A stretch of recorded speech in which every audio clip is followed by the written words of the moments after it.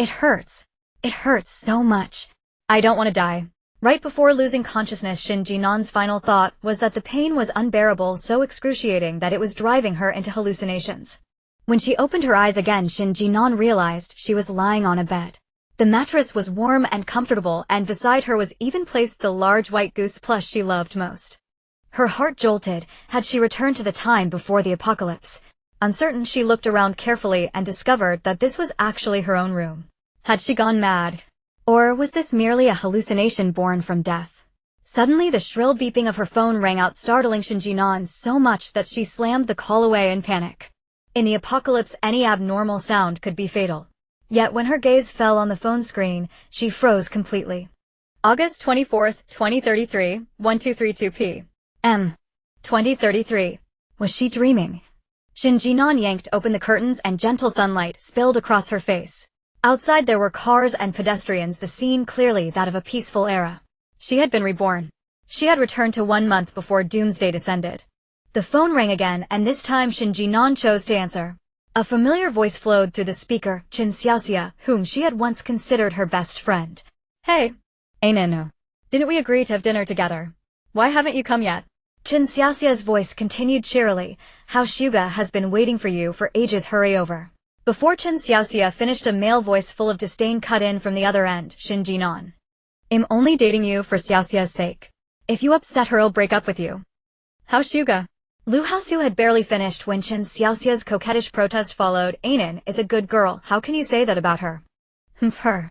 Listening to their nauseating exchange over the phone, Shen Jin'an let out a cold laugh, unable to help sighing at how foolish she had once been. Anyone with eyes could see there was something between those two, yet blinded by love, she had allowed herself to be manipulated by them without question. Hermes bags, Chanel dresses, AJ sneakers, whatever they wanted, she spent her own money to buy it for them. Looking back now, she truly was a first-rate fool. When the apocalypse began, those two even seized her supplies, occupied her living space, and took everything for themselves. In the end, they even drove her out to forage for food alone. If not for Yaya, she would likely have died long ago. Have you two finished your little show yet? She said icily. Her tone was glacial, her words merciless. If not, should I build you a stage so you can perform properly? Lu Haosu exploded, shouting down the line, Shen Jin'an, are you insane? How dare you talk to me like that? Do you believe I won't break up with you? Damn it, I've long wanted to break up with you. You two shameless scum keep putting on a show in front of me for what? Truly a green tea matched with a dog, may you be together forever. Her tirade left the two on the other end completely stunned. After a long pause, Chen Xiaoxia's voice came hesitant. Ainen, what are you talking about? How Shuyue, and I really haven't done anything. Nothing, my ass. You sound exactly like a scheming little angel. All day long it's gidge gidge, do you think you're a hen? If you're so capable, lay an egg for me to see. Shen Jin'an. Lu Haosu was livid, scrambling to defend his precious darling. You can curse me, but why are you insulting Xiaoxia? Xiaoxia is innocent. So, what if I insult her? I'm insulting you too. If you two still can't hear clearly, I can carve it right onto your tombstones. Lu Haosu, listen carefully. Today I'm breaking up with you. From now on, your bridge is your bridge, your road is your road. You two despicable scum are locked together, stay with each other, and stop harming anyone else. With that, Shen Jin'an hung up, then immediately blocked both their numbers and WeChat accounts. Even after that tirade, she still didn't feel fully satisfied. If she didn't have more urgent matters to handle right now, she would have gone to them directly and given them a proper beating. But at this moment, something far more important awaited her. She had to find Lin Shuyue. In her previous life, Lin Shuyue had taken her in, and in order to find medicine for her when she was infected by a plague, had been beaten to death. In this life, both of them had to survive until the very end. With that thought, Shen Jin'an dashed downstairs, jumped into her car, and sped toward Lin Shuyue's home. After years without driving, Shen Jin'an was initially rusty. The car scraped against a wall, the front hood even popping up. She didn't bother to get out and check, ignored the onlookers' shocked gazes, and hurriedly drove away. During 10 years of the apocalypse, Shen Jin'an had revisited the route to Lin Shuyue's home countless times in her mind. So even if she forgot many other things, she could never forget the way to Lin Shuyue's place. Lin Shuyue lived not in some high-end residential complex, but in a densely populated old neighborhood. The buildings were low, lacking elevators, and the housing was clearly aged.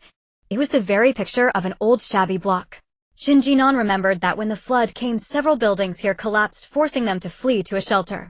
This was a place they absolutely could not remain in. There was no security at the gate, so she simply rushed in. After parking, Shen Jin'an sprinted into the building and charged up 6 flights of stairs, finally reaching Lin Shuyue's door. Gazing at the door that overlapped perfectly with her memories, Shen Jin'an steadied her racing heart before knocking. Dong dong dong. Coming. Lin Shuyue's voice sounded, and moments later the iron door slid open, revealing a pale face bloodless from years spent without sunlight. Seeing that it was Shen Jin'an, a spark of joy flickered in Lin Shuyue's eyes, yet the words she spoke were edged with chill. Shen Jin'an, what are you here for? Looking at her face, Shen Jin'an bit her lip, her whole body trembling as her eyes grew red. Within moments a tear slipped down her cheek. Lin Shuyue frowned, a hint of urgency in her otherwise stiff voice. Why are you crying? Did those 2 scumbags bully you again? Lin Shuyue and Shen Jin'an had known each other since childhood. Lin Shuyue had parents who never cared for her. At 3.5, she was already living off pickled vegetables. Shen Jin'an was like a lone sprout in a cabbage field. By 3.5, she had already lost both parents. Later, Shen Jin'an was raised by her aunt, but eventually the aunt passed away as well. In short, rounding it all up, the 2 of them had grown up together. Their relationship had always been close, so close that Shen Jin'an knew how much Lin Shuyue disliked her parents. When Lin Shuyue's parents died, Shen Jin'an had even thoughtfully bought firecrackers for her to celebrate. Their friendship lasted until Shen Jin'an went to university. There Shen Jin'an met Chen Xiaoxia and Lu Haosu. With a single glance, Lin Shuyue had seen that something was off about those 2 and tried to persuade Shen Jin'an to stay away from them. But Shen Jin'an, her brain clouded by romance, refused to listen and instead began to distance herself from Lin Shuyue. Remembering how she had once pushed Lin Shuyue away, Shen Jin'an's legs gave out and she collapsed to her knees with a thud. Seeing this, Lin Shuyue was stunned. She instinctively took a step back, eyes full of wariness. Shen Jin'an, what on earth are you doing? I'm telling you now, even if you kneel, I won't lend you any money. You've already squandered your parents' entire inheritance on those 2, and I refuse to accompany you any further down that path. Shen Jin'an began to wail. Woo woo woo. Yeah. I'm not here to borrow money. I know I was wrong. Huh. They bullied me.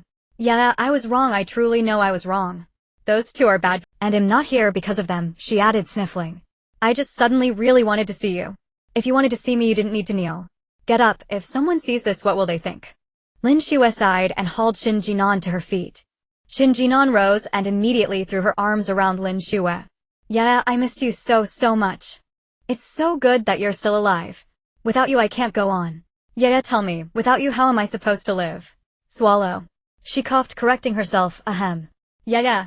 Lin Shuyue frowned under the intensity of the hug and faintly felt she'd heard something off in Shen Jin'an's rambling. She tried to pull away but couldn't break free, so she grit her teeth and said, let go. If you don't let go, how am I supposed to go teach those 2 a lesson for you? Woo who wants to waste time on that trash? Shen Jin'an sniffled. In my heart I've already wished them sores on their heads and pus in their feet, chased by dogs when they go out and hit by cars when they go home. Lin Shuyue frowned. If cursing worked, what would we need clubs for? With trash like that, if you don't beat them up at least once, will that anger in your chest ever subside? Shen Jin'an sniffed back her tears and pouted. They're going to die sooner or later anyway. I can put up with them for a bit. However, in the face of life, everything can be sacrificed. Zhang Zining retrieved the diving suit she had previously brought back from her space and quickly changed into it. Shen Jin'an hurriedly grabbed Lin Shuyue's hand. Yeah, don't be angry. What I mean is in just a few months they'll be finished.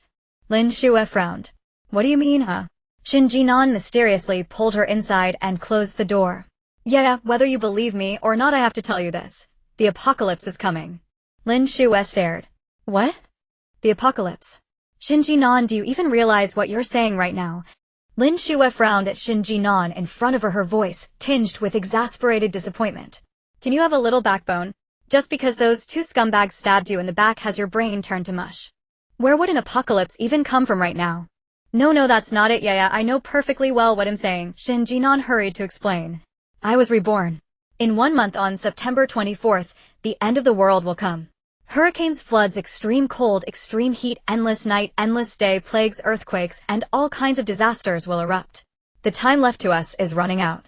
Lin Shuyue turned and sat down in her computer chair, looking at Shen Jin'an with leisurely composure. Shen Jin'an, you know I'm writing an apocalypse novel, so you came over specially to deliver material, is that it? Let me tell you, even if you say all this to me, I still won't lend you money to buy luxury goods for them. She really had once gone so far as to borrow money from Lin Shuyue just to buy Chen Xiaoxia a luxury handbag. No wonder Lin Shuyue did not believe her now. Shen Jin'an truly had brought this upon herself. Stung by the thought, she anxiously slapped herself across the face. Damn it. Being love-brained was really a curse. Lin Shuyue was stunned into silence. No, yeah, I really didn't. I swear to the heavens. Raising 3 fingers toward the sky, Shen Jin'an bowed solemnly. I, Shen Jin'an, swear that my mind is truly clear right now. If I dare deceive Lin Shuyue again in the future, may lightning strike me and 5 thunders smash me to death. Shen Jin'an spoke with utter seriousness. Lin Shuyue stared at her for a long time before finally compromising. You say you were reborn from the apocalypse, so you mean you died in that apocalypse? Upon realizing she had a fever, Zhang Zining struggled to get out of bed, draping a heavy cotton coat over herself. She fetched the hot water stored. When the plague descended, I was the first to fall ill. You went out to find medicine for me and were beaten to death. Then the earthquake hit, and I died too. As she spoke, Shen Jin'an's tears poured down in fat drops. I'm sorry, yeah, I dragged you down. If it weren't for me, you definitely wouldn't have died. After listening, Lin Shuyue sighed, a trace of bitterness crossing her face. Shen Jin'an, you've forgotten that my body is weaker than most people's. She was not exaggerating. Lin Shuyue had been abandoned in the dead of winter as a baby. Because of that, she had been left with chronic weaknesses. Unlike a healthy person, her hands and feet were always cold. She fell ill easily, ran a few steps only to gasp for breath, could not lift heavy objects, and had no way to endure long, exhausting travel. When the apocalypse comes, I won't be able to protect myself at all. If things unfold the way you say, and there is extreme cold in the future, I will definitely die. But I am supposed to die from the plague. She looked at Shen Jin'an. Anan, thank you for protecting me. Her words completely pierced Shen Jin'an's defenses. Tears and snot streamed down uncontrollably. She looked utterly wretched as she sobbed. It's not like that. You took me in that night in the pouring rain. Otherwise I would have died long ago. Shen Jin'an's wailing was giving Lin Shuyue a headache. She pulled out a tissue and handed it over. Stop crying. Isn't there only a month left before the apocalypse? Tell me your plan. Shen Jin'an froze, then looked up blankly. Yeah, you believe me. You've already cried yourself into a state like that. If I still don't believe you, that would be going a bit too far. Lin Shuyue helplessly flicked Shen Jin'an on the forehead. Shen Jin'an yelped at the sting, but the next second she froze. Wait, yeah. Did you just flick something into my head? I feel like there's a bubble in my brain. Lin Shuyue's mouth twitched. Shen Jin'an, if you keep acting crazy, I'm throwing you out of here. No, yeah, I really feel like there's a bubble in my head. Shen Jin'an jabbed a finger at the spot where she'd been flicked.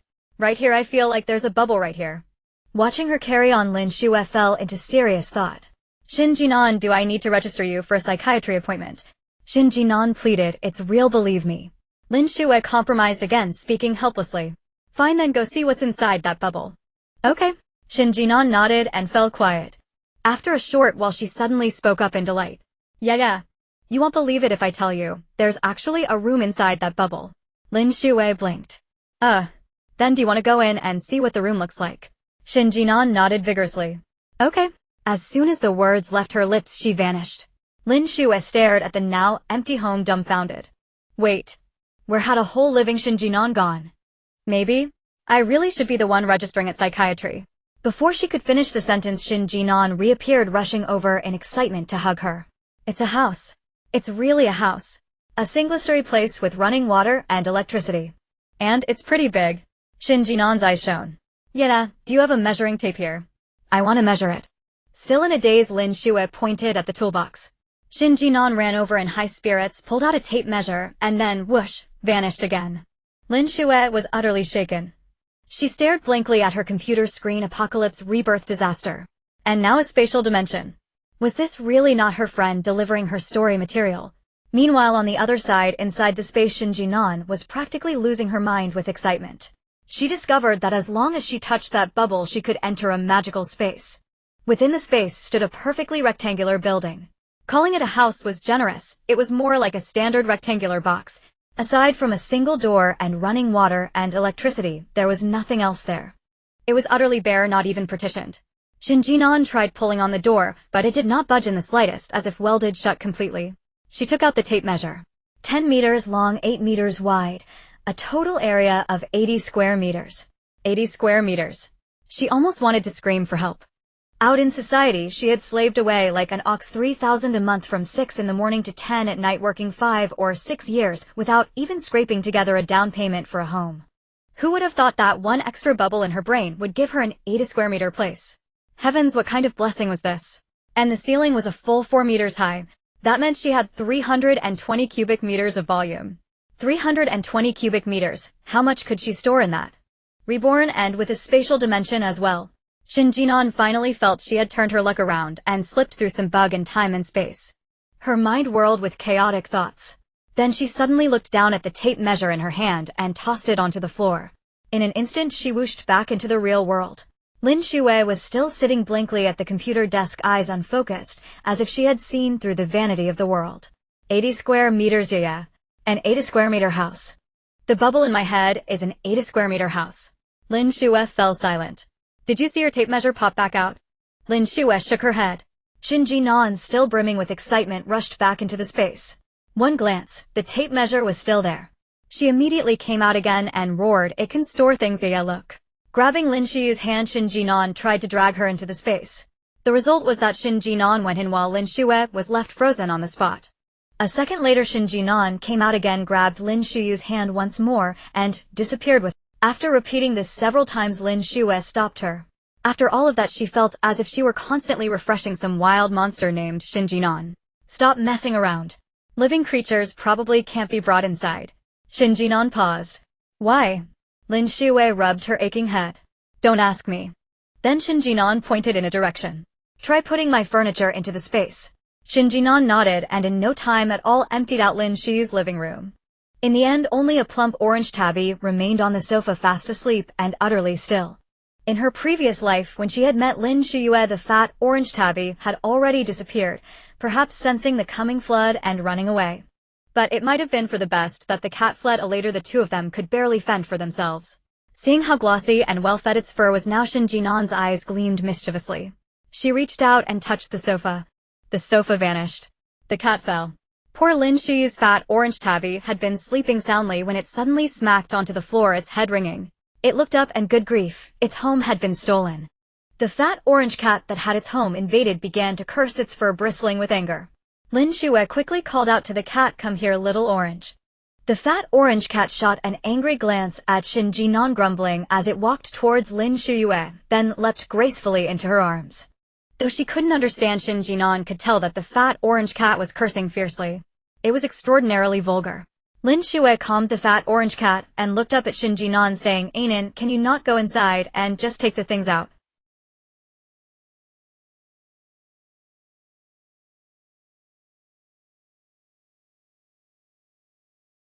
The fat orange cat stared wide-eyed at the sofa that had reappeared.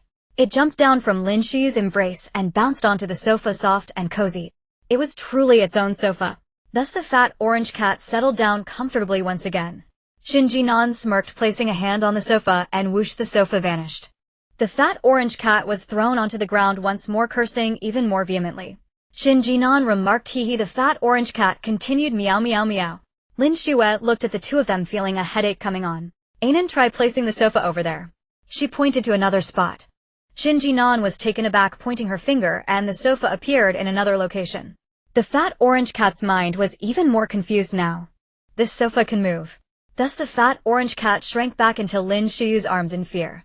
Shen Jin'an seemed to realize something, starting to rearrange Lin Shuyue's furniture throughout the space. Watching Shen Jin'an have fun, Lin Shuyue's mind sparked with a bold idea. "All right."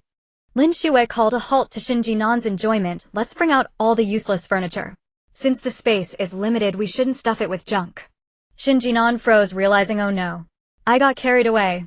Right. She hurriedly started bringing out the furniture. "What we should do now is stock up on supplies. I checked on the way here. I can take out 100,000 yuan. 100,000 yuan should be enough to buy quite a bit, right?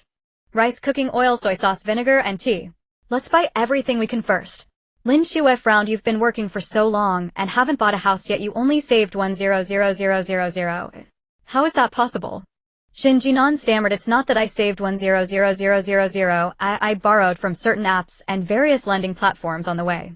In reality, my money was taken by those two people." Lin Shuyue felt a headache coming on. Shen Jin'an felt guilty under her gaze. A love can really lead to trouble. "Never mind, I still have some money." Shen Jin'an curiously asked, "How much?" Lin Shuyue glanced at her. "About 2 million or so." Shen Jin'an's jaw dropped, able to fit an egg inside. "I will contact a real estate agent to sell this house. This place is so close to the city center, it should sell for around 1.5 million, bringing the total assets to 3. 5 million. If we use all this money to buy supplies, it should be enough. As Lin Shuyue spoke, she calculated, completely unaware of Shen Jin'an's expression twisting in disbelief. Is it that writers are all so wealthy now? Why was I struggling when I tried to write before? People truly have different fates. Taking advantage of Shen Jin'an's daze, Lin Shuyue opened the fridge, took out a box of ice cream, and stuffed it into Shen Jin'an's hands. Put it into your space. Shen Jin'an was stunned. Are you going to eat ice cream later? I just want to see if the space can preserve frozen. Oh. Shen Jin'an hurriedly placed the ice cream into the space. When she looked up, she saw Lin Shuyue changing her shoes. Where are you going? Oh. Shen Jin'an hurriedly placed the ice cream into the space. When she looked up, she saw Lin Shuyue changing her shoes. Where are you?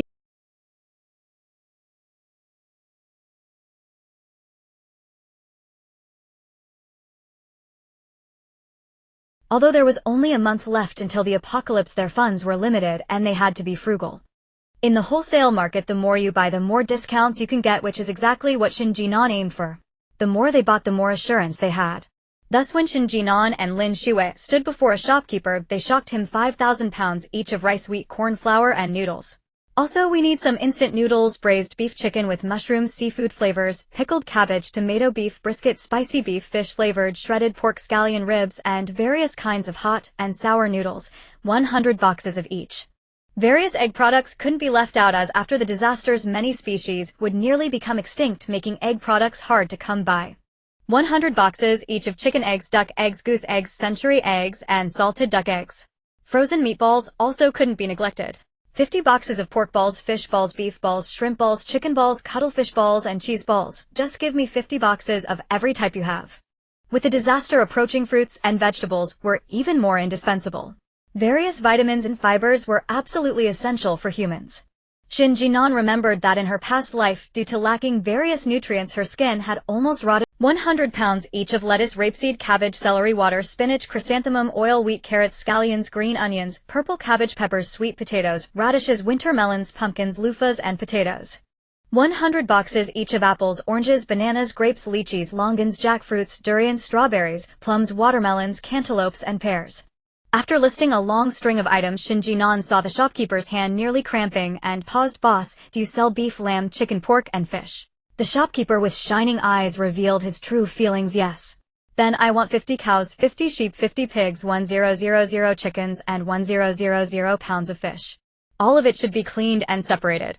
It's not that Shen Jin'an didn't want to buy more beef and lamb. These were truly delicious, but also quite expensive. One cow costs nearly 200,000 yuan, and sheep aren't cheap either. Their budget was insufficient, so they could only manage it this way. After the apocalypse arrives, she would see if there were opportunities to go out and stock up for free. We also need peanut oil, salt, soy sauce, oyster sauce, sugar. All in 100 boxes.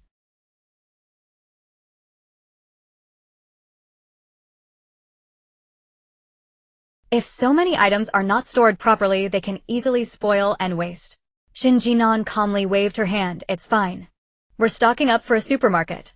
Get me some good stuff, and give me a discount, and from now on all the orders will be yours. Got it. The boss felt like his face was about to crack from smiling. This order was truly a big deal. If he could secure these two major clients, he wouldn't have to worry about making a fortune in the future. Got it. I'll have everything ready for you.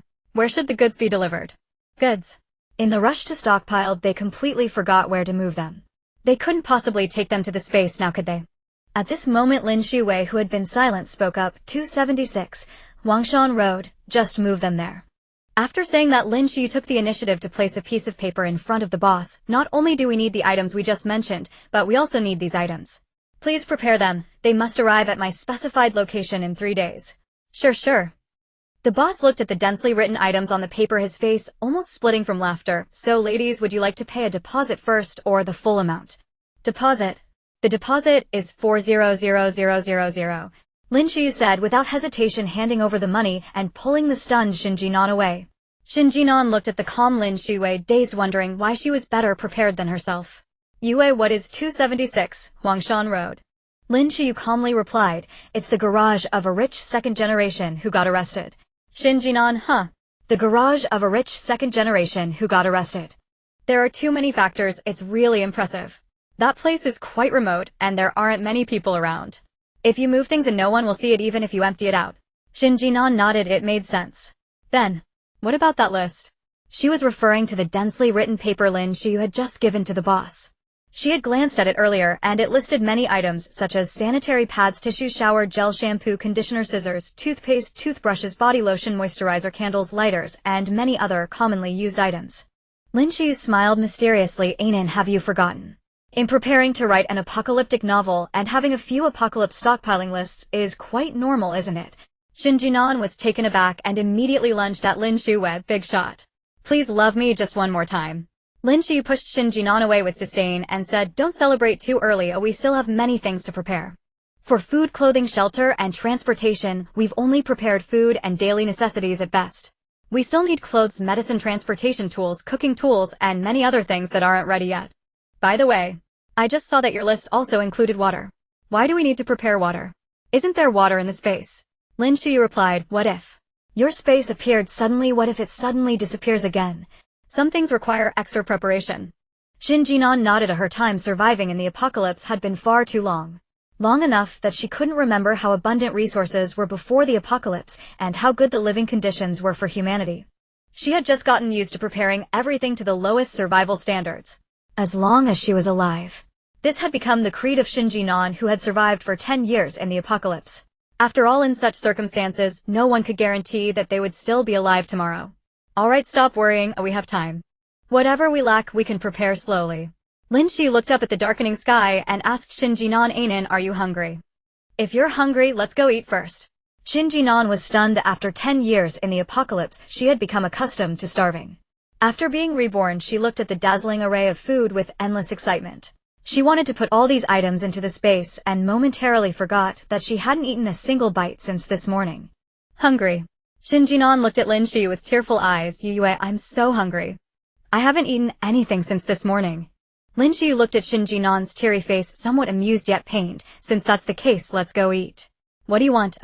I'll treat you. Shen Jin'an stuck out her tongue and licked her lips. To be honest, even if a whole cow was placed in front of me right now, I could gnaw it down. Lin Shuyue nodded. Since that's the case, let's go have beef hot pot. Let's go to that old place we used to go to. Do you still remember the way? Lin Shuyue recalled having to rely on navigation to take Shen Jin'an to the wholesale market and casually asked. As expected, Shen Jin'an denied it. 10 years had passed, and Shen Jin'an genuinely no longer remembered the various roads in this. Lin Shuyue sighed, feeling even more pity for Shen Jin'an. Alright, go straight ahead, turn right, and then go straight all the way. First, let's go home and drop off the cat. Alright. Shen Jin'an stepped on the gas and followed Lin Shuyue's instructions, dropping off the cat and arriving at the hot pot restaurant they used to frequent. The moment she saw the sign of the hot pot restaurant, Shen Jin'an finally remembered this place. This restaurant was one of the best Sichuan hot pot places in the city. If they came during regular meal times, it would be packed with people, and they would have to wait in line for 2 or 3 hours to eat. However, because they arrived early, they were able to sit down and place their order right away. The pot filled with red oil was served, bubbling and emitting a tempting aroma. Seeing Shen Jin'an drooling over a pot-based Lin, she handed her the tablet. Take a look and see what you want to eat. If it's too complicated, just order everything. Then I won't hold back. Shen Jin'an rubbed her hands together and began flipping through the tablet. I want beef, fatty beef rolls, lamb rolls, large shrimp, snow baby cabbage, enoki mushrooms, spinach, shiitake mushrooms, tofu, skin fish balls, beef balls, crab sticks, crab legs, slippery tripe, 100 leaves, 1,000 sheets, tofu skin, white jade mushrooms, crab flavored mushrooms, wood ear mushrooms, silver ear mushrooms. And this sour plum drink, kelp soup, corn rib soup, and that tea I want to drink too. Oh my, this place even has fragrant crispy meat, fried lotus root strips, and golden pumpkin cakes. I want all of these. If you like to eat, just order everything. Lin Shuyue generously waved her hand, granting Shen Jin'an this small. Turning her head, Lin Shuyue said to a nearby waiter, please pack me 50 portions of your hot pot base. My friend is going abroad, and I want her to take some with her to eat. The waiter glanced at the order quantity on the tablet and felt a sudden sympathy for this girl who was almost drooling. Going abroad, usually things overseas aren't very tasty. He suddenly understood why this girl had ordered so many dishes. Poor thing. Soon the dishes were served one after another. Shen Jin'an had ordered so much that the dishes were nearly filling up the nearby shelves. The joy of being surrounded by food. Oh my god, I finally feel the joy of being wrapped in food. Ha ha ha ha ha. Shen Jin'an laughed wildly, eagerly dropping the meat into the hot pot. The bright red meat fell into the hot pot, rolling a few times before changing color. Then Shen Jin'an quickly scooped it up with chopsticks and stuffed it into Lin Shuyue's bowl. Yeah, hurry up and eat. So delicious. While saying this, Shen Jin'an continued to scoop meat, placing most of it into Lin Shuyue's bowl before finally picking up the remaining pieces for herself. Lin Shuyue looked at the bowl full of meat and felt a warm sensation in her heart. Despite being someone who had returned from the apocalypse, she was the first to share good things with her. For this kindness, Lin Shuyue would be willing to sacrifice everything to trust Shen Jin'an. Huhu, after blowing on it to cool it down, a piece of meat was sent to Shen Jin'an's mouth.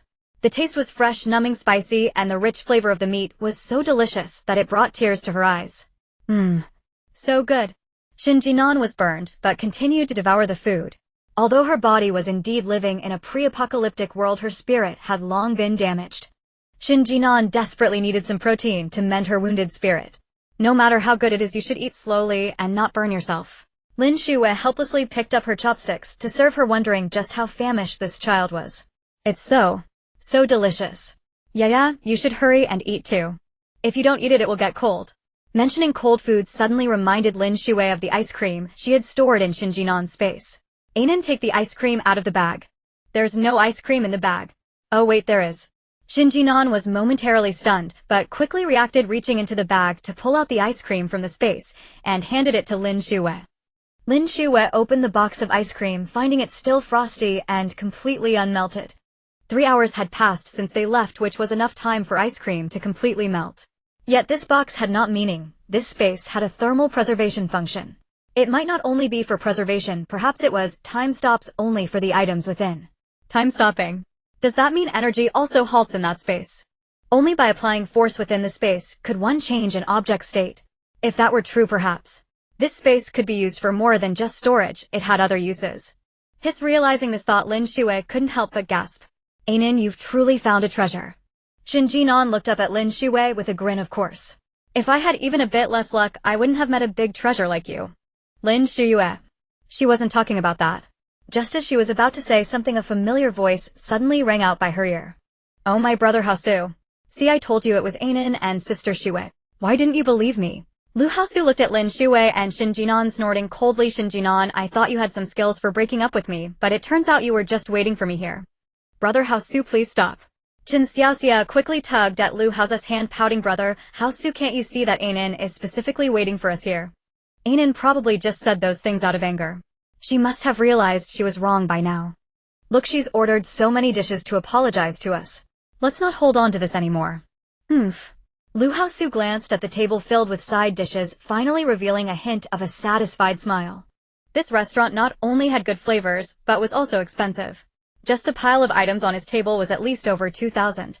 Over 2,000 for a meal. To win back his forgiveness was not out of the question. Thinking of this, Lu Haosu showed a smug look as he arrogantly said to Shen Jin'an, don't think that just because you treat me to this meal I'll forgive you. You stood us up for lunch today and Xiaoxia had to pay for you. You must pay her back. Also, you must buy me that Hermes that Xiaoxia saw while shopping today. Oh right. There's a new Apple 39 Plus. You need to line up to buy it for me tomorrow. Only by doing these things will I forgive you.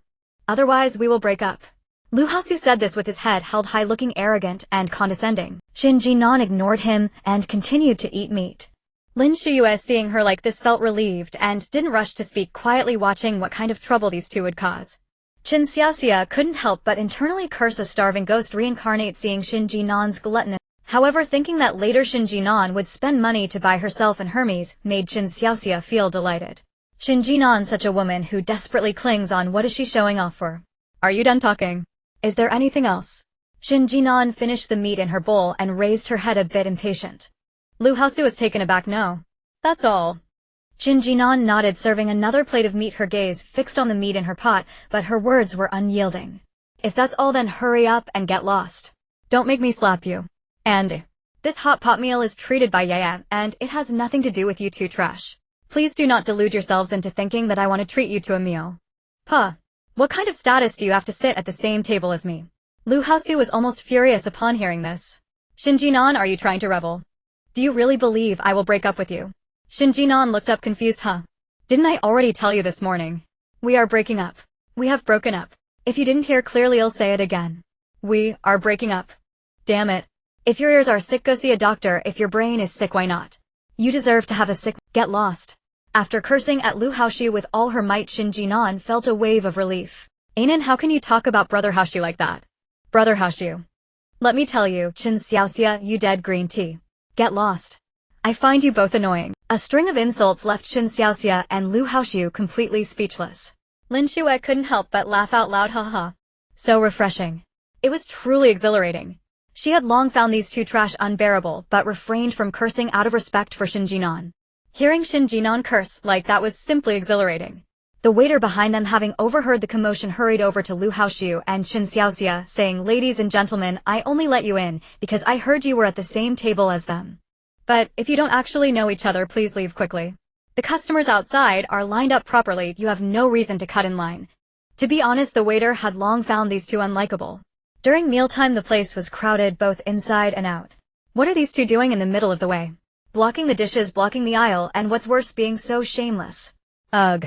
Truly disgusting. Lu Haoshu was already someone who cared about his image.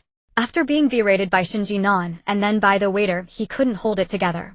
Immediately, he turned serious and said to Shen Jin'an, wait for it. I will peel your skin off one day. Shen Jin'an sneered, alright, I'll be waiting. Xiaoxia, let's go. Lu Haoshu, having lost face, grabbed Chen Xiaoxia's hand and turned to leave.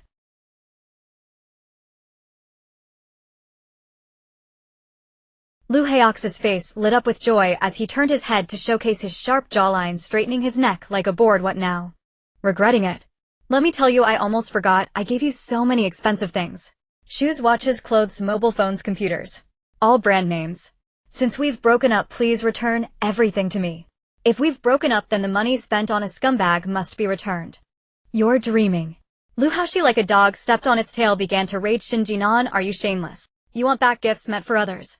Had I known you were this kind of person, I should never have agreed to be with you.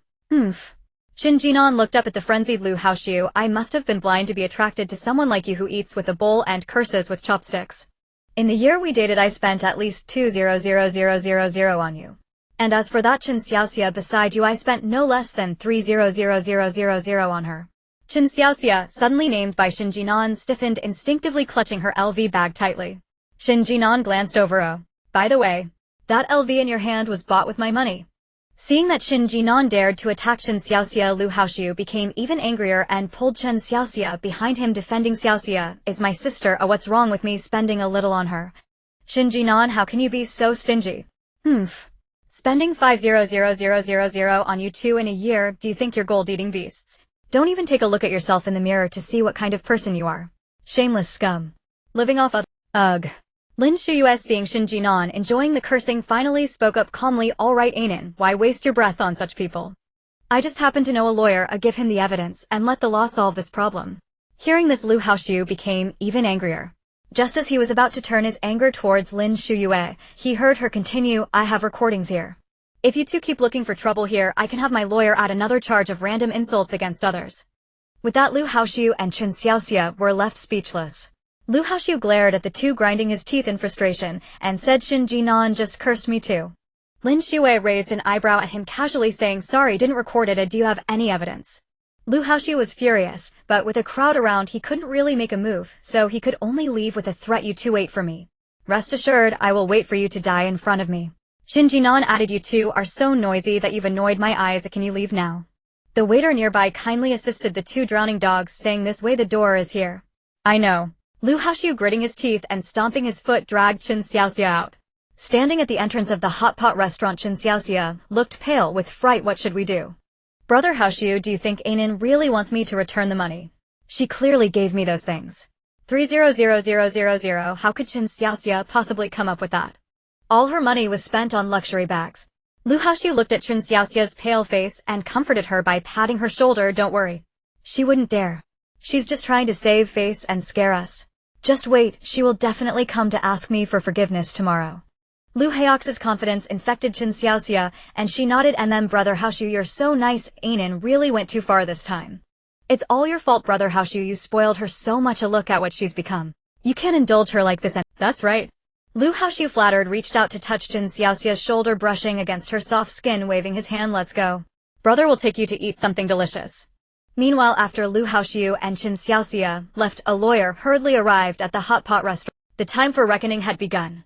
Sitting in the hot pot restaurant calculating expenses, Shen Jin'an grew increasingly anxious, unable to bear looking at Lin Shuyue's face. Oh my god. She thought she only spent 500,000 on the two of them, but it turned out to be nearly 900,000. 900,000. What could that money have been used for? To raise two pieces of trash. Shen Jin'an, I didn't expect you to be quite wealthy. Lin Shuyue glanced at the numbers on the paper and scoffed. Shen Jin'an's heart trembled at her laughter, and she quickly apologized. I'm sorry. I was blind. I was wrong. Lin Shuyue snorted, ignoring her. Shen Jin'an could only frantically serve Lin Shuyue food. It was terrifying. Angry Lin Shuyue was truly terrifying. Calling her full name made her even more terrifying. It's good that you know you were wrong. Will you dare to do it again in the future? Lin Shuyue's tone was very calm, but for some reason Shen Jin'an felt a jolt in her body and hurriedly replied, I won't dare, I won't dare. From now on all the money should be spent on the two of us. Lin Shuyue sighed with melancholy. This child really made her feel wistful. The money should be spent on oneself. Turning her head, Lin Shuyue said to the lawyer who was frantically organizing things, Anan, and I will be going abroad in a few days. I will entrust this matter to you completely. Going abroad. Shen Jin'an was momentarily stunned, but in the next second she understood the meaning of going abroad. Many things cannot be obtained domestically, but they can indeed be found abroad. Okay. Lawyer Wang pushed up her glasses and said, I will strive to recover the money in the shortest time possible. Then I will trouble you. It's no trouble at all. Serving Miss Lin is my honor. Lawyer Wang exhibited a high level of professionalism, and after organizing her things she left directly. Looking at Lawyer Wang's aura, Shen Jin'an felt that she was not an ordinary lawyer, and she quietly said, yeah, it seems like Lawyer Wang is quite impressive. Lin Shuyue calmly ate her food. She is indeed impressive. Generally, she handles cases worth tens of millions. For a small case like yours, she usually doesn't take it. Shen Jin'an. Then how did you convince her to take my case? Lin Shuyue pointed to her own face and said, by relying on my looks.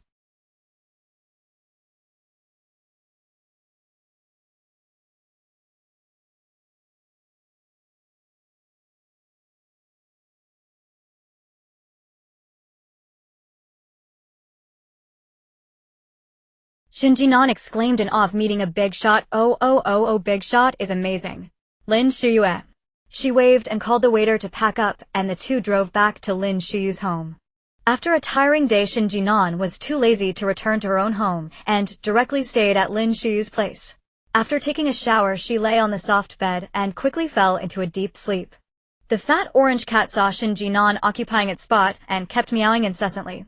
Seeing this, Lin Shuyue quickly picked up the cat and said, all right, little orange, you can't have such a big opinion of Anan anymore. We will be living together from now on. The fat orange seemed to understand Lin Shuyue's words. After mumbling for a while, it finally calmed down. With the lights turned off, the three of them fell into a peaceful sleep. Early the next morning, Shen Jin'an got up, picked up a pen, and began to write furiously. It's been 10 years. She needed to recall all the disasters. First there was the typhoon, then the heavy rain that lasted a whole month. Following that was the flood that lingered for a long time, and at the same time a plague caused by the flood emerged. Next came 3 years of extreme cold, followed by 3 years of extreme heat. During the extreme heat, plagues also appeared. Then there were 2 years of heavy fog, during which an unknown virus appeared. When she thought of this, Shen Jin'an's heart tightened and the pen in her hand suddenly stopped. At which point did I die? Lin Shuyue had woken up at some point. Seeing what Shen Jin'an was writing, she couldn't help but chime in. The unknown virus during the heavy fog. Shen Jin'an bit her lip, forcibly suppressing her emotions. What other disasters are there after that, do you know? Earthquakes. Extremely violent earthquakes. Shen Jin'an recalled memories of being buried under ruins and suddenly felt short of breath. The feeling of being crushed by heavy objects is truly unbearable. Strong earthquakes generally originate from deep within the earth. If that's the case, Lin Shuyue thought for a moment and continued, earthquakes are likely to be accompanied by volcanic eruptions and tsunamis. Known disasters include extreme day and night, acid rain, tectonic movement, etc. If all these things come all at once. Upon hearing this speculation, Shen Jin'an felt a chill run through her hair. If that's really the case, then the supplies stored in my space will definitely not be enough. After all, with so many disasters, who knows how many years they will last. For the two of them in the apocalypse, besides ensuring food, they also need to ensure safety. Weapons, transportation, tools, daily necessities. An 80 square meter house is absolutely insufficient. If only this space could expand. Shen Jin'an groaned as she leaned on the table. Maybe it really could. Lin Shuyue raised an huh. The dazed Shen Jin'an was led by Lin Shuyue to a place that looked extremely high-end. Isn't this the famous wealthy district of this city? Shen Jin'an looked in shock at the building before her. The people living here are extraordinarily wealthy. Yes.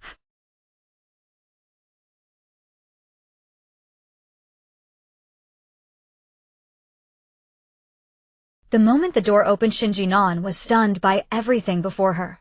The room was filled with gold, silver, porcelain, calligraphy, and antiques. Suddenly she understood why Lin Shuyue referred to this friend as the rich second generation who went in. Having so many things, it's quite hard not to go in. Glancing at the room filled with precious treasures, Lin Shuyue nodded in satisfaction. I have read similar space novels. They generally say that the space needs to contain specific items to expand. Let's try these and see if they work. Alright. Lin Shuyue spoke, and Shen Jin'an immediately stuffed a wooden lion carving nearby into the space. Shen Jin'an was someone who had returned from the apocalypse and her morals were practically zero. Seeing so many things, she began to crazily absorb them. Regardless of whether these things could enlarge the space, she would not let them go. She wanted to exchange them for supplies. If she ever encounters a rich second generation in the future, Shen Jin'an would definitely repay him. Meanwhile, Lin Shuyue began to record which items could be absorbed. Soon after Shen Jin'an tossed a piece of calligraphy into the space, a change occurred. Regardless of whether these things could enlarge the space, she would not let them go. She wanted to exchange them for supplies. If she ever encounters a rich, Shen Jin'an began to crazily stuff items into the space. Wood carvings, stone carvings, jade carvings, gold, silver, bronze, gilded items, bronze calligraphy, books, porcelain, embroidery, precious jewelry, inlaid with various gems. Whatever it was, Shen Jin'an stuffed it all into the space. In the end, the originally 80 square meter space was somehow transformed by Shen Jin'an into a 300 square meter villa with a 200 square meter courtyard. Amazing! Shen Jin'an stared dazedly at the vastly expanded space. Her eyes widened. With such a large space, we won't have to worry about not having enough room for supplies. Indeed. Lin Shuyue counted the various items that had not been absorbed and said, with so many treasures, we won't have to worry about not having money when we buy things abroad. Huh. Shen Jin'an stared blankly at Lin Shuyue. Yeah, shouldn't your focus be on the fact that the space has expanded? Lin Shuyue lifted her head, looking at Shen Jin'an with a complex expression. My dear, do you know how precious the items your space has swallowed are? Shen Jin'an, huh? Mr.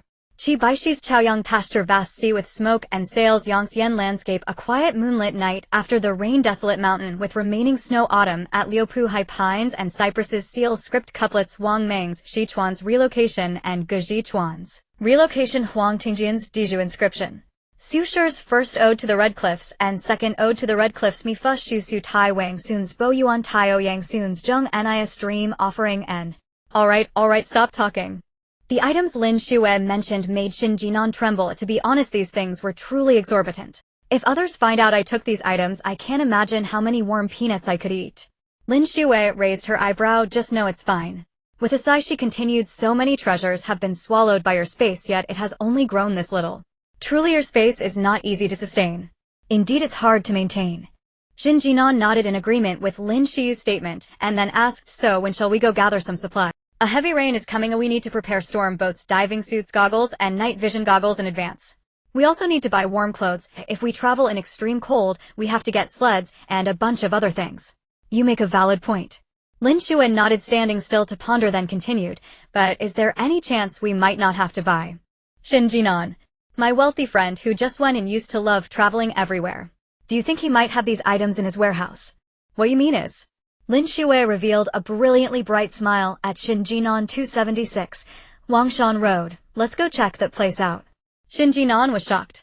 What kind of person does Lin Shuyue know? The apocalypse hasn't even arrived and we're already starting a $0 purchase. Is that really okay?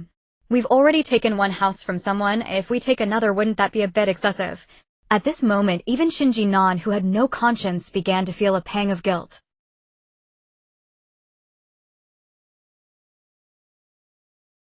The house is entrusted to me for safekeeping. I'm just moving these items to a better location before the apocalypse arrives for better preservation. Shen Jin'an. As expected. A cultured person is indeed cultured. Lin Shuyue, so are you coming or not? Shen Jin'an hurriedly replied, let's go. We're going right now. Without hesitation, Lin Shuyue took Shen Jin'an to a villa in the suburbs covering nearly 1,000 square meters. Looking at the surrounding environment and thinking about the security of this community, Shen Jin'an couldn't help but exclaim, "Yeah, that rich second generation only went in not to eat peanuts, right?" Eat peanuts? Not likely. Lin Shuyue thought for a moment and said, "I remember it was for some other issue that he went in. I think he should be out by September 20th. Hearing this, Shen Jin'an was stunned. Out by September 20th. If he is. Lin Shuyue shook her head. He's not in this city, he's in Kyoto. Even if he comes out, he wouldn't come to this city. Moreover, he has a house over there, it's all good. If we encounter him in the apocalypse, we just need to help him a bit." Though she said it was just helping a bit, Lin Shuyue was thinking of more than that. If given the chance, she would definitely save his life. "Do you know the address of his house in Kyoto? When the time comes, we can send some supplies to his house. It counts as a repayment." "Alright, I'll arrange it later." Lin Shuyue nodded, acknowledging that it should be done. Although that kid's house in Kyoto is much larger than this one, and he has family there during the apocalypse, with their family's strength they shouldn't suffer too badly. But having taken his items, it can't be for free. If we encounter him in the future, we have to help him a bit. Oh, that's good. Shen Jin'an followed Lin Shuyue into the huge villa. Upon entering, she was shocked by the lavish decor inside. Every corner exuded European aristocratic elegance. The wicked rich. As soon as she entered, Shen Jin'an began to scavenge for things to put into her space. Rare porcelain from Western Europe. Taken. Edvard Munch's The Scream. Taken. Leonardo da Vinci's Salvator Mundi. Taken. René Magritte's The Dance at the Mill. Taken. In the end, even though Shen Jin'an didn't know much about foreign treasures, she felt it was quite absurd. After all, by the end her space had inexplicably gained several long knives, bows, and crossbows. But these weren't important. What mattered was that after collecting all these items, Shen Jin'an's space had directly expanded by an acre. Great. The fear of space insufficiency has been cured. Wonderful. Anan, I found the warehouse. Come here. Coming. Shen Jin'an followed Lin Shuyue downstairs, shaking her head. Little did she know, once they started walking, they were in for a shock. The villa had 3 floors above ground and 3 below. As soon as they reached the first level, Shen Jin'an saw neatly arranged tea leaves and alcoholic beverages in the room. In the apocalypse, tea leaves and alcohol are hard currency. Take them all. Understood. Shen Jin'an stepped forward, not taking them one by one, but directly putting the entire shelves into the villa's space. Passing by the multimedia room, Shen Jin'an waved her hand and stuffed everything in the room into her space. Come on, during the apocalypse you need things to pass the time.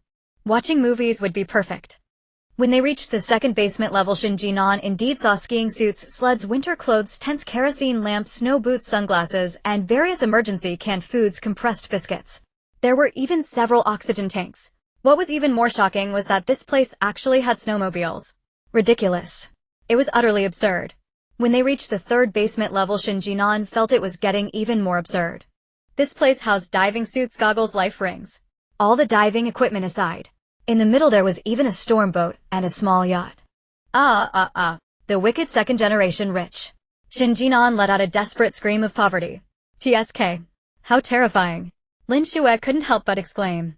However, having seen grand scenes before, she patted Shen Jin'an on the shoulder and said, "We haven't been to the underground garage yet. The things we ordered for tomorrow have arrived. Let's see if we can clear out the garage." Clear the garage. Shen Jin'an's eyes widened. Does clearing the garage mean there are many cars inside? What does a rich second generation's garage look like? With a heart full of excitement and trembling hands, Shen Jin'an followed Lin Shuyue to the garage. As soon as she entered, she was dazzled by the scene before her. Aston Martin, Porsche, Rolls-Royce, Lamborghini, Ferrari, Bentley, Mercedes, BMW, Lincoln. All the famous luxury cars in the world were basically here. What was even more important was that this place, there was even an excavator. And it was pink. Who could refuse a pink excavator? Wow. Wow. Amazing. Shen Jin'an's eyes lit up. Keys? Are there any keys? Lin Shuyue slowly walked into a house, and with a clap the house instantly lit up. When Shen Jin'an went over to take a look, she found countless car keys. Ha. Shen Jin'an couldn't stop laughing. Seeing Shen Jin'an's foolishness, Lin Shuyue raised an eyebrow. Are you this happy just about these cars? Aren't you going to look at anything else? After saying this, she turned around and walked outside, pulling away the cloth that had been covering something. In the next moment, a massive black object appeared before her eyes. This is the land tank Paramount Marauder. Shen Jin'an was stunned. She really remembered this. After 10 years of struggling in the apocalypse, the only vehicle that could drive on land was this one. This vehicle was 14 meters long, 48 meters wide, and 68 meters high, it was bulletproof and explosion-proof, and could be called a highly mobile armored personnel carrier. On water, land, or snow it could drive. Having such a vehicle means that in the future when traveling one could kill gods when meeting gods and kill Buddhas when meeting Buddhas. Mom no longer has to worry about her being robbed while moving. After admiring the vehicle from all angles for a while, Shen Jin'an finally spoke. Heavens! How did he get this vehicle? Don't ask me, the lives of the rich are just this dull and unadorned. After saying this, Lin Shuyue glanced at the garage filled with cars and said, choose some high-performance vehicles to put into your space. Don't take too many, we still have a lot of things to put in. Alright. Shen Jin'an happily agreed and then began to collect cars. Excavator. Collected. Paramount Marauder. Collected. Super luxurious RV. Collected. Sports car, never mind. It's better to not take it. Wuling Hongguang. Wait, why is a strange thing mixed in the rich second generation's garage? Forget it, it doesn't matter. The Wuling Hongguang is an amphibious vehicle, getting one is definitely a good choice. Wow, the rich second generation's garage is even equipped with car repair parts. Forget it, take it all. After a wave of searching by Shen Jin'an, she happily took away 2 Hummers, 2 SUVs, 1 RV, 1 excavator, and a Wuling Hongguang. There's no way, although she now has an acre of land, the space isn't particularly large, so she still has to save some. If you've chosen enough, then use your space to clear out this area. Lin Shuyue saw that Shen Jin'an had collected enough and began to assign her tasks. Alright. Shen Jin'an responded lightly, as using space to collect things and then placing them in designated spots was indeed very easy. With a wave of her hand, the vehicles vanished and then appeared again. Soon a large empty space. While Shen Jin'an was busy moving the cars, Lin Shuyue was also not idle. She opened the control room's computer and then took out the hard drive she had just scavenged from above, concentrating on what she was doing. Seeing Lin Shuyue busy, Shen Jin'an cheerfully leaned over. Yeah, what are you doing? I'm downloading data. Huh. Shen Jin'an was stunned, looking at the wildly fluctuating progress bar on the computer screen. What are you downloading? Prequel Silver Fin, the Wrong Comedy, a brief discussion on Tagore's short stories, Causing Trouble, A Midsummer Night's Dream, Romeo and Juliet, Titus Andronicus. Aren't these all Western classics? Not just that. Lin Shuyue replied lightly, then opened the download history for Shen Jin'an to see. It was nothing serious, but upon seeing it, Shen Jin'an was directly dumbfounded. After a long while, she finally regained her voice. Wait. What are you downloading these for? It was no wonder Shen Jin'an had this question. Lin Shuyue had downloaded materials from ancient times to modernity, from domestic to foreign, covering history, popular science, politics, mathematics, biology, medicine, digital information science, and all kinds of data that could be obtained. This basically encompassed all known books and materials of humanity. Meeting Shen Jin'an's gaze, Lin Shuyue thought for a moment and said, previously when your space devoured those books and paintings, I was thinking about what exactly does a growing space need. Currently it is known that the space does not absorb gold, silver, jewels, or wooden carvings and ceramics. It only absorbs manuscripts and paintings, regardless of whether they are ancient or modern, domestic or foreign. As long as they have certain collectible value, they will be absorbed. So I speculated that what your space needs most might be culture. Culture. Shen Jin'an frowned, not quite understanding her meaning. The definition of culture is very broad. Everything created by humanity can be called culture. However, the space did not absorb things like porcelain. Lin Shuyue nodded. Exactly, which is why I was thinking about this issue just now. So I analyzed it further. Books and paintings are composed of 2 parts. One is the carrier and the other is the form of cultural expression. Compared to porcelain, gold, and silver, the things recorded by written words and paintings are the most intuitive. In other words, the culture on porcelain and gold has not reached the threshold for the space to expand. Does this mean that as long as it meets the 2 conditions of carrier and cultural expression, then the space can absorb it and expand? After Lin Shuyue's words, Shen Jin'an was left dumbfounded. Huh. Wait. What? Is the gap between people really this vast? But thinking back to Lin Shuyue's performance in the apocalypse, Shen Jin'an decided not to dwell on it. Some people are just born clever. If it weren't for Lin Shuyue's intellect, the 2 of them would never have survived 10 years in the apocalypse. Just as she was pondering, the computer emitted a ding sound. Lin Shuyue glanced at it, slightly removed the hard drive, and pushed it in front of Shen Jin'an. These hard drives were taken from above, each with a memory of 1024T, a total of 6 hard drives. Try putting it in. If it works, the space will expand, making our survival more advantageous. If it doesn't work, at least we've preserved a bit of civilization for humanity. We will continue to look for opportunities to expand the space. Thanks to the super-rich second generation, the computer here had privileges far beyond the average person, allowing unrestricted access to various domestic and international websites. Otherwise Lin Shuyue couldn't possibly fill these 6 hard drives in such a short time. Looking at the 6 bricks placed before her, Shen Jin'an nervously swallowed her saliva. Well, I put it in. Taking a deep breath, she placed her hand on the hard drive, and in the next second the hard drive disappeared. Thud. Thud. Thud. In the underground parking lot, it was so quiet one could hear a heartbeat. Lin Shuyue watched Shen Jin'an's expression shift from tension to shock, then to sheer joy. In the next moment, she was enveloped in Shen Jin'an's bear hug. Wow! Lin Shuyue, you are my goddess. Do you know the space really expanded? And I can't even see the edges. Oh my god. How much has it expanded? Shen Jin'an felt that what had happened today was truly miraculous. When she left home, the space was only 80 square meters. Now it had directly transformed into an expanse of land with no visible boundaries. Land with no visible edges. Lin Shuyue was equally astonished by this outcome. I originally just wanted to try, but I didn't expect it to actually work. However, this is also quite good. Digital items can be copied, but lost paintings and books cannot be replaced. It's a bit wasteful that they've been absorbed. Lin Shuyue genuinely felt pained by the loss of those disappearing paintings and antiques. As irreplaceable pieces of civilization, their loss was truly significant. If only there were a way to stop the space from absorbing paintings and books in the future, that would be great. If the items could be stored and returned to the country after the apocalypse ended, it wouldn't sever the passing of civilization. In her ears, Shen Jin'an was still joyfully going crazy. Haha. Land with no visible edges. This is amazing. Wow, how much can we store here? Lin Shuyue was getting a headache from Shen Jin'an's shouting and covered her mouth. Alright, stop talking, are you hungry? Shen Jin'an paused. I'm hungry. Let's go eat. The two drove towards the city center, and when they passed by KFC, Shen Jin'an parked online and ordered 100 servings of fried chicken fries and cola. Now the KFC kitchen staff were working overtime. After placing the order, they turned and headed towards the Thai restaurant. Curry chicken, tom yum kung Thai style, stir-fried rice noodles, pad kra pao gai, pineapple fried rice, spicy beef salad, yam, PLA duck f cashew chicken. Let them serve one of each. Not only do they need to serve, but they also need to pack 100 servings. Originally worried about not having enough space and being cautious, now it was no longer necessary. Buy as much as we can. After finishing the meal, when they returned to KFC, they gave their order number. The manager directly called over 4 people to help load everything into Lin Shuyue's car. Mrs. Why are you buying so much? Shen Jin'an replied, for a competitive eating contest. The staff were left speechless. Ding ding ding. It was a call from the real estate agent. Lin Shuyue's house had found a buyer. Although Lin Shuyue's house had no elevator and was a bit old, its advantage was that it was located in the city center. Right, go pack your things. Wait. At this moment, Shen Jin'an suddenly realized something very serious. You sold the house. Where are we staying tonight? It couldn't be better.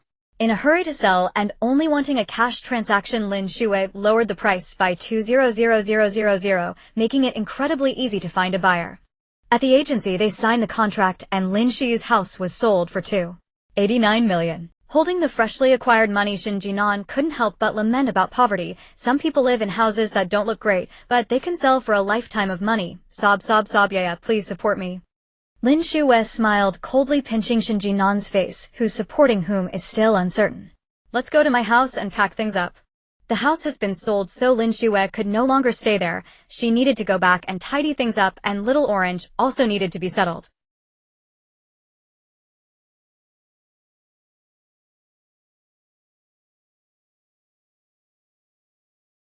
And where will we live in the future? We prepared supplies, but we haven't found a place to live. Lin Shuyue looked at Shen Jin'an in silence, her expression one of confusion. You're only asking this now. Shen Jin'an. I'm sorry. I forgot. Sigh. Lin Shuyue helplessly looked at Shen Jin'an. This child, ever since returning from the apocalypse, had always seemed very out of tune. Alright, stop thinking about it. Huh. Seeing Shen Jin'an still in a daze, Lin Shuyue continued, didn't you say my house would have issues? I asked someone to find a house early in the morning. So, what do you mean? Lin Shuyue pinched Shen Jin'an in annoyance. You unreliable guy. Shen Jin'an pounced on Lin Shuyue like a bear, of course. I must have Lin Shuyue by my side. Otherwise it's really hard for me to live. Alright, stop it, let's move. After we finish moving, let's go over there and take a look. If it's suitable, we'll settle down there. Okay. The two drove back to Lin Shuyue's home, and under her guidance, Shen Jin'an efficiently cleared out her place. Moving was surprising. Lin Shuyue turned out to be a hoarder, resembling a little hamster. She even had an entire room dedicated to storing food, drinks, and supplies. There were even 30 full bags of cat litter for Little Orange and 8 large boxes of cat food and canned food. Seeing Shen Jin'an moving her belongings, the fat orange cat angrily roared at Shen Jin'an, meow meow meow, meow meow meow. Arg. Meow meow meow. It was clear that the fat orange cat really didn't want Shen Jin'an to move its home. Watching the furious cat, Shen Jin'an couldn't help but pause her movement, picked up the fat orange cat, and began to cuddle it, distorting its meaning. Hey, Little Orange, did you miss me? I miss you so much. Ha ha. Fat orange, kiss kiss kiss. Ha ha, Auntie loves you so much. Fat orange. What the heck? Now the fat orange cat stopped guarding its home, struggling to escape from Shen Jin'an's grasp, and disappeared without a trace. This human is too absurd. Moving its home and distorting its meaning. I should quietly get rid of it while it's sleeping. After finishing Lin Shuyue's move, it was Shen Jin'an's turn. This time she not only had to move, but also had to terminate her lease. The deposit was equivalent to 3 months' rent, and Shen Jin'an wouldn't let go of any money. After all, every penny is a grain of food. Who can resist the temptation of food in the apocalypse? Worried about Little Orange's stress, Lin Shuyue held the cat while Shen Jin'an went in alone. As soon as Shen Jin'an reached the door, she saw 2 people who shouldn't be there. Shen Jin'an. Seeing Shen Jin'an finally come out, Lu Haoxiu stood up at the stairs, pointing at her face and starting to scold. Why did you come back so late? You even blocked my and Xiaoxia's calls. Do you know how long we've been waiting for you here? Oh, what does that? Shen Jin'an calmly looked at the 2, even taking the time to clean her ears. This dismissive attitude was fully on display. According to feedback from lawyer Wang, she had already contacted the police to negotiate about this matter at 8 o'clock this morning. These 2 had probably been waiting since then. Now it's already 5 p.m. TSK serves you right. Shen Jin'an, what kind of attitude is this? How dare you talk to me like that? Are you? Haoxiu brother, let's not say these things. We have important matters to discuss. Seeing Lu Haoxiu about to go off track, Shen Xiaoxia quickly spoke up to stop him. Right. Lu Haoxiu came back to his senses, pointing at Shen Jin'an again. Shen Jin'an, how dare you actually ask us for money? Are you out of your mind? Yes. Sister Ainin, why would you ask us for money? The gifts were all given to us by you, and now you let the police come to ask us for repayment. Isn't that too much? The flames of war had already ignited, and Shen Xiaoxia also stood up with slightly red eyes, condemning Shen Jin'an's actions. God knows how confused she was when she received a call from the police this morning asking for repayment. She originally thought Shen Jin'an was just joking, but unexpectedly she was serious. Looking at these 2 shameless individuals, Shen Jin'an crossed her arms, mockingly speaking, what kind of relationship do we have? Aren't we just drinking buddies? On what basis do you think I should give you such expensive gifts? I'm not a fool. Chen Xiaoxia was taken aback by Shen Jin'an's words, recalling the 680000 bill she received, almost brought to tears in desperation. Lu Haoxiu certainly wouldn't let Chen Xiaoxia suffer, immediately roaring at Shen Jin'an like a mad dog. If you're just trying to get back at me for being too close to Xiaoxia, congratulations, you succeeded. From today on I will keep my distance from Xiaoxia as you wish. But you must, right now, immediately go find the police and explain that this is just your nonsense, otherwise. Slap. Shen Jin'an couldn't take it anymore, and with a swift motion, she slapped the guy in front of her. Seeing Lu Haoxiu get slapped, Chen Xiaoxia immediately stepped forward to defend. Sister Ainin, how can you? Slap. Chen Xiaoxia also received a slap. She looked at Shen Jin'an in disbelief, dazed and unable. Clearly she couldn't understand why Shen Jin'an, who was usually as soft as a ripe persimmon, would lay hands on them. What are you looking at? Chen Xiaoxia, don't think you're so special. You're noisy too. You both are so noisy. Just pay back the money when I ask you to and stop dragging this out. While I'm still willing to handle this through proper procedures, you'd better behave, or I'll make sure you regret it.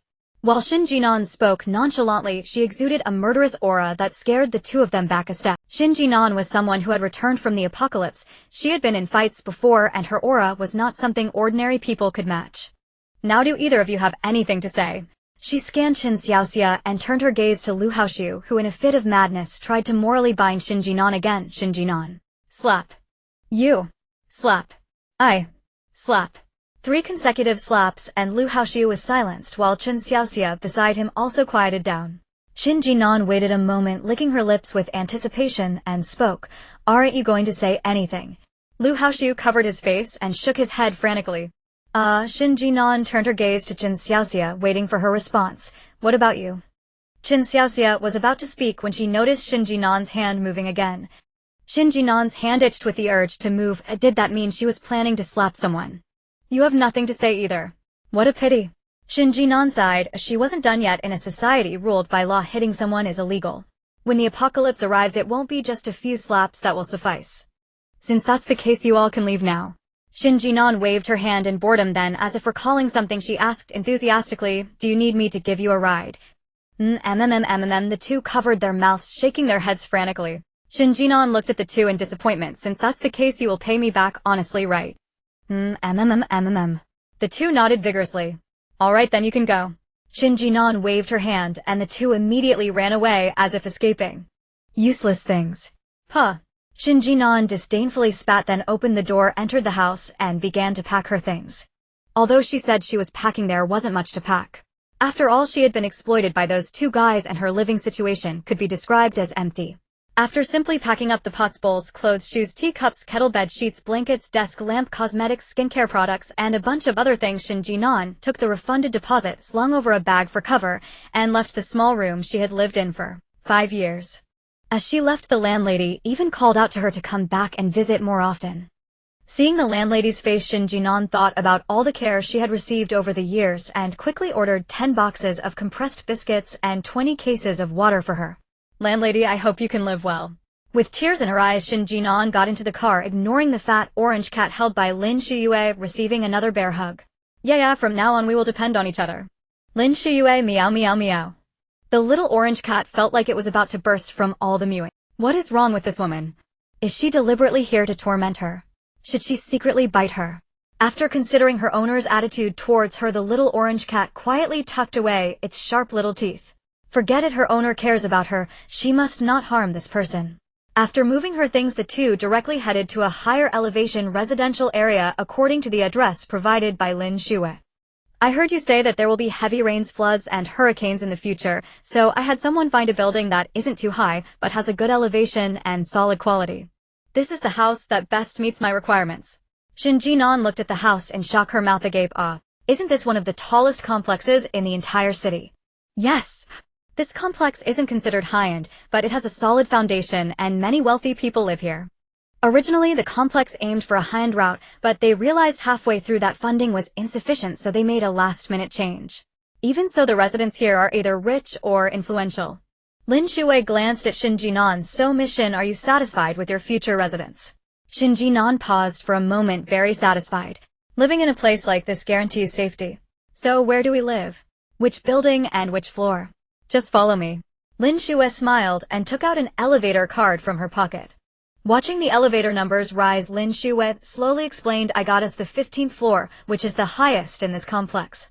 The residential area here is mid-range with 4 units on each floor, but we live on the top floor, which has only 1 unit. So you mean the entire 15th floor is ours? Lin Shuyue nodded yes. Then, can others access the 15th floor? No. Lin Shuyue explained lightly, others cannot access the 15th floor without the elevator card. Shen Jin'an, does the manager have an elevator card? Yes. Shen Jin'an, then where is our advantage? Lin Shuyue, we hold the high ground, making it easy to defend. Then why don't we live in the mountains? Lin Shuyue, are you a wild person? Shen Jin'an. Lin Shuyue, landslides, do you understand? Shen Jin'an. Upon reaching the 15th floor, Lin Shuyue took out a key to unlock the door. At the moment she saw the interior decoration, Shen Jin'an's eyes began to sparkle. Wow! Why is the decoration so nice? I thought it was bare. The top floor, the 15th floor, was completely furnished with all the necessary furniture. In the future, when we live here, we must find a furnished place. Otherwise, when the apocalypse comes, what will... While saying this, Lin Shuyue placed the fat orange cat on the ground and watched as it and Shen Jin'an wandered around the huge space. Woohoo! Thigh. Yeah. You are the biggest support in my life. Others might not know, but Shen Jin'an certainly did. A house of this caliber is not something ordinary people can acquire. Lin Shuyue must have put in a lot of effort to secure it. In fact, Lin Shuyue merely used her connections as a writer to rent this place for a month. While observing the house, Shen Jin'an checked the amenities. To her surprise, this house not only had furniture, but also solar panels and a water storage tank. It's truly impressive. The two happily chose their rooms, and before sleeping, Lin Shuyue took Shen Jin'an's passport, booked a flight ticket for the next afternoon, and arranged temporary boarding for the fat orange cat. Meanwhile, in another room, Shen Jin'an was enthusiastically placing orders online. The largest capacity power banks. Let's get 100 of those. She also needed more food. And she had to order clothes for all seasons, getting a few hundred pieces in various sizes. For the little orange cat, she bought cat litter, cat food, canned food, collars, leashes, and a few outfits. She also ordered various self-defense manuals, wilderness survival guides, apocalypse escape tutorials, medical-related books, and traditional Chinese medicine texts, as well as acupuncture-related books. Anything that could improve her chances of survival had to be bought. And water storage tanks. She needed to buy 2 or 3. Also, various types of facial-changing cosmetics had to be included. In the apocalypse, the biggest fear is being recognized. One must survive. Moreover, since there was land in the space, this meant Shen Jin'an could grow vegetables there.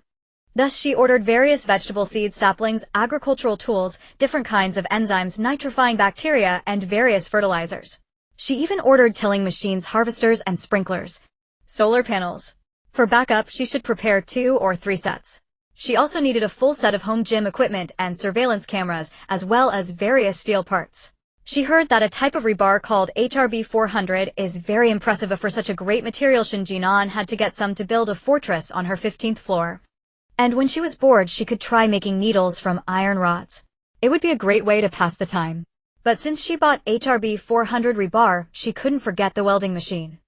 And the electrical grid also has to be arranged. There must be spikes.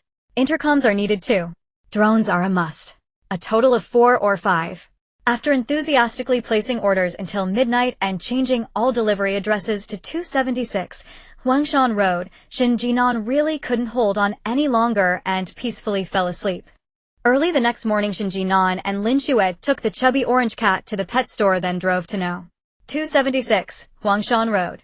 When the two of them arrived there, it was only 8:30, but the supplier's boss was already waiting with several long. As the two opened the garage door, the supplier's boss called to the workers to start moving supplies inside, smilingly asking, "Ladies, this place doesn't look like it's going to be a large shopping mall. Isn't this an underground garage? Are you not worried about leaving your things here? Moreover, it's so remote here, I doubt many people would come to shop." Shen Jin'an calmly glanced at the supplier's boss and replied, "As the saying goes, the bigger the storm, the more valuable the fish. Some rich folks enjoy coming to places like this to pick things out. Never mind, hurry up and move them inside." All right. The supplier's boss still wore a smile, but what he truly thought of Shen Jin'an and Lin Shuyue was anyway. After confirming that all the items were collected with the supplier, it was already noon by the time they finished. After settling the final payment with the supplier's boss, he waved his hand and drove off with several long trucks. As Shen Jin'an and Lin Shuyue closed the garage door, Shen Jin'an waved his hand, and everything piled up in the garage was stored into the space. After finishing checking the items in the space, Shen Jin'an and Lin Shuyue directly drove to the airport. It was only when they were seated on the plane that Shen Jin'an suddenly realized something. Wait, which country are we going to? Bear Country. Since they arrived at the airport quite late, they rushed to catch their flight without even checking their tickets. For someone like her, if she hadn't been with Lin Shuyue, she could have easily been sold off. After confirming the destination on the ticket, Shen Jin'an asked her lingering question, "What are we going to Bear Country for?" "Bear Country has a high latitude and gets very cold in winter, so I plan to get some bear skins." Shen Jin'an, "Isn't that illegal?" Lin Shuyue nodded. "Yes, it's illegal, that's why I was joking with you." Shen Jin'an, "Alright." She fell silent. After ordering goods all morning and not having lunch, they directly asked the flight attendant for a meal starting to. After finishing their meal, they fell into a deep sleep. By the time they got off the plane, it was already the next. The two went straight to a car rental agency and rented a vehicle, then began to frantically shop in the streets and alleys of Bear Country. Chocolate, walrus, milk-free ice cream, tiramisu, banana pancakes, Russian bread, honey cakes. Shen Jin'an bought whatever had high calories, often several boxes at a time. Fortunately, the people in Bear Country also shopped like this, so they did not raise any suspicion. When Shen Jin'an had bought enough, Lin Shuyue made a phone call, and a few burly men appeared from somewhere, leading them to continue into a warehouse. Shen Jin'an was not very trusting of these people, but seeing Lin Shuyue insist on going, she followed. Once inside the warehouse, Shen Jin'an was stunned by the scene before her. The warehouse was neatly arranged with bows, crossbows, shotguns, bullets, large knives. There weren't many, but the presence of such items was already impressive. In addition, there were 2 sets of high-quality gas masks in the corner capable of completely wrapping a person from. While Shen Jin'an was still in shock, Lin Shuyue had already taken out her card, paid, and directed the burly men to load the items onto the vehicle.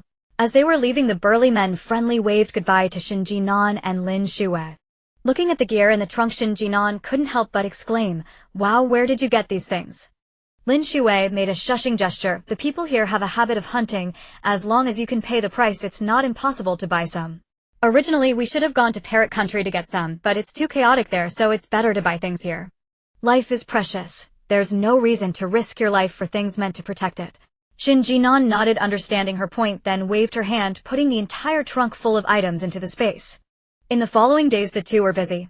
Down jackets, down quilts, cotton clothes, thermal underwear, long pants, thick jackets, fleece, shoes, waterproof shoes, scarves, hats, sunglasses, sleds, binoculars, skateboards, heat packs, heaters, coal. A variety of beef, lamb, pork, dried meats, and various dairy products. Various medical antibiotics, cotton swabs, medicines, disinfectants, masks. Especially disinfectants and masks, they bought as much as they could. If these items were bought domestically, they would definitely attract the attention of relevant authorities. However, buying them as tourists here, taking a few boxes from each store, no one would notice for a short while. After all, being close to the border, there are many agents active here.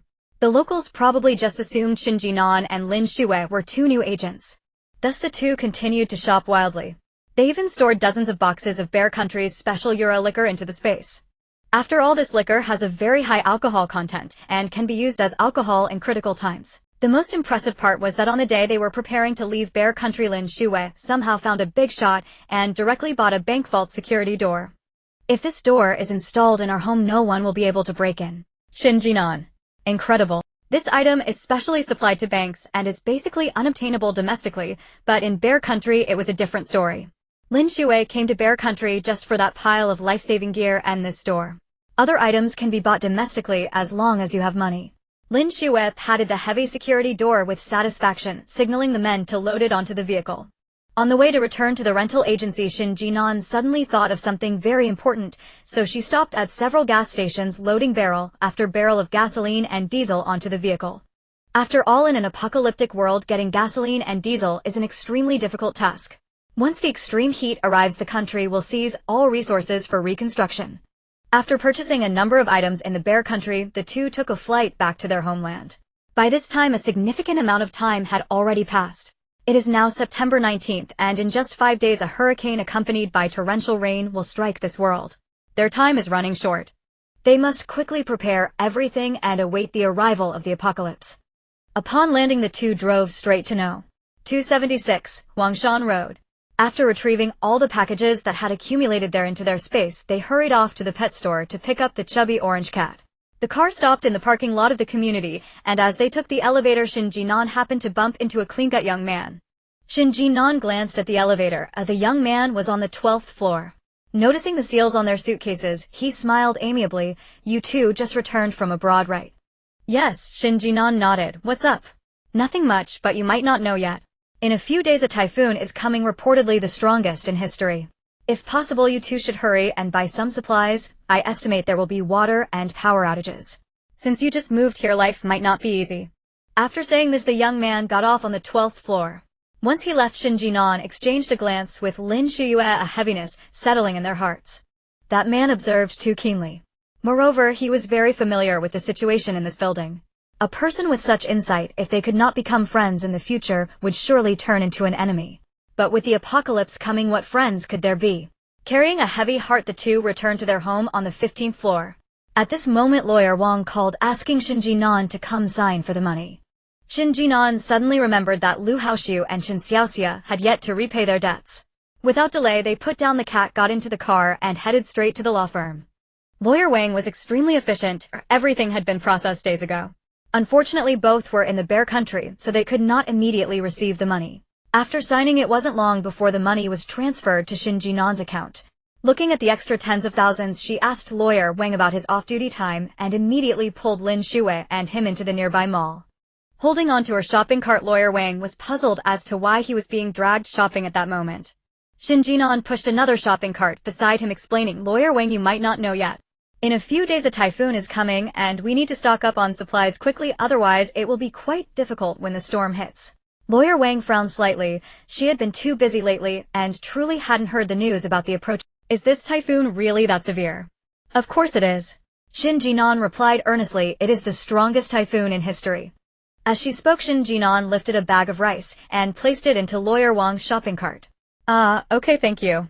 Lawyer Wang recalled images of a certain city being struck by a typhoon, feeling a bit afraid, and thus voluntarily began pushing her shopping cart to buy supplies. Seeing this, Shen Jin'an smiled with relief. After all, Lawyer Wang had helped her retrieve so much money, she felt the need to repay her kindness. Considering the supplies she had accumulated, Shen Jin'an decided not to rush to the rice and flour section, but instead strolled around selecting items and silently noting down the foods she wanted, creating a long list. After checking out and sending Lawyer Wang off, she turned to find the mall manager and handed over her list. The mall manager looked at the long list in his hand, somewhat shocked. Soda, crackers, potato chips, konjac, macadamia, nuts, spicy strips, beef tendons, beef jerky, chicken jerky, barley cakes, sweet potato cakes, purple sweet potato cakes, mung bean cakes, red bean cakes, mochi oatmeal, pickled chili, bamboo shoots, little yellow fish, squid strips, toast peas, yogurt, sauerkraut. 10 boxes each. Are you sure you want this much? The mall manager looked incredulously at the two girls before him. Yes, I am sure I want this much. If you need this much, you might as well go to the wholesale market, it's cheaper there. Don't worry about me, I have money. Everything should be delivered to No. 276 Huang 10 tomorrow morning. Are you going to do it or not? If not, I'll find another place. Yes. It would be foolish to turn down money. The mall manager quickly agreed, then printed out the order and handed it to Shen Jin'an.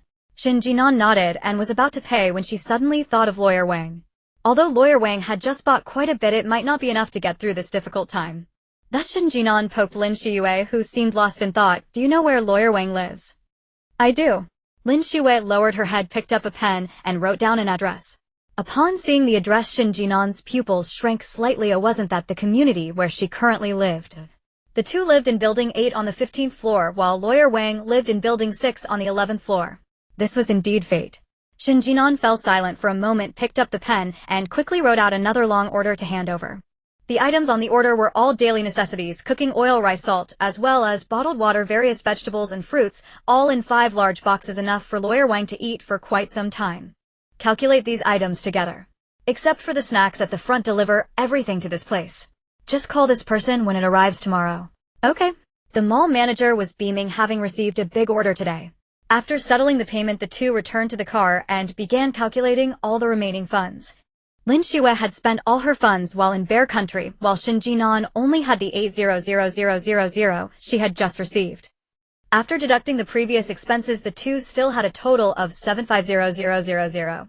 Considering that floods could lead to epidemics, they drove straight to the largest herbal medicine trading market in the area. Thus, after a series of transactions, the remaining 750,000 was also spent. Fortunately, by now all the necessary living supplies had been prepared, and next they could just hunker down in their home. In a couple of days after receiving news from the supermarket manager, Shen Jin'an planned to drive to No. 276 Huangsha Road to move the remaining supplies into the space. Lin Shuyue looked out at the darkening sky, her brow furrowed tightly. The chubby orange cat had changed from its lazy demeanor and was now anxiously pacing around the house. Seeing Shen Jin'an packing her things to leave, Lin Shuyue felt a bit uneasy and couldn't help but advise, I feel something is off today, perhaps you shouldn't go. Shen Jin'an pursed her lips and thought for a moment. If it were just snacks that hadn't arrived, it wouldn't matter if she didn't go. However, the drone she purchased had just arrived last night, and she had to go pick it up. Living on a high floor has its blind spots. With the apocalypse approaching, there might be someone lurking there wanting to ambush them. If they had a drone, they could prepare in advance. It's fine, I'll be quick. And where's the drone? I'll grab it and come right back. Lin Shuyue glanced at the ominous sky. How about I accompany you? No need, I'll be back soon.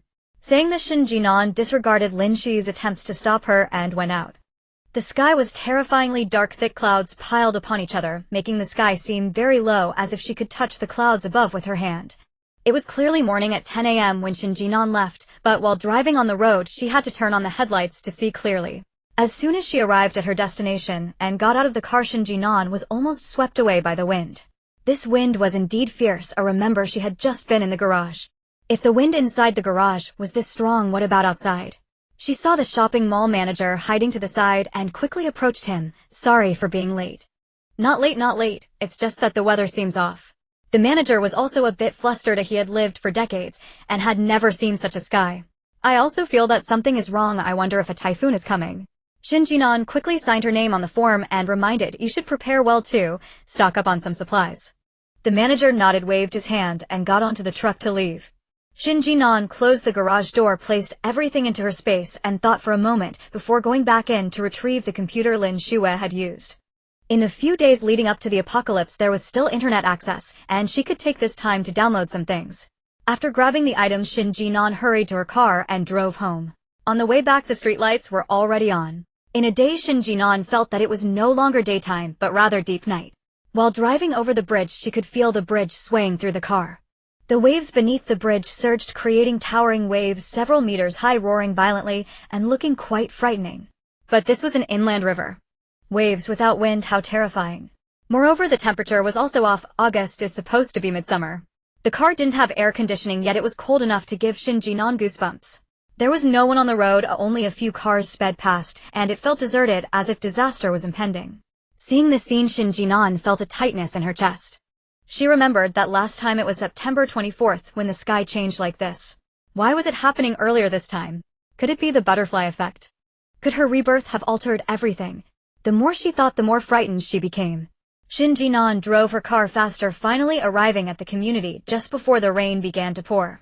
When Lin Shuyue saw that Shen Jin'an had safely returned, she finally felt relieved. I'm glad. Shen Jin'an shook her head, locked the front door, stared at the sky outside, and after a long silence, finally confirmed one thing: the apocalypse has come early. Lin Shuyue tugged at Shen Jin'an's cold hand, looking at the howling hurricane outside and the raindrops as large as fingers. She comforted, "It's okay, we've already prepared, right?" Shen Jin'an nodded, though the fear in her heart still made her feel a bit unsettled. Pushed by Lin Shuyue, she went in to take a shower. The warm water eased Shen Jin'an's heart, relaxing her tense mood significantly. When she came out, Shen Jin'an received a call from lawyer Wang thanking her for the supplies she sent. Shen Jin'an didn't mind much. After chatting briefly, she suddenly thought of something and pulled out the security door and a pile of surveillance equipment. After having Lin Shuyue block the property management surveillance cameras with items, the two immediately began their work. Fortunately, Shen Jin'an had all the necessary tools, and with the help of her space cheat, she hardly had to lift or move anything, let alone break anything. With a gentle motion of her hand on the old door, it was entirely moved into the space. The new door was sized correctly, and after fiddling with it for a while, it was installed. As for the damaged wall, forget it. Just leave it be. As long as the paint covered it up, it would be fine. After finishing the door, the two began to tamper with the surveillance cameras. Once they confirmed that the cameras could operate without internet, they moved the items, blocking the corridor camera. Back at home, the news broadcast was reporting on this unprecedented storm, and the host was frantically advising everyone, do not go out casually, await until the storm passes. Watching the torrential rain pouring outside and feeling the temperature drop significantly, Shen Jin'an rubbed her arms and took out a pile of meat from her space, setting up a hot pot stove to prepare a spicy hot pot. As the water boiled, the aroma spread throughout the house. After a piece of meat went down, both of them couldn't help but exclaim in delight. So delicious. During this time, they had been so exhausted running around and even going abroad that they hadn't had a proper meal. Now, with a steaming, fragrant hot pot in front of them, they dove in eagerly. Beef rolls, lamb rolls, chicken rolls, beef balls, chicken balls, enoki mushrooms, shiitake mushrooms, tea tree mushrooms, lettuce, shrimp paste, and crispy rolls. A piece of beef was placed in the bowl, paired with some chili and sauce, and with one bite there was a burst of fresh, savory, and spicy flavor. After taking a sip of milk tea, it was simply double the satisfaction. The chubby orange cat was attracted by the aroma, meowing incessantly from the side. Shen Jin'an, with a mischievous glint in her eye, held up a piece of fragrant meat towards the chubby orange cat. Seeing the delicious meat, the cat's amber eyes lit up. "Dear little kitty, this piece of meat is spicy. You can't eat spicy food. So such delicious meat can only be eaten by me."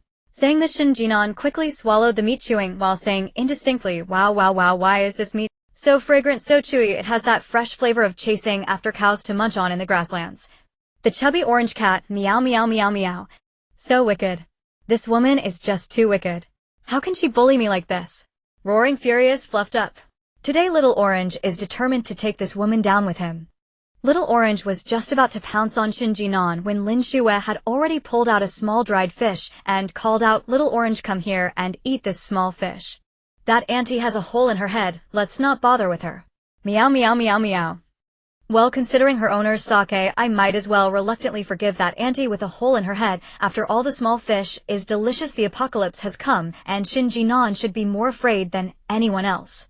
However, perhaps due to being overly prepared after finishing her meal, Shen Jin'an looked at the dark clouds outside and the pouring rain and slowly fell into a deep sleep. The fat orange cat beside her felt a bit cold, and following the logic that a smart cat wouldn't waste a cushion, the fat orange cat jumped directly onto Shen Jin'an's chest, curled up and purred while sleeping. Shen Jin'an was sleeping soundly and only grunted softly when the fat orange cat stepped on her before continuing to sleep. When Lin Shuyue finished her bath and came out, she saw the warm scene of a person and a cat sleeping together. Shaking her head, Lin Shuyue turned to the bedroom to fetch a blanket to cover both the person and the cat, then walked to the side and opened her computer to start working. Although both of them had prepared quite well this time, who knows when the apocalypse will end. More supplies are always better. She had to take advantage of the present moment to save maps of various cities so that they could use them later for gathering supplies or escaping. While the maps were downloading, Lin Shuyue turned to the warehouse and pulled out a pile of 1024T hard drives that she had impulsively ordered, starting to save various data. Lin Shuyue's idea was very simple. With space available, they could store more materials. This meant that within the limits of their strength, they could preserve the spark of civilization. The civilization of Huagua has lasted for thousands of years, possessing a unique and proud charm. Lin Shuyue did not want to see Huagua's civilization end just because of an apocalypse. Therefore, while the internet was still usable, she had to save as much information about human civilization as possible. These sparks of civilization might be inherited and shine brilliantly at some point after the apocalypse. The people of Huagua, regardless of the time or the obstacles they face, will overcome difficulties and be reborn from adversity. Considering that the space might swallow these materials, Lin Shuyue decided from the beginning to make 2 copies. One for the space and one to keep. When Shen Jin'an woke up, the sky was still dark and the rain continued to pour as if it would never end. Awake. Hearing the noise, Lin Shuyue turned to look at Shen Jin'an. Awake. Shen Jin'an nodded and pushed the fat orange cat off her. Thanks to the fat orange cat, Shen Jin'an always felt like there was a stone on her chest while sleeping, making it hard to breathe.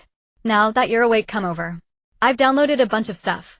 See if you can make the space absorb these and continue to expand it. Alright.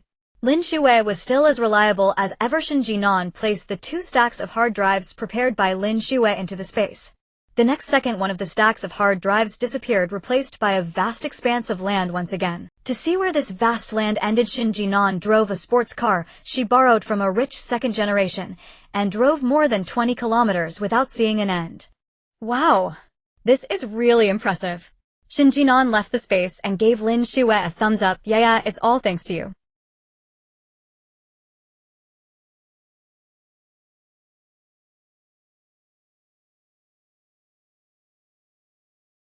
My back aches and my waist hurts. Before the apocalypse, I sat at the computer writing every day. Now that the apocalypse has come, I'm still sitting at the computer working. This life really seems endless. Lin Shuyue expressed the inner thoughts of a writing dog. Shen Jin'an thought for a moment, then pulled out a massage chair from the space. Come, Lin, please take a seat. This is from the rich second generation's house. I originally wanted to treat you. How does it feel to sit? Lin Shuyue. You are something else. 6. Shen Jin'an proudly raised her head. Of course I have experience. To be honest, relying on the fact that the space has expanded, Shen Jin'an directly emptied the rich second generation's house, and of course the garage was emptied too. Thankfully, the rich second generation's house didn't have a plane, otherwise Shen Jin'an would have moved the plane inside as well. Just as she was thinking about this, Shen Jin'an's phone suddenly rang.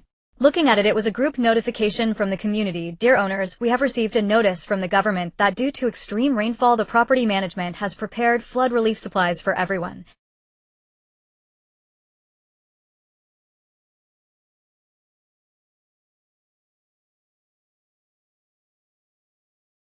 Sure. Lin Shuyue hesitated for a moment. It's good to see what's going on, otherwise it might raise the property management's suspicions. Alright. Lin Shuyue stood up from the massage chair and turned around to change her clothes. As they exited and took the elevator down, Shen Jin'an and Lin Shuyue once again saw the kind boy who had reminded them to stock up on supplies last time. Oh, what a coincidence. The boy smiled and greeted them. Aren't you two going to stock up on supplies? Shen Jin'an shook her head, a hint of disappointment showing on her face. Didn't the news say that the typhoon wouldn't come for a few more days? Suddenly it arrived so much earlier, and I didn't even have time to buy anything. I see. The boy smiled and comforted. Not stocking up on supplies shouldn't be a big deal. Many years ago, didn't our country have a pandemic? Since then, the community has been quite good at preparing supplies for the residents. They're experienced and know how much to provide us. As long as we get through these few days, there shouldn't be much of a problem. Let's hope so. Just as they were speaking, the elevator arrived at the underground level. Due to the heavy rain outside, the few people chose to walk from the underground level to the property hall. Despite the anticipation, when the elevator doors opened, Shen Jin'an was still shocked by the scene before her. Wait, how did the water rise so quickly? The water in the basement level had already reached the position of the calves. It must be noted that this neighborhood is one of the highest spots in the entire city. Although it is the basement level, it is still significantly higher than the first floor of an ordinary apartment complex. Yet despite this, it was flooded. The power of nature is something that humanity can never hope to rival. Heavens! This rain is so heavy. It has even flooded this place. The boy spoke up, pulling at his pant legs as he waded forward through the water. Shen Jin'an exchanged a glance with Lin Shuyue and followed him. However, the two looked at the boy's back, growing increasingly alarmed.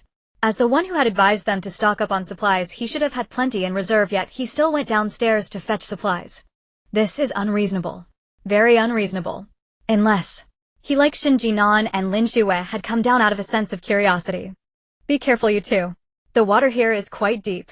From a short distance away, the boy's voice came, and Shen Jin'an quickly replied, "Okay, thank you."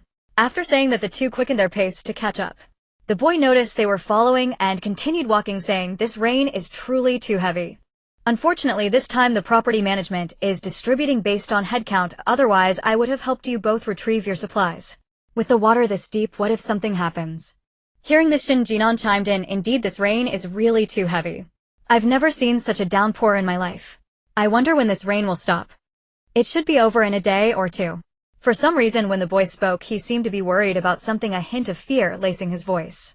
If it really only rains for a day or two, that would be great. Seizing the opportunity, Shen Jin'an began to probe. "By the way, I still don't know your name." "My name is Sucija and am a student at the Normal University." "What about you two?" Shen Jin'an smiled bitterly. "Just a humble worker." After that, Shen Jin'an continued, "By the way, didn't you mention before about stockpiling food? What about—" Sucija paused for a moment, then replied hesitantly, "Advising others is one thing, but actually doing it is another." "So you actually didn't stockpile any food?" Sucija nodded. "That's right. Sai, had I known the rain would be this heavy, I definitely would have gone to buy some." While they were chatting, they had already arrived at the downstairs of the property management hall. The elevator was still functioning normally, but Shen Jin'an and the others dared not take it, opting instead for the safety staircase to slowly walk up. Upon reaching the first floor, many people had already gathered inside the property management hall. Every person spoke up, and the volume in the room was already quite loud. The moment Shen Jin'an entered, it felt as if she had stepped into a bustling market, her head buzzing. Amidst the cacophony, a middle-aged woman stood out particularly. Shen Jin'an looked in the direction of the sound, seeing a woman with bright red nail polish angrily pointing at a man in a security uniform, shouting, "You said there would be supplies, and that's why I came to collect them, but now I've been waiting here for so long. Where are the supplies? Where are they? I pay so much property management fees every year. Is this the kind of person I get? Also, do you know how heavy the rain is outside? The basement is flooded. You made me wade through water to get here, and now my outfit is ruined. Can't you just deliver the supplies straight to our apartments?" The woman's words came out like a barrage, bombarding the young security guard, who dared not retort and could only lower his head to keep apologizing. "I'm sorry, ma'am, please understand. The rain outside is simply too heavy. If we could, we would love to help deliver the supplies to your home. But due to the rain, many of our staff are unable to come to work, and we are severely understaffed." "Enough. I don't want to hear your excuses anymore." The woman interrupted the young guard, placing her hands on her hips and glaring fiercely. "Let me tell you. I'm not down here for just a few small items. I have plenty of money and don't even care for your so-called emergency supplies. I'm only dissatisfied with your attitude when you speak to me. You better apologize." With that remark, the woman immediately drew the ire of those around her. What she said clearly implied that everyone else was here merely for a small gain. "Come on. The government has required the distribution of supplies. Clearly the situation is quite serious. With nothing at home and the rain pouring down, is it not better to come down and collect some supplies than to wait and starve?" Furthermore, looking at this woman's demeanor, she clearly came to cause trouble over a small gain. Otherwise, with so many people around, why wouldn't she leave and instead find trouble here? People thought this way, yet no one spoke up to defend the guard. Instead, they watched him apologize humbly. After all, the residents here are wealthy. Who would want to upset the harmony among neighbors for the sake of a security guard? The connections among the rich run deep, who knows how much they might lose with a single word. I'm sorry, ma'am, I truly apologize. Is that all you can say? Aren't you going to kneel and bow your head to me? You have no sincerity at all, or do you still want to keep your job? The woman was relentless in her demands. The guard felt like he was about to go insane. Being a security guard is tough enough. He barely makes 100 huashi coins in a month. Why do so many people have to make things difficult for him? Hey, what's wrong with you, guard? Can't you listen to me? I told you to apologize and you dare to zone out. Seeing the guard obviously distracted, the woman became even more furious, reaching out to slap the young security guard. Shen Jin'an initially planned to ignore this trouble. At this moment, stepping in carelessly would only make her memorable for all the wrong reasons. However, unexpectedly, as the crowd surged, Shen Jin'an was jostled by someone and Lin Shuyue could not hold her back, resulting in Shen Jin'an crashing directly into the woman. The woman was knocked down to the ground by Shen Jin'an screaming, "Oh, what are you doing? Get off me. Assault. You are assaulting me. I will sue you." Shen Jin'an quickly stood up, pointing at her own face, saying, "I'm a girl, I can't assault you." With this commotion, Shen Jin'an could no longer remain inconspicuous. Remembering how the woman had just accused the young security guard, she quickly positioned herself on the moral high ground, pointing at the woman and saying, "Moreover, I didn't mean to knock you over. If you hadn't tried to hit the security guard, I wouldn't have knocked you down. Think about your actions just now, or weren't you trying to hit someone? Let me tell you, hitting people is wrong. Hitting people is not correct. To set a good example, you should not hit people. This will teach children bad behavior. Moreover, that security guard isn't the one delivering the supplies. How would he know when those people would return? What good does it do to take it out on him? Are you lecturing me?" The woman felt she was about to go mad. She was usually the one causing trouble when had it ever been someone else's turn to educate her. Growing more and more furious, the woman raised her hand, aiming to slap Shen Jin'an. Shen Jin'an directly grabbed her wrist, preventing that slap from landing. The woman looked incredulously at the girl before her, surprised that Shen Jin'an, despite appearing frail, had a surprisingly strong grip on her wrist. At that moment, the woman's heart trembled as she couldn't help but question, "What do you want? Let me tell you, I'm not someone you can provoke. Let go of my hand." Just as Shen Jin'an was about to speak, a commotion erupted in the hall. The nearby security guard glanced over, excitement lighting up his face as he exclaimed, "The supply truck has arrived. Madam, you should go queue up now. Otherwise, if more people come later, it'll be even harder to get supplies." The security guard truly didn't want this woman to continue causing a scene here, so he quickly spoke, hoping to send her on her way. Seeing this, Shen Jin'an took the opportunity to release her grip.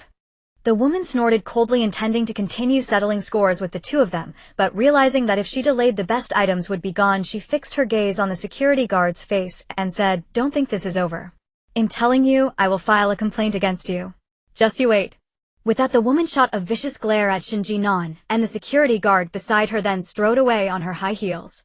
The security guard looked dejectedly at the woman's retreating figure, then turned to Shen Jin'an and said, "Miss, thank you for standing up for me. If it weren't for you, I might have gotten beaten up today." Shen Jin'an waved her hand. Go on, go on." In truth, Shen Jin'an had a great deal of admiration for this property management company. Even the basement level of this complex was flooded, which proved that the flooding elsewhere must be severe. Yet under such circumstances, the property management of this community could still procure supplies for the residents and successfully transport them back. It was truly impressive. As Shen Jin'an stared blankly at the supply distribution point, Susija, who was following not far behind, was also staring at her in a daze. Heaven knew Susija was utterly numb at this moment. It overlaps. It really does overlap. Beside him, Lin Shuyue stared at Susija's face, frowning. She felt something was off, but couldn't quite put her finger on what it was. In any case, there was an air of strangeness about Susija. Unaware of all this, Shen Jin'an walked over to Lin Shuyue, patted her shoulder, and asked curiously, Yeah, what are you doing? Why are you standing here in a daze? Come on, let's go get the supplies." Lin Shuyue nodded and followed Shen Jin'an forward. The supply distribution lines were divided into several queues. Distributing simultaneously would speed things up, so the lines were relatively short. While standing in line, Shen Jin'an glanced at those who had already received their supplies. 1 basket of eggs per person, 2 jin of pork, 5 jin of rice, a small bottle of oil, 2 large cabbages, even 5 packs of instant noodles, and a few compressed biscuits. That's quite a lot of stuff. Shen Jin'an let out a heartfelt exclamation. Indeed. The property management, tempered by lockdown experience, was far more seasoned than before. As soon as trouble appeared, they distributed supplies. The property management was amazing. though many years had passed since the 3-year pandemic and many had faded memories of that tragic history. However, the community's property management and administrative staff had incorporated this incident into emergency response textbooks. That was why they could respond so promptly. Speaking of which, it was all a lesson learned through blood and tears. Lin Shuyue nodded in agreement. Before the two could exchange any more words, another commotion broke out ahead. Taking advantage of her height, Shen Jin'an craned her neck and saw two very familiar faces, Lu Haoxiu and Chen Xiaoxia. At that moment, Lu Haoxiu was standing with his hands on his hips, pointing at the same security guard from earlier and cursing, "You made me wait down here for so long, and this is all you give me. Where's my New Zealand steak? Where's my Australian lobster? Where's my A5 Wagyu? You give me this crap. Do you still want to keep your job?" Chen Xiaoxia chimed in with a saccharine tone, "Haoxiu, don't be angry." The security guard tried his best. He's never seen New Zealand steak, Australian lobster, or A5 Wagyu before. This is all he could prepare. Lu Haoxiu held Chen Xiaoxia's hand affectionately. "Silly girl, how can you feel sorry for them? They're just workers born to serve us. If we don't push them, where would they get the motivation to find supplies for us?" Chen Xiaoxia's eyes lit up with delight. "Oh, my brother, you're so amazing. You even know that." "Of course." Lu Haoxiu raised an eyebrow, smugly took Chen Xiaoxia's hand and prepared to leave. The unfortunate security guard, upon hearing this speech, was completely dumbfounded. Why did he always run into such lunatics? One complained the car came too slowly, the other that the goods weren't up to par. For heaven's sake. At a time like this, having something to eat was already good enough. Though fuming for the sake of his job, he still dutifully reminded them, "Dear residents, your supplies. Who wants this junk?" Lu Haoxiu turned back and shot a fierce glare at the security guard. Whether out of anger or some other reason, he even kicked the supplies placed in front of him. "I wouldn't take this garbage even if you gave it to me. Come on, let's go home and eat ham steak. We don't want their trash." What a waste of time. Watching the two walk away without looking back, the security guard gritted his teeth and suppressed the rage in his heart. He set aside the kicked supplies, plastered a smile back on his face, and continued serving the next resident.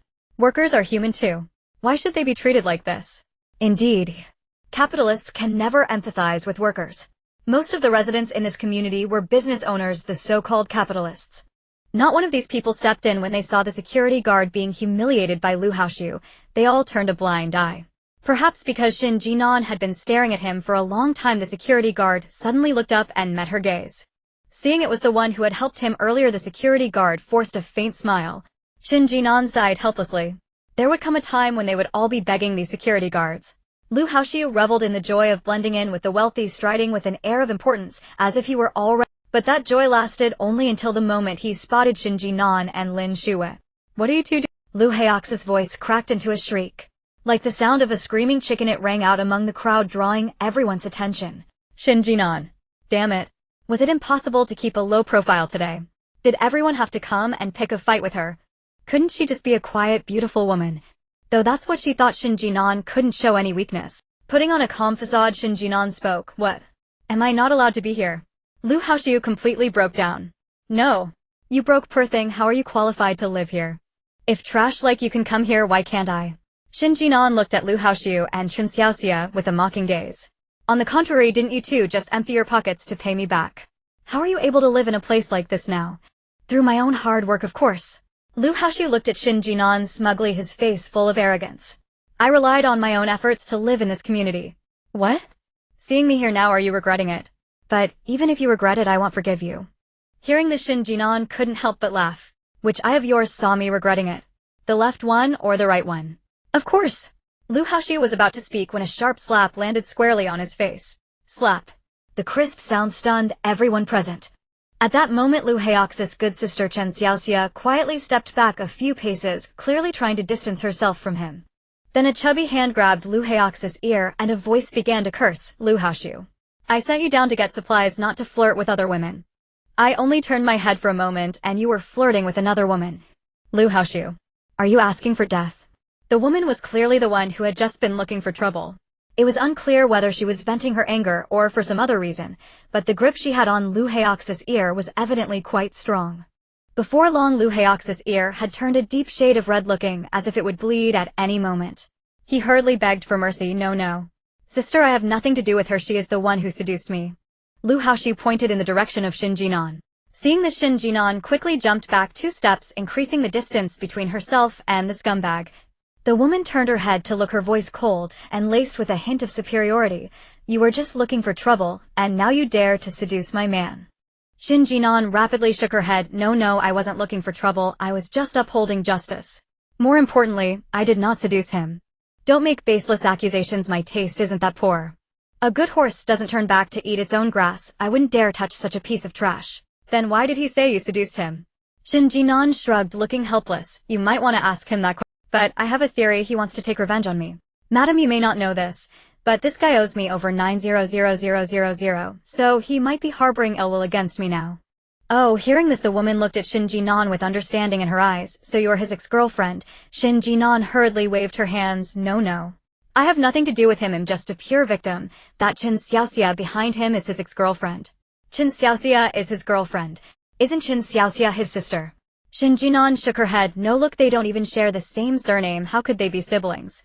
You're talking nonsense. Lu Haoxiu argued desperately, his face flushed red. Xiaoxia and I are just siblings. After saying this, he turned back to the heavy-set woman. Baby, you must not believe her. Our relationship is innocent, you have to trust me. This woman is just holding a grudge against me and is deliberately slandering me. Baby? Upon hearing this term, Shen Jin'an's brain began to race. What baby? Is she referring to that kind of baby in her imagination? Or the legendary magic? Before Shen Jin'an could sort out the relationships, she heard the woman's haughty voice. Hey, did you hear what my little... He said you slandered him. Are you trying to take my little baby back from me, which is why you're saying such things? Let me tell you, Lu Haoxiu is my kept man. If you want to take him from me, I won't let you get away with it. Kept. Little baby. This revelation was quite shocking, and Shen Jin'an had to process it. So, madam, are you saying Lu Haoxiu is under your care? Yes. The woman raised her head proudly, completely oblivious to Lu Haoxiu's uncomfortable expression, and continued with a smug tone. I spent 1 million to keep Lu Haoxiu, and anyone who tries to take him from me is simply asking for trouble. Spent 1 million to keep Lu Haoxiu. When Shen Jin'an heard this, she felt her mind shrink. Wait. Wasn't this woman just causing a scene with a security guard to save a little money? Why would she be willing to spend 1 million to keep a scumbag? Moreover, Lu Haoxiu is neither tall nor handsome, and he exudes an inexplicable confidence. What gives him that right? Even for such a person. Shen Jin'an thought spending 100 a day would be a waste of money. Indeed, the spending habits of the wealthy are different. But then again, if this woman hadn't spent that 1 million to keep Lu Haoxiu, wouldn't she be unable to recover her debts of over 900,000? So thinking from a different perspective, Shen Jin'an felt very grateful to this woman. If it weren't for her, Shen Jin'an wouldn't have been able to buy over 700,000 worth of medicinal materials. Thank you. Shen Jin'an looked at the woman in front of her with sparkling eyes and said, I suddenly realized that you and Lu Haoxiu are really a perfect match. You two must hold hands forever. You know. The woman was taken aback by Shen Jin'an's sudden change. Before she could react, Shen Jin'an and Lin Shuyue had already gone to fetch supplies. As they left, Shen Jin'an waved to the woman and said, Madam, I know you are wealthy, and I also know you and Lu Haoxiu are a great match, but you must be careful of Chen Xiaoxia. She is a dead green tea bitch. She calls Lu Haoxiu brother. A normal sister wouldn't call her brother that. If you don't believe me, you must check the surveillance. May you live a safe and peaceful life. I wish you peace for all your life. As she said the last sentence, Shen Jin'an's figure had already disappeared at the stairwell.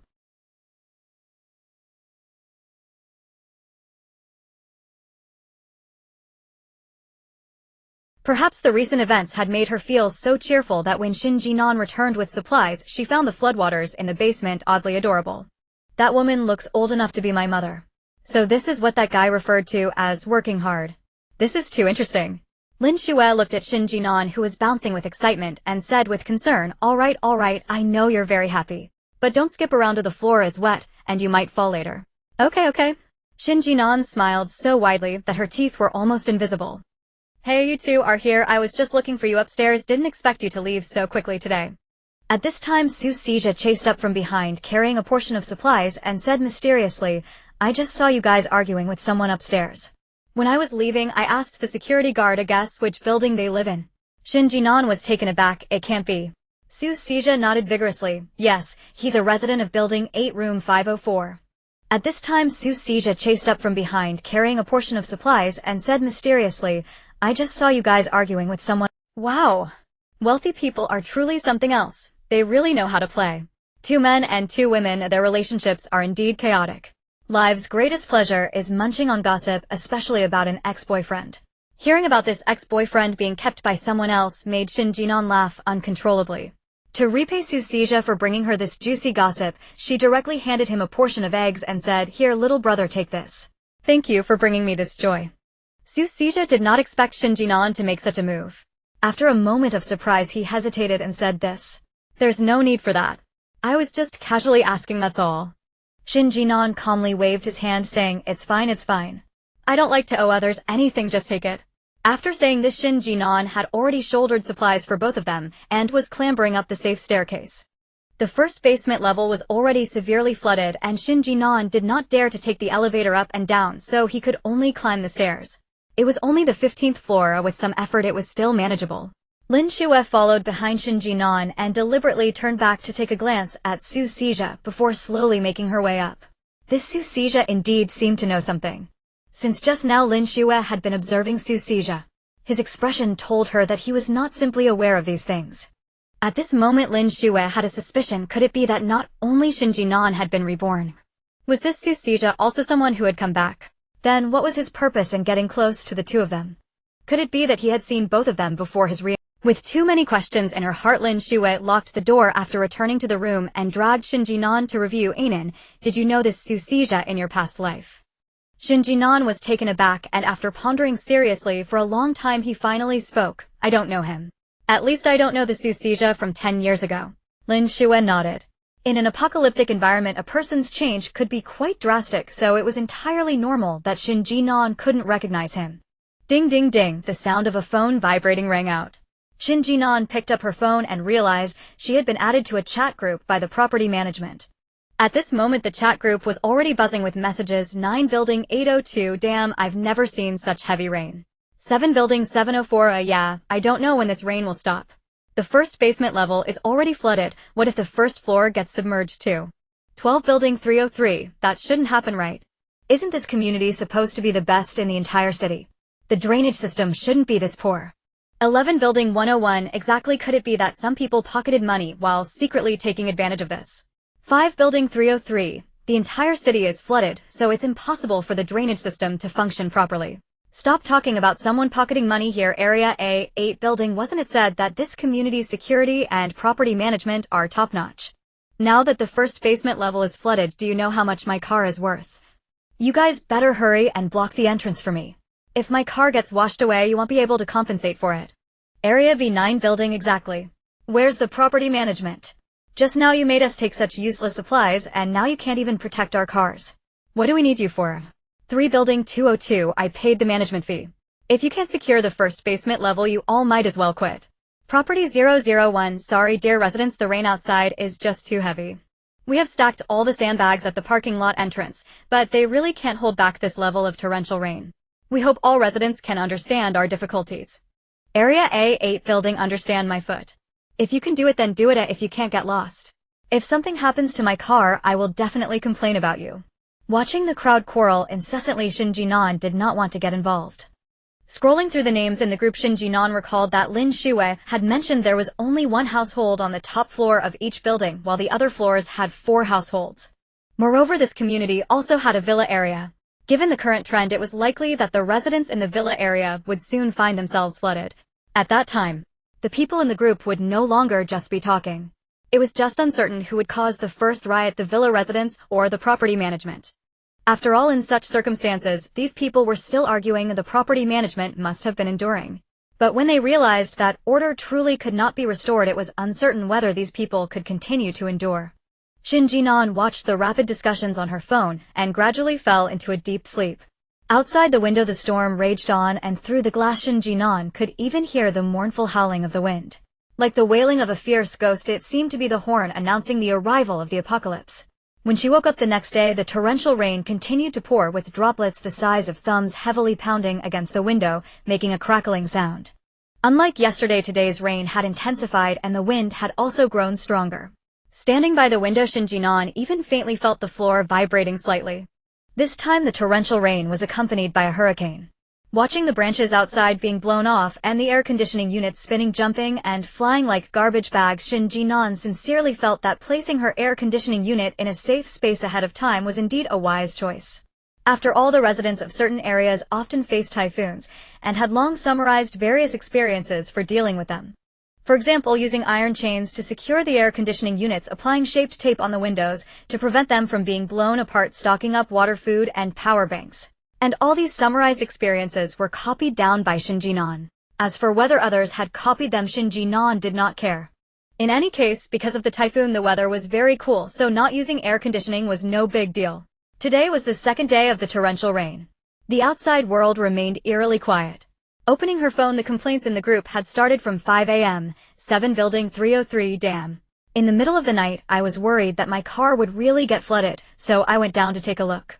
The first basement level is completely submerged. Oh, what is your property management doing? 8 Building 202, what? It really got flooded. Damn, my car is brand new and I haven't even finished paying off the loan before it gets submerged. A flooded car is worth very little. Property will compensate for my loss, right? Property 001, Property 001, sorry dear residents, the rain is just too heavy. Last night, in order to protect the residents' property, 2 of our security guards were swept away by the flood and are now missing. We hope all residents can understand our difficulties. 7 Building 303, what does it matter to me that your security guards were swept away? Can the lives of your 2 guards compare to my car? My car is worth millions. 8 Building 202, exactly 2 worthless lives. If they are gone, they are gone. What does it have to do with us? It's not like we made them get swept away.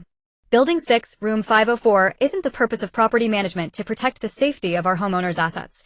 Now, if we offer our lives for the homeowners, wouldn't it be appropriate to present you with a banner in gratitude? Building 7, Room 303, loving the profession one is in, giving one's life for the homeowners is an honor. In the subsequent chat, there were no more replies from the property management or security, suggesting they had completely lost hope. However, it is understandable. They sacrificed 2 brothers' lives to protect the homeowners' assets.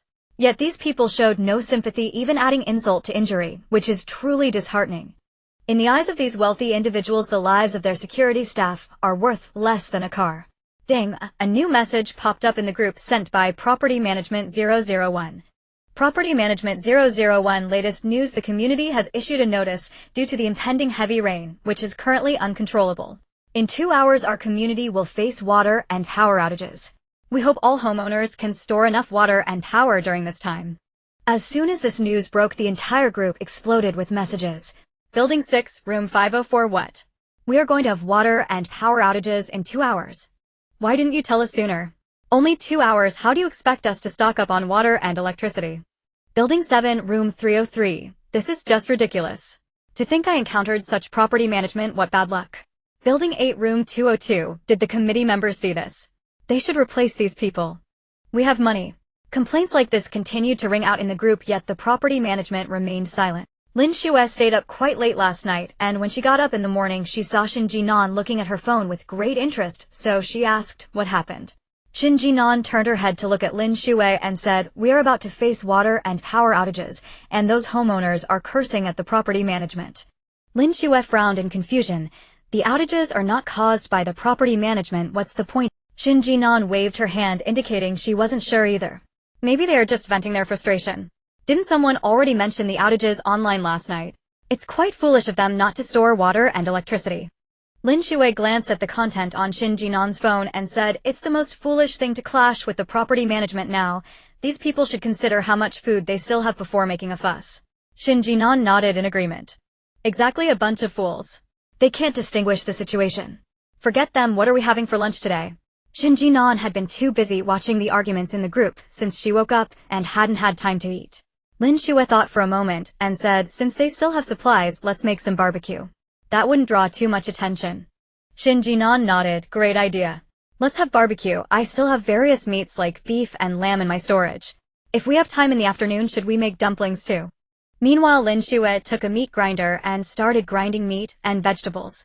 The dumpling wrappers were already bought, and they just needed to season them before making dumplings. Meanwhile, Lin Shuyue took a meat grinder and started grinding meat and vegetables. The dumpling wrappers were already bought, and they just needed to season them before making dumplings. After everything was ready, Shen Jin'an was in charge of the barbecue, while Lin Shuyue was making dumplings. There was no choice but to divide the work for efficiency. The most important thing is Shen Jin'an had previously worked at a barbecue stall, so her barbecue was exceptionally delicious. Knowledge comes with experience, and Lin Shuyue decisively chose to make dumplings. She was just an emotionless dumpling-making machine. When the chubby orange cat slowly walked out of the room and saw that the two were ignoring it felt quite unbalanced and went over to rub against Lin Shuyue. Meow meow meow, play with me. Shen Jin'an tore off a piece of non-spicy meat from the side and put it in the cat's bowl. The chubby orange cat promptly abandoned Lin Shuyue's lap and turned to the meat. Meow meow meow meow, the meat is so delicious. Lin Shuyue looked at the chubby orange cat with annoyance and said, "You little ungrateful thing." Shen Jin'an raised an eyebrow, and while the chubby cat was busy eating, swooped in to hug it. "Kitty, come here." Lin Shuyue. Shen Jin'an looked so creepy. The chubby orange cat once again experienced the so-called existential crisis. However, seeing that Shen Jin'an's barbecue was truly delicious, the chubby orange cat chose to forgive her actions. Once they were done preparing, Lin Shuyue set aside her tasks and started eating the barbecue. The meat grilled by Shen Jin'an was indeed tasty, neither too tough nor too raw, just perfect. It had a delightful texture, and the beef and lamb were well prepared with no fishy smell. Most importantly, this girl Shen Jin'an even took out a juicer to make fruit juice. After taking a sip of lemon tea, Lin Shuyue felt she could go for another serving. So delicious. Shen Jin'an nodded. "I think it's really good too." After saying that, Shen Jin'an handed 3 skewers to Lin Shuyue and said, "My dearest Yaya, would you like to eat this skewer of duck gizzards, this skewer of treasure, or this skewer of chicken wings?" Lin Shuyue raised an eyebrow and took all 3 skewers from Shen Jin'an's hand. Only children make choices. "I want them all." He, all for you, all for you. Shen Jin'an took a pile of grilled items from the side and placed them in Lin Shuyue's bowl. "If you like it, eat more." Remembering how in her past life her food was monopolized by Lu Haoxiu and Chen Xiaoxia, leaving her to drink rainwater and nibble on some rice to fill her stomach. It's truly. She didn't even have plain porridge to eat. Wang Baochuan saw her like this, and had to give up her position as the top of the love-struck list to Shen Jin'an. Oh, how tragic truly men are, but grass and best friends are treasures. In the future, no one is allowed to mention love to Shen Jin'an. She wants to depend on Lin Shuyue for life. Yeah. I'm so glad to have you. I love you so much. Shen Jin'an grew more excited as she thought about it and directly hugged Lin Shuyue. Lin Shuyue quickly stopped Shen Jin'an's advancing hands. "You're oily." Shen Jin'an's hands were greasy. "Don't come over, Shen Jin'an was taken aback, looking at Lin Shuyue with surprise. "How did you know I love you?" Lin Shuyue. "What the hell, this cheesy line is so cringe."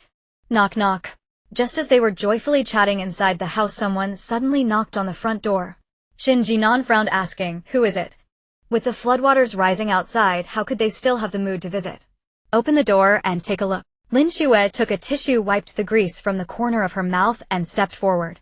Shen Jin'an quickly grabbed her arm and said, "Ilgo, you just sit and eat." As she spoke, Shen Jin'an peered through the peephole and saw a familiar face appear before her. Frowning, she was puzzled as to why this person was at her doorstep. "Who is it?" Lin Shuyue saw Shen Jin'an's gloomy expression and couldn't help but ask. "Lu Haoxiu." Damn it, what a troublesome person. Gritting her teeth, Shen Jin'an finally opened the door. Standing at the entrance was not just Lu Haoxiu but also Chen Xiaoxia. With her arms crossed and leaning against the door frame, Shen Jin'an spoke with a casual yet mocking tone. "Oh, isn't this Mr. Lu and his sister Chen? Why aren't you at the rich woman's house today, living in a big house through your own efforts, and instead coming to a poor place like mine?" "Shen Jin'an, I advise you not to speak too harshly. No man will like you like this." Lu Haoxiu looked at Shen Jin'an with arrogance, as if the one living in that house was not Shen Jin'an, but him. Lu.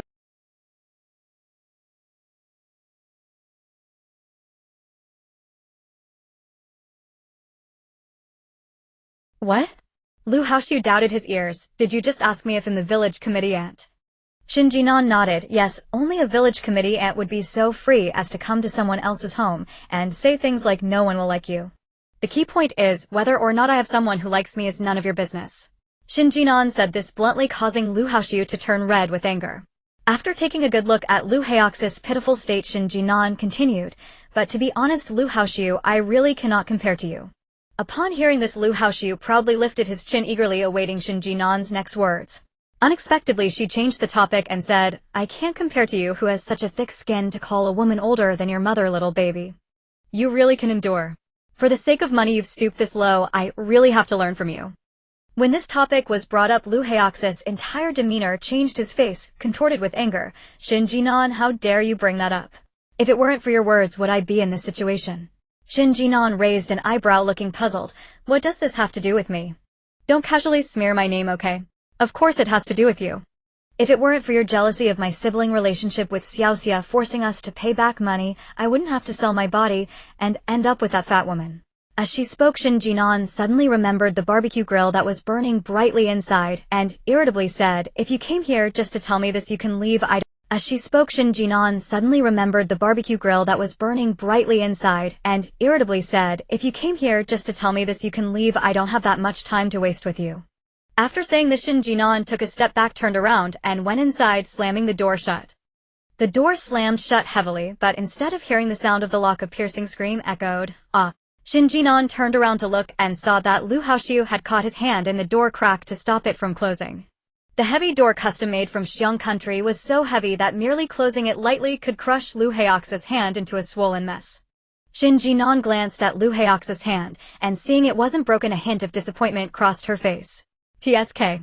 Had she known that this trash would put his hand in the door frame, she should have slammed the door with all her might, leaving half of his hand inside. So painful. Shen Jin'an, are you trying to murder me? Lu Haoxiu instinctively tried to block the door and didn't expect it would end up this severe. At this moment, Lu Haoxiu was regretting his decision immensely. Had he known it would be like this, he definitely wouldn't have tried to stop the door. At this point, Chen Xiaoxia could no longer hold back, jumping out and pointing at Shen Jin'an, saying loudly, Anan, I know you have grievances with Brother Haoxiu, but you can't treat him like this. Brother Haoxiu hasn't done anything wrong.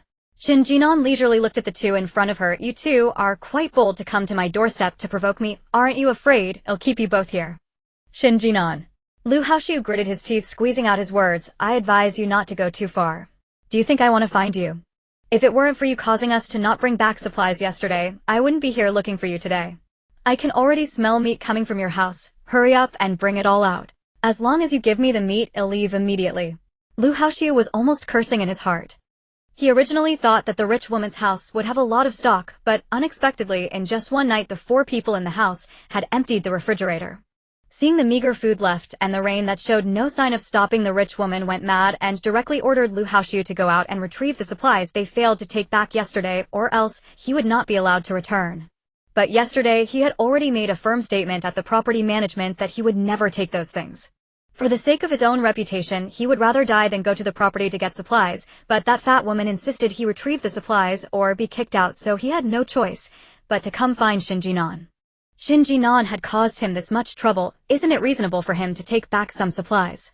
Moreover, yesterday she had even told the rich woman that she and Chen Xiaoxia were not biological siblings, and had to persuade the rich woman for a long time to put this matter to rest. When Shen Jin'an heard this, she truly laughed out loud. Lu Haoxiu, you really are like a small knife in a tight spot, leaving me hanging. Yesterday you clearly didn't want the supplies. Now that you want them, you're trying to shift the blame onto me. You look average, but think highly of yourself. Anan, I know you're still mad at Brother Haoxiu. But don't be angry, hurry up and give us the meat or else. Brother Haoxiu will be beaten up. You like Brother Haoxiu so much, don't you want him to get hurt? I hope so. Shen Jin'an looked at the two of them with a serious expression, saying, if Lu Haoxiu were to be killed, I would definitely celebrate with firecrackers. Shen Jin'an. You venomous woman, how could you think like that? Does taking revenge truly make you— Lu Haoxiu felt deeply offended, nearly bursting with anger. Please, who would waste time taking revenge on you? Someone like you, I'd never even glance at a trash can. Shen Jin'an nonchalantly glanced at him, asking, is there anything else? If not, you two can just leave. Seeing that Shen Jin'an wanted to kick them out, Lu Haoxiu hurriedly blocked her from closing the door, gritting his teeth as he said, Shen Jin'an, you've already scolded me. Can you at least give me some meat now? Shen Jin'an looked at him like an elderly person on the subway, glued to their phone, saying, when did I agree to give you supplies? Hurry and leave. Instead of coming here to ask me for supplies, why don't you go beg that security guard you offended yesterday? With that, Shen Jin'an decided not to waste any more time with this trash. She delivered a swift kick, sending him aside, and forcefully shut the door. Brother Haoxiu, are you okay? I'm sorry, I didn't stop the door, Chen Xiaoxia said, not daring to block the door like Lu Haoxiu did. With her delicate skin, if she blocked the door like Lu Haoxiu, her hand would surely be crushed. With Chen Xiaoxia's support, Lu Haoxiu finally managed to ease the sharp pain in his ribs and struggled to sit up from the ground, yet he still couldn't help but comfort Chen Xiaoxia, saying, it's okay Xiaoxia, this isn't your fault. If anyone should be blamed, it should be that heartless woman Shen Jin'an. She is enjoying herself in there while refusing to share even a bit of meat with us. How selfish. Lu Haoxiu glared furiously at the tightly shut door filled with endless resentment. Chen Xiaoxia also harbored resentment towards Shen Jin'an, but she wouldn't show it. Instead, she softly said, "Brother Haoxiu, we can't blame Anan entirely. After all, with this heavy rain, it's impossible to find supplies anywhere. Anan just doesn't want to share supplies with us. What's her fault? I just worry that you might be bullied by Madame Huang when you return without supplies, Brother Haoxiu." Recalling the hefty sum spent on keeping that fat woman, Lu Haoxiu gritted his teeth. Under the eaves one must bow their head. If it comes to that. Looking at the closed door, Lu Haoxi's heart sparked a bold idea. Let's head back for now. If it comes to that, we can think of another way. Alright. Chen Xiaoxia strained to help Lu Haoxiu up. As they exited through the safety passage, Lu Haoxiu glared viciously at Shen Jin'an's door. Shen Jin'an, just wait. He would never forget the humiliation of today. Once he had the chance, he would repay Shen Jin'an 1,000-fold. On the other side, after entering the room, Shen Jin'an couldn't help but complain to Lin Shuyue, "Yeta, why is my judgment so poor? How could I fall for that kind of trash? Even now he still doesn't see reality and dares to come here asking me for supplies. Truly those who are shameless are invincible. Trees that don't shed their bark must face death. I really want to take him down." Lin Shuyue looked out at the darkening sky through the window. After a moment she said, "Let's wait a bit. Once the signal is cut off, we can move." Wait for the signal to be cut off? Why do we need to wait for that? Shen Jin'an looked at Lin Shuyue in confusion. Lin Shuyue merely smiled lightly as she replied, "If we act now, the police will be alerted and a report will be filed. What if that report is kept? What if the government comes to hold us accountable during the reconstruction of the post-apocalyptic world?" Hearing this, Shen Jin'an was completely taken aback. Wow, in such a short time Lin Shuyue has considered this. Truly she is impressive, having survived for 10 years in the apocalypse with her frail body. Alright Anan, stop overthinking things. Just eat. If you keep cooking, the meat will get tough. Right. Eating meat is what matters. Don't let trash ruin my joy of eating meat. Shen Jin'an hurried over to the grill and devoured all the edible meat. After satisfying their hunger, both Shen Jin'an and Lin Shuyue comfortably lay on the sofa, letting out satisfied sighs. The fat orange cat was also comfortably nestled in its little bed, purring away. The atmosphere in the room was warm, contrasting starkly with the apocalyptic vibe outside. After resting for a while, Lin Shuyue walked into the study to start her data backup work, while Shen Jin'an had nothing to do and began fervently browsing on her phone. At this moment, due to the intensifying downpour, the entire neighborhood had lost water and power. The people in the group were cursing up a storm. "A district building 9, can't your property management do something good? You need to focus on flood prevention and block the water. When will this rain stop? Yesterday I thought the supplies were too meager and didn't collect any. Now there's nothing to eat at home. Is there any property management willing to deliver? I'll pay." Property Management 001, for everyone's safety, we cannot provide such services for the time being. 7 District 303, exactly. Didn't you say the water and power would be restored in 2 hours? It's only been 1 hour and we've already lost water and power. Can your property management give us a definite answer? Property Management 001, we can't say anything about this. Such heavy rain falls under disaster conditions. 8 District 202, stop talking nonsense. Do you want money or not? We'll pay you deliver the supplies. 7 District 303, what the person above said is right. I have money, bring the supplies to my door. From then on, all that followed were voices demanding supplies, yet no one from the property management spoke up. Shen Jin'an sighed. Before these people realized the apocalypse was upon them, they were already so reckless. Once the apocalypse arrives, what will they rely on to be so arrogant?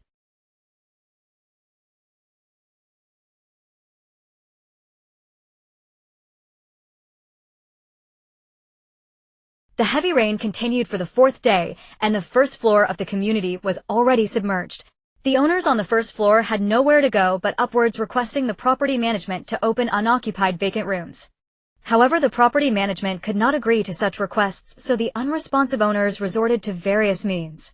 Some smashed doors, hoping to see if they could enter based on the sturdiness of those doors. Some chose to use their power and money to exchange for shelter. But with the rain showing no signs of stopping and their food supplies running low, most people would not choose to let the first floor owners in. But how could future benefits compare to the present? Turning against each other could happen in an instant. Naturally, Shen Jin'an's home. But how could future benefits compare to the present? Turning against each other could happen in an instant. Naturally, Shen Jin'an's home was disturbed, but she ignored the crowd coming out with a kitchen knife to take a look around. Thus her life became instantly quiet. With nothing to do, Shen Jin'an began to mindlessly scroll through her phone, noticing that the number of active users had dwindled. After all, although the signal was present, there were very few users who could actually use electricity. After lying low for several days, Shen Jin'an finally saw the oppressed property management speak up. Property Management 001, dear owners, we would like to announce some news. Due to the heavy rains, we the property management have decided to resign and will no longer be responsible for your living conditions. Please handle it yourselves. Though the property management spoke politely, everyone understood the underlying meaning. It essentially meant, I'm no longer serving you. At that moment, the few owners who had previously caused the most ruckus began to yell in the group 7th Building 303, are you guys crazy? Don't care about us. Do you want to get sued? 8th Building 202, exactly. I'm suing. 7th Building 303, who cares about you? I can afford the money. Just change the property management. If you don't want to do it, then return our supplies.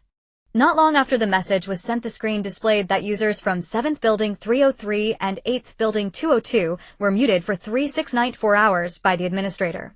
Property Management 001, dear owners, thank you very much for your trust. But we simply cannot hold on any longer. Additionally, I would like to remind all owners that these supplies were brought back by our property staff at great effort, and fundamentally, these supplies belong to us. As soon as these words were spoken, the group fell silent once more. The next second, chaos erupted again in the group 6th Building 504. You must be joking. We bought these with our management fees, they are ours. The owner from 9th District Building 9, who had previously been so aggressive in cursing, was now quickly backing down. In the face of disaster, the owner from 9th District Building 9, who had previously been so aggressive in cursing, was now quickly backing down. In the face of disaster, life is obviously more important. Material wealth is merely external. If lost, so be it. Once the disaster is over, money can be earned back. Property Management 001, once again, I reiterate, these supplies belong to our property management. Now all remaining supplies have been distributed to the property staff. After dropping this statement, regardless of how the owners questioned them, there was no response from the property management. Some owners could not hold back and directly messaged the property staff. Some received no replies. But a couple did respond. The content was, supplies can be obtained, but you must pay for them and delivery is not included. Some owners, unable to contain their anger, shared the chat screenshots in the group. Isn't this purely a personal behavior unrelated to the property management as a whole? This group just wants to use food to exchange for money. Why do they have to make it sound so noble? Shen Jin'an couldn't help but sigh at the scene.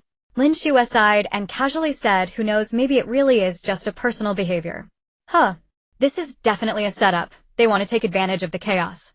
Shen Jin'an couldn't help but chuckle. She opened the chat group and found that the property management had just blocked the person who had shared the screenshot. Thus no one in the group was chatting anymore. Just as Shen Jin'an thought this crowd had quieted down, she was pulled into a new group. This group was clearly just established and the group name hadn't been changed yet, displaying the names of the users who formed it. However, despite this, the group had already amassed several hundred layers. With nothing better to do, Shen Jin'an leisurely started reading from the first floor downwards. After spending some time reviewing the layers, she understood why this group of people had gone through the trouble of creating a new group. It turned out that this group was created by the owners to resist the tyranny of the property management, with the muted 7th Building 303 and 8th Building 202 being the two most active individuals in the group. 7th Building 303, that group of property management now dares to demand we pay for food. They will definitely demand more in the future. If we follow their words, we will have no room to speak in the future. 8th Building 202, that group is clearly just looking to make a windfall. Why don't we form a team to go overseas the supplies and split them among ourselves? All these people are either rich or noble, demanding fresh food to be airlifted, so they basically have no food supplies at home. With the rain lasting for so many days, their food had long been consumed, and now this group of people was basically at the end of their ropes. 6th Building 504, you all speak so well. We've all been starving for so long, we have no strength. The property management has food and weapons, how can we compete with them? Are you crazy? 5th Building 403, exactly. Our lives are much more valuable than theirs. Stop trying to sow discord here. 9th Building 802, exactly. If you two get targeted, that's your problem. We don't want to be targeted. 7th Building 303, what do you mean I'm asking for trouble? It's clearly that group of guys who are out of line. We are the owners. If we don't teach them a lesson, there will be a next time. 9th Building 802, the priority now is to survive. Who cares about next time? As the argument escalated, many owners had already exited the group. Clearly these owners did not want to attract trouble. They weren't foolish, whoever had food was the boss. People must learn to bow their heads. Seeing everyone acting like this doesn't concern them. The person who formed the group was furious and directly disbanded it. In just 10 minutes, Shen Jin'an witnessed the entire process of a group from formation to dissolution. As Lin Shuyue stepped out to stretch her legs, she happened upon Shen Jin'an staring blankly at her phone, and curiosity drew her closer. "Jin'an, what are you doing just standing there? What's going on?" Shen Jin'an shook her head and recounted how property management staff had clashed with residents, and how the residents were now organizing a counteroffensive. Lin Shuyue furrowed her brow after hearing the account. She had long anticipated such a crisis, but never imagined it would erupt so swiftly. She wasn't in any resident group chat, so she had no idea how fiercely its members were railing against management. Had she known, she might well have phrased her reaction differently. She might even have thought the property staff remarkably forbearing. As the two women continued their discussion, a sharp knock echoed at the door. Through the peephole, Shen Jin'an saw Su Sijia from the 12th floor. She opened the door. "Oh, it's you. What brings you here?" Su Sijia's expression flickered with complexity. "Yes, I do need to speak with you. I'd originally intended to contact you via WeChat, but I don't have your number." Shen Jin'an nodded. When she joined the group, she'd used the identifier for Building 7 and hadn't posted a single word since. It was only natural these people didn't know she was even in the chat. "So, what is it?" Su Sijia clenched his jaw, scanned the hallway cautiously, then said, "Miss Shen, you must be extremely careful. While checking the floodwater level downstairs earlier, I happened to see that couple, the same pair who'd quarreled with you before, talking to residents on the 1st and 2nd floors. I didn't dare approach too closely, so I couldn't make out every word. But I swear, I heard the man say your apartment was stocked with supplies, and that they planned to storm your place and seize them. They'll likely arrive in force any moment. Whatever you do, don't open the door." With those words, Su Sijia hurried away. Shen Jin'an watched his retreating figure, thoughtful, before quietly closing the door. Only then did she turn and realize Lin Shuyue had already come to stand beside her at the threshold. Lin Shuyue asked, "Jin'an, what will you do?" Shen Jin'an shrugged helplessly. "What choice do I have? One comes, I eliminate one." By now all semblance of order had dissolved. If those people broke down her door, even if law enforcement still functioned, she'd be justified in acting solely in self-defense. Until communications vanished entirely, all she needed was restraint, not to kill unless absolutely necessary. With that thought, she silently locked the stairwell security gate. That gate wasn't meant to protect Shen Jin'an, it existed to shield the recklessly unwary.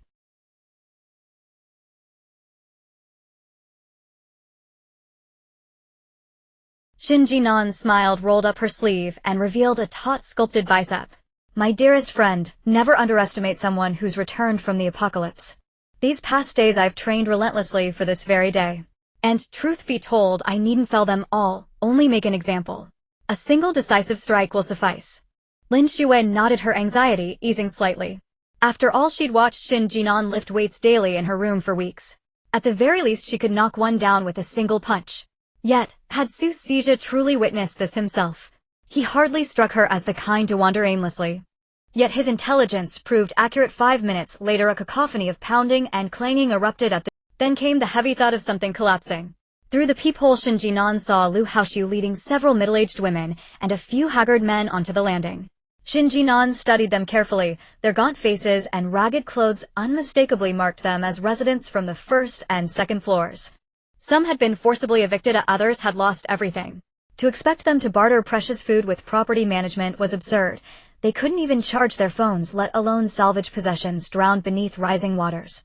Given how dearly the affluent cherished their lives, they'd never risk danger here, unless money could no longer buy safety.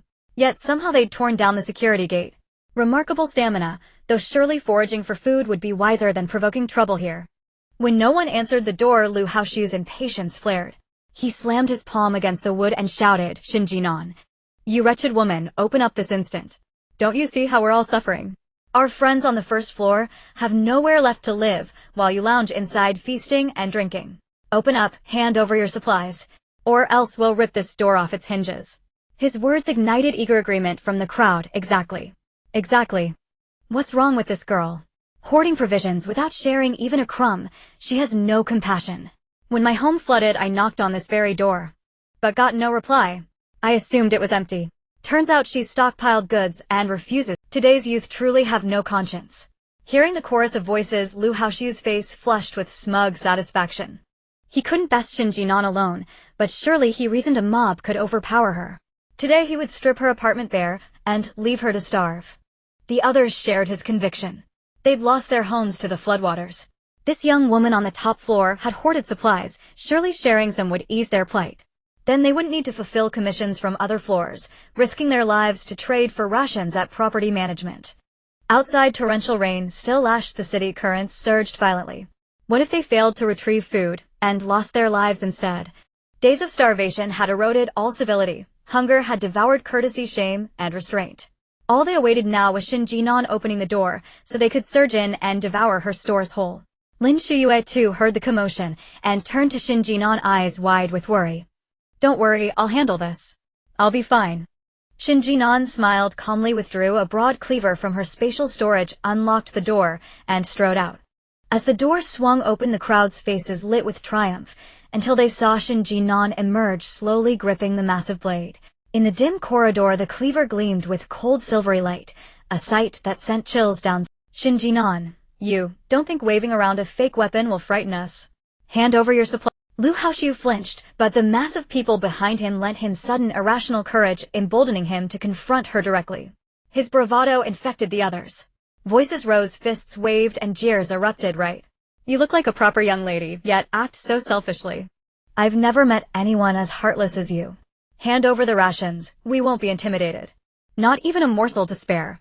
Can you truly bear to watch us all starve to death? Facing the seething mob, righteously indignant yet utterly deluded, Shen Jin'an's lips curled into a faint, chilling smile. Her next words would ignite their fury anew. What does your starvation have to do with me? Shen Jin'an's words emerged and everyone fell silent. Shen Jin'an casually slung the large machete over her shoulder and said nonchalantly, I said, even if you all starve to death, what does it have to do with me? Of course it has to do with you. We are neighbors, why can't you help us? You have such a venomous heart, you'll surely end up in hell after you die. Before Lu Haoshu could finish his words, Shen Jin'an swung the large machete, directly slicing a deep gash across Lu Haox's chest. Red liquid splattered in the air and Lu Haox's eyes widened in disbelief. By the time he came to his senses, excruciating pain struck his brain, causing him to fall to the ground, rolling and howling. The people around gasped at the scene and took a few steps back. Someone's been killed. Someone's been killed. Oh my god, this woman actually dared to kill. Shut up. Shen Jin'an glanced coldly at the crowd of screeching people. Having survived in the apocalypse for 10 years, she had lost count of how many people she had cut down. She knew that the previous strike hadn't even injured Lu Haox's muscles and bones. It had merely broken a bit of skin. Was it really necessary to yell like this? Useless trash. Shen Jin'an disdainfully glanced at Lu Haoshu, who was rolling on the ground, shook the blood off the machete, and ominously said, if you all keep making noise, I can't guarantee that this blade won't cut someone else next. The fresh blood splattered from the machete was still warm, and when it hit someone it caused a man to lose his legs in fear. He fell to the ground, scrambling toward the stairs in a panic, mumbling incoherently, don't kill me. Don't kill me. I'll leave right now. I'll leave right now. I'm sorry, I was wrong, I shouldn't have bothered you. The man was truly frightened. After barely climbing 2 steps, his legs gave way, and he rolled down the stairs. Shen Jin'an watched the scene with a cold smile, her gaze sweeping around the crowd like a knife. Let me think. Who will be next? Who is just here trying to morally bind me? This time I guarantee I won't miss. One strike will end it, and you won't be rolling on the ground in pain like him. As she spoke, Shen Jin'an stepped on the injury of the writhing Lu Haoshu. It hurts so much, please let me go, I was wrong. I know I was wrong, I won't dare to do it again. Lu Haoshu cried out in pain, trying to break free from Shen Jin'an's grip, but he had no strength. He could only lie on the ground like a dying fish, struggling uselessly. The crowd nearby saw the scene and quickly fled, having no intention of helping Lu Haoshu. Shen Jin'an looked at the scene before her, a cold smile on her lips, and kicked Lu Haoshu, who was lying on the ground. All the people you brought have run away. How will you unite them against me now? I'm sorry. Really sorry. I know I was wrong. Lu Haoshu clutched at Shen Jin'an's shoes, sweat and tears streaming down his face. I won't dare to gather people against you anymore. Shen Jin'an, please, I beg you, let me go. Let you go. Shen Jin'an's eyes swept over Lu Haox's body. Originally, she had intended to keep this guy here forever. But after seeing him today, Shen Jin'an thought that letting him live a few more days wouldn't be too bad. After all, in her past life she suffered so much because of this trash. There was no reason to let him die easily in this life. The world is so big, and Lu Haoxiu still has much suffering yet to experience. Keeping him around for fun would be good. Thinking of the, Shen Jin'an kicked Lu Haoxiu hard and said, "Since you're begging me, I have no need to make things difficult for you. Get lost." "Thank you. Thank you." Lu Haoxiu struggled to get up from the ground, but because of the large wound on his chest, he couldn't get up after several attempts. But out of fear, Lu Haoxiu gritted his teeth, enduring the pain, and slowly crawled towards the stairs, leaving a long trail of blood behind him that was horrifying to behold. Just when Lu Haoxiu thought he was saved, Shen Jin'an's devilish voice rang out behind him, "Wait." Lu Haoxiu stiffly turned his head, beads of sweat dripping onto the ground, looking as pathetic as one could be. "Well, what's wrong?" Shen Jin'an smiled and pointed at the bloodstain on the ground, speaking with a half-smile. "Do you see this blood?" Lu Haoxiu swallowed hard, not daring to move. I see it. I don't like having such a large pool of blood at my doorstep. Make sure to have Chen Xiaoxia come over to clean it up later, understand? Otherwise, next time I will bring my knife to your door to find you. Understood. Understood. I will definitely have her come and clean up your doorstep. Hearing the response, Shen Jin'an raised an eyebrow in satisfaction, slung the machete over her shoulder, and turned to head home. Seeing the heavy door finally close, a huge weight lifted from Lu Haoxiu's heart. Feeling the excruciating pain in his chest, Lu Haoxiu gritted his teeth, his resentment seemingly ready to consume him entirely. Shen Jin'an, this vile woman dared to strike him with a knife. She truly was audacious. Just wait. Once his wounds healed, he would make Shen Jin'an suffer, wishing for life and death. On the other side, Shen Jin'an didn't care about Liu's feelings at all. After shutting the door, she angrily wanted to embrace her good friend Lin Shuyue. When Lin Shuyue saw Shen Jin'an covered in blood, her brows were furrowed as if they could kill flies. Fortunately, she had just confirmed through the peephole that no one had touched a single hair on Shen Jin'an, otherwise she would have been extremely worried. Hurry and take a shower in the room. Who knows if that trash's blood carries any infectious diseases. It's not good to stay on you for too long. Alright, I'm going now. Prompted by Lin Shuyue, Shen Jin'an rushed towards the bathroom. After taking a warm shower, Shen Jin'an looked at the drain that was clogged and fell into deep thought. The hurricane and heavy rain would last for a month. A month later the rain would stop, but the floods would last for a year. In this situation, it was practically impossible to drain water into the sewage system. Fortunately, the floor they lived on was relatively high, so there was no backflow phenomenon. However, draining daily used water was not an issue, as since the outside was flooded it could be drained directly. But what about using the toilet? Put something in it and throw it out. How disgusting. Or how about trying that method? A bold idea sprouted in her heart as Shen Jin'an carefully examined the house before her, then paced back and forth staring at a nearby bathroom. The plump orange cat had no idea what Shen Jin'an was up to and simply followed her back and forth. Just now Chen Xiaoxia came over and cleaned up the area in front of our door. What are you all doing? Lin Shuyue entered from the living room and was taken aback by the sight of Shen Jin'an taking a step and the orange cat following closely behind her. Others may not know, but Lin Shuyue was aware that the orange cat still remembered how Shen Jin'an had moved. So usually the orange cat acted aloof towards her, but it was rare to see Shen Jin'an and the orange cat getting along so harmoniously. In planning to build a septic tank. A septic tank. Lin Shuyue nodded. The current drainage system is indeed inadequate. Building a septic tank could improve our living environment. After saying this, Lin Shuyue immediately pulled out the blueprints for constructing a septic tank. Due to the large size of the house and the presence of many bathrooms, the two of them studied the blueprints and decided to place the septic tank in a room they seldom entered.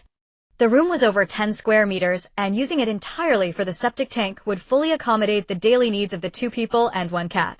Shen Jin'an's space contained cement, sandpipes, and other materials, making the construction relatively easy. In just one afternoon, they successfully built the septic tank. To prevent foul water from backing up and odors from spreading, Shen Jin'an even applied a new layer of waterproof sealant to the room and reinforced it with bricks to ensure the septic tank would function properly for years to come. As for what would happen in the future, who could say? They were not professionals, and it was uncertain how many years it would last. After solving the drainage problem, both of them were exhausted. After taking a refreshing shower, Shen Jin'an began preparing dinner for the day. Since she had made dumplings in the morning, dinner wouldn't require much effort. She simply boiled the dumplings and stir-fried sweet and sour ribs along with some spicy chicken, and that would be about it for dinner. After Lin Shuyue finished her shower and emerged from the bathroom, she saw the mismatched dishes and paused for a moment before speaking again. Since we have dumplings paired with sweet and sour ribs and spicy chicken, can we also add some mapo tofu? Mapo tofu. Shen Jin'an exclaimed. That's outrageous. Dumplings with mapo tofu. Are you trying to ascend to heaven? Lin Shuyue shrugged. So can we. Sure. Shen Jin'an flicked her wrist and pulled out a portion of mapo tofu from her space. As she brought it out, steam was still rising, and the aroma characteristic of mapo tofu filled the air, making both of them drool at the enticing scent. Here you go, esteemed guest, your mapo tofu is ready. I specially bought it from the best place that makes mapo tofu. There are 50 servings, let's dig in. Lin Shuyue scooped a spoonful into her mouth. It was a bit hot, but the moment it entered her mouth, an unparalleled combination of flavors burst forth. Woo, it's so delicious, so delicious. Mapo tofu and tomato scrambled eggs are staples in Chinese cuisine, almost revered like deities. Shen Jin'an also took a scoop, savoring the unique spiciness and smoothness of the mapo tofu. Her eyes squinted in delight. In a post-apocalyptic world, being able to enjoy freshly made mapo tofu felt like a dream come true. Back in the day, Shen Jin'an would have laughed herself awake from such a dream. With mapo tofu, it felt disrespectful to serve it without a bowl of rice. So Shen Jin'an pulled out 2 steaming bowls of rice from her space, and the two of them enjoyed a delightful meal of spicy tofu, sweet and sour ribs, spicy chicken, and dumplings.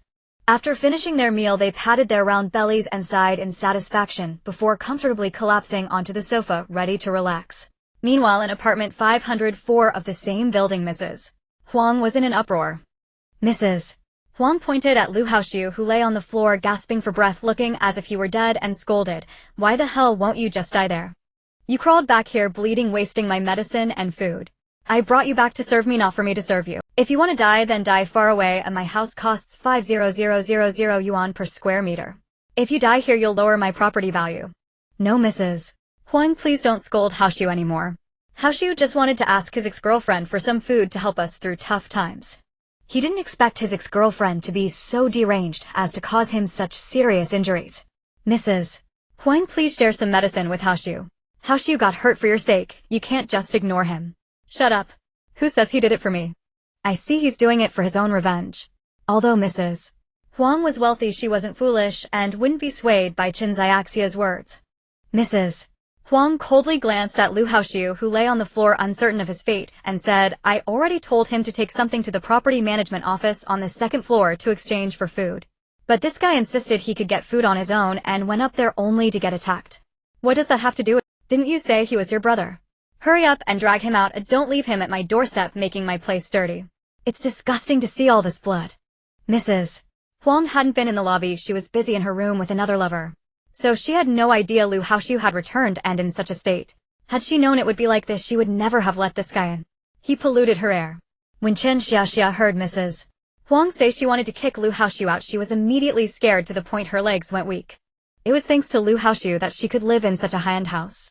If Lu Haoxiu got kicked out, she'd soon be. With such heavy rain outside, it was practically the end of the world. If she stepped outside, all that awaited her, a delicate girl, was death. Those people outside are all refugees. Who knows what they'll do? The more she thought about it, the more frightened she became. Qin Xiaxia collapsed to her knees, desperately bowing her head to Madame Huang, while crying out, Madame Huang, please don't kick us out. It's pouring rain outside. If we go out now without food or medicine, we definitely won't survive. Madame Huang shot a disdainful glance at Qin Xiaxia, her tone dripping with sarcasm. If you two can't survive, what does that have to do with me? I merely spent some money to have this man accompany me for a while. To me, he's just an object. Once I tire of him, I can simply discard him. Why should I care about your feelings? As for you, in my eyes, you're even less than that. I have no obligation to consider your feelings. Do you understand? If you do, then hurry up and get lost. Madame Huang glanced at the two before her with a glimmer in her eyes, then commanded the handsome man sitting beside her, you go fetch him a bottle of Yunnan Baiao. Since we are acquainted, I suppose I can't be too ruthless. The man moved swiftly. In the blink of an eye, he had retrieved the Yunnan Baiao and tossed it onto the oblivious. Seeing this, Madame Huang turned her gaze back to the sobbing Qin Xiaxia on the floor and said, after you've got the Yunnan Baiao, take him and get lost. Don't come back to trouble my eyes. Oh, and after you drag this guy out, remember to clean the house. You did receive this month's salary from me. You should at least do the job right before you leave, don't you think?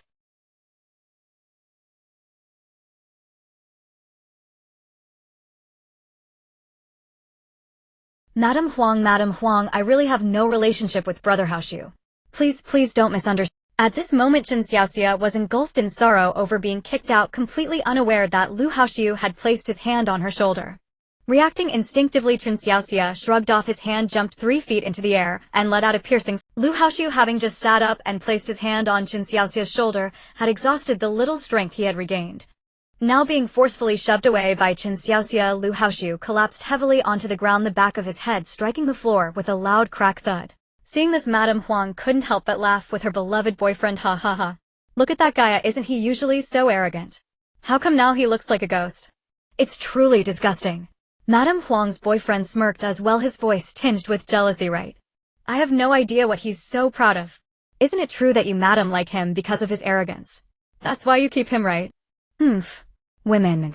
They don't cherish what they have. Seeing this, Madame Huang quickly reassured her boyfriend, who says, I don't cherish him. I cherish you. I just thought you were working too hard alone, so I wanted to find you another brother to give you a break. I simply made the mistake all women make. Why can't you forgive me? How about this? Once the flood recedes, I'll take you to buy the electronic devices, designer clothes, and luxury watches you want. How about that? Upon hearing Madame Huang's promise, her pampered boyfriend let out a satisfied hum. That's more like it. But you better not go back on your word. I absolutely won't go back on my promise. Don't worry, when have I ever lied to you, my dear? But I'm hungry now. When can I eat the airlifted seafood? Very soon. I've already contacted someone. As soon as the rain stops, they'll be bringing the seafood back by helicopter. Baby, can you hold on a little longer? Madame Huang hurriedly comforted her boyfriend, then turned back to the two with a fierce glare. What are you two still doing standing here? Aren't you going to hurry up and get lost?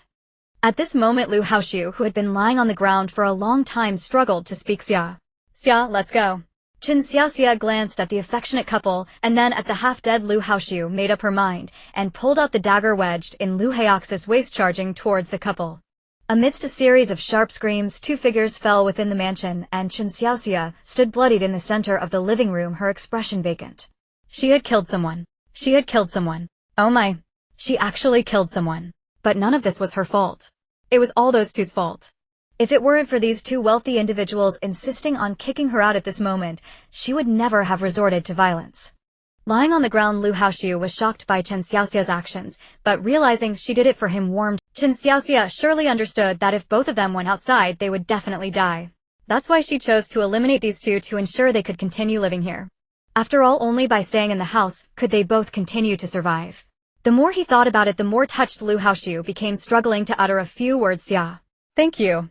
After saying those words, Lu Haoxiu felt a wave of relief wash over him, his vision darkening as he fainted. Chen Xiaoxia, momentarily stunned, slowly approached Lu Haoxiu, dagger in hand. With such serious injuries, Lu Haoxiu might not be able to recover. If he doesn't recover and they waste medicine and food, it would be a loss all around. Thinking this, Chen Xiaoxia raised the dagger in her hand and aimed it at Lu Haoxiu's chest.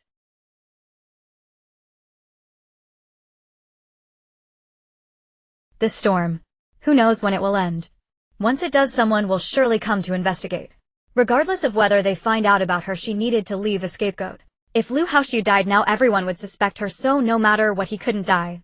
At least he cannot die. After deciding to pin the murder on Lu Haoxiu, Chen Xiaoxia turned around, picked up the alcohol, cleaned the dagger in her hand, put on gloves, and then stuffed the dagger into Lu Haoxi's hand.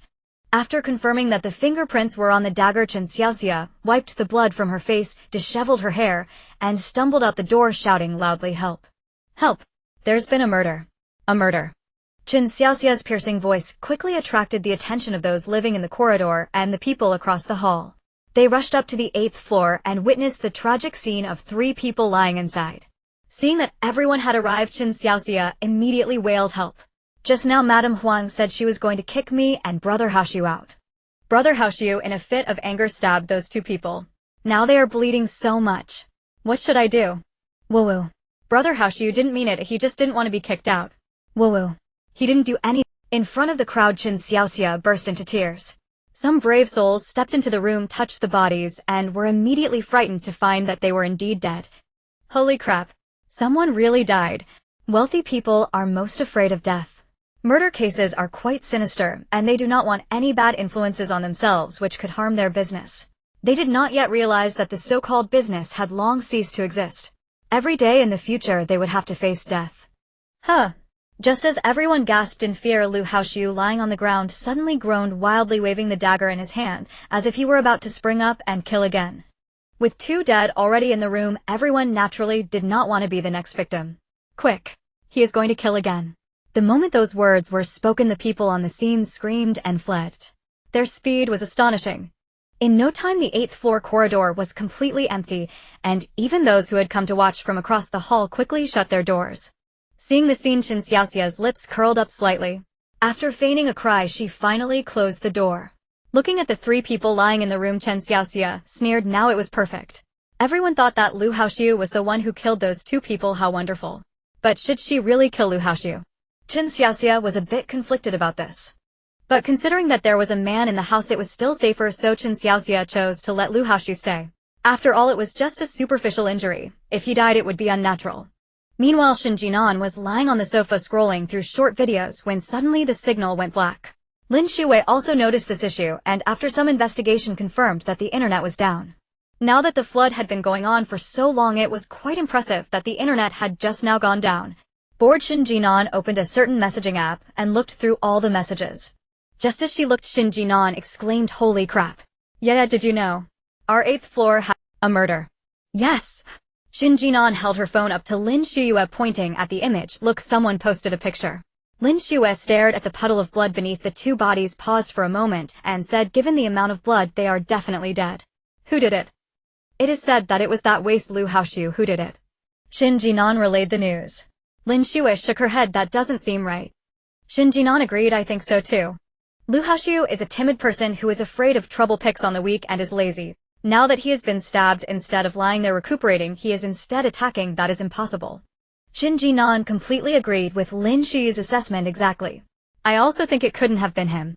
You saw him come to my place today. He clearly had a knife, but didn't dare to act. He simply doesn't have the guts. So the murderer is not Lu Haoxiu, but Chen Xiaoxia." The last 3 words were said in unison, and after saying them, the 2 exchanged a glance, feeling proud of their tacit understanding. Shen Jin'an scrolled through the pictures, and someone had taken a shot of Chen Xiaoxia covered in blood. In the image, Chen Xiaoxia still appeared delicate and weak, crying in the arms of an older woman, but the splattered blood on her was unmistakable.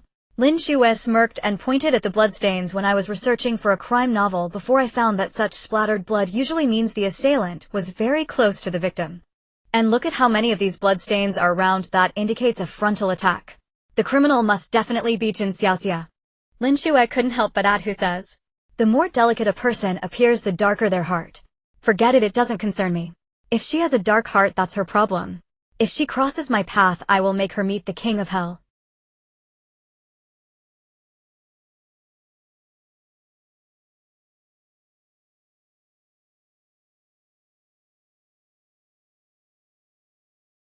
Shen Jin'an waved her hand, not wanting to discuss Chen Xiaoxia any further.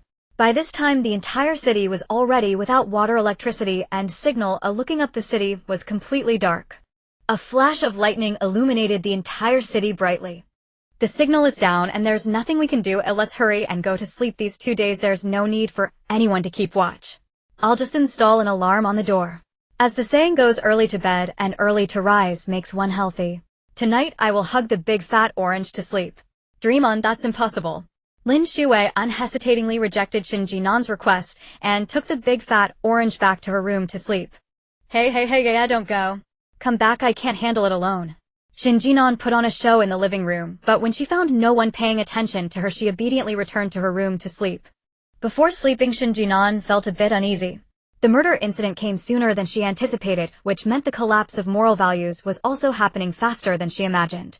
Shen Jin'an's estimation of human nature was quite accurate, as she was someone who had returned from the... According to Shen Jin'an's speculation, there were still resource exchanges on the 2nd floor of the property management hall. The wealthy would not risk their lives to rob others.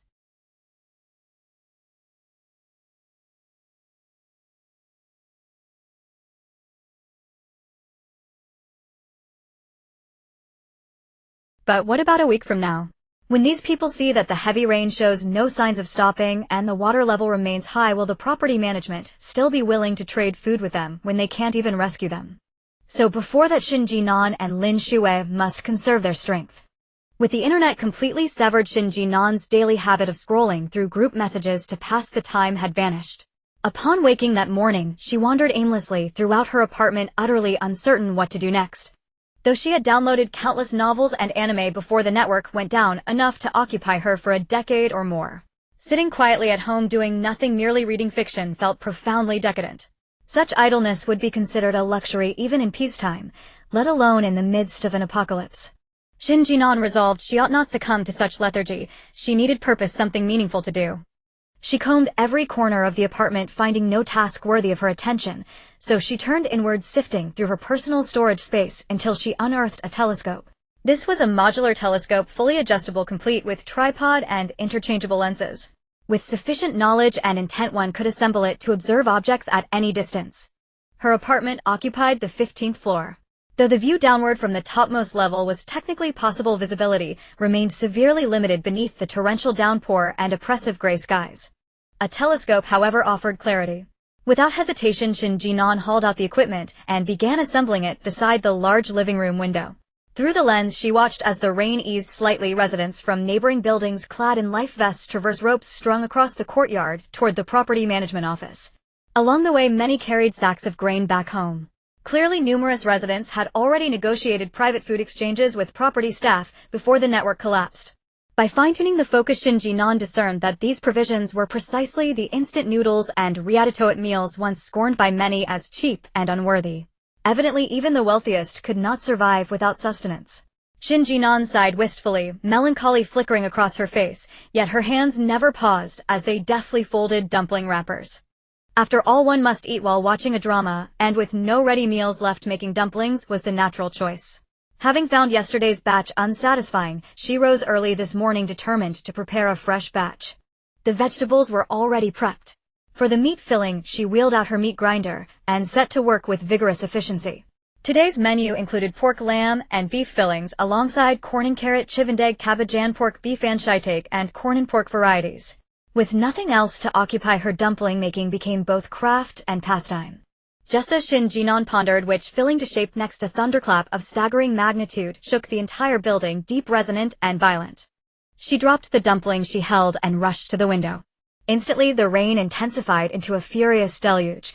Residents who had been calmly exchanging rations were caught unprepared, several swept away by the surging current. Those who remained clung desperately to the ropes, struggling to advance through the floodwaters, their progress agonizingly. Some had just secured provisions, only to watch helplessly as the torrent snatched away their family's lifeline, carrying it into the churning, relentless flood. Shen Jin'an exhaled slowly. This was the essence of apocalypse, every soul fighting solely for survival. To aid another required first measuring whether one possessed the strength or the right to do so.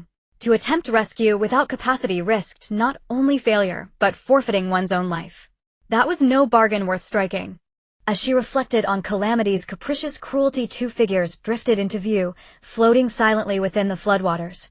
They were unmistakably not among those recently swept away, their bodies bloated and pallid, drifting motionless atop the current. Shen Jin'an swiftly adjusted the telescope's focus, sharpening the image to examine their features more. After studying the corpses for a long moment, she snapped her fingers, retrieved her phone, and pulled up the photograph posted last night in the residential group chat.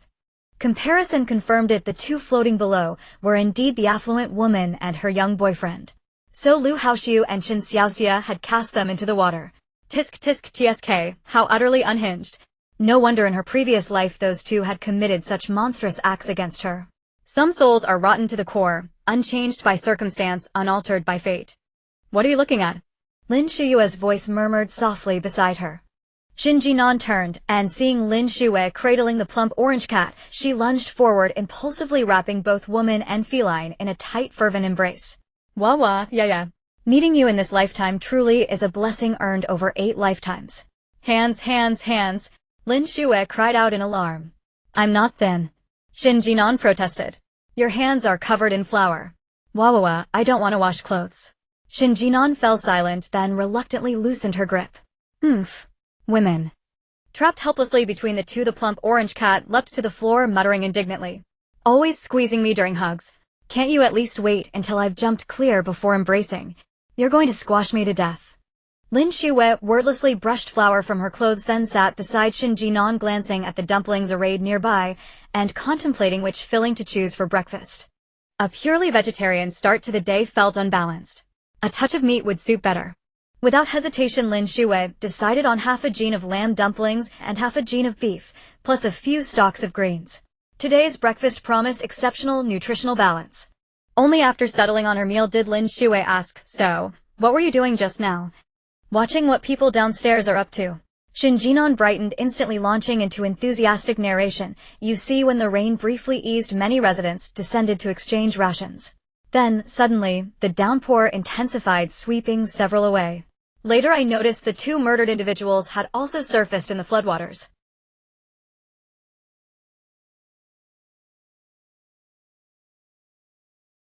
Either way, their disposal method was rather avant-garde, she mused. Lin Shuyue, calmly lifting dumplings onto a plate, replied, "Well, what else could they have done? Store them in the fridge as rations." Shen Jin'an countered seriously. "There's no electricity now, we can't preserve them. They'd rot inside the apartment." Lin Shuyue paused mid-reach, then lifted her gaze, her expression complex, almost pained, as she asked, "Shouldn't you perhaps object to my suggesting they be used as rations?" Shen Jin'an frowned quizzically.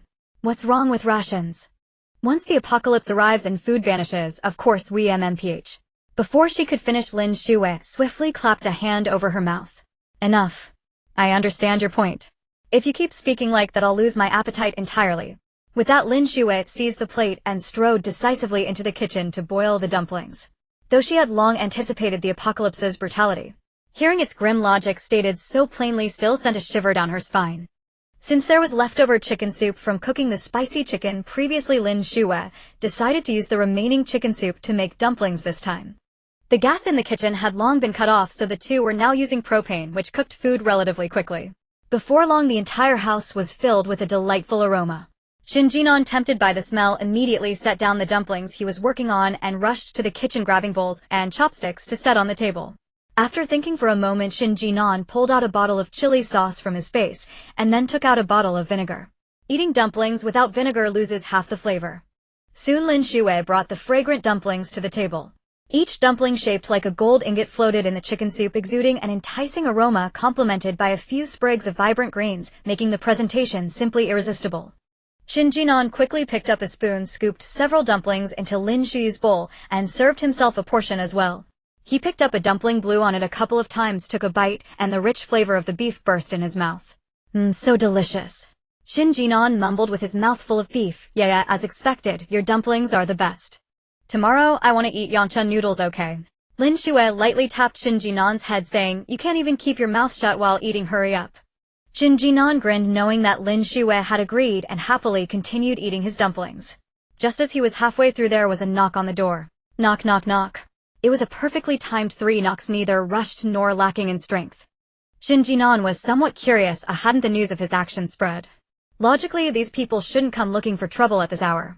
Thinking of this, Shen Jin'an suddenly became interested and walked to the door, peering through the peephole to see who was outside. Standing outside was an elderly woman.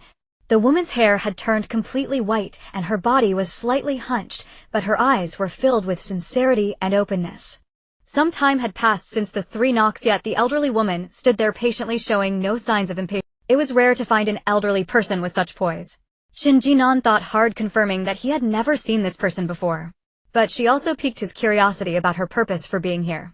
So Shen Jin'an, holding a large cleaver, opened the door to meet the old woman's gaze. "What brings you?" The elderly woman saw that Shen Jin'an had finally opened the door, and a hint of joy appeared in her eyes. She immediately began with a detailed self-introduction. "Hello, Miss Shen, I also live in Building 8. My surname is Fan. I live below you on the 13th floor, apartment 1303. Shen Jin'an raised an eyebrow, shaking the large cleaver in her hand. "What does this have to do with me?" The action of shaking the cleaver was a typical provocation, but rather than getting angry, Granny Fan calmly replied, "Miss Shen, I know you are a remarkable person and wouldn't harm an old woman like me. Indeed, the older one gets, the more astute they become." Granny Fan immediately placed Shen Jin'an in a superior position. Had Shen Jin'an not returned from the apocalypse, she would have certainly been intimidated. Granny Fan carefully observed Shen Jin'an's expression, confirming that there was no anger or annoyance on her face before continuing, "Actually, Miss Shen, my son is ill. However, there are no medicines at home. May I exchange these grains for a few fever-reducing pills?" Only then did Shen Jin'an notice that the elderly woman was holding a plastic bag. Through the opening of the bag, Shen Jin'an could see that it contained 5 eggs, 2 tomatoes, 2 packs of instant noodles, and even a piece of meat. Seeing that Shen Jin'an had not responded for a long time, Granny Fan anxiously added, "Miss Shen, don't underestimate these tomatoes and eggs. The eggs are from my chickens raised in the countryside. The tomatoes are also grown by me, and the pork is authentic local pig meat, which is hard to find in the city. I know these items are not worth much, and they want exchange for many fever-reducing pills in this environment, but I really have no other options. My son has had a fever for 3 days. Could you please help me? If you feel it's not enough once the flood recedes, I will have my son repay you well. Is that okay? When speaking about her son, the worry on the elderly woman's face was genuine, stemming from a mother's concern for her child. Shen Jin'an felt pity for the old woman, but in the face of the apocalypse, who could truly pity whom? Shen Jin'an could spare a fever-reducing pill for the old woman, but what about the next person? The one after that? If every person with a fever came to Shen Jin'an for medicine, where would she find so many fever-reducing pills?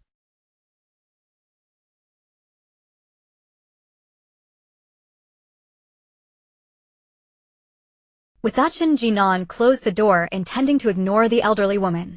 After closing the door, she did not immediately walk away, but instead watched Granny Fan's reaction through the peephole. Rejected Granny Fan stared blankly at the tightly shut door, taking a long time to react. The once spirited expression on her face was now replaced by disappointment and helplessness. Her straight back slumped down, making her appear as if she aged 10 years in an instant. Granny Fan murmured, "Why is there none? What will happen to my son if there are none?" The more she thought about it, the sadder she became. Granny Fan wiped away a tear from the corner of her eye, leaning against the wall and slowly sitting down. "Do you want to help her?" Seeing the complex expression on Shen Jin'an's face, Lin Shuyue couldn't help but ask. "I want to help, but with the apocalypse here, who can truly help anyone?" Shen Jin'an took a moment to compose herself, then smiled at Lin Shuyue again. "Forget it, let's not worry about it. We can't change this world anyway, let's eat." Lin Shuyue nodded, took a tissue to wipe her mouth, and said, "I investigated a bit earlier. The male resident of apartment 1303 is from a research institute. His mother moved here from the countryside half a month ago. Based on the elderly woman's behavior, it seemed the two had quite a stock of food at home, and they had no need to come and rob us over something minor." But human hearts are hard to fathom. Shen Jin'an bit into a dumpling, only to find that it had turned bitter, and no matter how she ate it, it was not as delicious as before. Noticing the heavy thoughts on Shen Jin'an's face, Lin Shuyue pointed to a well-grown green plant nearby and said, "When I was writing novels, before I researched herbal medicine a bit. That plant is called fever grass, also known as horsehoof gold. Its leaves, stems, roots, and flowers can all be used for medicine, primarily for clearing heat and detoxification." Shen Jin'an was slightly taken aback by Lin Shuyue's words. "So what you mean is, this herb can actually reduce fever?" Lin Shuyue nodded. "This herb can indeed reduce fever, but whether it will be effective for her I cannot say. You can give her 2 stalks. If that person can survive on this, it will be his luck. If not, there is nothing we can do." After hearing this, Shen Jin'an nodded, turned and plucked most of the leaves from the herb before opening the door and speaking to the tearful Granny Fan outside. "We don't have any fever medicine, but I heard this herb can reduce fever. Take it home and boil it in water for your son to drink. If he survives, it will be his luck. If not, I can't help it either. Don't think you can rely on this herb to stick to me. I tell you, I dare to cut Lu Haoshu, and I would dare to cut you." After leaving those final words, Shen Jin'an stuffed the herbs into Granny Fan's arms, closed the door, and returned to his seat, happily eating his dumplings. Lin Shuyue watched as Shen Jin'an's mood visibly improved, a smile tugging at her lips. Although he had returned from the apocalypse, his inherent kindness remained unchanged. Ultimately, it was all due to the harsh environment.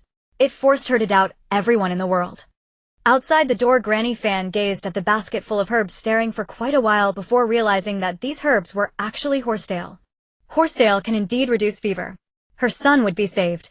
"Thank you, Miss Shen, and thank you to the young lady inside. Thank you, truly thank you. If it weren't for you, I wouldn't know what to do." Even though the door was already closed, Granny Fan didn't know if Shen Jin'an could hear her words, but she couldn't help but shout her thanks to the two. After finishing, Granny Fan hurried home with a pile of herbs.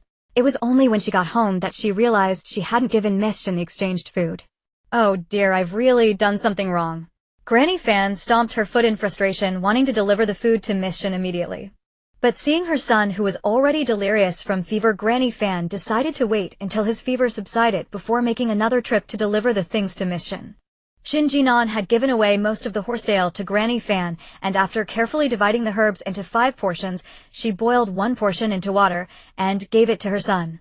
The effectiveness of the Chinese herbs was indeed impressive. At just a few hours after drinking it, Fan Minggui's fever had significantly reduced. Looking at the thermometer, reading 37.3 degrees. Granny Fan finally felt relieved after worrying for several days. Thank goodness, thank goodness. The Bodhisattva blessed us, my son's fever has subsided. I don't even know what would have happened if it had continued. Miss Shen is also a good person, if it weren't for her I don't know when Minggui's illness would have gotten better. After muttering praises for Shen Jin'an, Granny Fan looked out the window. Why was it still so dark? It had been raining for so many days, when would it stop? If this continues, even if there is food at home it will run out soon. Building 8, Room 504. Chen Xiaoxia ultimately decided to keep Lu Haoxiu. After applying Yunnan Baiyao to Lu Haoxi's wound and letting him sleep in the room for a night, he finally opened his eyes this morning. The moment Lu Haoxiu opened his eyes, Chen Xiaoxia immediately lunged into his arms, speaking with a worried tone. Brother Haoxiu, you're finally awake. You scared me to death. I thought you would never wake up. Ugh, how can I say such things? It's so good that you're awake, brother. Feeling Chen Xiaoxia's meticulous care, Lu Haoxiu comfortably squinted his eyes. But in the next second, Lu Haoxiu suddenly remembered something and abruptly pushed Chen Xiaoxia aside. Chen Xiaoxia was caught off guard by Lu Haoxi's sudden push her back, hitting the armrest of the sofa, causing her to fall to the ground, and unable to get up, she could only moan softly, Brother Haoxiu. Brother Haoxiu. Why did you push me? My waist, it hurts so much. Looking at Chen Xiaoxia's delicate appearance, Lu Haoxiu took a few steps back in fright. Due to his movement, Lu Haoxi's chest wound was torn open again and fresh blood oozed out. But even so, Lu Haoxiu had no time to deal with it. He could only look at Chen Xiaoxia, who was lying on the ground with a terrified expression, and ask, Xiaoxia, did you kill someone yesterday? Brother Haoxiu. Chen Xiaoxia looked at Lu Haoxiu with a heartbroken expression, and after a long moment she softly said, Yes, I killed someone. But what does it matter? I killed for you, Brother Haoxiu. They said they would throw you out, but you were so badly injured, if they threw you out you definitely wouldn't survive. I only felt heartache for you. Brother Haoxiu, do you resent me for killing? Chen Xiaoxia's words were both wrong and heartbreaking, evoking endless sympathy. And upon hearing Chen Xiaoxia's reminder, Lu Haoxiu finally remembered that she killed someone for him. For a moment Lu Haoxiu felt a bit embarrassed. After a moment he stiffly said to Chen Xiaoxia, I'm sorry, Xiaoxia. I forgot that you did this for me because I was in so much pain. Xiaoxia, thank you. Thank you for being willing to do this for me. Hearing this, Chen Xiaoxia's eyes glimmered with tears. Holding her waist, Chen Xiaoxia struggled to stand up, and then threw herself onto Lu Haoxiu, choked up as she said, Brother Haoxiu, it's best that you understand my feelings. For you am not afraid of killing. Upon hearing such a vow, Lu Haoxiu was deeply moved. He carefully embraced Chen Xiaoxia as if she were a fragile treasure, promising, Xiaoxia, don't worry, I will definitely treat you well in the future. You better do that. Chen Xiaoxia playfully huffed, raising her fist and striking Lu Haoxi's wound, causing him to grimace in pain. He struggled to grasp Chen Xiaoxia's hand, stopping her. Ugh. Xiaoxia, I still have wounds, so please don't hit my wound. Chen Xiaoxia apologized in fear, but secretly felt quite pleased. This punch is just retribution for pushing me earlier. You ungrateful fool. You still dare to lay hands on me after I spared your life. This punch is just retribution. In this world devoid of internet, Shen Jin'an has lost all means to acquire information through the simplest. Thus Shen Jin'an can only sit every day in front of the enormous floor-to-ceiling window, observing the interactions between the property management and the homeowners outside. On the 10th day of the torrential rain, the flood has already submerged the 3rd floor of the entire community. Many homeowners have no choice but to move into the public areas of the floors that have not yet been flooded. These chosen floors are mostly low-rise. For the residents living on these lower floors, having a group of predatory individuals lurking at their door is not good news. These individuals throw the garbage they create indiscriminately, causing the corridors to reek. That's not even the worst part. Of the real issue is that once these individuals hear any cooking sounds from within the homes or catch the scent of food, they immediately knock on the door begging for food. However, in a situation where rescue has yet to arrive, who would be willing to share their precious food with them? After so many days of heavy rain, the food that these people originally had has long been consumed. Now the food these individuals possess is exchanged for with luxury items like Rolex watches, gold watches, and diamond necklaces, all while risking being swept away by the flood. Do these people outside think they can get something for nothing and feast without working? Let them continue dreaming their grand dreams. They have no blood ties with these individuals. They wouldn't even greet them when they meet. How could they possibly share their precious food? However, from the perspective of those outside, the people inside have houses to live in, food to eat, and blankets to cover themselves with. Clearly they are the capable ones. It is utterly immoral for the capable to refuse to extend a helping hand to those on the brink of death. Thus unable to bear the hunger any longer, some homeowners, having lost their homes and unable to exchange luxury goods for food, launched an attack on those who returned with food. In the end, amidst the near-death beating of the homeowner who had gone out with food, that group seized the food. This incident acted like a catalyst, igniting the already complex relationships in the area. The original residents clashed violently with the newcomers, and there were several instances where lives were almost lost. However, Shen Jin'an was completely unaware of these events. On the 15th day of the torrential rain, the downpour began to ease, hinting at a possible clearing, but the property management, which had been exchanging food with the homeowners, ceased its operations. Many homeowners risked going out but returned empty-handed, cursing under their breaths. Some even had their belongings snatched away during the exchange. Clearly, the supply of food from the property management was dwindling. If the timeline had not changed due to his rebirth, there would still be 15 days left until the rain ceased. Stopping the supply exchange, I wonder what kind of consequences that will bring.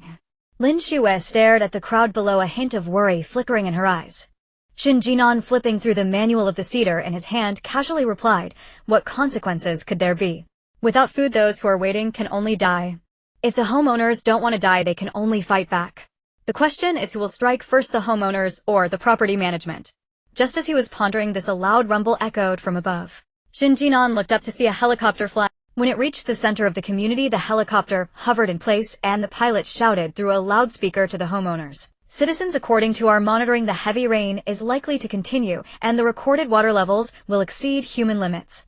We have established a shelter in the southern part of the city. If residents wish to leave, please follow our rescue team shortly. If you do not wish to leave, we will distribute supplies to help you through this crisis.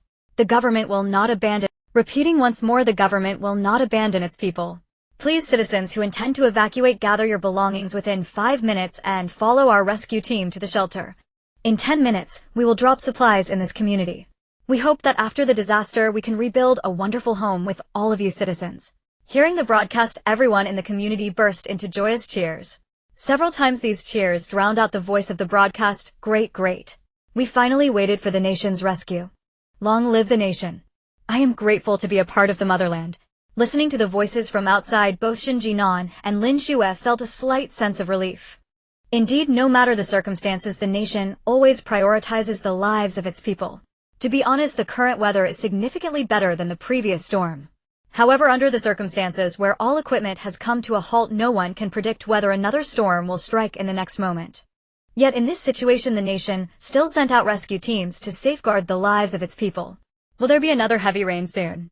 Looking at the helicopter hovering outside and broadcasting, Lin Shuyue couldn't help but ask this question. Shen Jin'an shook his head and said, "Though the heavy rain will last for a month, the situation will improve slightly on the 15th day.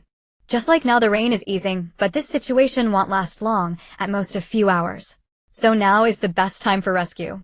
So if we miss this opportunity, we'll have to wait until the flood arrives, right?" Shen Jin'an nodded. Indeed, there will be another opportunity for rescue, but as time passes, more and more people will die trapped by the relentless rain. In his previous life, the nation also dispatched rescue teams on this very day. Those who were rescued at this time all safely reached the shelter, and Shen Jin'an and Lin Shuyue followed the rescue team to the shelter at this moment. However, those who set out a little later were not so fortunate. A few hours later, a massive downpour would occur, claiming many lives during the rescue. But the situation of those who reached the shelter was not particularly good either. After all, it was hastily built, and the conditions of the shelter were very basic. It could only ensure that people do not drown, have food to eat, and a place to sleep, and nothing else could be guaranteed. But under such circumstances, having a full meal is already quite good. Who would complain about so many things? Knock, knock, knock. Just as he was reflecting, the door was suddenly knocked on, and Shen Jin'an hurriedly walked over. Peering through the peephole, seeing that it was Granny Fan, who had come to borrow medicine last time, Shen Jin'an, holding a long knife, opened the door and stepped out. "What brings you here?" Facing Shen Jin'an, who was wielding a large machete, Granny Fan showed no fear. Instead, Granny Fan opened a plastic bag in her hand and presented it to Shen Jin'an. "Miss Shen, thank you for the medicine you gave me before. My son's fever finally subsided after several days of fluctuation." Thinking about how long it had been since she thanked Shen Jin'an, Granny Fan explained a bit awkwardly, "I'm sorry, Miss Shen, for taking so long to apologize to you. I didn't dare to bring the things to you before because there were always people walking back and forth in the corridor. Today they are all packing to leave, so I took the chance to come over. This is a token of appreciation. I won't take your medicine for free. Please take it, Miss Shen." Granny Fan held out a bag in her hands. Inside the bag not only were there eggs, tomatoes, and meat, but also a few packs of instant noodles and a small bag of rice. These provisions were enough for an adult to survive for 3 to 5 days. Seeing that Shen Jin'an remained motionless for a long time, Granny Fan hurriedly stuffed the items into her arms and said, "Take it quickly, I've been around for decades, and have never failed to deliver on my promises." Upon hearing this, Shen Jin'an suddenly felt a bit of fondness for the elderly woman in front of her. Unable to hold back, she asked her question, "So are you and your son planning to go to the shelter?" Granny Fan shook her head helplessly and sighed, "I want to go to the shelter too. But my son's health really doesn't allow it. He is currently so weak and powerless that if we went to the shelter, I don't know how much suffering he would endure. The country's rescue efforts will definitely continue. We have enough food at home to last us a while. Let's wait and see." A hint of melancholy appeared on Granny Fan's face as she thought about her son's frail body. Shen Jin'an nodded and stopped pressing her for more information. The fact that Granny Fan was able to gather these items as a token of gratitude proved that she still had supplies at home. Whether she wanted to leave or not was irrelevant, she wouldn't starve. Before leaving, Granny Fan looked seriously at Shen Jin'an's face and said earnestly, "Miss Shen, I know you are a capable person. If you ever need my help, just let me know.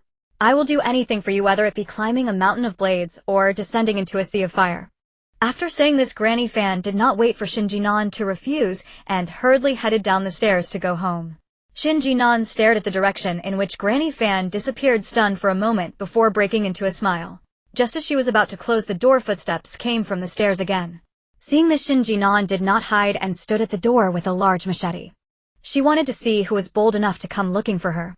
The next second, Su Siz's youthful face appeared before Shen Jin'an. Seeing Shen Jin'an standing at the foot of the stairs, there was no surprise on Su Siz's face. He shoved a note into her hand and said, "I've decided to stay here," before quickly leaving. Shen Jin'an, "Isn't it? Can't these people finish their words before leaving? But what is this?" With a sense of confusion, Shen Jin'an closed the door and opened the note. It contained only one sentence: "Beware of the property management people." Why is it taking so long? Have the people below started to evacuate? Just as Shen Jin'an went to open the door, Lin Shuyue took over her job sitting by the floor-to-ceiling window to observe the situation. "Granny Fan just came by to thank me and brought a bunch of things." While speaking, Shen Jin'an placed the food from Granny Fan on the table and raised the note in her hand towards Lin Shuyue. "Lin Shuyue, what is this?" "A note from Su Sizha. He told me to be careful of the property management." Su Sizha. Upon hearing this name, Lin Shuyue frowned as well. She took the note from Shen Jin'an's hand and stared at the words for a long while. "But why does it seem so coincidental every time he appears? With so many coincidences, it just doesn't feel like a coincidence. But why does it seem so coincidental every time he appears? With so many coincidences, it just doesn't feel like a coincidence anymore. Lin Shuyue, coincidences are the most unpredictable, perhaps he." Just as she spoke, halfway, a sudden clap of thunder echoed from the sky outside. The two immediately looked outside. What had been a somewhat clear sky suddenly turned dark with clouds piling. Their gazes immediately turned to the rescue team below. Due to the sudden change in weather, several men disregarded the priority for women and children and ignored the PLA's obstruction, frantically climbing onto the lifeboats.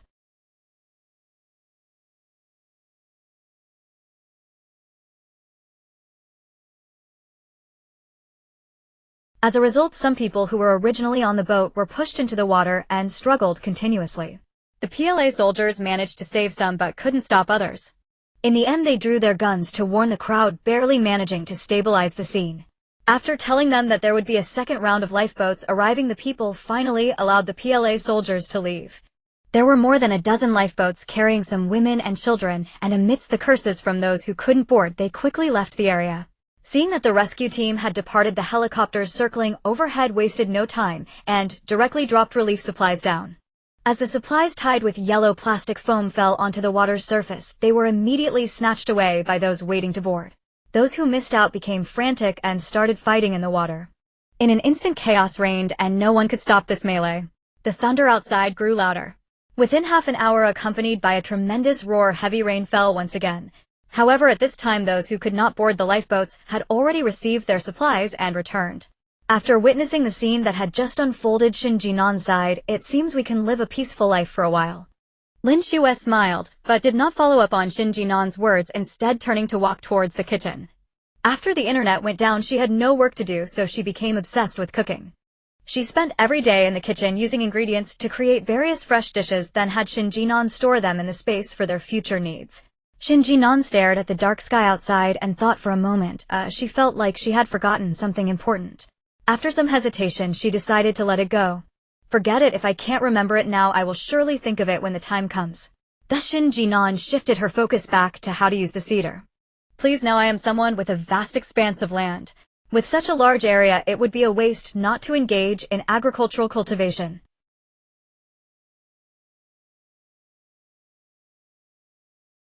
In the following days, Shen Jin'an no longer sat in front of the huge floor-to-ceiling window as he used to, but instead, he was in his own space, fervently working with an agricultural book in hand, operating the seed drill. Fortunately, before the apocalypse arrived, Shen Jin'an had already purchased an excavator, a seed drill, a tiller, a sprinkler, and various other tools. Now Shen Jin'an only needed to sit on the machine and work all day long. Although sitting on the machine, he still felt sore in his back. But this was certainly more efficient than having Shen Jin'an use a hoe to till the land and plant seeds one by one. By the third day, the seeds planted on the first day had already sprouted green shoots. A lush green expanse, it looked particularly delightful. If the space hadn't allowed only Shen Jin'an to enter, he would have definitely pulled Lin Shuyue in to admire the beautiful scenery. After half a month of gazing at the sea view, Shen Jin'an was truly tired of it. He yearned for some greenery, and Lin Shuyue felt the same. Now Lin Shuyue would often squat beside that green plant, reminiscing about the perfect blue skies and green fields from before the apocalypse. While one of them was engrossed in cooking and the other in farming within the space, their door was once again knocked upon. Due to Lin Shuyue's poor health, although Shen Jin'an had been encouraging her to exercise during this time, her combat ability was still negligible. So upon hearing the knock, Lin Shuyue instinctively grabbed the intercom to summon Shen Jin'an. This was something they had discovered long ago. The intercom could enable communication between them in different dimensions. But a mobile phone could never do that. Indeed, the simpler the device, the more practical it is. After Shen Jin'an exited the space, he immediately picked up a large machete and went to the door. Through the peephole, Shen Jin'an could see a man drenched in water, wearing a security uniform. Seeing the person outside, Shen Jin'an couldn't help but hiss, "Yeah, don't you think that person outside looks a bit familiar?" Of course he looks familiar. Lin Shuyue had a good memory. Do you remember when we went to the property management office to collect food? At that time, wasn't there a security guard who was scolded by a woman right in front of him? That security guard is him. Oh, so it's him. Shen Jin'an nodded, then opened the door, aggressively planting the machete into the ground. The tip of the knife struck the ground, producing a loud clanging sound. Shen Jin'an squinted at the security guard in front of him, his voice icy. "You didn't leave with the rescue team?" The young security guard struggled to speak. Due to long-standing grievances between the property management and the residents, all residents believed that the property management was the bad apple. Thus, when the rescue team arrived, the property staff were pushed to the edge. In the end, only 1 or 2 property staff managed to leave successfully. Looking at the security guard's expression, Shen Jin'an understood roughly and asked again, "So, what do you want?" The security guard was startled by Shen Jin'an's actions and instinctively took 2 steps back. He spoke, "Miss Shen, I came here to tell you some news. You know, the situation outside is uncertain. We at the property don't have much food left either. So we had a discussion within the property." Discussion. Shen Jin'an did not believe it was really just a discussion. Actually it's like this. Some residents from the villa area teamed up with a few high-rise residents and launched a night raid on us, stealing over half of our food. Hearing this, Shen Jin'an's heart raced. The property management was robbed of food by the residents. It seemed that the group who had previously united to revolt had indeed collaborated. They acted quickly, impressive. It looked like a conflict was imminent. The young security guard continued to ramble about the events. "Our people suggested going to retrieve the stolen goods. The manager disagreed with our idea. But then a conflict arose and the manager left. So, we went out that night and stole back the food from those people. Later we found that although the residents claimed to have nothing, they still had quite a bit. Plus, didn't the rescue team take the residents away before? We came up with a bold idea. In short, we decided to organize a small team to check the homes of those residents who have already left to see if there's any food available." "What if those homes have no food?" Shen Jin'an coldly interrupted the security guard. The young security guard was slightly taken aback, a hint of embarrassment appearing on his face, and he stammered, unsure how to respond. "If their homes have no food, are you planning to rob those homes that do have food?" Shen Jin'an did not want to beat around the bush with this young security guard and directly voiced her suspicions. The young security guard's face turned crimson, but under Shen Jin'an's probing gaze, he timidly nodded yes. After that, he seemed to be trying to make up for his words and hurriedly added, "But we're only doing this to survive. Miss Shen, don't you remember how unreasonable these residents have been? They never regarded us as human beings. In the eyes of these wealthy people, we can't even compare to their cars. If we take their food, they are so rich that they will definitely find a way to get more food. But if we poor people can't get food, we will truly be finished. We have no other way to go. Moreover, if they don't resist, we absolutely won't kill anyone or do anything particularly targeting women. The young security guard became more and more agitated, more and more determined. In the end, he finally revealed his purpose for coming here. Miss Shen, I am here to invite you to join us at the property because you have helped me before, and I believe you are a good person. Rest assured, as long as you join us at the property, you will always have your share of the food we steal. And the Lady Lin, we will share with her too. When the young security guard delivered this heartfelt plea, it was indeed quite persuasive, but Shen Jin'an was not fooled. Shen Jin'an coldly stared at the passionate face of the young security guard and slowly spoke. You are mistaken. In the face of disaster, everyone is equal. Heaven will not choose to take your life because you are wealthy or because you are poor. By robbing their food, all they have to look forward to is death. I refuse to join your property management. You can leave. The young security guard wanted to say something more, but when he met Shen Jin'an's resolute gaze, he swallowed his words and changed his tune. All right, since Miss Shen is unwilling, I won't force you.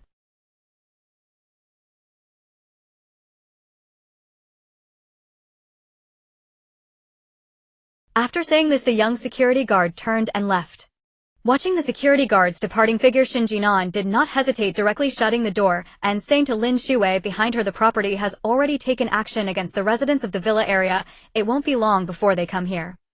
Lin Shuyue nodded lightly, tapping her fingers on the table as she said, once the property takes action, the aggrieved residents will definitely become restless. At that time, perhaps someone will come here to recruit you. Shen Jin'an nodded, tentatively asking then, should we install an iron gate at the staircase now?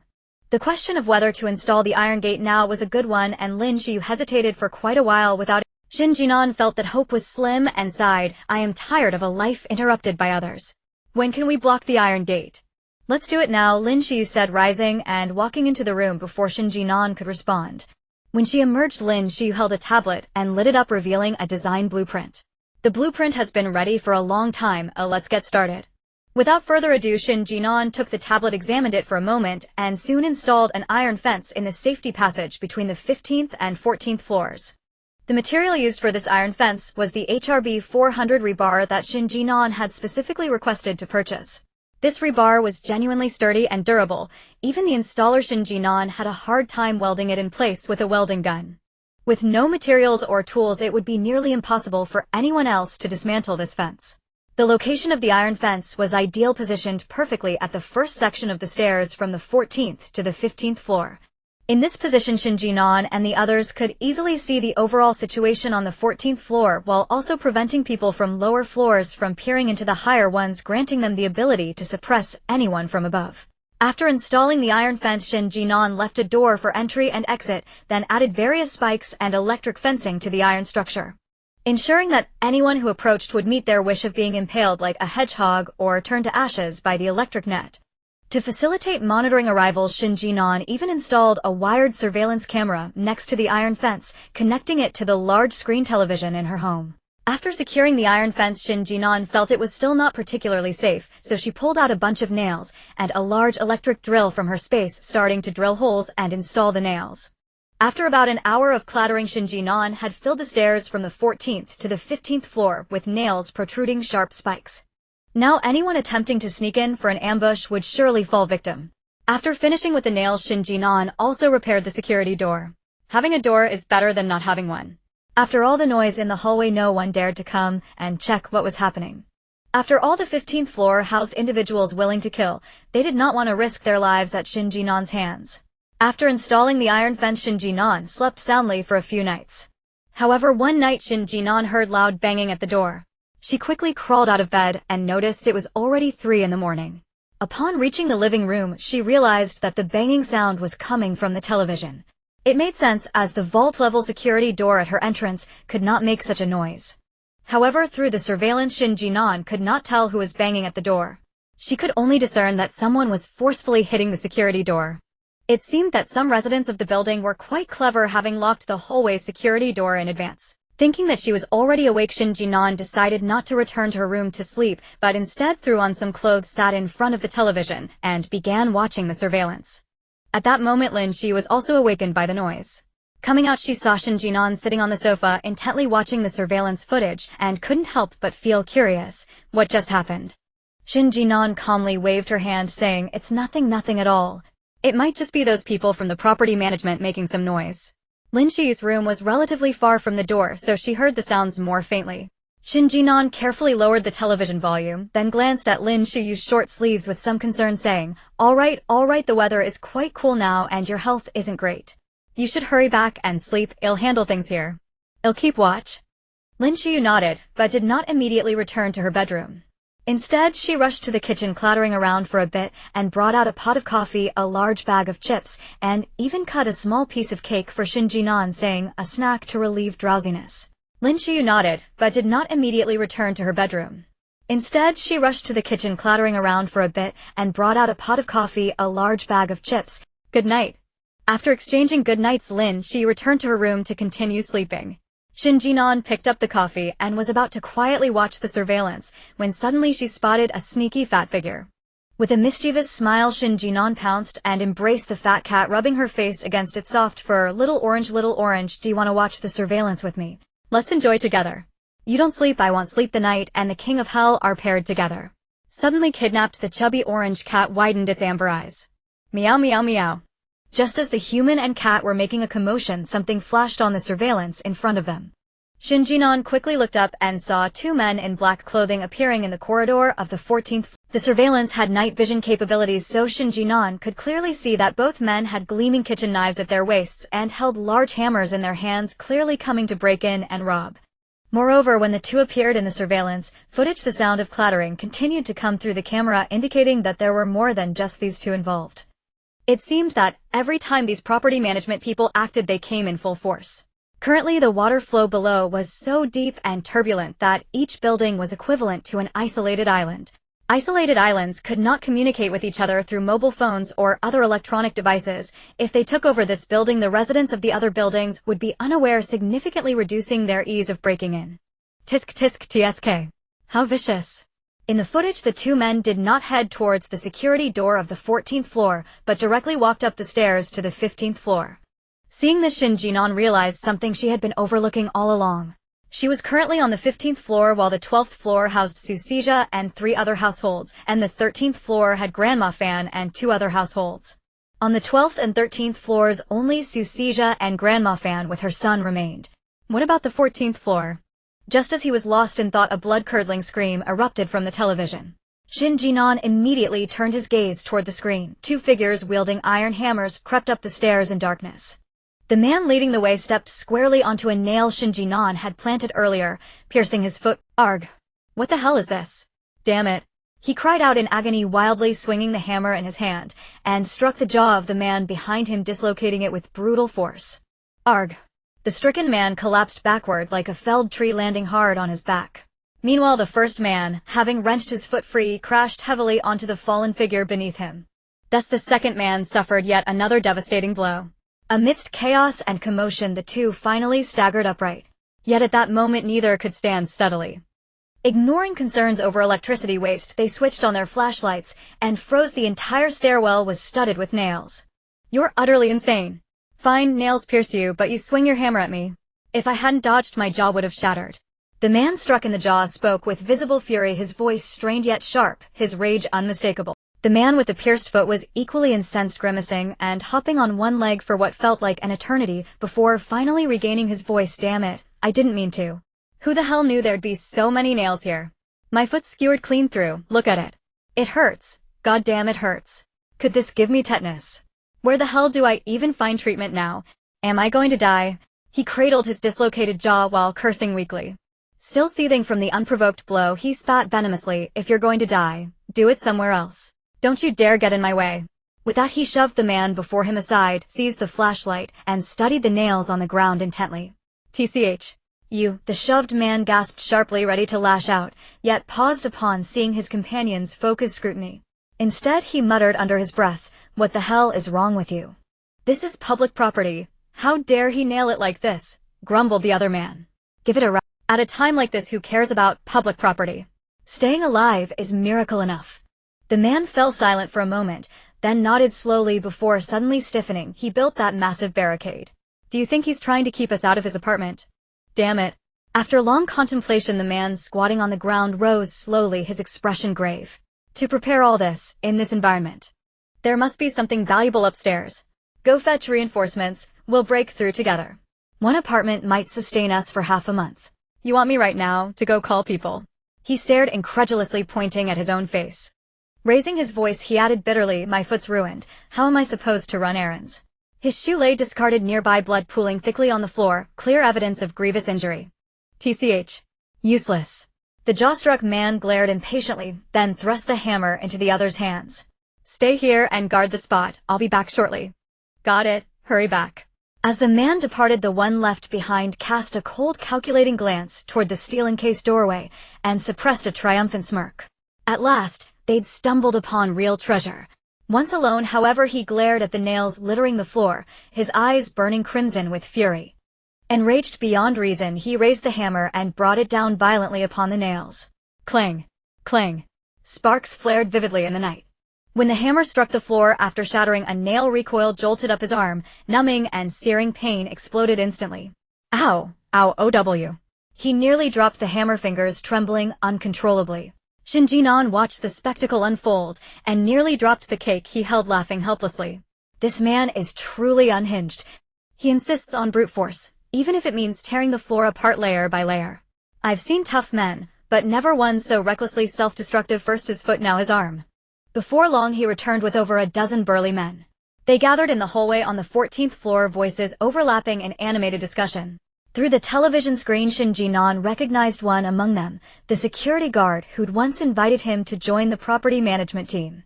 The guard's expression was grim, but when the group debated whether to breach the door, he offered no objection. Instead, he stood silently to the side, his tacit approval unmistakable. Shen Jin'an bore no resentment. After all, he'd merely extended a small favor, not saved the man's life. That the guard had even extended an invitation was more than generous. From the moment the guard arrived at his door to issue that warning their debts were settled, neither owed the other anything. From here on, each would act according to their own loyalties. Shen Jin'an gave the guard little further thought, his attention swiftly drawn instead to the group's heated. One voice rose above the rest, a man addressing the apparent leader. Boss, I used to work construction. These bars, I know this material. Don't break it. This is HRB 400 deformed steel, unyielding even in earthquake. I refuse to believe a few iron hammers can shatter it. The tallest man shook his hand dismissively, disbelief etched across his face. His arrogant, overconfident words echoed clearly through the surveillance feed into Shen Jin'an's ears. Save your breath. What's HRB 400 steel? It's just scrap rebar. If we strike hard enough, it will yield. Brothers, grab your tools. Charge now. Tonight's haul will feed us for months. The hallway fell silent, then erupted into raucous cheers. Charge. Smash. The wealthy people living on the top floor must have a lot of good stuff inside. Ha ha. After this job, we should never have to worry about hunger again. With the man's command, the group of men coldly laughed as they raised their hammers and began to smash the nails on the staircase leading to the iron door. The one referred to as the boss stood calmly at the staircase's entrance, hands clasped behind his back, looking as if he was pointing out the world. The security guard did not intervene, obediently following behind the boss. Clang! Clang! In the deep night during the heavy rain, this group of people seemed to be having a great time. Shen Jin'an saw their joy, turned around, found the remote control, and patiently waited in front of the screen. The safety corridor was quite narrow. As most of the people lined up on the staircase, Shen Jin'an flicked her finger and unleashed 220 volts of alternating current.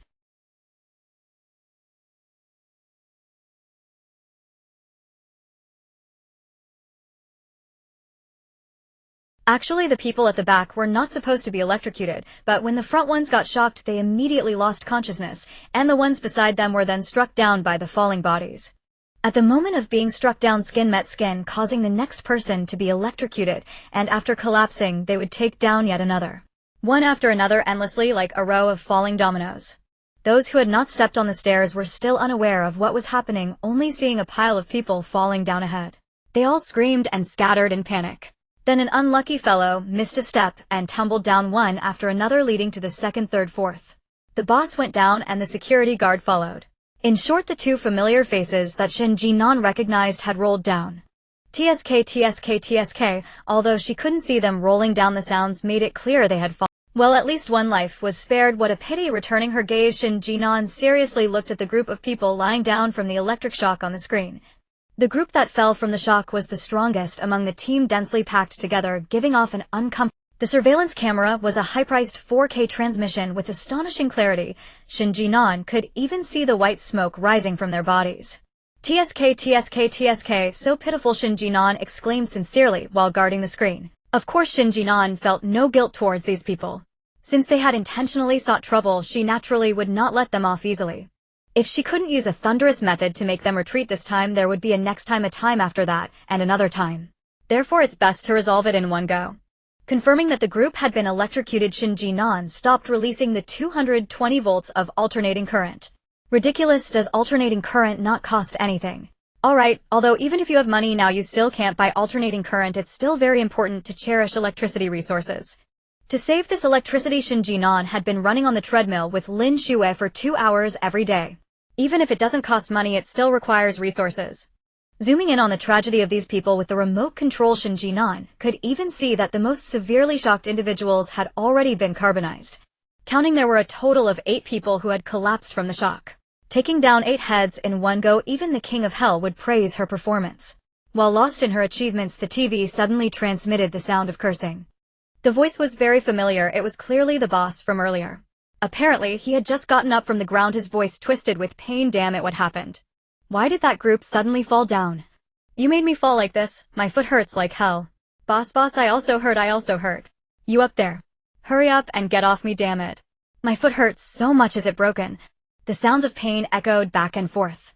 Clearly due to the severe fall, this group of people was so hurt that they couldn't even make a sound. Listening to their complaints, Shen Jin'an waited for a while before finally spotting someone alive on the surveillance footage. However, this person's condition was clearly not good. There was blood on the back of his head, indicating he had fallen hard. The man staggered while curiously speaking. Is that person setting us on fire? But we didn't see any fire. It smells so bad.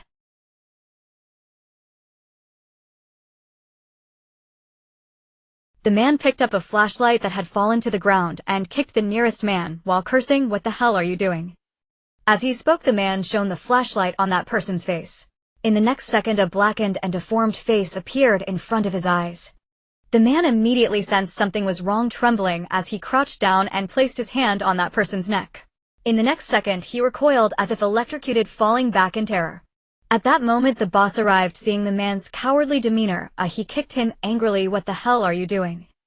I wanted to see what happened. How did you turn into this ghostly form?" The man extended his hand, trembling as he said, "Boss, there's a dead person." "Dead, eh? Who died?" "I'm still alive and well here. Don't spout nonsense or no." The man broke out in a cold sweat. You look, they're dead. They are all dead." With this reminder, the boss finally noticed the people lying on the ground. The boss took the flashlight and stared at the fallen men one by one, clearly seeing that all of them had lost. Damn it, this door is electrified. The boss was a clever man, otherwise he wouldn't have been able to lead this group of property workers to retaliate against the owners. However, upon seeing the tragic sight of these people, he was still drenched in cold sweat. No. The power has been off for so long. Damn it, someone is still setting up an electrified net. Are they crazy? So this household still has a generator. The top-tier family possesses a generator. Upon realizing this, the leader's eyes brightened significantly. At this moment, owning a generator is a remarkable thing, allowing many devices to continue functioning. The more he thought about it, the more excited he became. The leader shouted to the injured man behind him, "Brothers, the family upstairs has a generator. Let's break down their door and seize it. There is still diesel in our property lobby. If we can generate power ourselves, we can charge our electric rods, making it much easier to take action in the future." However, the leader's words did not receive as much agreement as before. After a long silence, a small voice finally spoke up. "Boss, there's an electric grid on that door. If we go over, we could get electrocuted. I just came to grab something to survive. I don't want to die." This statement resonated with many, and they echoed, "Yeah. Boss, we're following you to survive, not to seek death. I don't want to be electrocuted. Those people were turned to carbon. I don't want to end up like them. Fools." Hearing the crowd, the leader was furious. Hands on his hips, he cursed, "A generator requires diesel or gasoline as fuel. I just checked those people and they weren't electrocuted, which proves that the person upstairs has neither diesel nor gasoline. They can no longer generate power. If we don't break down the door now, when will we?" Upon hearing this logical argument, Shen Jin'an was stunned. All right. So, you want to say that, huh? If that's the case, Shen Jin'an will join you in this act. The leader's voice continued to ring out as he tried to persuade everyone, raising his hammer to smash the door. But no matter how he urged, the others were too scared to step forward. Frustrated, the leader swung the iron hammer and struck the door hard. Look. See, I'm fine. To prove his words, he grabbed the rebar. Look. There's really no electricity. If this iron door still had electricity, I would have been electrocuted already. The crowd was skeptical, and one brave soul stepped up to lightly touch the iron door. It's really fine. I told you it was fine, but you wouldn't believe me. Hurry up and pick up your tools to smash this door. Yes. Yes. The leader's actions restored courage to many who had previously hesitated.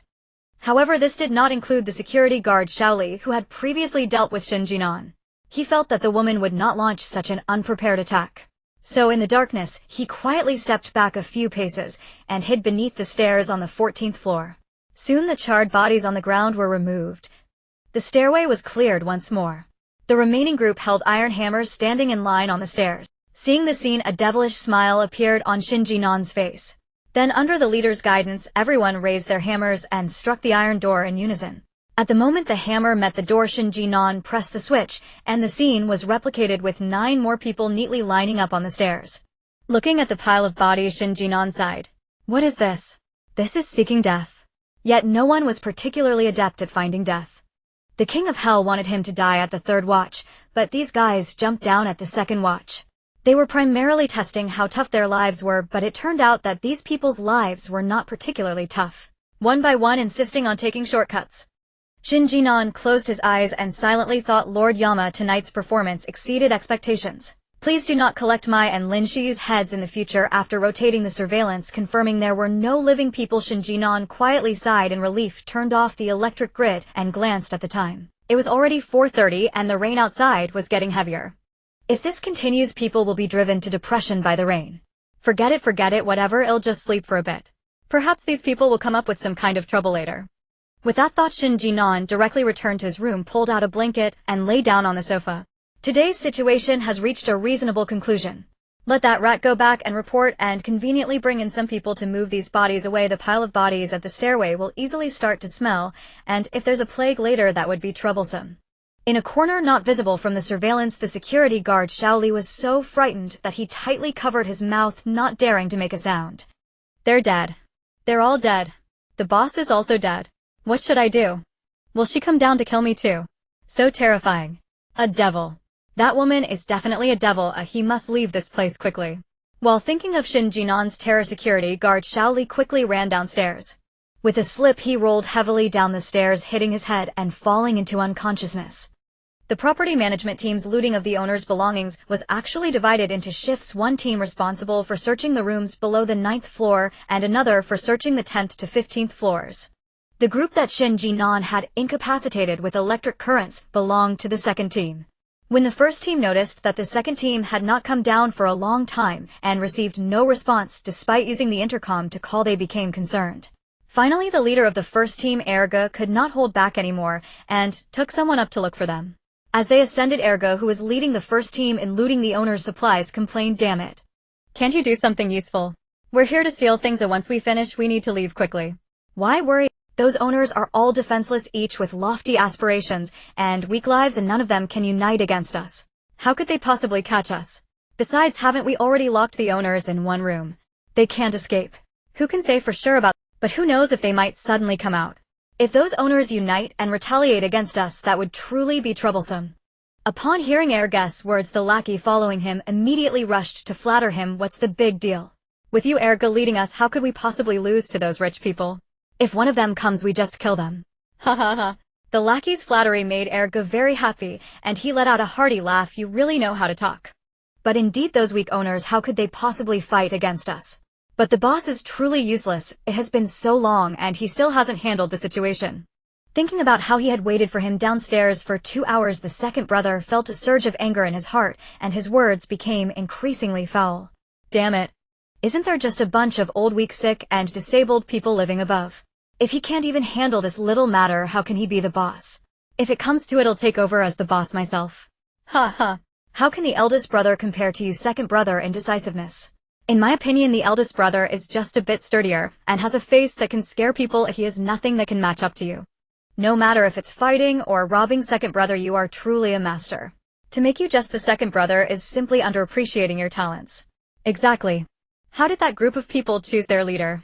Clearly I am much better than that guy, yet they chose him to be the eldest brother. The second brother was obviously very dissatisfied with being the second brother. The lackey quickly said those people were just dazzled by the eldest brother's appearance. Over time, they will definitely realize that you second brother are actually much more capable.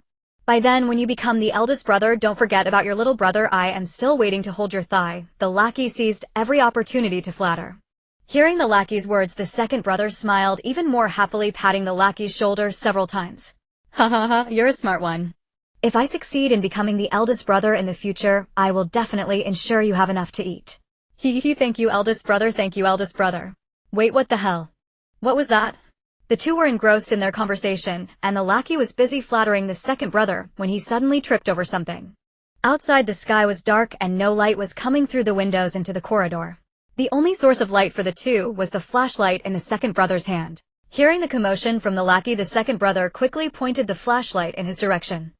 At that moment, the two realized that there was actually a person lying in the small corridor, and when they shone the flashlight on this person, there was a pool of blood. Isn't this security guard Shaoli? Didn't that guy go up with the boss to get supplies? Why is he lying? The lackey sitting on the ground mustered his courage and moved closer, recognizing after a while that this person was Shaoli. Damn it. Playing tricks, who is he trying to scare? The second brother was not one to take this lightly. He went up and kicked the security guard Shaoli a few times. After all, he had just been frightened by this guy. Does this guy not know that scaring someone can scare them to death? Or is it that the boss deliberately sent him here to scare me? Damn it. That guy not only robbed my boss position, but also sent someone to scare me. Is he crazy? The more he thought about it, the angrier he became, and he kicked the security guard Shaoli even harder. Finally, the security guard Shaoli was kicked awake from the pain and he opened his eyes in confusion. He had bumped his head when he fell down the stairs and was still in a daze. Groggily sitting up, he looked bewildered. Second brother. And you? What are you two doing here? What happened? You asking me? I want to ask you. What on earth happened? Where's the boss? The boss. The security guard Shaoli froze for a moment as his brain began to function again, and he finally recalled what had happened on the top floor earlier. The security guard Shaoli let out a tragic scream, which was met with a flying kick from the second brother. TMD, what are you screaming for? Are you mourning? Mourning. The security guard Shaoli was stunned by the kick, but after regaining his senses, he hurriedly spoke up. Right. I'm here to tell you about the mourning. Second brother. The boss is dead and the brothers who went up with him are also dead. You need to go take a look. What the hell? The second brother clearly couldn't believe what he had just heard. But then again, it had only been a few hours since they parted. How could they all be dead? Who would believe such a thing? Stop talking nonsense here. The boss is dead, fine, but how could the brothers be dead? The boss' death would allow him to take the position, but if the brothers were dead, it would significantly weaken their fighting strength. If their fighting strength was weakened and the owners decided to counterattack, they wouldn't have enough manpower to fight back. No. Second brother, I'm not lying to you. Come with me to take a look. Saying this, the security guard Shaoli staggered to his feet and walked toward the top floor. The second brother and his lackey, though skeptical, followed him. When they reached the corridor between the 14th and 15th floors, the second brother and his lackey were stunned. Looking at the charred bodies lying on the ground, the second brother was so shocked that he couldn't close his mouth. After regaining his senses, the second brother grabbed the collar of the security guard Shaoli, lifting him off the ground and glaring fiercely.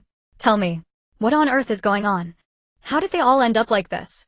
It's all because of that door. The security guard Shaoli pointed at the iron fence that resembled the Grim Reaper, his voice trembling slightly.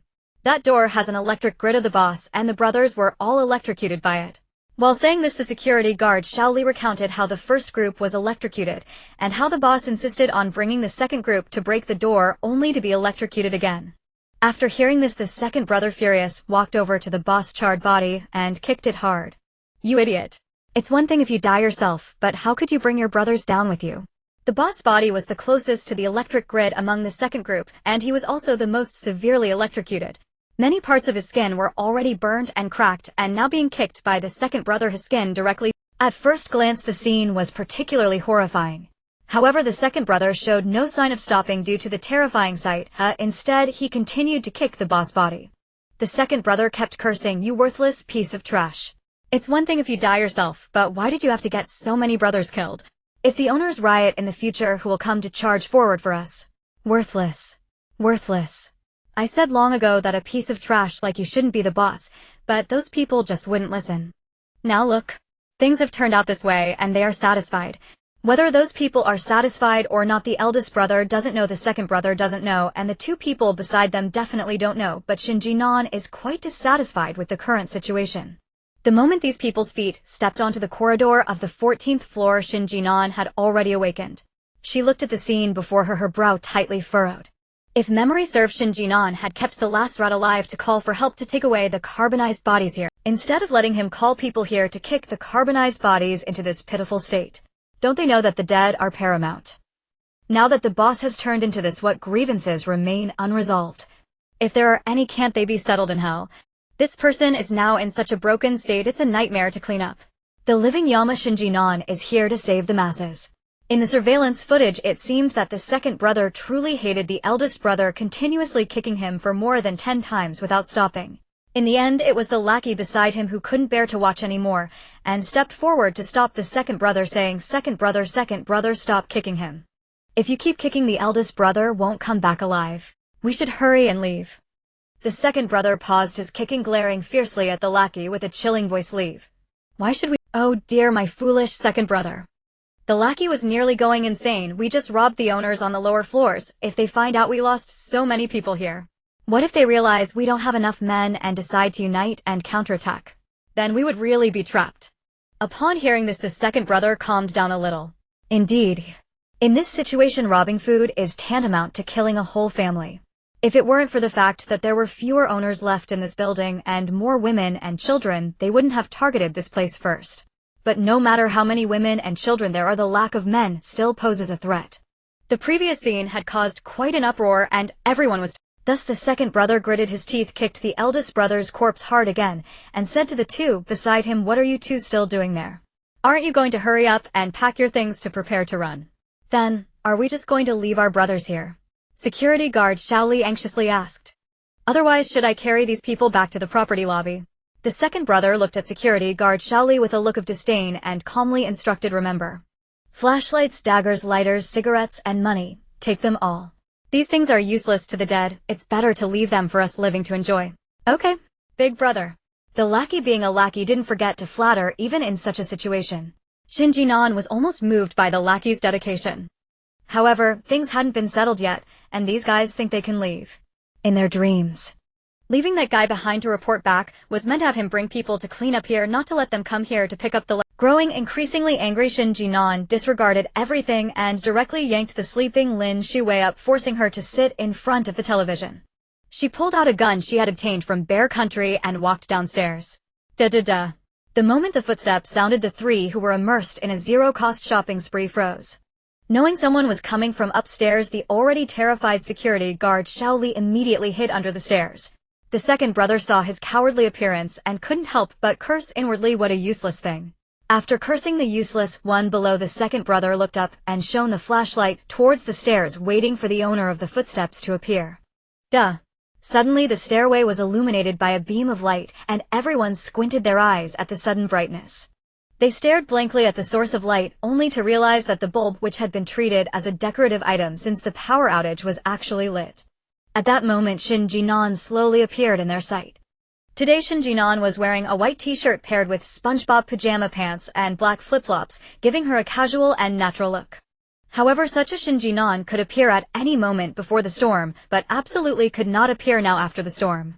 Because of the continuous heavy rain for so many days, they had long run out of water and food. But Shen Jin'an's clothes were clean, her complexion rosy, clearly someone living in comfort. The moment the second brother saw Shen Jin'an, a hint of surprise appeared on his face. He had thought she was someone formidable, but unexpectedly she looked like a weak and delicate woman. The eldest brother actually died at the hands of such a woman. Huh. Truly useless. With such a woman, he could take on 10 of them. Moreover, looking at this woman's appearance, her family must have plenty of food and water. Otherwise her condition would not be so good. Just look at her skin, look at her figure. In this moment, she is undoubtedly a beauty. If only I could get this girl, I would definitely cherish her. The more he thought about it, the more perverse he became, and the second brother directly spoke to Shen Jin'an. So it was you who killed my eldest brother. Shen Jin'an placed her hands behind her back and flashed a smile at the man before her. Yes. It was I who killed him. What? Do you want to avenge him? The second brother looked at Shen Jin'an's petite and cute appearance, smirking. Of course not. Given the current situation, life and death, our fated wealth and nobility are up to heaven. He died from your electric net. That's just his bad luck. It has nothing to do with you, right? You agree, don't you, little? Seeing the second brother like this, Shen Jin'an didn't rush to answer his question, but calmly scanned the two in front and glanced down the stairs. The remaining rat has hidden away somewhere. It's quite hard to find. Forget it. This kid seems to know what's good for him. Leaving him be is fine. Let the unlucky one be chosen from these two. I just heard you guys plan to take these people's belongings and leave. The second brother was momentarily taken aback by the question, then spread his hands and pretended to be relaxed, saying, little girl, you know, in this world we have to keep some things for self-defense. It's not that we don't want to respect the dead, but we really have no choice. You see, if it hadn't rained we could have helped bury them. But now with such heavy rain, even if we buried them they'd be washed out by the rain later. Isn't that just a waste? Shen Jin'an paid no heed to the sweet words of this man. Her presence here today was solely to have these over a dozen charred bodies removed. These things could easily breed epidemics. Leaving them at the doorstep would poison them. Shen Jin'an would never allow such a thing to occur. With this thought, Shen Jin'an spoke coldly, since we can't bury them, let's toss them into the water.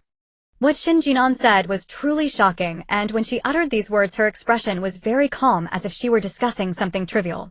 Her second brother could hardly believe his ears and couldn't help but ask, what did you just say? Shen Jin'an replied impatiently, I said I want you to throw all these people into the water. Her second brother froze for a moment after hearing this, then burst into laughter. Ha ha ha, you little girl really are something. Do you think it's still the calm before the storm? You think you can order me around? Let me tell you, it's impossible. Even if you're the richest person in the world, I won't help you. Ha ha ha ha ha. The sycophant beside him saw his brother laughing so heartily and felt a wave of fear tugging at him to indicate he should look at their older brother's coal-like body. Big brother, I don't think this little girl is normal. Duh. Suddenly the stairway was illuminated by a beam. The second brother shot him a glare. That waste was electrocuted. We're standing far enough from that iron fence, we won't get shocked. After saying this, the second brother turned his focus back to Shen Jin'an. Little girl, don't think that just because you've killed so many of my brothers, I'll be afraid of you and follow your orders. Let me tell you, I am not afraid of you, not at all. I want to leave these bodies here for you to see every day. I want you to be unable to eat or sleep well. This is the price for killing my brothers. Hey! Price. Shen Jin'an let out a cold laugh. The one leading the robbery of others' food dares to mention a price to me. You really are a funny person. With that, Shen Jin'an's face turned completely cold, her voice laced with killing intent. I'll ask you one last time, do you, or do you not want to throw these people into the water? I do not want to. The second brother appeared quite pleased, articulating each word slowly, and looked at Shen Jin'an with a what can you do to me expression. In response, Shen Jin'an was not angry. She simply said flatly, I've already warned you, the next events are of your own making. As her voice fell, Shen Jin'an's hand, which had been behind her back, moved, revealing a pitch-black handgun. The dark muzzle pointed directly at the second brother's face. The second brother was startled and trembled, but the next second he regained his composure and shot Shen Jin'an a mocking smile. Humph, guns are completely banned in our country. You a little girl, no matter how rich you are, can't possibly get a gun. Your gun is fake. Wow, Shen Jin'an rated the second brother's behavior a 6. Isn't this just like a certain TV show where someone says I bet your gun is unloaded? Same tactic. Now the second brother was saying I bet your gun is fake. TSK TSK TSK. Shen Jin'an looked at the man before her with annoyance and couldn't help but exclaim, so you're the second brother. Your fraud prevention awareness is truly top-notch. The second brother, flattered by Shen Jin'an's praise, puffed up with pride, raising his chin high, and said, I once lost over 100,000 because I didn't download the National Fraud Prevention app. Since that day my awareness has been exceptionally high. Shen Jin'an. One bow for a 6 is not enough, as she had to give him 2. Shen Jin'an didn't want to waste any more time with these people, as she wanted to go back and have breakfast, then take it. While I appreciate your fraud prevention awareness, unfortunately my gun is real. And it has bullets. After saying this, Shen Jin'an turned her arm, her finger moved, and with a thunderous gunshot, a hot peanut hit the sycophant between the eyes. The sycophant didn't even have time to utter a word before he quietly fell to the ground. Everything happened too quickly. The second brother hadn't even recovered from the shock of the gunshot when the sycophant had already collapsed. The second brother felt his legs go weak and collapsed to the ground with obvious dark stains spreading from his. Equally frightened was the security guard Shaoli, who was hiding around the corner of the stairs. At this moment, while scared, he also felt fortunate. Fortunately, he had the foresight to hide early, otherwise, he might have been the one to die this time. The more he thought about it, the more terrified he became, and after a night of anxiety, Xiao Li rolled his eyes and fainted. Seeing the second brother looking like he wanted to escape right then, and there Shen Jin'an chuckled softly, "Don't even think about running. If you do, that bullet will land on your head." Upon hearing this, the second brother completely abandoned the idea of fleeing. "You! Is this a real gun you're holding?" From his stuttering voice, it was clear he was so frightened he could hardly speak. Poor guy. Shen Jin'an blew on the hot air emerging from the gun's muzzle, looking at the man before her with a smirk. "The gun is definitely real, but do you want to bet that my gun has no bullets?" Shen Jin'an raised an eyebrow, very dissatisfied with the man's performance. Just a moment ago he had been so arrogant, and now he was scared to this extent. Shen Jin'an raised an eyebrow, very dissatisfied with the man's performance. Just a moment ago he had been so arrogant, and now he was scared to this extent. What a disappointment. "Now that you know you're wrong, aren't you going to hurry and call people to throw all these things down?" Yes.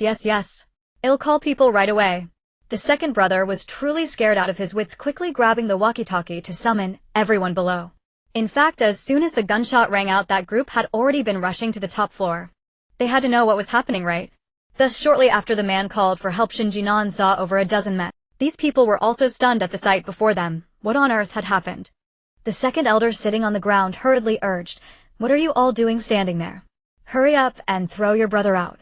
Are you still hoping to eat peanuts?" "Peanuts? What peanuts?" Hee, it's the apocalypse. Are there still peanuts to eat?" "If there were peanuts, they would go well with a bottle of wine." "Damn it, are you all just thinking about food?" "The peanuts I'm talking about are the guns she has. She has bullets. Do you want to die? If you want to die, could you not drag me down with you and just throw these people overboard?" Seeing this group still foolishly laughing, unaware that danger was imminent, the second elder felt like he was going insane. When the second elder uttered that last sentence, his voice turned into a high-pitched scream. It was only after his reminder that everyone noticed the dark gun in Shen Jin'an's hand. Everyone froze in place like puppets, not daring to move. Looking at the group before her, Shen Jin'an found it somewhat amusing as she aimed the gun at the people outside.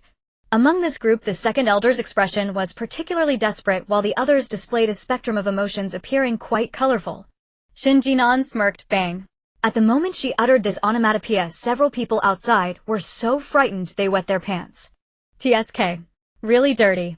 Not a shred of courage. Hurry up and clear this place for me. Do you really want to die?" No. "Miss, please don't shoot. We'll clean the place up immediately, just don't shoot." "Damn it, don't block my way. Quickly let me throw this person overboard. Hurry up." As Shen Jin'an posed her last question, the group seemed to hit an activation switch, becoming instantly busy. In just a few minutes, the charred bodies lying on the ground were already thrown into the water. The messy traces left on the ground were cleaned up using their discarded clothes, mixed with the rainwater from outside. Looking at the spotlessly cleaned ground, the second elder wiped the profuse sweat from his forehead and asked, "Miss, is it all right now?" Shen Jin'an raised an eyebrow, glanced at the men standing straight before her, and finally compassionately uttered two words, "Not bad." Hearing this, the elder brother's heart lifted slightly, and he cautiously asked, "Since that's the case, can we—" "Of course you can." Shen Jin'an smiled innocently. "I'll count to 3, and whoever hasn't left when I finish counting, I'll shoot." 3. Hurry up. I don't want to die. Hurry. Don't step on me, let me go first." Before Shen Jin'an could finish counting, everyone before her had already vanished. Of course, the noisy sounds still lingered. Listening to the commotion, it seemed they had once again caused a stampede on the stairs. TSK. With such little courage, you dare to come looking for death in front of me. After dusting off the non-existent dirt on herself, Shen Jin'an returned home, closed the door, tossed the gun into her space, and gave Lin Shuyue, who came to greet her, a big bear hug. "Yeah. I'm back safe and sound." Lin Shuyue pulled Shen Jin'an away from her, checking her from head to toe, and only sighed in relief after confirming there were no injuries. Although Lin Shuyue had seen on the surveillance footage that Shen Jin'an was unhurt, she was still uneasy unless she checked with her own eyes. It's good that you're fine. After feeling relieved, Lin Shuyue seemed to have had a portion of her vitality drained, collapsing weakly onto the sofa.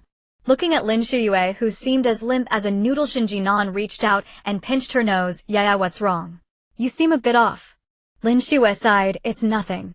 I mainly feel like I'm quite useless. I can't help you with anything." Shen Jin'an blinked, looking at Lin Shuyue with some confusion. "Why do you think so? We're living in this place." And the iron fence outside was also made possible by your design, otherwise I definitely couldn't have done this well, and… Alright, stop talking. I didn't mean that. Lin Shuyue covered Shen Jin'an's mouth. Let me finish, I didn't mean that. I mean, I can't help you. Lin Shuyue's health was really not good. Running for 2 hours each day was almost like a death sentence for her. If she were to fight, she would likely get injured easily, so Shen Jin'an didn't let her go out. Lin Shuyue continued, and I always feel it's not good to keep relying on you for protection. We both need to stand on our own and help each other to get through this. Relying solely on you can't manage everything. Lin Shuyue's words were very reasonable, and after listening, Shen Jin'an asked in confusion, but in our past life it was just like this. I went out to fight while you stayed home as the strategist. One had bravery, and the other had wisdom cooperating together. That's how we managed to survive until the end of days 10 years later. Shen Jin'an truly didn't want Lin Shuyue to exhaust herself. Given Lin Shuyue's poor health, Shen Jin'an felt that in this new life she had the ability to protect Lin Shuyue like a treasure. She wouldn't let Lin Shuyue encounter the bloody and brutal events of the apocalypse. Aiden, you can't think like… Lin Shuyue looked at Shen Jin'an helplessly and said, it's precisely because we couldn't resist the enemy together in our past life that we only lived for 10 years. You've been given a second chance. Do you still want to only live for 10 years? Shen Jin'an shook her head. In this life, she wanted to live until the end of the apocalypse. She wanted to see the country rebuilt. She wanted to continue witnessing the beautiful landscape. Seeing Shen Jin'an's expression, Lin Shuyue slowly spoke. Since that's the case, I can't just let you protect me, I also need to protect you. From today onwards, I think I should learn some skills. Otherwise, once the heavy rain is over, I would be completely powerless to protect our home. Shen Jin'an pouted slightly and said with a hint of grievance, since that's the case, why not just not open the door? Lin Shuyue was both amused and annoyed, lightly tapping Shen Jin'an on the head with a tone of helplessness. Can I hide for a moment and still hide for a lifetime?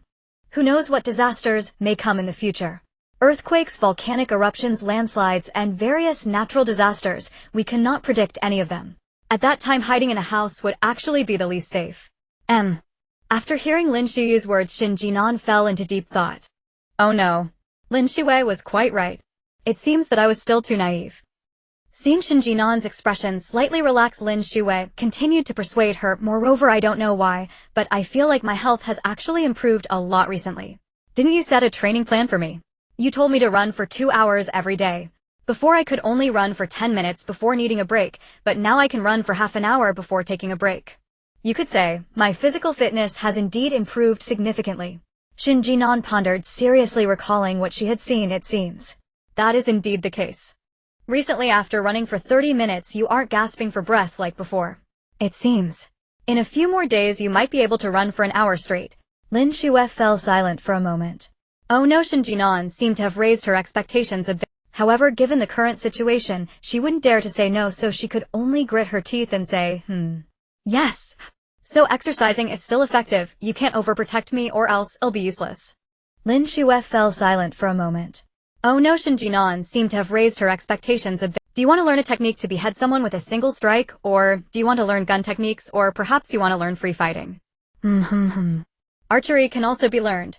No, wait. If I let you learn sword techniques, that large sword would weigh 20 or 30 pounds. The previous Tang Hung sword was also heavy. Just lifting it is quite a challenge, and it's unrealistic to think you can use it to fight. As for free fighting, if someone else has a knife, free fighting might not be suitable. Moreover, learning free fighting would take a long time, and you can't rush it. Otherwise, why not learn to use a gun? However, I used that gun today, and the recoil is quite… Yeah, your muscles aren't particularly developed yet. If you use a handgun, you might only manage 1 or 2 shots before your hand gives out. If you learn archery, you might not even have time to draw the bow before someone on the opposite side takes you down.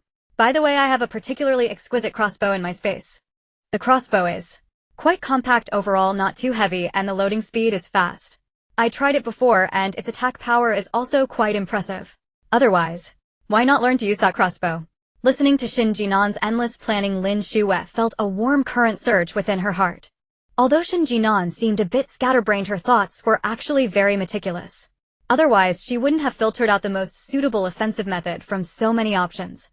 Looking into Shen Jin'an's bright eyes, Lin Shuyue nodded. Alright, since that's the case, let's learn the crossbow. Seeing that Lin Shuyue agreed, Shen Jin'an immediately pulled out a small crossbow from her space, which she had previously brought back from the bear country. The people living in the Bear Country are known as the Fighting Nation, and the bow and crossbow weapons they manufacture have remarkable lethality. After taking out the small crossbow and its accompanying arrows, Shen Jin'an counted and found a total of 50 crossbow bolts. That's quite a lot, enough for Lin Shuyue to practice with for a while. Shen Jin'an handed 3 crossbow bolts to Lin Shuyue and carefully taught her how to use the crossbow. Lin Shuyue was very perceptive, and after a few simple instructions, she quickly got the hang of it. After firing 3 bolts in succession within a distance of 10 meters, the deviation was no more than 30 centimeters. Shen Jin'an felt that Lin Shuyue was truly amazing. With such skill, even if she couldn't take down an attacking enemy with a single bolt, she could still injure someone and serve as a deterrent. After practicing for half an hour until Lin Shuyue's arms felt sore, Shen Jin'an disassembled the crossbow, hugged Lin Shuyue, and generously praised her. Woo-woo. Yada, you are amazing. I've never seen anyone as impressive as you. Yada, I'm really so happy to be your good friend. Lin Shuyue was a bit blushing from Shen Jin'an's praise, and amidst her happiness, she couldn't help but lament her own weakness. After just half an hour, her arms were already sore and could hardly be lifted. Lin Shuyue thought to herself that it seems she would not only need to practice running regularly, but also occasionally lift weights. Otherwise, when would she be able to help Shen Jin'an? Alright, Ainin, I'm hungry. Let's go eat something first. You must be tired from last night too, right? After eating, you should go back to your room and sleep. No one should come looking for us today. Shen Jin'an nodded, as she was indeed hungry. But what should she eat this morning? Shen Shifu had spent the whole day doing charity, releasing electric exchanges all night. She was really a bit hungry, and the small cake from the early morning was simply not enough to satisfy her. Yeah, is there anything you want to eat? As Shen Jin'an distractedly searched for something edible in her space, she asked Lin Shuyue. Lin Shuyue rubbed her stomach. She had been sitting in front of the television anxious all morning. After Shen Jin'an returned safely, she focused entirely on practicing with the crossbow. Now coming back to her senses, Lin Shuyue felt like she could devour an entire cow. I'm really very hungry. I was thinking, why don't we get some hearty dishes? Hearty dishes. Shen Jin'an furrowed her brows, thinking for a moment, and then revealed a knowing expression. Speaking of hearty dishes, we must mention spicy chicken, soy sauce, beef chicken stewed with mushrooms, stir-fried meat, and sauerkraut with pork ribs. Just right, I have these dishes made by a chef in my space. Should we get some now? Lin Shuyue, yes. In the next second, the two quickly sat at the dining table, and with a wave of Shen Jin'an's hand, 5 fragrant dishes appeared in front of them. Lin Shuyue was very satisfied with the 5 dishes before her, but don't you think? It seems like something is missing. Shen Jin'an smiled, her lips curling up. Yada, I know what you mean. After saying that, with another wave of her hand, 2 bowls of fragrant rice appeared in front of them. Special supply of Wuchang rice. Take a whiff. Doesn't this rice smell authentic? Authentic. Authentic. So fragrant, the taste of this rice. Lin Shuyue looked at the spread before her eyes sparkling. Then let's start eating. With the first chopstick, Shen Jin'an picked up the soft, braised soy sauce beef. When the chopsticks pierced into the beef, it fell apart, releasing a steamy aroma. When the beef reached her mouth, its rich flavor and the fragrance of the spices surged into Shen Jin'an's mind. The beef didn't even require chewing, it melted in Shen Jin'an's mouth. What was so delicious, so delicious? Next to her, Lin Shuyue picked up the sauerkraut with her first chopstick, and as she stuffed it into her mouth, the perfectly sour sauerkraut enveloped in rich pork rib juice struck her brain, awakening the deepest urges to eat.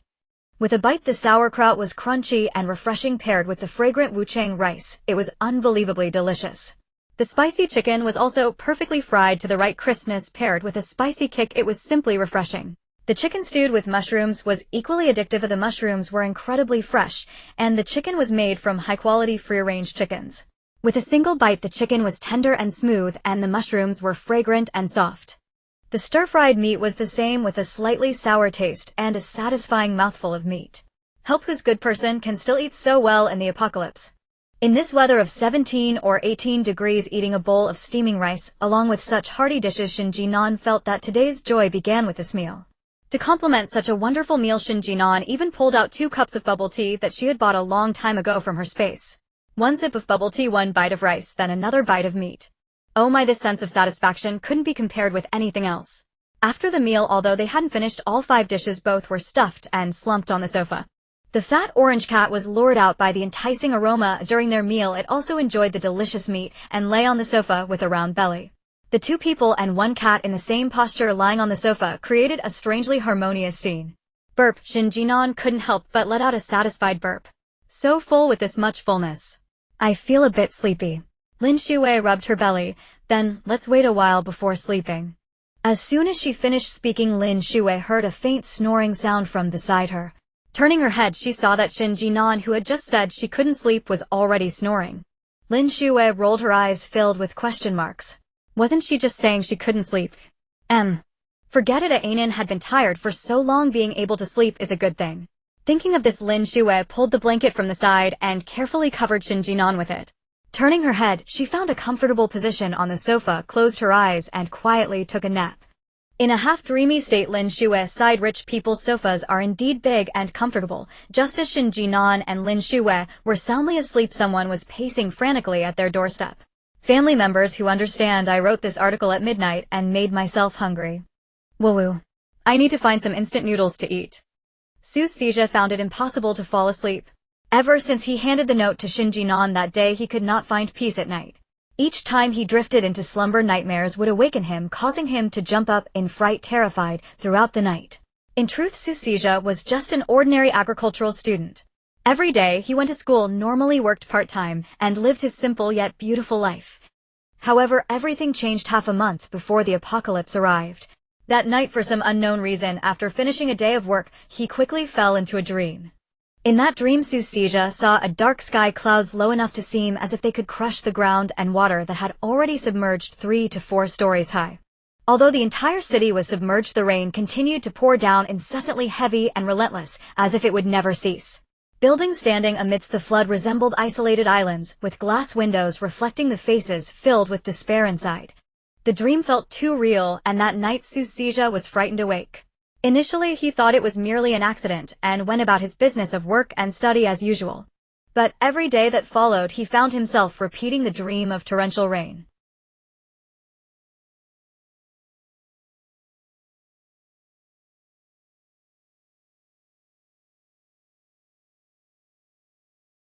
On the night he chose to believe in the impending storm, Su Sijia dreamed of this community. In some mysterious way, he felt that it was a divine guidance leading him to this place. That night, he quit his part-time job and found an agency to rent an apartment on the 12th floor of Building 8 in this community. Due to his tight finances, he only rented for a month. Based on the conclusions drawn from his dreams, the heavy rain was expected to arrive around mid to late August, so Su Sijia rented the apartment for the entirety of August.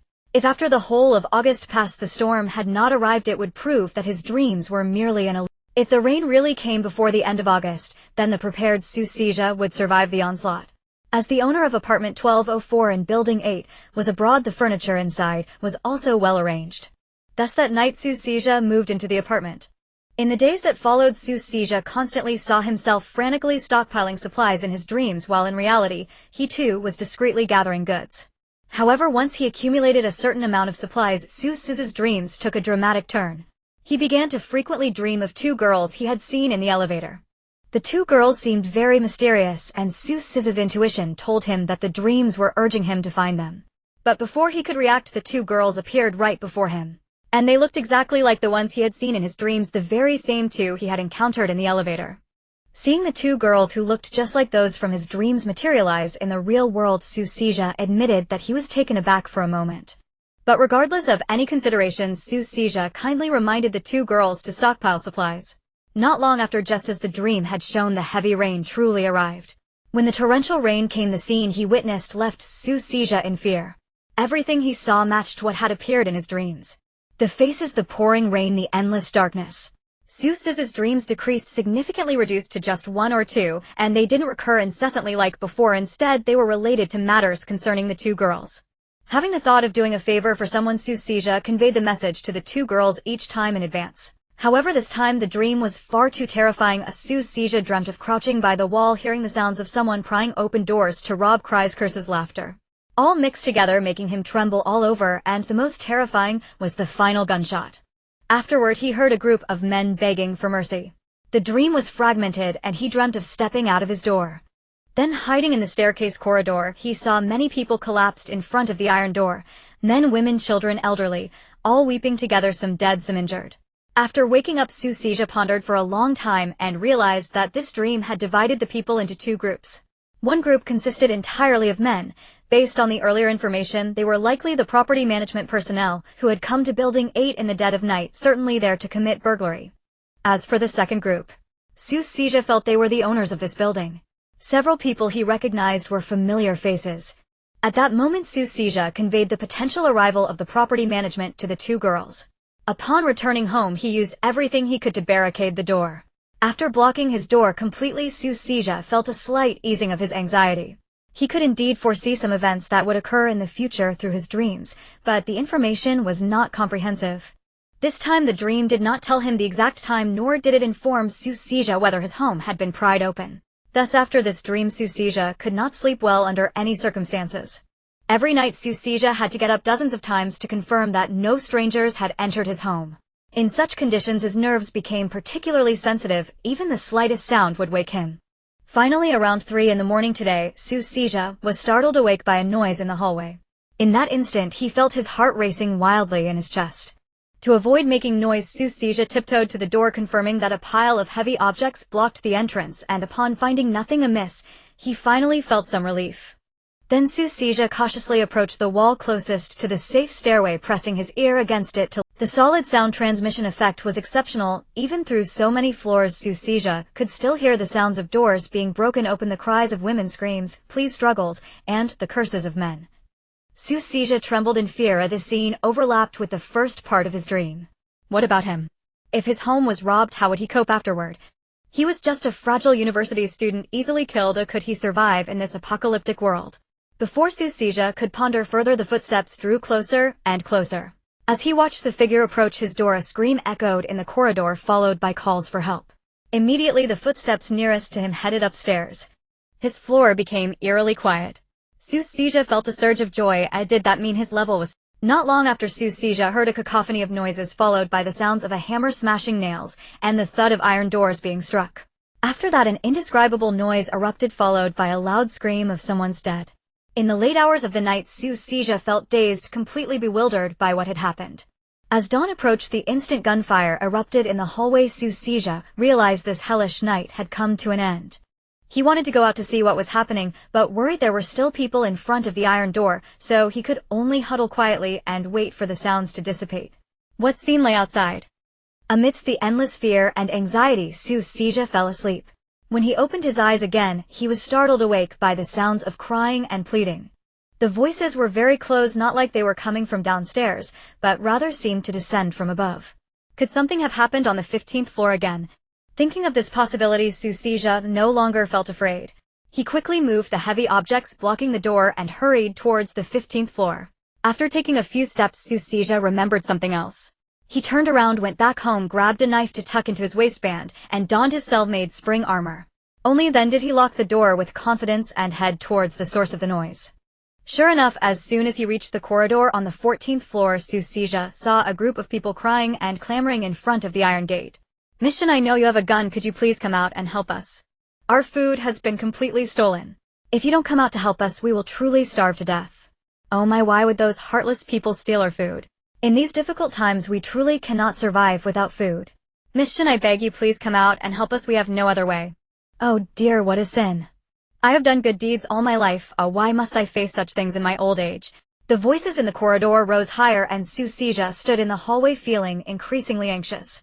There were dozens of people packed tightly in the corridor, each shouting something. However, they all hoped for Shen Jin'an to help them reclaim their food.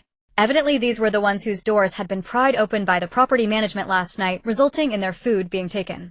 Su Xizha also spotted a few people from the 11th floor among the crowd, but their expressions did not reflect the same despair as the others.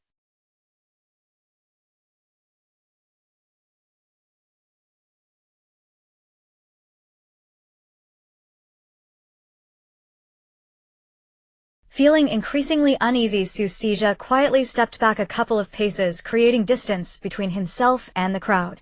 Just as he was about to turn and leave, he heard the sound of a door opening from the top floor.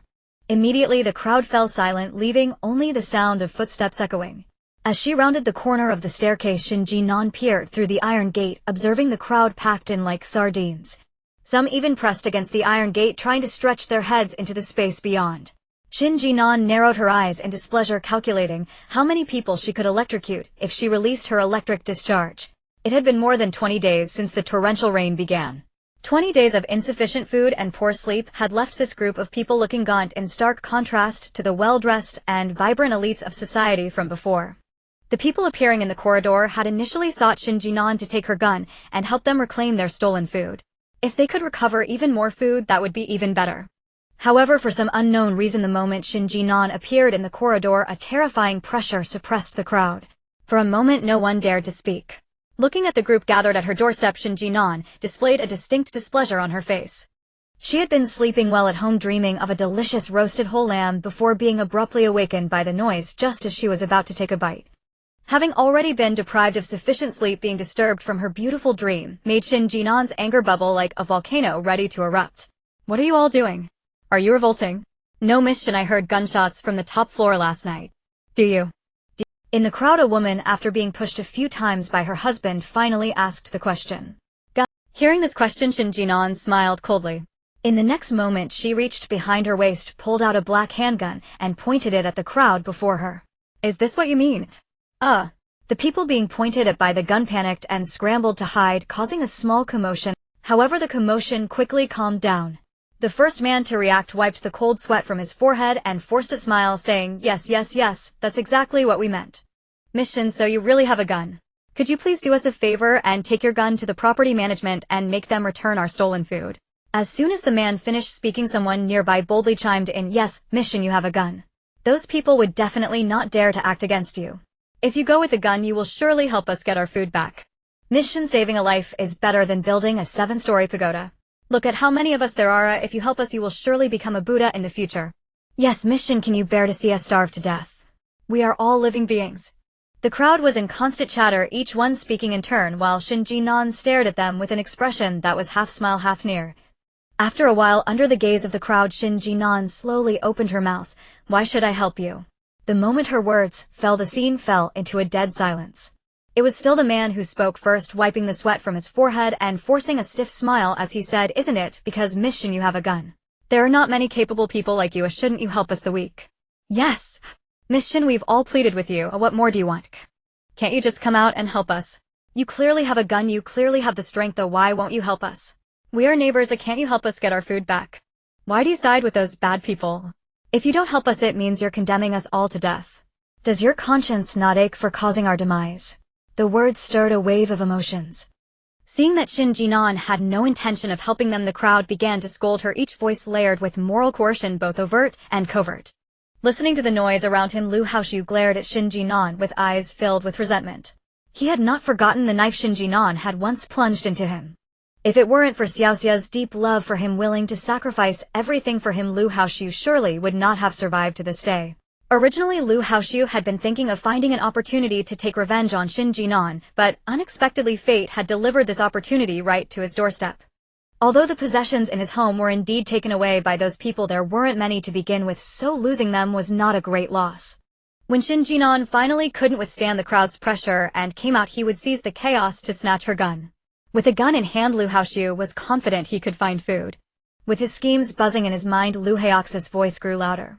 Seeing the surrounding people riled up by his provocations, Lin Shuyue raised his arm and shouted, "Dear homeowner, Shen Jin'an is cold-hearted and cold-faced. She is a ruthless person.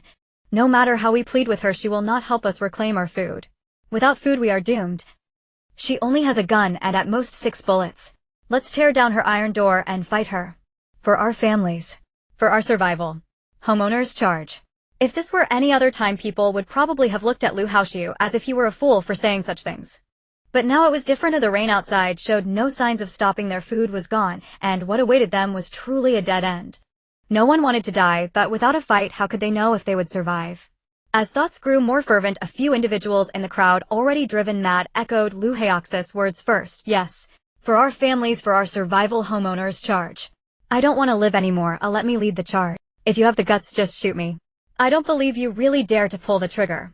Yes. This group had truly fallen into madness, provoked by Lin Shuyue. Several reckless individuals suddenly threw themselves against the iron door, grasping the iron bars and shaking them vigorously, trying to tear it down. The people beside them saw this and joined in. However, these steel bars had been drilled into the wall by Shen Jin'an and then welded, making them incredibly sturdy.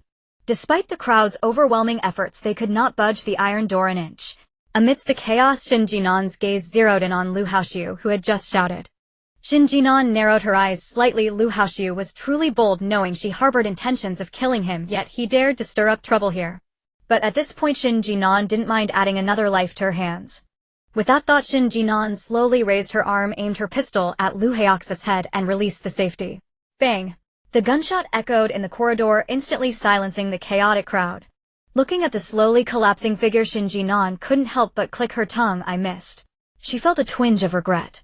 She had clearly aimed at Lin Shuye's head, but at the moment of firing, Lin Shuyue was pushed by someone behind him, so the person hit was the one standing behind him. And that Lin Shuyue was quick to react. At the instant the gun fired, he rapidly crouched down, vanishing into the crowd. TSK. What a pity. Shen Jin'an had wanted to send this guy on his way today.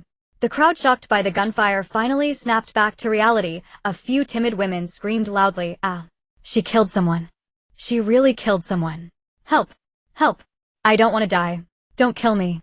Don't kill me. I don't want to die." Amidst the desperate screams, some panicked individuals chose to flee the scene, and Shuye, who had been hiding at the back, was also affected by the chaos.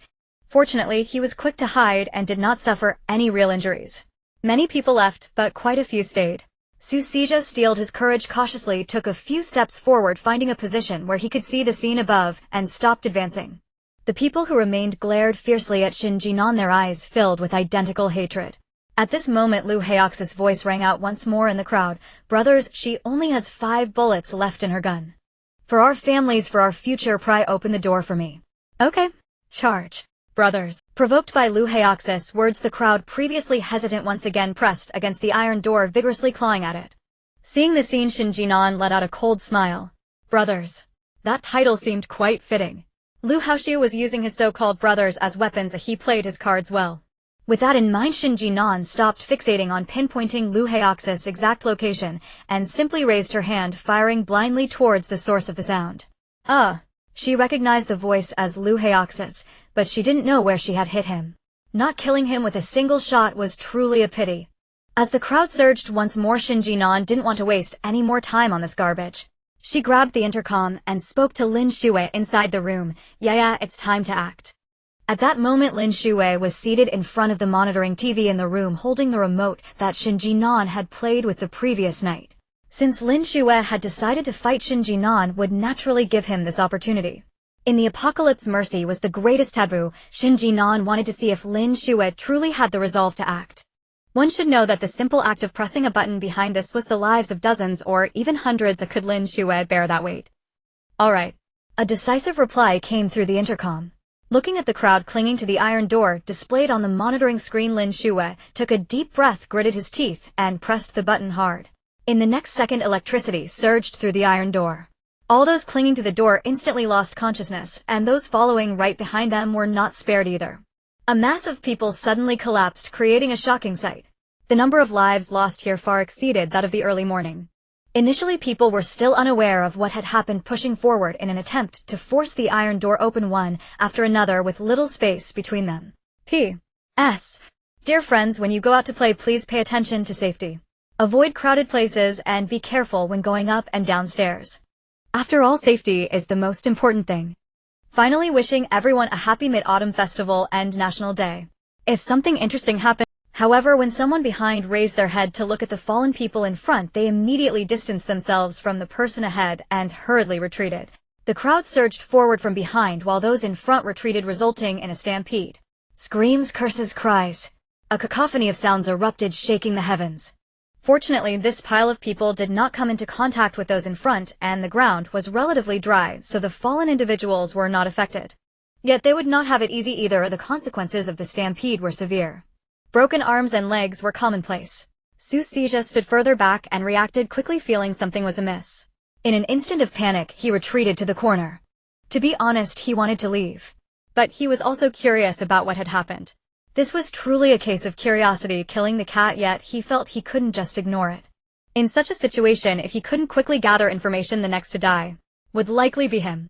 The number of people who had fallen was not particularly large, and soon they began to struggle apart. One by one, their faces and bodies were bruised. It seemed they were not lightly injured. What the hell? What were the people in front doing? Why didn't they move forward?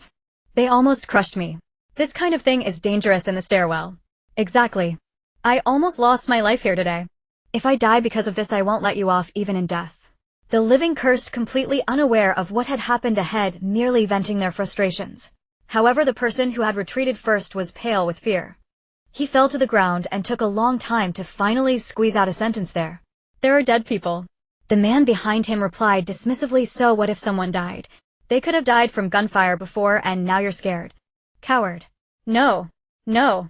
Look, all the people in front are dead. They're all dead. Dead. They are all dead. The man shouted in a panic. At this moment, those behind him finally noticed that the group lying in front was completely motionless. Moreover, they emitted a burnt smell. Did they get electrocuted? Someone in the crowd asked. The previous scene had caused quite an uproar and everyone was talking. Thus the loud noise drowned out the sound of the electrical discharge. This iron gate is equipped with an electric grid. Shen Jin'an was a good person as she decided to ensure that everyone here understood their fate. With 220 volts of alternating current, I can guarantee your wish to meet the King of Hell. Who else wants to meet the King of Hell? If 220 volts of alternating current hit them, they would surely die without a doubt. Seeing the people who had just been alive standing beside them die like this, the crowd, blinded by rage, finally realized the woman before them was not someone they could bully. She was a living King of Hell. Whoever dared to provoke her would only meet death. Among the crowd, Lin Shuyue was so frightened that he wet his pants. That was too close. Just a little bit. He was almost electrocuted. Thankfully, he retreated quick. Before Lin Shuyue could recover from his panic, the voice of the Grim Reaper Shen Jin'an rang through the corridor. I know there are still people alive. If you're sensible, come down and let someone collect the bodies. In 2 hours, I want to see a clean corridor. Otherwise, don't blame me for coming down with a gun and knocking on your doors one by one. After saying this, Shen Jin'an didn't wait for their response and turned to walk home. She didn't want to waste time on this group of fools. Yaya had just started her career with such ruthless actions, as she must be terrified. I need to go back and comfort her well. Back at home, Shen Jin'an closed the door and the naughty-to-wear fat orange cat came over, meowing and rubbing against Shen Jin'an's feet. Every time this human returned from outside, she brought a chill of murderous intent. She must have gone out hunting for herself. Although she disliked this human, she was also hunting for the family. Cats respect humans who care for the family. So she reluctantly forgave this human. Just then the fat orange cat opened its eyes and found that the human was gone. Turning around, the fat orange cat discovered Shen Jin'an sitting beside its beloved owner. Fat orange cat. She used teleportation. Seeing Lin Shuyue's somewhat dazed expression, Shen Jin'an asked with concern, Yaya, are you okay? If it's too much for you, you don't have to. I'm fine. Lin Shuyue snapped back to attention and glanced at Shen Jin'an, maintaining a calm demeanor. I just attacked so many people just now, yet I feel no remorse in my heart. I find this version of myself quite terrifying. After hearing this, Shen Jin'an felt relieved. He wasn't afraid of Lin Shuyue unleashing a massacre, what he feared most was her excessive kindness. In a post-apocalyptic situation, good people get bullied. Such incidents involving scapegoats would still occur in the future. Thinking of this, Shen Jin'an patted Lin Shuyue's shoulder and said, Yeah, don't think like that. This is the apocalypse. What does the apocalypse represent? It means that within the next decade or several decades, humanity will not be able to return to a lawful society. In such circumstances, only the calm can survive. This is the law of nature. To survive, we must use all our means. After hearing Shen Jin'an's words, Lin Shuyue looked up a bit worried and asked, But if I become like this, won't you be afraid of me? Am I really that cold and heartless? You're not scared at all. Shen Jin'an rolled his eyes and then suddenly pounced into Lin Shuyue's arms, rubbing against her vigorously. I'd rather you be cold and heartless to everyone else. That way I'll be the only treasure in your heart. Lin Shuyue. Goodness, she never expected Shen Jin'an thought this way. Lin Shuyue was greatly shocked. The fat orange cat beside her was also stunned by Shen Jin'an's. Once recovering, the fat orange cat pounced toward Shen Jin'an, meowing frantically, meow meow meow meow. Fat orange cat, that's my spot. How can you steal my spot? Hurry and give me back my position. That's my owner. Thus a human and a cat began to argue loudly in the house. Lin Shuyue, who had just felt a bit sad, looked at the scene and instantly couldn't feel sad anymore. She admitted she had been overthinking. Ainen didn't care about such trivial matters at all. The atmosphere inside the house is warm and cheerful, but outside it is starkly different. In the hallway, the sorrowful mood spreads continuously. After Shen Jin'an left, a woman immediately dashed into the crowd searching for her family. A woman in her 30s searched for people while softly crying out, "Husband, husband, where are you? Are you still alive? Please don't leave me. If you abandon me, how will I survive in the days to come?" Hearing her desperate cries, those nearby reacted. One by one they scrambled to their feet and rushed into the crowd to find their family members. Soon sharp cries echoed through the hallway. My son, how could you have died? Old man, don't die. Wake up quickly. Husband, husband. Such a tragedy. If you are dead, what will I do?" The men who had just stepped forward to push the door were mostly men, with only a few women lying scattered on the ground. Soon the women's bodies were taken away by their husbands or sons. Only a group of women remained, crying out as if the end of the world had arrived, while in fact the apocalypse had truly come, though they were unwilling to accept it. Before Su Sijia led the first group down with their family members, he had already rushed back into his own home. Upon entering, Su Sijia quickly locked the door and frantically piled up things against it, blocking the only after he had completely barricaded the door did Su Sija's legs give way, collapsing onto the ground as he gasped for breath. In the silence, Su Sijia could hear his own heart pounding. Yet, even so, he desperately tried to keep his mind functioning normally. So many people died upstairs. Really many people died. What to do? So many died downstairs as well, and the food there was taken away. Would they turn on him? If they couldn't go outside and there was no food at home, they would certainly choose to raid others' homes for supplies, just like the previous property management. Wouldn't his own home then become their target? With so many people outside, if they truly broke in, he wouldn't be able to protect his food. If he ran out of food, it would only lead to his demise. Su Sijia did not want to die. His life had just begun and he didn't want it to end so soon. But what should he do? Could he really protect his home? No. He couldn't fight them alone. He needed someone to cooperate with him.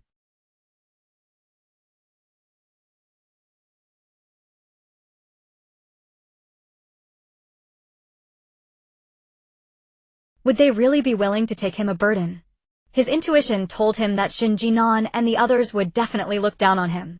The scenes in the dream were so vivid and the occurrences so frequent that he repeatedly witnessed the moment the heavy rain would arrive, leading Su Sijia to reluctantly believe that the downpour was indeed coming.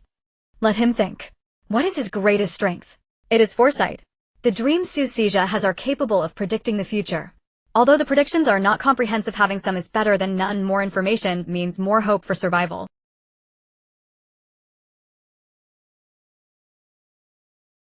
The more he thought about it, the more reasonable it seemed. Su Sijia lay back on the bed, pulled up the blanket, and forced himself to sleep. He needed to obtain a dream about the future before he encountered Shen Jin'an again. Otherwise, this deal would not be able to go through. Building 8, Room 504. When Chen Xiaoxia saw Lu Haoxiu limping his way to the door again, she felt an urge to throw him out and let him fend for himself. But her strong self-control stopped her. Closing the door, Chen Xiaoxia feigned concern and said, "Brother Haoxiu, what happened to you? Are you feeling unwell?" I got injured." Lu Haoxiu gritted his teeth, his eyes bloodshot, and spoke to Chen Xiaoxia. "Xiaoxia, don't worry, it's nothing, just a surface wound." As he spoke, Lu Haoxiu began to remove his pants. Chen Xiaoxia, witnessing this, blushed and smiled shyly, wanting to refuse, but hesitating. "Brother Haoxiu, didn't you just say you weren't feeling well? It's not good to take your pants off now, is it? I'm so weak from hunger now. Let's wait until we find food, then we can. How about that?" Chen Xiaoxia carefully considered her words, attempting to persuade Lu Haoxiu, this beast in human clothing, to spare her. Lu Haoxiu looked up with a strange expression at Chen Xiaoxia, continuing his actions. Seeing this, Chen Xiaoxia felt a chill in her heart. Just as she was about to say something, a horrifying wound came into her view. Looking closely, it was clearly a charred scar. Chen Xiaoxia feigned panic, covering her mouth and stepping back. "Brother Haoxiu, what is this?" In the last shot, Shen Jin'an indeed hit Lu Haoxiu, but not completely. The bullet grazed the inner thigh, hitting the ground, narrowly missing his vital parts. If Shen Jin'an knew about this, she would probably exclaim, "What a pity. This is the gift that bitch Shen Jin'an sent me." Lu Haoxiu gritted his teeth and said fiercely, "That bitch Shen Jin'an really wanted to kill me this time. Do you know? She shot at me twice. Both times aimed to take my life. If I hadn't dodged quickly, I wouldn't have been able to come back and see you." Hearing this, Chen Xiaoxia's face showed even more panic. "Oh my, how could Anan treat you like this?"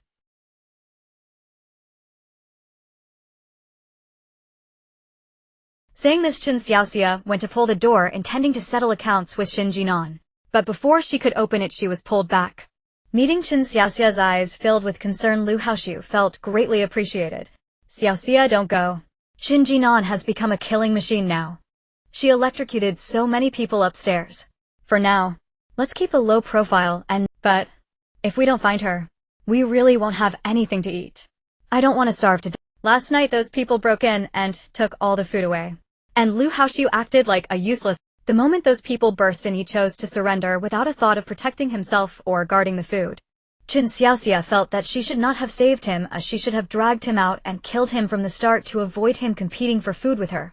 Xiaoxia, just bear with it a little longer, I will bring back the food very soon. Lin Shuyue, unaware of Xiaoxia's true feelings, was deeply moved and hugged the aggrieved girl, softly comforting her. Thinking of the news she heard this morning, a cruel smile appeared on Lin Shuye's face. We don't have food. Thinking of the news she heard this morning, a cruel smile appeared on Lin Shuye's face. We don't have food, but the people upstairs do. We can just go borrow some from them tonight, right? Xiaoxia showed a hint of surprise on her face. Wasn't the entire 8th building robbed yesterday? Lin Shuyue shook his head. He didn't just go out this morning to annoy Shen Jin'an, but also to gather information. Starting from the 10th floor, those people didn't even have a chance to act before being distracted by Shen Jin'an. They surely still have food at their homes. Really? Of course it's true. Lin Shuyue pulled Xiaoxia into his embrace and comforted her softly. I checked before, there was only one man in 1002. That unfortunate fellow was killed by Shen Jin'an today. We can just rob that house tonight. Upon hearing this, Xiaoxia was instantly filled with fear. She had just heard Lin Shuyue say that the person had unfortunately died protecting him, and now he was going to rob that person's home. Lin Shuyue is truly a ruthless person. But this is fine, only in this way can Xiaoxia avoid going hungry. That night Lin Shuyue really did open the door to 1002 with a knife, and took all the food from the widow and her orphans. The widow and her orphans were not willing to give up and immediately went to a crowded place to cry, hoping someone would stand up for them. However, in reality no one would. On the contrary, being reminded by the widow and her orphans, those who had lost their food truly began to target the owners who had not been robbed. Chaos thus unfolded. However, due to most men having died at the hands of Shen Jin'an and Lin Shuyue, the fighting strength of the remaining women and children was not high, so only a few households above the 10th floor were robbed. After several days of hunger, the others who had nothing to eat finally turned to those lifeless two-legged sheep. Since the dead were already gone, they would serve their greatest purpose. While chaos ensued below, life on the top floor of the 15th could be described as comfortable. Of course, in reality, it was not particularly comfortable. One was busy memorizing the map, while the other was lifting weights to practice crossbow shooting. It had been nearly a month since the apocalypse began, and the heavy rain was about to end. Shen Jin'an had to take advantage of the time after the rain to go outside and gather enough supplies. Thus, to gather sufficient resources, Shen Jin'an was diligently memorizing the map. Because of the heavy rain, the streets had completely flooded. Even the highest residential building in the city was submerged by 4 or 5 floors. What about other places? They must have been submerged. In the vast expanse of water, it is very easy to lose direction, so it is essential to memorize the map. Only by familiarizing herself with the map can she gather the most supplies in the shortest time. Since Lin Shuyue, who was most familiar with the map, had to stay behind to guard the home, the task of memorizing the map had to fall to Shen Jin'an. Shen Jin'an felt that Lin Shuyue was absolutely right. Thus, she really spent several days studying the map and circled all the important places. That day, after finishing their meal, as usual, Shen Jin'an went to memorize the map, while Lin Shuyue practiced with her crossbow by the side. While memorizing, Shen Jin'an's keen eyes spotted someone swaying in front of the monitor. Shen Jin'an moved closer and stared for quite a while before barely recognizing the person before her. Isn't that the strange guy Sucija? What is he doing here at this time? Lin Shuyue also stopped her actions and leaned over to take a look. In the footage, Sucija was wearing a sleeveless tank top and tight shorts that couldn't hide anything, repeatedly raising his hands and turning around. What is he doing? Shen Jin'an was a bit confused about this guy's intentions. Lin Shuyue replied, he seems to be going through security checks. In the footage, Sucija was wearing a sleeveless tank top. Maybe he wants to say something to us, but is afraid we won't pay attention to him and treat him as an enemy, so he is acting like this. Lin Shuyue, being a novelist, was really skilled at observing people and immediately understood Suci's. After hearing this, Shen Jin'an frowned. Should we pay attention to him? Let's go down and take a look. Thinking of how Sucija had repeatedly tried to convey messages to her before, Lin Shuyue felt that this person did not mean any harm towards them, but he was indeed quite strange, so it wouldn't hurt to check. Shen Jin'an nodded and put on her shoes, wanting to pull the door open and go out. Lin Shuyue called out to Shen Jin'an, wait, let's go together. Saying this, Lin Shuyue directly took her crossbow and followed Shen Jin'an to the door. She thought that if Su Sijia really wanted to harm them, then Lin Shuyue could just test the results of her training during this time. Seeing Lin Shuyue and Shen Jin'an finally appear before him, Su Sijia immediately broke into a smile. However, when he saw the crossbow in Lin Shuyue's hand, his face turned pale with fright, and he immediately raised his hands in surrender, saying, "Miss Lin, Miss Shen, I am not here to harm you. I am not carrying any weapons. I am here to seek your cooperation." Cooperation. Shen Jin'an looked at the young man before her and bluntly refused. "Do you think I need to cooperate with you?" "You do. You absolutely need to cooperate with me." Su Sijia, drenched in sweat under the gazes of Shen Jin'an and Lin Shuyue, still gritted his teeth and spoke firmly. "I have information to share with you. This information is not available to anyone else, only I have it. I want to become allies with you too. I hope you can teach me some self-defense methods. I want to survive in this apocalypse." Upon hearing Su Sijia's words, Shen Jin'an exchanged a serious glance with Lin Shuyue. Shen Jin'an paused to collect her thoughts and feigned curiosity as she said, "Apocalypse? What are you talking about?" "This is merely an unprecedented downpour. Once it ends, the government will surely come to rescue us." "Why would you say it's the apocalypse?" Despite the rain persisting for nearly a month, flooding the entire city beyond recognition, people still refused to admit that the apocalypse was real. Clinging to false hope is better than living in despair. Shen Jin'an believed that those who were still alive shared this sentiment. "No, that's not it." Seeing that Shen Jin'an took his words lightly, Su Sijia's face flushed with urgency. Su Sijia wanted to reach for the iron railing, but feared being electrocuted, so he withdrew his hand and anxiously explained, "You must believe me. Shen Miss, the apocalypse has already arrived. It truly has." "Oh, why do you say that?" Lin Shuyue looked coldly at Su Sijia, her sense of unease intensifying. Why was he so certain that the apocalypse had come? How did he always manage to warn them before events occurred? Could it be that he, like Shen Jin'an, was a reborn individual? But are reborn individuals really so naive? Hearing Lin Shuyue's questions, Su Sijia gritted his teeth, his gaze sweeping over the vacant 14th floor and the hallway behind him. He lowered his voice and said, "Shen Miss, Lin Miss, I truly have something very important to tell you. But this place is not suitable for a conversation. I'm worried someone might eavesdrop. Could you come along?" Seeing the two remain unmoved, Su Sijia was nearly at his wits' end, his voice tinged with desperation. "Really? I promise I won't harm you. It's just a matter of coming a little closer, and with your skills, I couldn't possibly hurt you. I just want to survive. I don't want to die in this apocalypse. Is that okay?" Shen Jin'an exchanged a glance with Lin Shuyue. Lin Shuyue remained in place, still aiming her crossbow at Su Sijia, while Shen Jin'an quickly approached the iron door.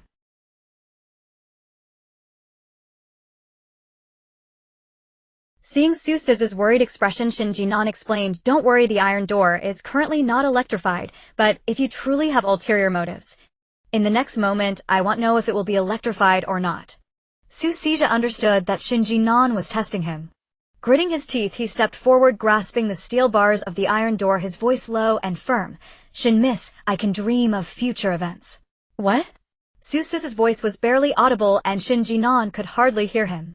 Su Sijia, anxious, repeated his statement. After understanding, Shen Jin'an's heart trembled, her expression darkening, her voice frosty. "Are you joking?" "No." Seeing Shen Jin'an's anger, Su Sijia hurriedly explained, "Shen Miss, you must believe me, I'm not joking. I'm just a poor college student. The reason I moved to this affluent area is because of this. If you don't believe me, you can check. I really..."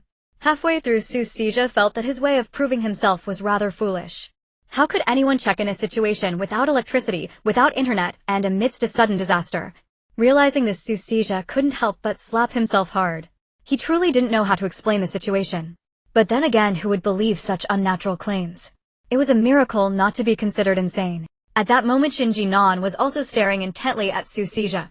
She could see that his thoughts were relatively simple. He didn't seem like someone who would dare to lie to her. Moreover, if what Su Sijia said was true, that he could foresee future events through dreams, then his strangeness could... But would he dream of her possessing space? Would he dream of the abundant supplies within her? Shen Jin'an's possession of space was something that absolutely could not be revealed. If anyone found out, it would lead to endless disasters. Shen Jin'an would never allow a ticking time bomb to exist by her side. Shen Jin'an narrowed her eyes, instantly feeling a murderous intent towards the young man before her. Just as Shen Jin'an was about to take action, Lin Shuyue's voice came from behind. "What did he say to you?" Turning around, Shen Jin'an walked to Lin Shuyue's side and relayed Su Siz's situation to her. After finishing, Shen Jin'an lowered her voice. He is a ticking time bomb. Should we just eliminate him now? With that, Shen Jin'an's finger twitched and Lin Shuyue instantly understood her meaning. Wait, let me think for a moment.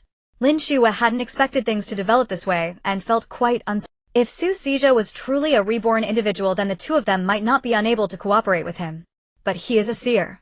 Lin Shuyue naturally understood why Shen Jin'an wanted to eliminate Su Sizhe, but if they killed one, what about the next one?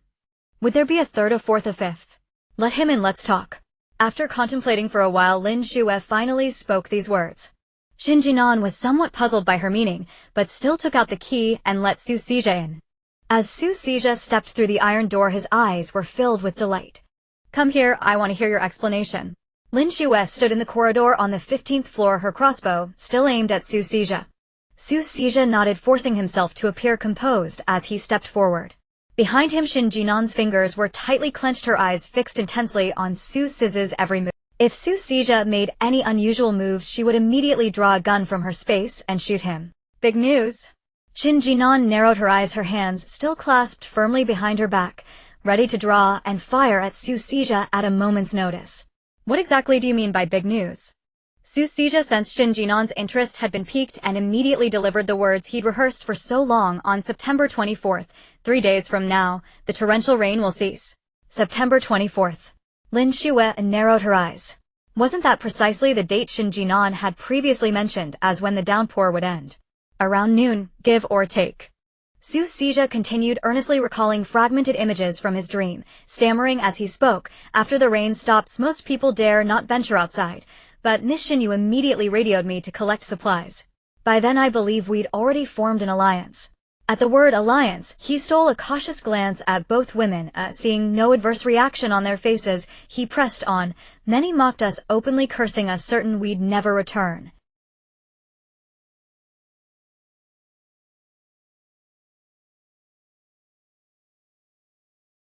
Several women even lunged at you, only to be driven back by your heavy machete. As Shen Jin'an listened, a cold weight settled deeper in her chest. Hearing Su Sizhe fall silent, Shen Jin'an narrowed her eyes again. Anything else? If this is all you have, it's hardly enough to convince me of what you've just claimed. Still not enough. Let me think, just one more moment. Su Sizhe tugged fiercely at his hair, his face twisting with concentration before blurting out, right, I remember now. You wore diving goggles and a full wetsuit. When you reached the 4th floor corridor, you simply leapt straight into the water. A short while later, you hauled a boat up from beneath the surface, and we boarded it, sailing all the way to the city center to gather supplies. Then the dream ended there. Su Sizhe stammered to a halt, utterly spent, bracing himself as if facing execution. Shen Jin'an nodded slowly, lost in deep contemplation. From his account, it was clear Su Sizhe had no knowledge of her spatial artifact. Otherwise, Shen Jin'an would never have gone to such lengths, donning a wetsuit and goggles, plunging into the floodwaters only to retrieve a boat from the depths. She could simply have conjured those items from her space in some secluded spot and charged forward unimpeded. With that thought, she spoke. Whether your words hold truth will be confirmed on the 24th. But should you lie to us, your life will be forfeit. As she said this, Shen Jin'an traced a sharp line across her own throat. Su Sizhe flinched violently, clutching his neck with both hands. It's freezing here. Lin Shuyue finally broke her silence. Su Sizhe, did you seek us out specifically to propose an alliance? Yes, I want to survive. His reply was resolute. He was his mother's last hope. Having struggled this far, how could he accept death?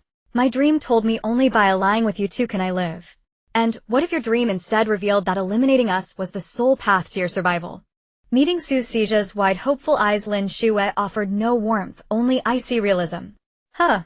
Her question left him stunned, mind utterly blank, frozen in place. Lin Shuyue pressed harder. Suppose your dream detailed exactly how to eliminate us, step by step. What then would you do? No, eliminating you. That's impossible. Su Sizhe felt tears welling. He stood trapped between two tigers, trembling like a lamb. The terror was paralyzing. Sweat poured from his brow as his mind raced, yet yielded no answer that might satisfy them. Finally, he broke down. Me, taking both of you down alone. How could that ever happen? With your skills, one punch from either of you, and I'd be buried within a week. I'm begging you not to kill me. All I want is to live. Why would I slay the very lifeline I've just found? Then realization struck him. Besides, My dreams only replay fragments I've seen with my own eyes or heard with my own ears, and even those are incomplete, disjointed.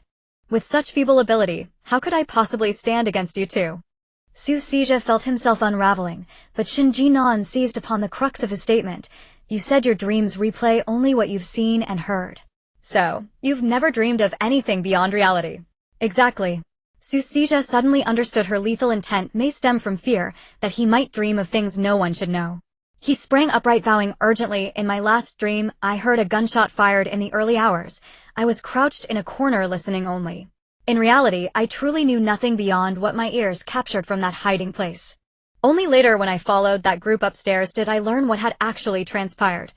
Miss Lin, I beg you, let me join you. If I dream anything, even the smallest detail, I'll tell you immediately. You want to know what lies ahead, don't you? What if I dream it first? Wouldn't that make us far safer? Cooperation yields mutual survival. We all merely wish to live. Let's ally. His gaze flickered desperately between Shen Jin'an and Lin Shuyue, pleading for their assent. At that moment, Lin Shuyue tossed her walkie-talkie to Sushija. He fumbled to catch it, his eyes gleaming with sudden fierce hope. He opened his mouth to speak, but Lin Shuyue cut him off. I understand your proposal. Yet this decision carries grave weight. We cannot act rashly. Keep the walkie-talkie for now. In 3 days we'll deliver our answer. Yes, yes, yes.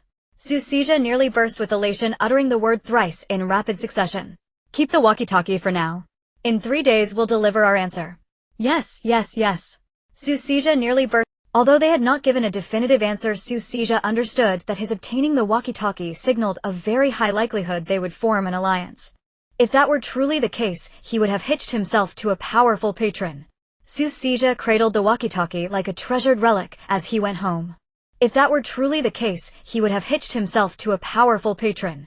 Sushija cradled the walkie-talkie like a treasured relic as he went home. Back home he shut and barricaded the door, then sat quietly waiting for the rain to stop in 3 days. After sending Sushija off, Shen Jin'an locked the door and only spoke after confirming that all the household's walkie-talkie devices were switched off. Sushija said he wants to form an alliance. What do you think? Lin Shuyue sat on the sofa, propping her head with her hand. After a moment's thought, she said, I think we could try cooperating. After all, our present development lags far behind what you had in your previous life. If we could gain more intelligence, it would raise our chances of survival. Indeed. Knowing more would help us see the apocalypse through. Shen Jin'an poured Lin Shuyue a cup of tea and asked, but do you trust what he said? What if his dreams multiply and he even dreams our secrets? What then? Wouldn't that be too dangerous? Growing uneasy, Shen Jin'an said, why not just kill him? If he sets a trap and dooms us, what? Shen Jin'an could not tolerate leaving an unstable element near her and Lin Shuyue. Lin Shuyue looked at her with mild amusement and said, Ainin, don't be so extreme. I'm still here. If anything about him seems awful, notice. Trust me. Besides, what we need most is intelligence. Faced with Lin Shuyue's earnest eyes, Shen Jin'an nodded in understanding. Since her rebirth, Shen Jin'an had been the sort to heed sensible counsel. If Lin Shuyue said to trust her, then Shen Jin'an had little choice but to believe. Seeing Shen Jin'an soften, Lin Shuyue continued, besides, that kid doesn't look particularly clever. A weatherhead dare kill in the apocalypse is another matter. Exactly. Shen Jin'an's face lit with sudden worry. We don't even know if he's a bleeding heart type. If he insists we save people, what would we do? Lin Shuyue calmly denied that possibility. Ainin, remember. When we acted a few days ago, he didn't interfere. At that time we killed so many, and he did not step forward to stop us. That proves he is not a bleeding heart. As for whether he can harden his heart, take him out sometime and you'll know. Lin Shuyue added, the soft-hearted and timid are burdens. If he truly cannot pull his weight, well, find a chance to deal with him. Shen Jin'an nodded. The matter was settled. Once decided, she did not want to waste any more time on it. Glancing at the time, it was just past noon. Shen Jin'an rubbed her slightly rumbling stomach and asked, it's 12, are you hungry? Lin Shuyue nodded. Yes, I'm hungry. So, what shall we have for lunch? Well, we've been eating ready-made food. Let's cook for ourselves this time, otherwise once the prepared food is gone we won't have any for emergencies. All right. They decided that since the storm still raged and aromas would not travel far, they might as well cook something strongly scented to avoid later envy. Though others were already envious of their home, Shen Jin'an took from her storage a huge stainless steel pot large enough to stew a person, along with a pile of star anise and spices, planning to braise some meat. Braised meat is a showstopper. When done well, the meat becomes tender and falls apart free of any gaminess. Press it with your tongue and it melts. When eating, scoop a piece of meat with a spoonful of sauce, add a few greens and a bowl of steaming rice. Culinary bliss. Braising meat takes time. Since they had the leisure now, they prepared extra so they could enjoy it later. The fire was lit, and Lin Shuyue set about applying the cooking skills she had recently learned to make simple home-style dishes. A plate of tangy, spicy, crunchy lotus root, a plate of crispy eggplant shrimp fried rice, and 2 handmade iced lemonades. Lin Shuyue's homely dishes were ready, and Shen Jin'an had finished prepping the pig's trotters and set them to simmer in the pot.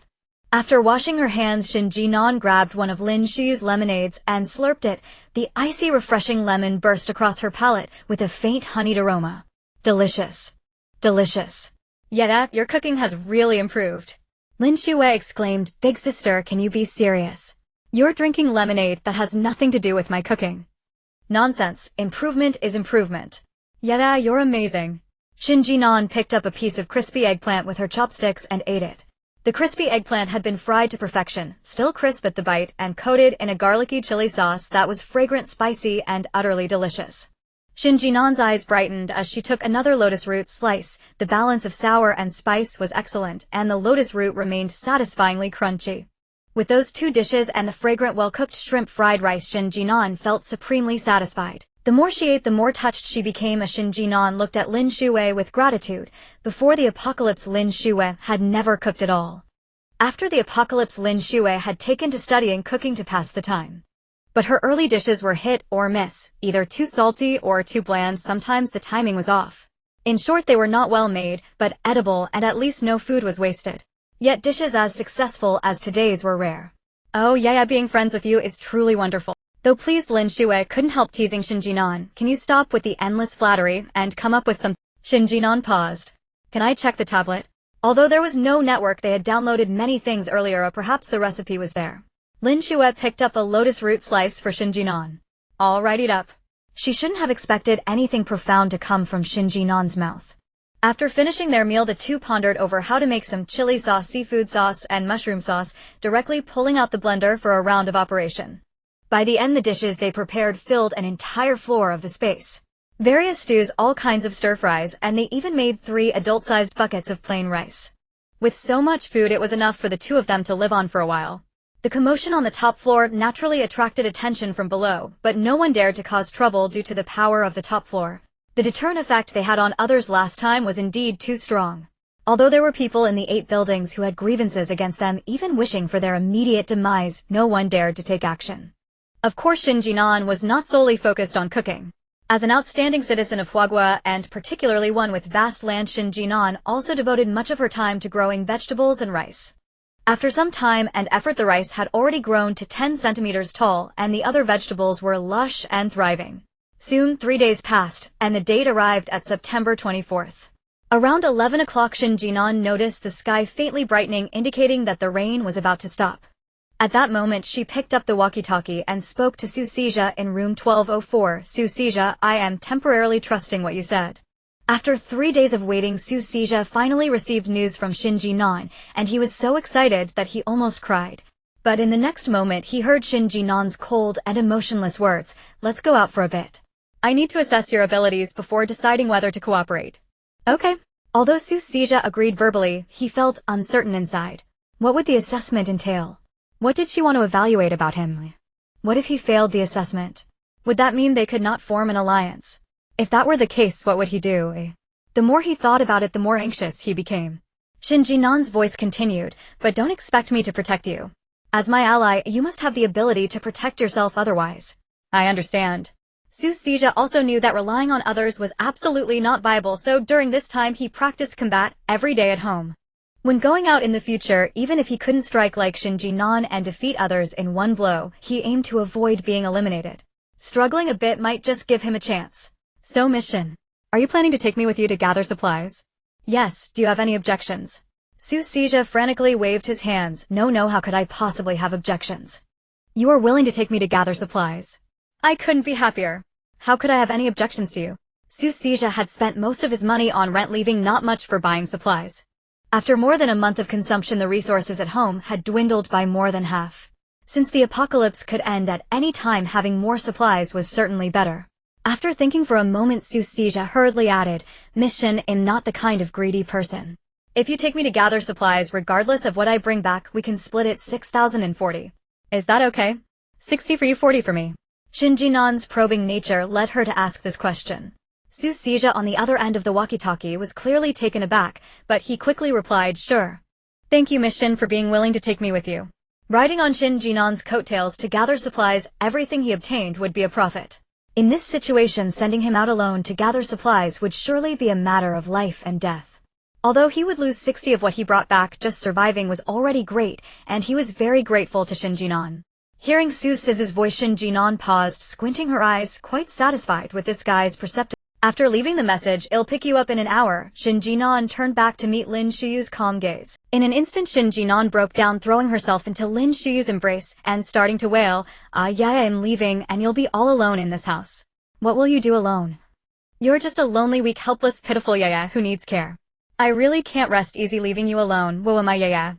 Lin Shuyue pulled Shen Jin'an out of her embrace and tossed her onto the sofa, rolling up her sleeves to reveal her not-so-big, but well-defined biceps. You call this lonely, weak, helpless, pitiful, and in need of care? Shen Jin'an. Huh. Shen Jin'an was stunned. Shen Jin'an incredulously reached out to touch Lin Shuyue's biceps, squeezing and poking. Lin Shuyue, speechless, swatted Shen Jin'an's hands away. Do you think I'm some kind of stress toy? Shen Jin'an reluctantly withdrew her hands and replied earnestly, no. Yeah, I was just curious when you developed such beautiful muscles. Lin Shuyue silently rolled her eyes. Do you think my month of training has been for nothing? To avoid dragging Shen Jin'an down, Lin Shuyue placed 2 5-kilogram dumbbells in her room and lifted weights for an hour each night before bed.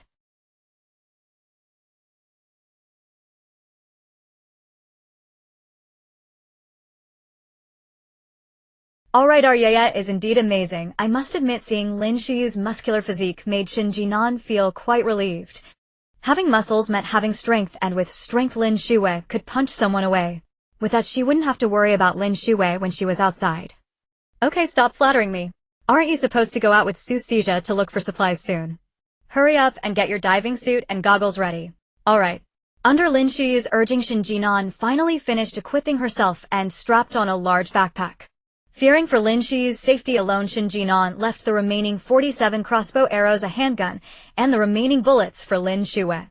As for Shen Jin'an, she was completely unbothered, carrying a large machete as she stepped outside.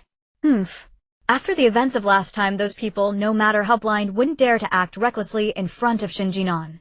Reaching the 12th floor, Shen Jin'an knocked on the door of room 1204. Su Xija confirmed his identity through the peephole and immediately flung the door open, only to be abruptly halted by Shen Jin'an's outstretched arm. Su Xija, have you truly considered this? Once you step out with me today, you will become a pariah across this entire building. Are you certain you can bear the consequences?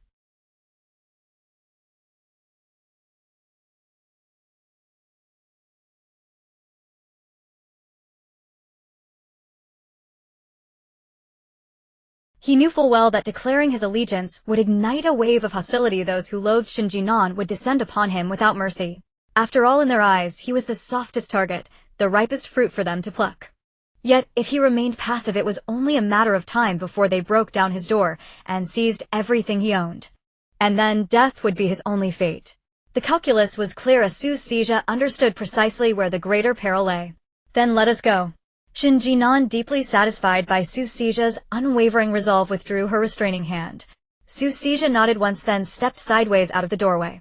Once outside, Su Xija locked the 3 interior doors behind him repeatedly, and then fastened over a dozen heavy-duty padlocks across the entrance. Shen Jin'an watched in quiet astonishment. No wonder this man dared ascend repeatedly to the 15th floor, unafraid of anyone raiding his sanctuary. His dwelling boasted not 1 nor 2, but 3 reinforced doors, and more than a dozen locks. Even a sledgehammer would shatter against such fortifications. Tisk tisk tsk.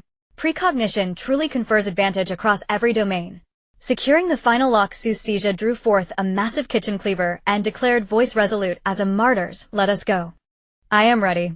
Shen Jin'an found his expression faintly comical, but said nothing. She hoisted her broadsword and descended the emergency stairwell. Though they traveled downward via the fire escape, they encountered numerous people along the way, nearly every face twisted with raw hatred and bitter resentment toward Shen Jin'an. Yet her prior dominance had left such a deep imprint of fear that none dared raise a hand against her. When those same onlookers spotted Su Xija trailing obediently behind her, their loathing coalesced into something almost tangible, a visceral seething fury as though they longed to tear him limb from limb, to rip apart the dog-legged accomplice at her side. And indeed, one did. At the 9th floor, a deranged woman lunged violently towards. Her hair hung in wild, greasy tangles. Her face was gaunt, hollow-cheeked, skeletal, her eyes wide and unmoored, her mind clearly shattered. As she charged, she shrieked, "You wretched lackey! She's slaughtered so many. How dare you follow?" Su Xija recoiled in shock and instinctively lashed out with a kick, sending her flying several meters back. The woman crumpled helplessly onto the floor, limbs slack, and erupted into a torrent of curses. "Heartless monster! Whore! Executioner! Filthy soulless cur! You butchered so many, you even killed my husband. I curse you both, may you rot in agony." Ha ha ha. Her laughter spiraled into unhinged hysteria. Shen Jin'an paused, cast a single cold, emotionless glance upon her, and felt neither sorrow nor disdain. She turned slightly, meeting Su Xija's gaze. "Shall you kill her?" Su Xija froze, startled by the question. He had acted purely on reflex to defend himself, a killing. He was not prepared for that. She didn't mean to kill me. Perhaps we should spare her." Shen Jin'an offered no reply, only a silent, piercing look before turning away and continuing her descent. Such indecisiveness, such frailty of will, she could only hope he would not regret it later. A precognitive.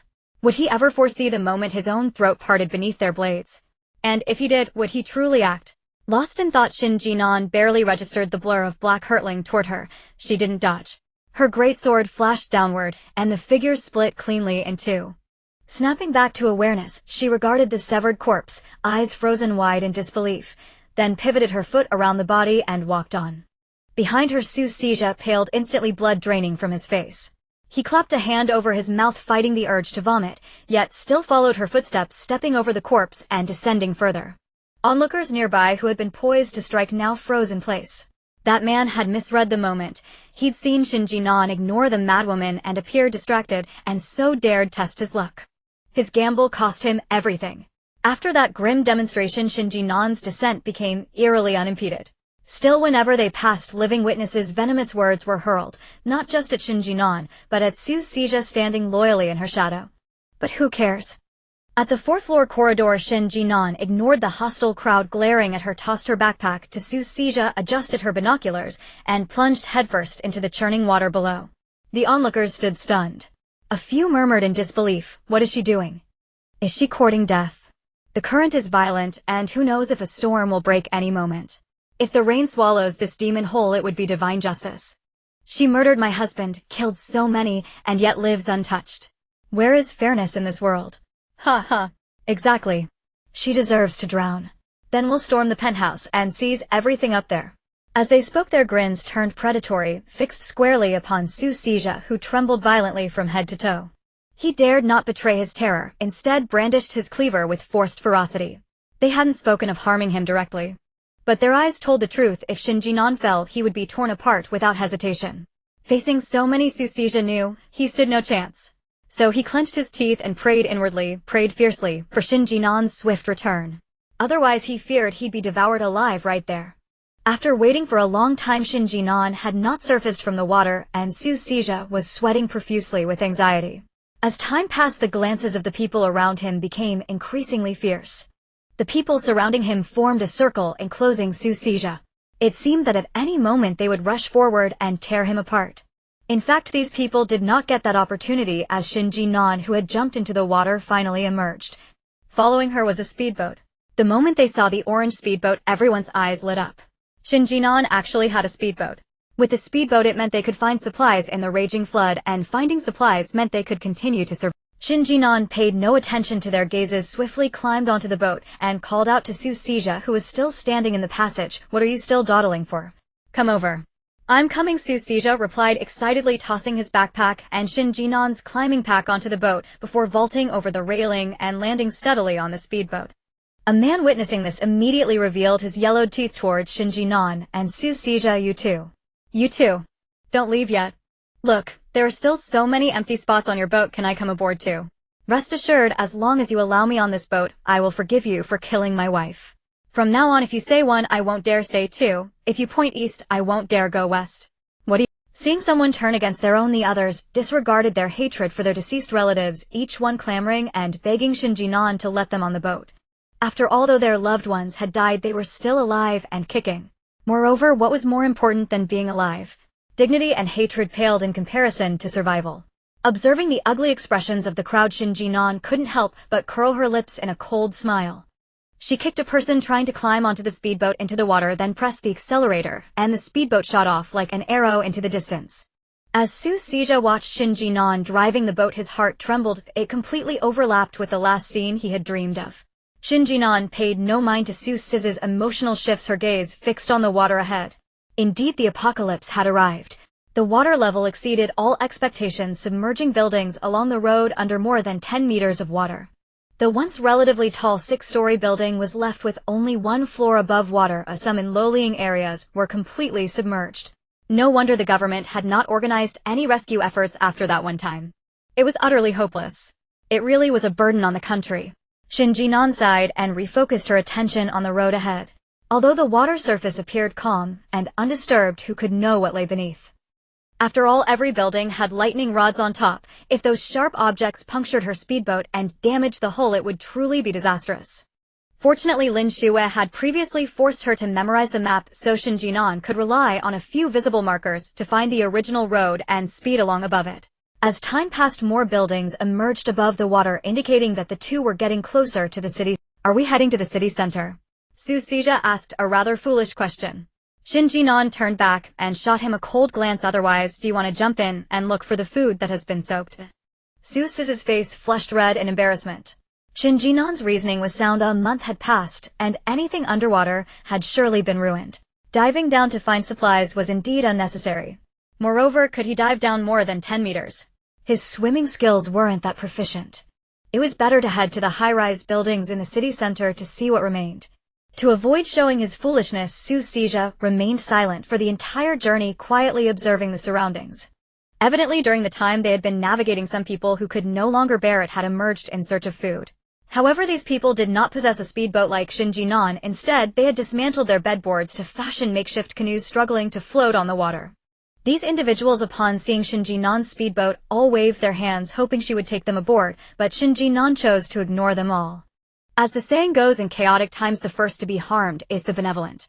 If she played the sane, others would surely turn against her. Shen Jin'an had no intention of doing such foolishness. Shen Jin'an's destination today was the tallest building in this city. This building housed the wealthiest companies, and the headquarters of a biopharmaceutical company was located within. Shen Jin'an had come to this place specifically for the biopharmaceutical point. As for other companies, she certainly wouldn't miss out. After dropping Su Sijia off, Shen Jin'an donned her diving goggles, jumped into the water, towed the speedboat into the depths, and once out of everyone's sight, she stored the boat in her spatial pocket before heading up with Su Sijia. The building was tall, consisting of 98 floors. The water had already submerged the bottom 6 floors, so Shen Jin'an began her search from the 7th floor. Coincidentally, the 7th floor housed a live streaming company. Before the apocalypse, the world of live streaming was incredibly developed. Because of this, live streaming companies were akin to department stores. In such a live streaming company, there were all kinds of furniture, snacks, daily necessities, clothing, and footwear, everything imaginable. When Shen Jin'an and Su Sijia entered this company, it was like mice falling into a grain warehouse, and they were overjoyed. To save time and keep her secrets hidden, Shen Jin'an decided to split up. Su Sijia would go one way, and she would go the other. Once she confirmed that Su Sijia could no longer see her, Shen Jin'an bypassed the live streaming room and ran to the company's storage room. Although this building was worth its weight in gold, normally no one would set up a warehouse here. However, live streaming companies had money. They might not establish a warehouse, but would set up storage rooms instead. Inside were all sorts of goods. Moreover, the quantity and sizes were far more complete than those in the live streaming room. To save time, Shen Jin'an directly abandoned the items in the live streaming room and dashed to the storage room. Shen Jin'an entered the first storage room, the one designated for clothing, where garments of every kind overflowed the corners. Scattered across the floor lay soiled clothes, discarded haphazardly, evidence that others had already ransacked the place. Of course, they'd had no warning. The downpour had struck without mercy, inevitably trapping several employees who'd failed to make it home in time. Had the building been utterly deserted, that would have been far more unsettling. Stepping over the grimy foul-smelling heap, Shen Jin'an approached the unopened cardboard boxes and studied them intently. Perhaps due to recent humidity, tiny mushrooms had begun sprouting on their surfaces.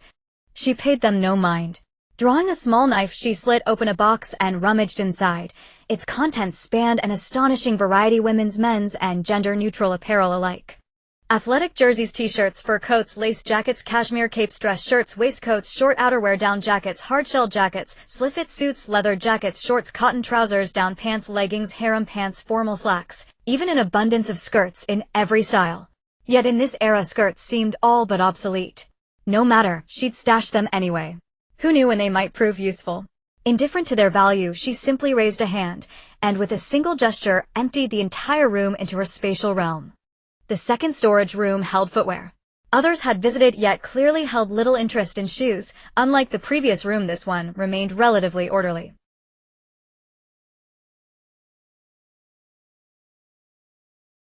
Shen Jin'an sliced one open and inspected its contents: leather shoes, cloth shoes, rubber boots, plastic sandals, and more. Her familiarity with footwear stemmed from Lu Haoxiu's relentless demands for branded shoes in her past life. Each pair bore unmistakable prestige, luxury labels exquisitely crafted. Before the collapse, she would have needed 2 or 3 months' wages just to afford a single pair here. But the world had changed. No longer bound to labor, Shen Jin'an claimed them all free of charge. With another sweeping gesture, she absorbed the entire stock into her spatial domain. As she opened the final box, she discovered it was filled entirely with snow boots. Excellent, she seized them without hesitation. With the 3-year deep freeze looming, such gear would be invaluable. The third storage room housed premium tobacco, alcohol, and tea carelessly strewn across the floor. Vast empty spaces gaped where goods had been stripped away, piercing Shen Jin'an's heart with regret. In the post-collapse world, tobacco, liquor, and tea were hard currency, irreplaceable universally. Soon the wealthy would pay exorbitant sums for these commodities. Shen Jin'an would not let a single gram slip through her fingers. Another wave of her hand, and the entire hoard vanished into her spatial realm. At last she reached the fourth storage room, dedicated to rice. The floor bore chaotic footprints. More than half the stock had already vanished. Bags of rice lay scattered, some toppled, others ruptured, grains spilling across the floor. Damn it, wasting precious resources even as the world collapsed. They'd rue that waste bitterly sooner or later. Muttering curses under her breath, Shen Jin'an meticulously scanned the room for intruders. Satisfied it was empty, she swept every remaining sack into her spatial domain. She then proceeded to the 5th, 6th, 7th, and 8th storage rooms, each yielding luxury brands, necklaces, wristwatches, perfumes, cosmetics, pharmaceuticals, and most critically 50 drones of various models. Previously, she'd worried her 2 drones were insufficient. Now, even with high attrition rates, she faced no shortage. Used judiciously, they could sustain her for months, if not years. It wasn't until she reached the 10th or 11th storage room that she finally encountered living humans. 8 of them alive. Recalling the desolation she'd witnessed in earlier rooms, Shen Jin'an clenched her fists, fury surging so fiercely she nearly slammed them against the wall. They'd gathered in the instant food storage room, a space thick with stale, rancid air littered with refuse. 5 men sat in a tight circle at the room center, drinking and feasting, reveling in coarse mirth. 3 women bound tightly with rope huddled, trembling in a corner. Their bodies bore livid bruises, hair tangled, and wild faces ravaged, yet beneath the ruin their features revealed former beauty. Now their eyes, once luminous, were hollow with terror and agony. For over a month since the storm's onset, these women had endured unspeakable torment. The 5 men appeared in their 30s or 40s, broad-faced, heavy-bodied, bloated with arrogance. They lounged together, now laughing raucously between swigs of liquor and bites of meat, their vulgar banter dripping with obscenity. Shen Jin'an felt no impulse to play savior, but to secure more supplies she resolved to eliminate. She tightened her grip on the broadsword, then kicked the half-closed door inward with a thunderous crash. Drunk and disoriented, the 5 men lurched upright from the floor. "Who the hell are you? How dare you kick down our door?" One man jabbed a stubby finger toward her, only for both finger and head to sever cleanly from his body in a single fluid stroke. His skull hit the floor with a dull thud, eyes bulging wide in frozen disbelief. The remaining 4 stared, stunned, unprepared for such sudden, brutal violence. In that split second of paralysis, Shen Jin'an claimed another head. The surviving 3, recognizing her lethal precision, scrambled for weapons. Before they could act, a third head rolled free. The final 2 broke, urine and feces staining their trousers as terror overtook them completely. They collapsed backward, scrambling futilely, shrieking, "Don't kill me. Please spare me. I have supplies, I have money. Name anything and I'll give it to you, just don't kill me. A guttural scream cut short, then silence. She didn't waste words on filth. 2 more strokes, 2 more heads severed. With the men eliminated, Shen Jin'an turned her gaze to the 3 bound women in the corner. Her eyes narrowed, her instincts whispered, eliminate them too. Yet when she met their eyes, wild, fever-bright, alight with demented relief, she relented. She did not untie their ropes. Instead, as if they were invisible, she pivoted away to her unopened instant food packages, and, shielded by her hiking backpack, transferred every item into her spatial domain. Shen Jin'an closed the door and took out a lock to secure it. Inside the room, she noticed the iron rods the men had brought as well as several items that had been opened. With food and tools available, the 3 women would naturally find a way to open the door if they wanted to survive. Although she did not wish to kill them, she would not allow these 3 to slow down her looting. The space was a secret belonging to Shen Jin'an and Lin Shuyue. She would not allow anyone to breach it. After confirming that there were no living souls left on this floor, Shen Jin'an hastened her scavenging. Kicking open the doors of each storage room, she stuffed everything inside into her space. After finishing with the storage rooms, she moved on to the streaming room, leaving no item behind.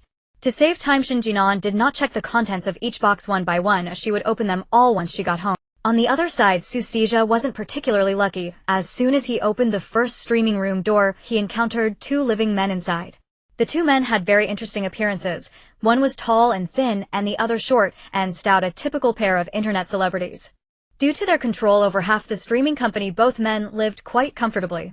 With food and drink available, if it weren't for the fact that the alcohol and tobacco streaming room was on the other side, they could even get their hands on those. Their lives were much more comfortable than before the apocalypse. Su Siz's lips trembled slightly as he pretended to be calm and said, brothers, if I remember correctly, this is the streaming company, trying to steal our supplies.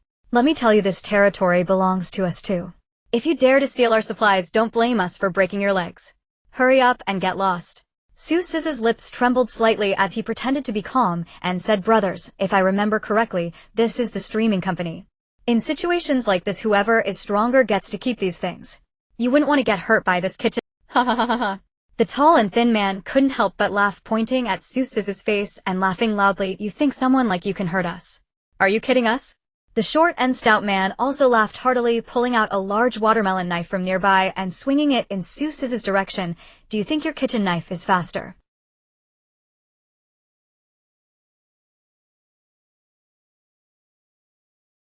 The short and stout man nodded with satisfaction, approaching Su Sizha with the watermelon knife. Kid, I already gave you a chance. I told you to leave quickly. If you don't listen, don't blame me for being ruthless. Saying this, the short and stout man lunged forward, swinging the watermelon knife at Su Siz's head. Although Su Sizha was a university student, he had trained somewhat over the past month. While he was still lacking in fighting skills, his ability to dodge was commendable. Successfully avoiding the short and stout man's attack, Su Sizha hadn't steadied himself before another attack came. The attacks were relentless, one after another, leaving Su Sizha no chance to catch his breath. In a panic, Su Sizha could only choose to escape. Running wildly, he burst into a room. As soon as he pushed open the door, he heard a woman scream. Focusing his gaze, Su Sizha realized that 4 girls had been tied up in this room. The girls were bruised all over, their clothes tattered, and their faces haggard. Anyone could tell what had happened to them. Upon seeing the stranger, Su Sizha, one girl struggled to speak. Please save us. Please, you must save us. The 2 men outside are beasts. I don't want to die, please save us. The other girls also pleaded with Su Sizha, please save us. We really don't want to die. The 2 outside are beasts. Let us go. Let us go, please. Before Su Sizha could say anything, the short and stout man and the tall and thin man chased in. Su Sizha was so angry that his face turned red as he questioned, what have you done to these 4 girls? The tall and thin man licked his lips and replied, just as you think. What else could it be? At this point, if I don't have some fun, there won't be another chance. The short and stout man grinned maliciously. Since you saw this, we can't let you live any longer. Saying this, the 2 men lunged at Su Sizha. Upon seeing how the girls had been treated, Su Sizha no longer harbored any mercy and began to retaliate with the kitchen knife. Finally, Su Siz's physical advantages became apparent, combined with his self-made bulletproof vest and his quick reflexes and agility. During the fight, Su Sizha quickly gained the upper hand. After taking a cut on his shoulder, he finally defeated the 2 men. Looking at the 2 men lying in pools of blood, Su Sizha gasped for breath. He realized that for the first time in his life, he felt no fear doing such a thing. Moreover, Su Sijia felt an unexpected calmness, as if in the apocalypse doing such things was only natural. At this point he had to admit that he had become cold in the face of the apocalypse. Saying this, Su Sijia picked up the knife and cut the ropes binding the girls. After confirming that they were all relatively unharmed, Su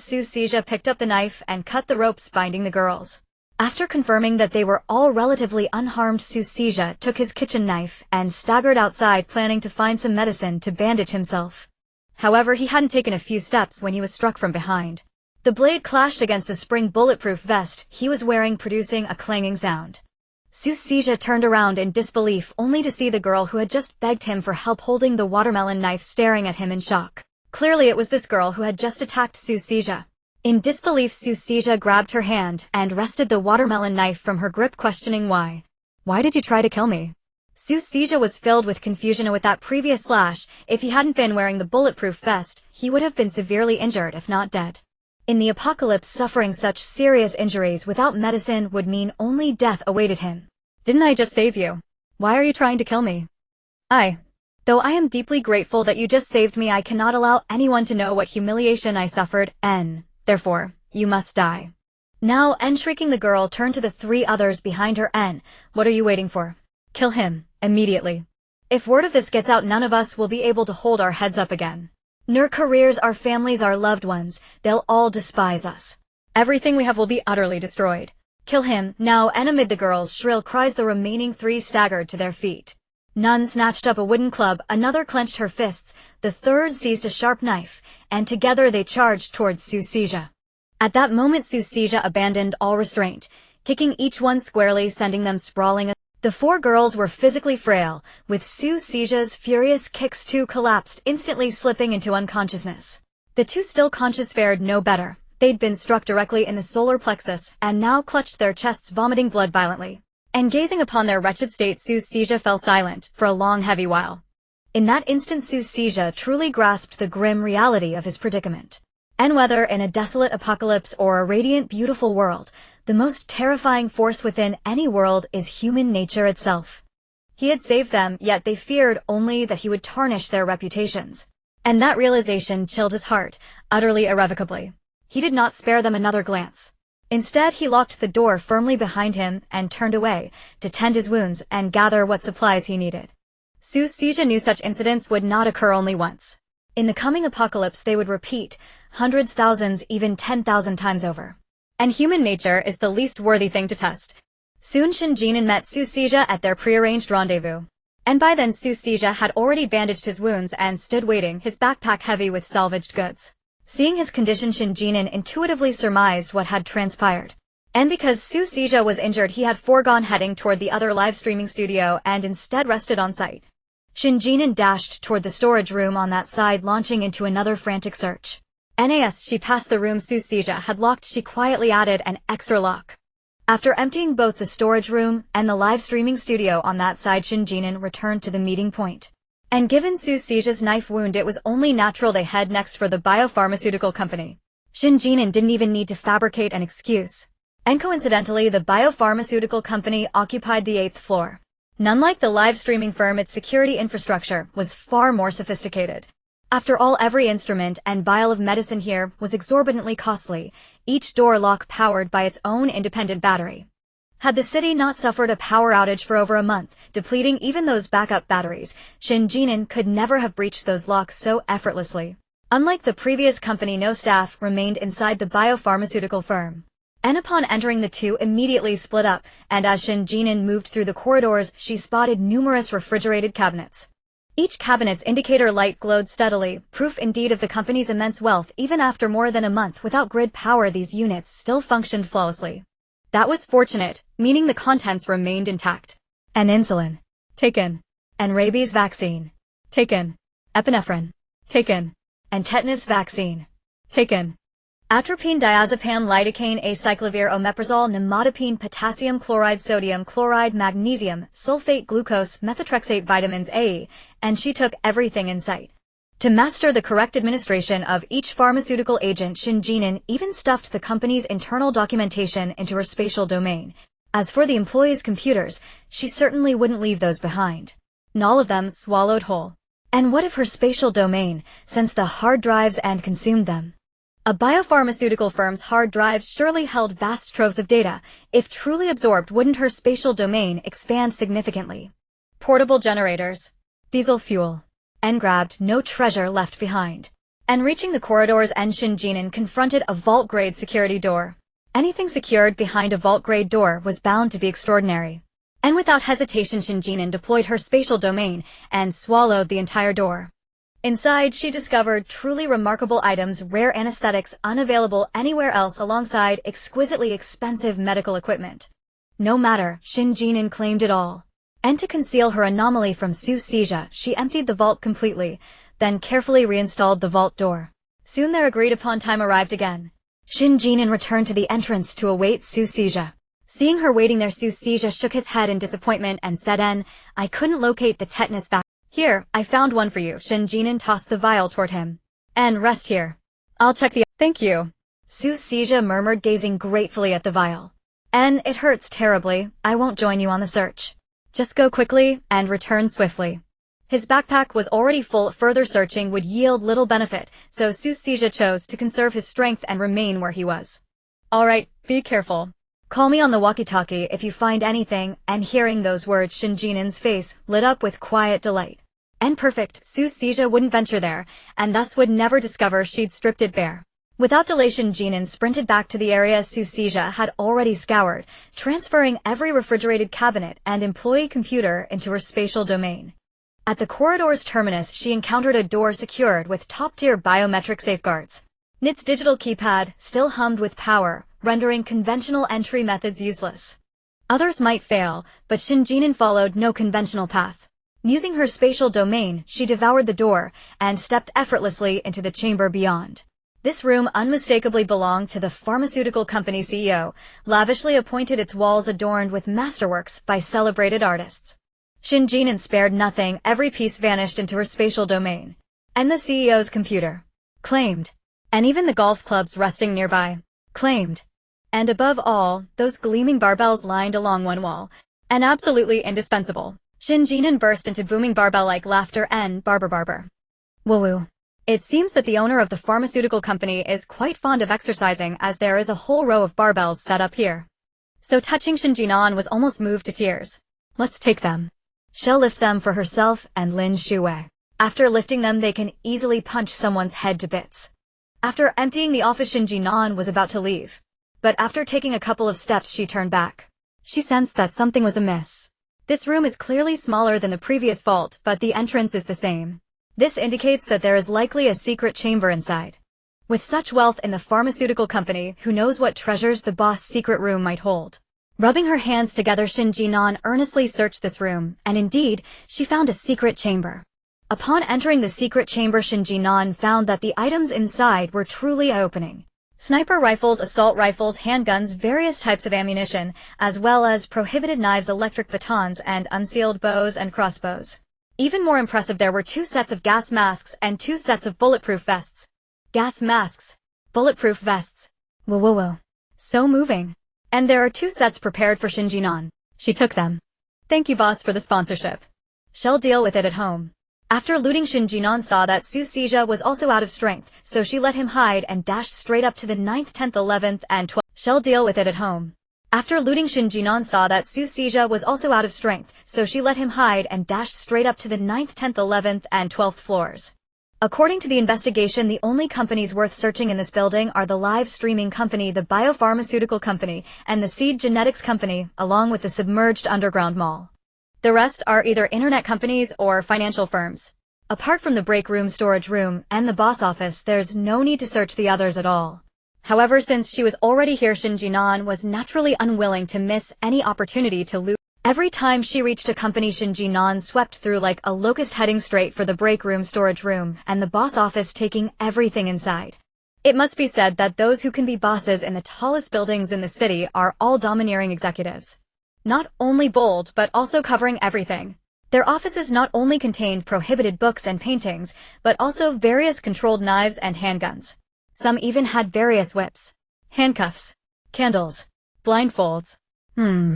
Quite extravagant. The bosses have a wide range of interests. Overall, Shen Jin'an managed to collect several guns along the way. This is truly impressive. In a building, the motto is to act if you can and if not, face punishment. Arriving at the seed company, Shen Jin'an became even more reckless, waving her hand to collect not only the computer files on the desk, but also the seeds stored in various glass containers, putting everything inside. She even moved the rack that held the seeds. Despite Shen Jin'an saving a lot of time as she ran and collected items, even her meals consisted of energy bars taken from her space eating while running. When she encountered people, Shen Jin'an didn't waste time. She struck down anyone who dared to resist. Those who hid she ignored, busy with her looting. But even so, time still flew by quickly. In the blink of an eye, Shen Jin'an had already arrived at the 49th floor, and it was already getting quite dark, yet it was only 5 p.m. Under normal circumstances, the weather in September shouldn't get dark so early. But in this apocalypse, what's normal anymore? Knowing she couldn't continue searching, Shen Jin'an efficiently emptied the boss office and took Sushija downstairs. On the way down, Shen Jin'an thought seriously that when she returned tomorrow, she would start looting from the 50th. As for whether she would encounter any issues, that would be discussed tomorrow. Just as she was about to jump into the water to retrieve the boat, she suddenly saw the largest mall in the city. She remembered that this mall was claimed to be the largest in the country. Because the mall is on a higher floor, it hadn't been submerged and stood quietly in the dim light, like an elderly person in twilight. Upon seeing this enormous mall, Shen Jin'an suddenly found herself unable to move. Although she had looted quite a bit today, it was definitely not enough. Today was the first day after the heavy rain stopped, and many people were afraid that the rain would suddenly come again, so they dared not go out. But tomorrow would be different. Many would surely come out to search for food. At that time, this enormous mall would become the primary target. If Shen Jin'an missed it today, by tomorrow the mall would definitely be filled with people. With so many people around, Shen Jin'an would be unable to use her space. Moreover, the cover of night made things even easier. Therefore today Shen Jin'an must take down this mall. Miss Shen, what's wrong? Seeing Shen Jin'an hesitate, Sushija asked with a slightly dazed expression. Shen Jin'an bit her lip, took out the walkie-talkie, and tried to contact Lin Shuyue, who was over 20 kilometers away. Without a doubt, Shen Jin'an failed. Shen Jin'an angrily punched the wall. If only there was a signal, now she could contact Lin Shuyue. Never mind. Being outside, previous agreements no longer apply. Although she knew Lin Shuyue would worry about her, Shen Jin'an still spoke, saying, I need to go to another place. Sushija looked at the massive mall standing in the twilight and instantly understood Shen Jin'an's meaning. Sushija paused for a moment and nodded. Should I wait for you downstairs? Shen Jin'an shook her head. No, you wait for me here. Sushija understood Shen Jin'an's intention and, surprised, said, Aren't you taking the speedboat over? There would definitely be a lot of people there. If I took the speedboat, it would easily alert them. I'll swim over. You wait for me here. After saying that, Shen Jin'an looked at Sushija, whose face was clearly unwell, and added, Be careful by yourself and don't get killed. Sushija nodded. Okay, I'll wait for your contact. Shen Jin'an nodded, pulled down her diving mask, and jumped directly into the water. As night fell, the water was icy cold, and there were many floating objects inside. Shen Jin'an relied on the flashlight on her head to barely find her direction. Upon stepping into the mall, Shen Jin'an realized that there were indeed people inside. So she cautiously turned off the flashlight on her head and pulled out her night vision goggles. Thanks to the bug-catching service from the ancient Tongjing real estate agency, a single person helped me find at least dozens. Woo-woo, I truly love such adorable readers. Shen Jin'an entered the first storage room, the one designated for clothing, where garments of the first floor of the mall is filled with daily necessities, nearly submerged by water. Various items float on the surface, densely packed together, drifting along with the current, creating a bizarre sight. The air is more turbid than in the earlier building, permeated with the foul stench of decaying things. Shen Jin'an does not wish to waste time and directly bypasses the crowd heading to the second floor. Fortunately, while there are people on the second floor, they are confined to their spots and do not move around randomly. Thanks to his night vision goggles, Shen Jin'an skillfully avoids all occupied areas and directly takes items from the shelves. As for the shelves where people lean against, Shen Jin'an leaves some space for them. After all, there's no need to be so ruthless. It's fine to leave a little for them. Anyway, with no light in this place, they can't see anything. Naturally, they remain oblivious to the fact that someone has already emptied the mall in silence. After nearly clearing the second floor of the mall, Shen Jin'an suddenly realizes that there is a storeroom. After searching around, Shen Jin'an finally spots the storeroom. It is securely locked from the outside. He directly pulls the large door into his space, enters, and then puts the door back in its original position. Once inside the storeroom, Shen Jin'an begins to gather items frantically. There is an abundance of rice inside, far more than in his own space, and everything is well preserved. There are all kinds of noodles, peanut oil grains, and a variety of other goods. Thanks to the mall's concern about humidity, they always place these easily moldy items on the upper levels. Otherwise, Shen Jin'an wouldn't have been able to acquire them today. While collecting the items, Shen Jin'an notices 3 drunken individuals lying in the storeroom. Goodness. Even the storeroom has people. So, is the outside lock meant to prevent those inside from leaving or to stop outsiders from entering? Or perhaps both? Shen Jin'an had thought there would be no one in the storeroom, but it doesn't matter. Taking advantage of the darkness covering the storeroom, Shen Jin'an swiftly eliminates the 3 individuals.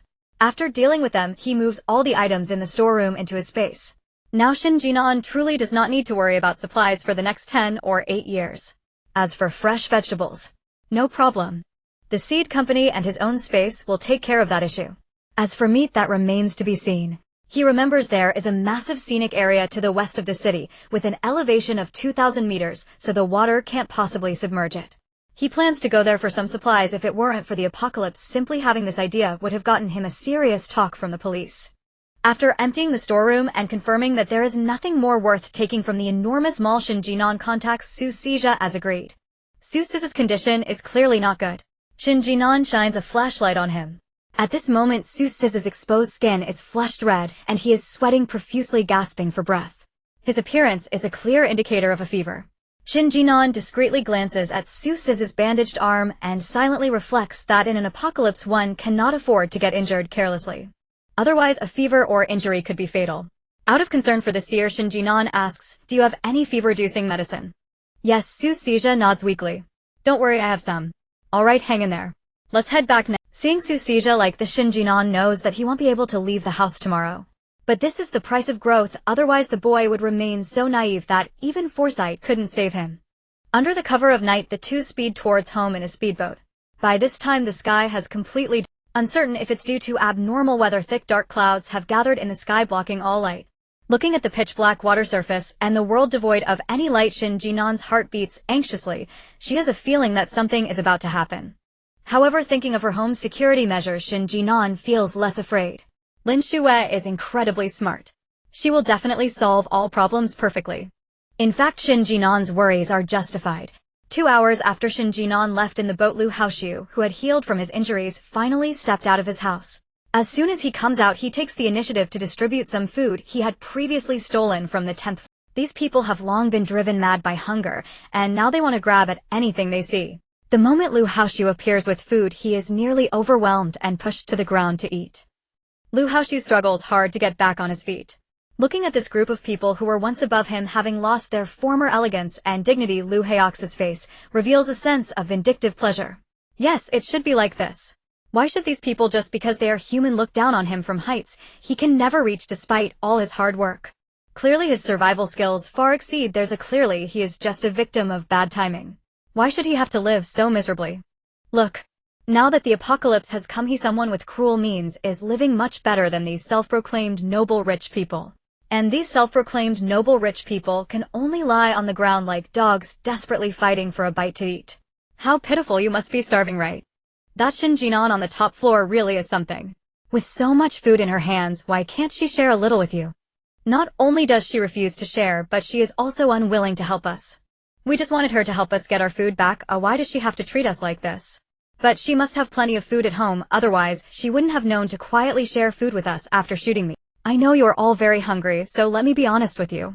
The food I just brought you was given to me by Shen. As you know, I am Shen Jin'an's ex-boyfriend. After she hurt me, she probably still loves me, so she left this food at my door.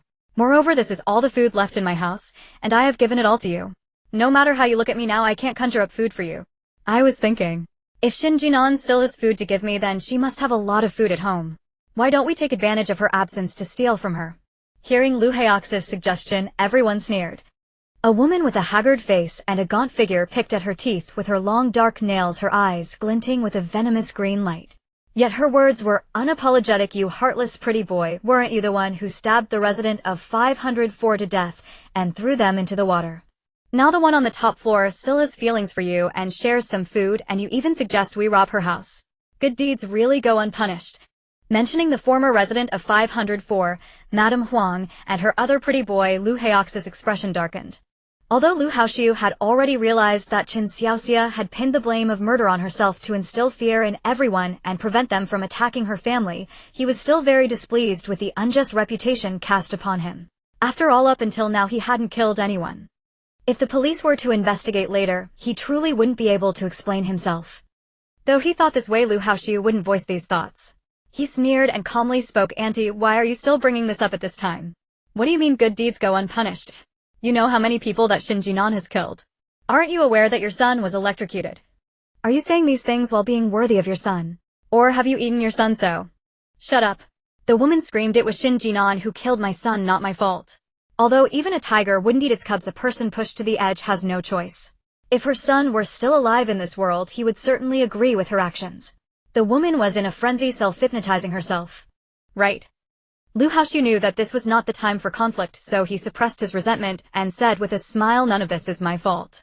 If Shen Jin'an hadn't shot my leg, I wouldn't have had to eat the food that woman offered me. And just this little food, she wants me to forgive her. No way. I must make Shen Jin'an pay a painful price."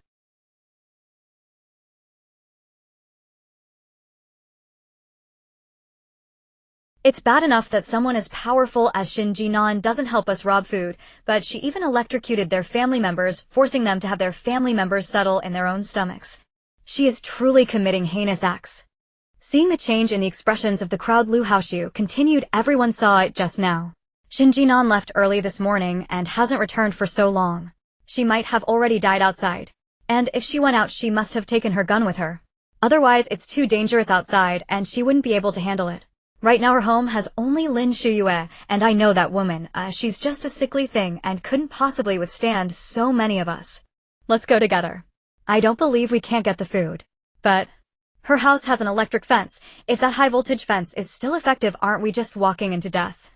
Although this group of people was already starving mad, they still remembered the power of Shen Jin'an's electric fence. They don't want to die for nothing. Yes, there is indeed an electric fence at her house, but there's power only at that door, right? As long as we go around that door and break open her stairs, we can reach her doorstep directly. At that time, smashing the door or the wall won't that all go according to our wishes. After listening to Lu Haoxiu, everyone's hearts began to stir. After a moment of silence, someone spoke up. "You said to smash the stairs, but the stairs are so high. How do we smash it?" Since I proposed this suggestion, I naturally have a method. With that, Lu Haoxiu opened the nearby door, revealing a long ladder and several iron hammers. Madame Huang is a Buddhist enthusiast and her altar is set particularly high, requiring a ladder to reach it for incense. That's why we have such a long ladder. As for these hammers, they were left by the property management people. I took a few during the chaos. That's how I got these things. As long as we set the ladder against the wall and use the hammers to smash the stairs, won't we be able to break open the stairs? After hearing Lu Haoxiu's words, everyone's hearts became even more excited. One by one, they were eager to rob Shen Jin'an's house, but no one was willing to be the first to step forward.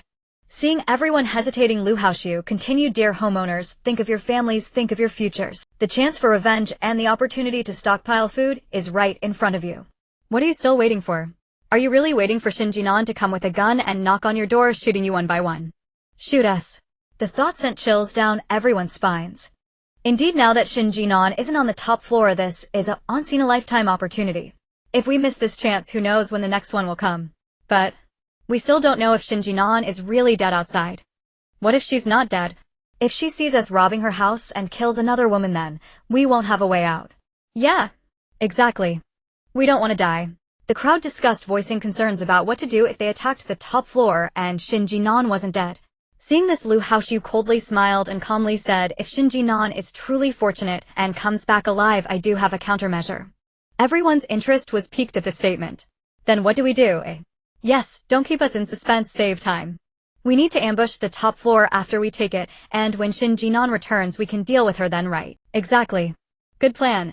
It really is a good plan. But after taking the top floor, how should we divide the resources we obtain?"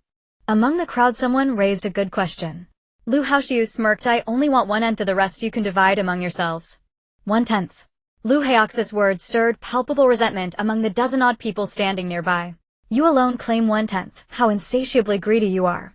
I provided both the tools and the strategy. All you need do is exert yourselves and follow my plan for some. I demand only 1/10, not half." If you refuse to cooperate, I shall proceed alone, and when I secure the supplies not a single grain nor coin shall reach your hands." So saying, Lin Shuyue feigned indignation, hoisted the ladder, and began walking home, only for someone nearby to swiftly grab his arm and hold him back. And just like that, consensus was reached. Without delay, the group hefted their gear and marched upstairs.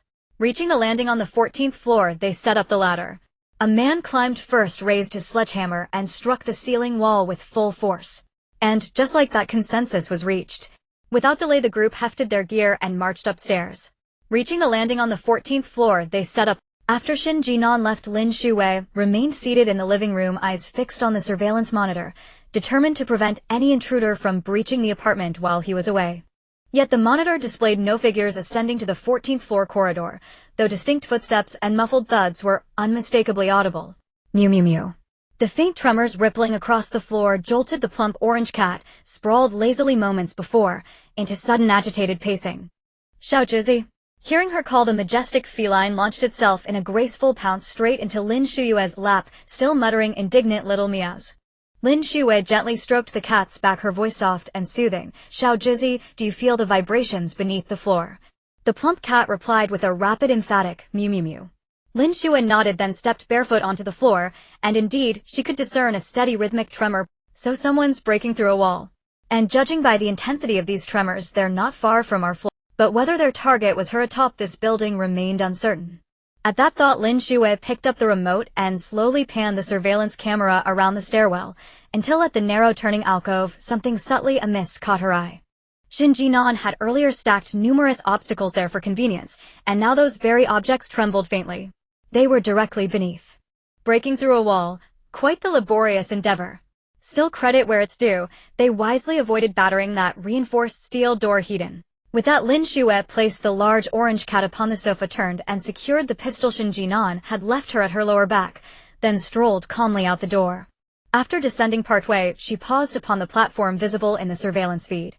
A quick comparison confirmed the tremors here were markedly stronger, and the source of the sound lay unmistakably before her. "So they're breaking through the floor below us." As hairline fractures spiderwebbed across the concrete, Lin Shuyue sidestepped lightly, just beyond the widening fissures. This building's stairwell was reinforced with dense rebar mesh. Even if the surface cracked wide open and the concrete slabs shattered entirely, Lin Shuyue would never plummet straight down to the floor below. Conversely, those beneath could not possibly ascend through such a breach. Crouched on the stairs, Lin Shuyue watched the fissures widen in silence, lost in quiet contemplation. Did these intruders even comprehend that fact? Surely they weren't blindly hammering away, utterly ignorant of the structural reality. The man below wielded his hammer with relentless vigor. In barely 10 minutes, Lin Shuyue observed the initial cracks bloom into an actual aperture, and watched almost hypnotized as it spread steadily, visibly enlarging. Shards of brick and crumbling concrete clattered downward in sharp, erratic bursts, exposing the thick interwoven lattice of steel rebar beneath. Just as Lin Shuyue had anticipated, the rebar was densely packed, and every joint had been meticulously welded shut. Through the newly formed opening, she even locked eyes with the man swinging the hammer below. His body blocked her view, so she couldn't gauge how many others stood behind him, but the sheer volume of noise suggested a sizable group. "I see her. I see her." At the moment their gazes met, the hammer-wielding man nearly lost his balance and tumbled from the ladder. Yet recovering instantly, he burst into triumphant laughter. "Ha ha, look at her rosy cheeks. She must have hoarded mountains of grain. Brothers, we're on the cusp of victory. Is that so? Then by all means keep striving." With serene composure, Lin Shuyue delivered those two parting lines, then turned and re-entered her apartment, returning moments later with a glass of water, a bucket of oil, and a lighter. "It's me, Miss Shen." Su Sija gasped heavily, stumbling toward Shen Jin'an, still panting hard. "Miss Shen. Miss Thirsty." At her words, the man involuntarily swallowed hard. Though rain had poured relentlessly for over a month, clean drinking water remained desperately scarce. And after hours of grueling labor, his throat burned with parched agony. "Judging by your expression, you're desperately thirsty." So saying, Lin Shuyue tilted the glass and poured the water directly onto his face through the hole. He hesitated at first, but as droplets traced his lips, he couldn't resist. He flicked out his tongue and tasted. Pure. Sweet. Crystalline. Infinitely superior to the rainwater he'd been forced to drink. Overcome, he opened his mouth wide, catching the cascade, gulping it down greedily, thirstily, deeply. When the glass emptied, Lin Shuyue withdrew it, gazing into his eyes. glistening now with raw unguarded avarice, and gave a soft knowing laugh. How pitiful. There must be many others down there, yet they let you bear the entire burden. Her tone was tranquil, serene as a bodhisattva's benediction, yet chilling as a demon's whisper. Only then did the man realize from the very beginning he alone had swung the hammer, while the rest stood idly below, never once offering aid. No, wait. Why me? Furious, he hurled his hammer to the ground and scrambled down the ladder, then whirled toward the group already assembled on the stairwell. Exactly. Why should I be the only one working? We stand back to avoid your flying debris, not because we shirk labor. Seeing Lin Shuyue's effortless words threatening to fracture their unity, Lin Shuyue hurried forward and interjected. Besides, once the stairwell is breached, you won't need to risk climbing up. You'll simply wait safely aside, ready to claim your share of the spoils. Don't let this woman manipulate you, exactly. Those two women living on the top floor are no good, don't fall for her tricks. Break down the wall now. Otherwise, when that devil returns, things will get far worse. The man wavered under Lin Shuyue's words. The crowd could no longer stand idle. One by one they gathered beneath the hole torn through the wall, urging him onward. Lin Shuyue's gaze hardened upon spotting Lin Shuyue among the throng. And how was that scum still alive? And he had deceived Shen Jin'an so utterly, and now he dared stand before her once more. Truly the virtuous perish young while villains endure 1,000 years. This wretch looked far healthier, far more comfortable than anyone else. And she longed to put a bullet straight through a skull, but doing so would scatter the crowd in terror. And no, for now the greater picture must prevail. Still, she'd give him extra oil, enough to guarantee incineration. And with that thought, Lin Shuyue glanced at the nearly emptied oil drum, then picked up a teacup and poured the last measure of oil into it. She turned and ascended the stairs, retrieved a spray torch, and poured the final cup of oil inside. And Lin Shuyue and her voice cut through the clamor, silencing the crowd's debate. Lin Shuyue looked up, his eyes brimmed with resentment. What do you want? And perhaps the dust-choked stairwell played tricks on his senses, but something strange hung in the air. Nothing much, and Lin Shuyue offered him a faint, chilling smile. And I only wish to remind you, if you dare harm Arnon, I'll ensure you suffer deeply. I hope you live well, into the future. The final word left her lips. She raised the spray torch and unleashed the oil directly into his face. And Lin Shuyue screamed, a mad writhing figure shielding his eyes and face with his clothes curling helplessly onto the floor. And what is this? What is this? What did you spray on me?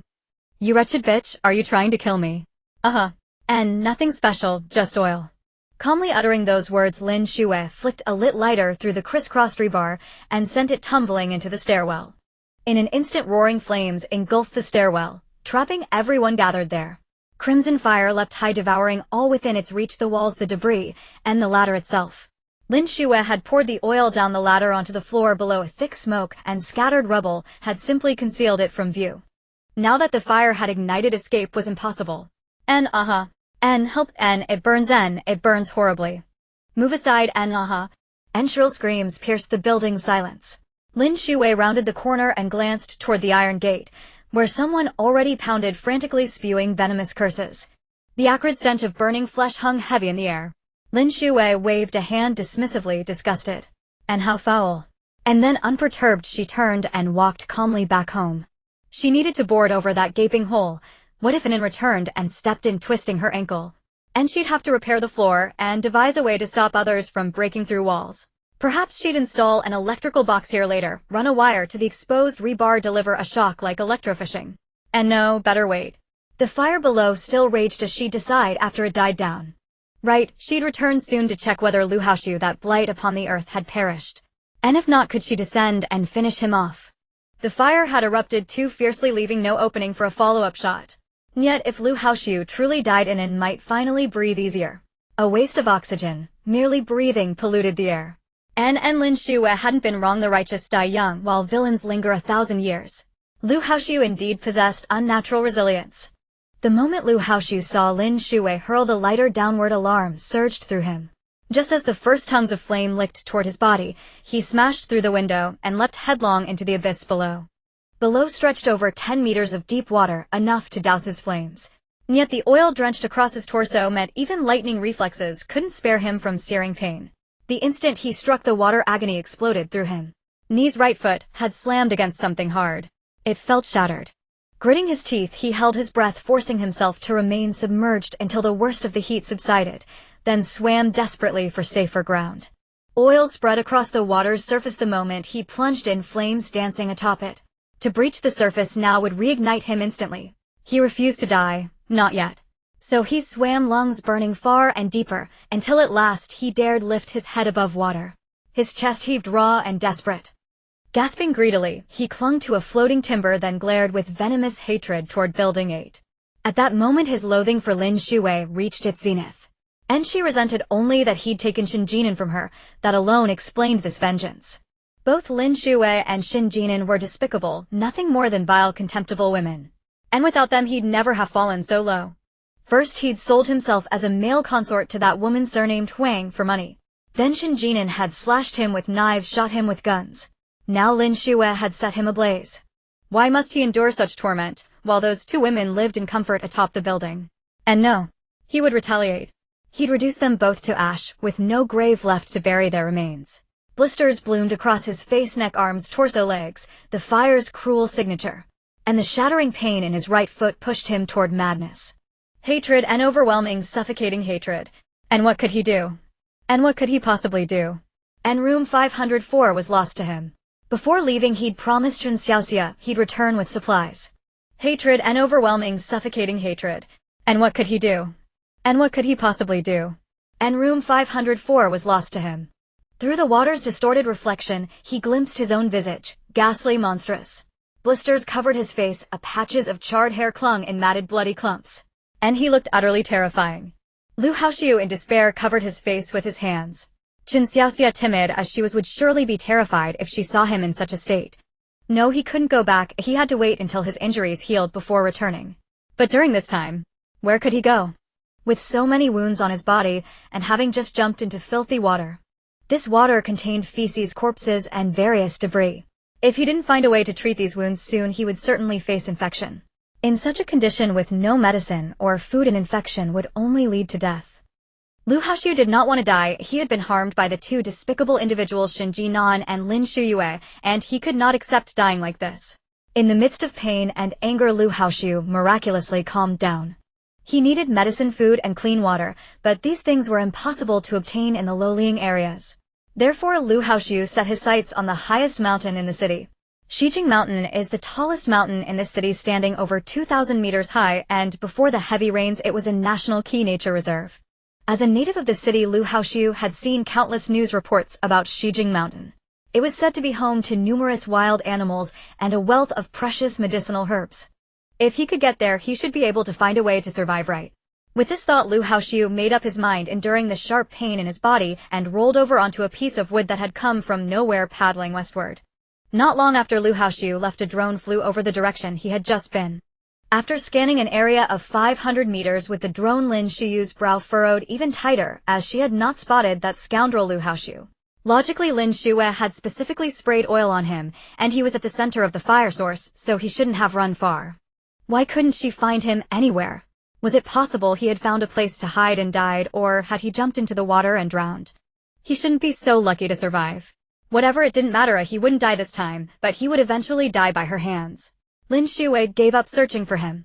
After retrieving the drone, Lin Shuyue prepared her electric box, wooden boards, hammer, and some other random items, connecting the power to the pit they had just created, then covering it with the boards. Once she confirmed that the pit wouldn't cause Shen Jin'an to sprain his ankle, Lin Shuyue returned to the house. Upon returning home, the big fat orange cat circled around her feet, incessantly meowing. Big fat orange, my master must have gone out hunting just now. There's still the scent of others on her. My master is working so hard to hunt. Could another human manage? Can she take good care of her master? If not, should it take over? As the strongest and heaviest cat, Big Fat Orange would surely catch fat mice for her master. Then her master wouldn't have to go hunting anymore. The more it thought about it, the more excited it became, and Big Fat Orange walked towards the door. However, after just 2 steps, it was lifted into the air by someone. Meow, meow, meow, meow. Lin Shuyue looked curiously at her big fat orange cat. This fellow usually wouldn't move no matter how it was called, nor did it like to play outside like other cats. Why was it taking the initiative to go to the door today? Moreover, didn't it usually love to be held? Why was it struggling so fiercely now? With this thought, Lin Shuyue quickly stroked Big Fat Orange's fur and soothingly spoke to it. Little Orange, what's wrong? Is it feeling down? Meow meow meow meow. Of course not. It was not. Let it down. It wanted to go down and hunt for its master. Wuwa Master's embrace is so soft and fragrant, and what was it just thinking about? It couldn't remember. Forget it. Let's just give in. Meow meow meow meow. Big fat orange comfortably stretched in Lin Shuyue's arms, rolling its soft belly in front of her while continuously purring. Lin Shuyue looked in confusion at the changes in her big fat orange cat, then weighed its weight, rubbed its soft but shapely flesh, and coldly uttered, "You've gained weight." Saying this, Lin Shuyue tossed Big Fat Orange onto the sofa, turned her head, and picked up a dumbbell to start lifting weights. Big Fat Orange stared in bewilderment at Lin Shuyue's actions, its round eyes filled with confusion. What was happening? Was her master actually abandoning it to lift weights? No way. What was so great about that piece of iron? Lift it instead. It was a magnificent big fat orange, golden in color and robust in build, yet it was not even compared to a piece of iron. Big Fat Orange became despondent. Feeling wronged, it curled up and fell asleep. Big Fat Orange, sleep now, and when it wakes up it will forget this troublesome matter. After Lin Shuyue's fire, the 15th floor returned to its usual quietness and tranquility, but the people downstairs were once again engulfed in sorrow. Most of those who decided to break through the wall to attack the 15th floor were hopeless. A small portion of their family had died in the previous electric shock incident, while the rest had perished from hunger. For those who were left with only one or two individuals, death was simply death, and no one would clean up after them or mourn for them. However, a few still had wives and children, and upon realizing that their family members had been burned to nothing, they cried in utter despair. They were saddened not only by the death of their family, but also because those who had died were reduced to mere ashes, entirely devoid of any nutritional value. How could those who remained live now? In the month following the apocalypse, hunger and suffering compelled these people to alter their ideologies.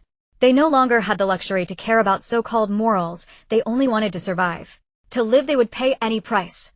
Having killed their relatives and cut off their food supply, Shen Jin'an and Lin Shuyue had become recognized enemies of Building 8.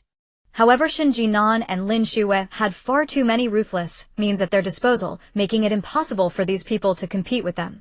Thus they set their sights on Su Shizhe, who had gone out with Shen Jin'an. Previously, for various reasons, they had delayed attacking Su Shizhe's home. But now, whether for survival or to vent their anger, they had to target Su Shizhe's home. Thus opportunity and danger were reciprocal. I stayed up late writing last night thinking I would post it early in the morning, but ended up sleeping until now. There must be a reason why Su Shizhe's home remained unbreached throughout the month of torrential rain. The group that decided to besiege Su Shizhe first handled the corpses of his family, then gathered personnel and weapons, waiting until nightfall before arriving at Su Shizhe's doorstep. A group wielding iron rods knocked for over half an hour, managing only to break through the first door of Su Shizhe's house. At that time, Shen Jin'an and Su Shizhe had already returned to the ground floor of Building 8 via a speedboat. Glancing at the darkened Building 8, Shen Jin'an felt a twinge of unease, as something must have happened there. Otherwise, it would be impossible for not a single person to be around. Feeling anxious, Shen Jin'an unceremoniously tossed the dazed Su Shizhe onto the corridor on the 4th floor, while he himself sought out a dark hidden corner to stow away the speedboat. Returning to the corridor on the 4th floor, Su Shizhe was still slumped against the wall, gasping for breath. "Are you alive?" Shen Jin'an patted Su Shizhe's face. Su Shizhe regained a bit of clarity. The blade that had struck him had been contaminated, and he was now suffering. "I'm not. If you're not dead, hurry up and go. We still need to climb the stairs." Fearing that this guy might actually faint, Shen Jin'an pulled out a bottle of life essence from Mula and poured it over Su Shizhe's head. Just after tossing this guy off the speedboat, Shen Jin'an realized Su Shizhe was burning with at least a 40-degree fever. Given the circumstances, Su Shizhe was still able to stay conscious and return with him, prompting Shen Jin'an to reassess his view of him. After having some alcohol splashed on him, the temperature on Su Shizhe's forehead dropped considerably, making him much more alert. "Take this as a gift." Seeing Su Shizhe looking half-dead, Shen Jin'an genuinely feared he might die soon, so he shoved the remaining half-bottle of life essence into his bag and dashed upstairs. "Thank you." Su Shizhe felt immensely grateful, but since he hadn't yet returned home, he couldn't afford to relax. He tightened his grip on his kitchen knife and hurried after Shen Jin'an. Shen Jin'an's prediction proved accurate. As the saying goes, silence below meant chaos above. They hadn't climbed many floors when Shen Jin'an caught a whiff of a strong burnt odor. Moreover, the higher they ascended, the more potent the burnt scent became. Could those people have set their own electric grid on fire? But the rain had just stopped and the entire world was drenched. Where could this group possibly find firewood? Worrying about Lin Shuyue's safety, Shen Jin'an quickened her pace, while the injured Su Sijia lagged behind. However, Su Sijia did not protest as he gritted his teeth and pushed himself to ascend. Just by the burnt smell wafting through the air, Su Sijia, with a foggy mind, knew that things were definitely not looking good. In fact, even though Su Sijia sensed that things were dire, he never expected them to be this dire. Upon reaching the 12th floor, Su Sijia saw that Shen Jin'an had stopped. "What's happening?" Su Sijia asked, a bit perplexed. Due to his high fever, his voice was hoarse and his head felt very dizzy. He had just heard someone knocking on something, but he couldn't discern where the sound was coming from. "Your home has been broken into." Shen Jin'an's voice was cold, as if stating a matter that didn't concern her. In reality, it indeed didn't concern her. "What?" Su Sijia became a lot more alert, quickly moving upwards, and indeed saw a crowd gathered at the entrance of his home. The 3 doors of his house had already been pried open. Seeing this, Su Sijia felt a surge of rage burning within him, his breathing becoming somewhat labored. "Are you trying to break into my home?" In the darkness, Shen Jin'an could see that after Su Sij's question, the group blocking his door stepped back in unison. "You thought you could steal my home because you knew I was out, right?" Su Sijia had gone out to scavenge for food, and the ultimate purpose of that was survival. But these people actually wanted to take advantage of his absence to rob him. On what grounds? He had never done anything wrong, yet this group targeted him. Didn't they realize that losing a home and food would lead to death? A meek university student like him had to venture out to find food, yet these people, paralyzed by fear of death, were trying to pry into his home. Why, as fellow humans, would they make such choices? Was it not permissible to go out and find food? Due to his fever, Su Sij's mind was foggy, but he was aware that he was extremely angry. He couldn't comprehend why these people would do such things, nor why events had escalated to this point. He had always been an honest child, believing that if one did not harm others, others would not harm oneself. Yet today, having saved those girls, he was stabbed in the back by them. Just because he was weak, did that mean they could bully him? He wouldn't allow them to continue doing this. Just because he was weak, did that mean they could bully him? He wouldn't allow them to continue doing this.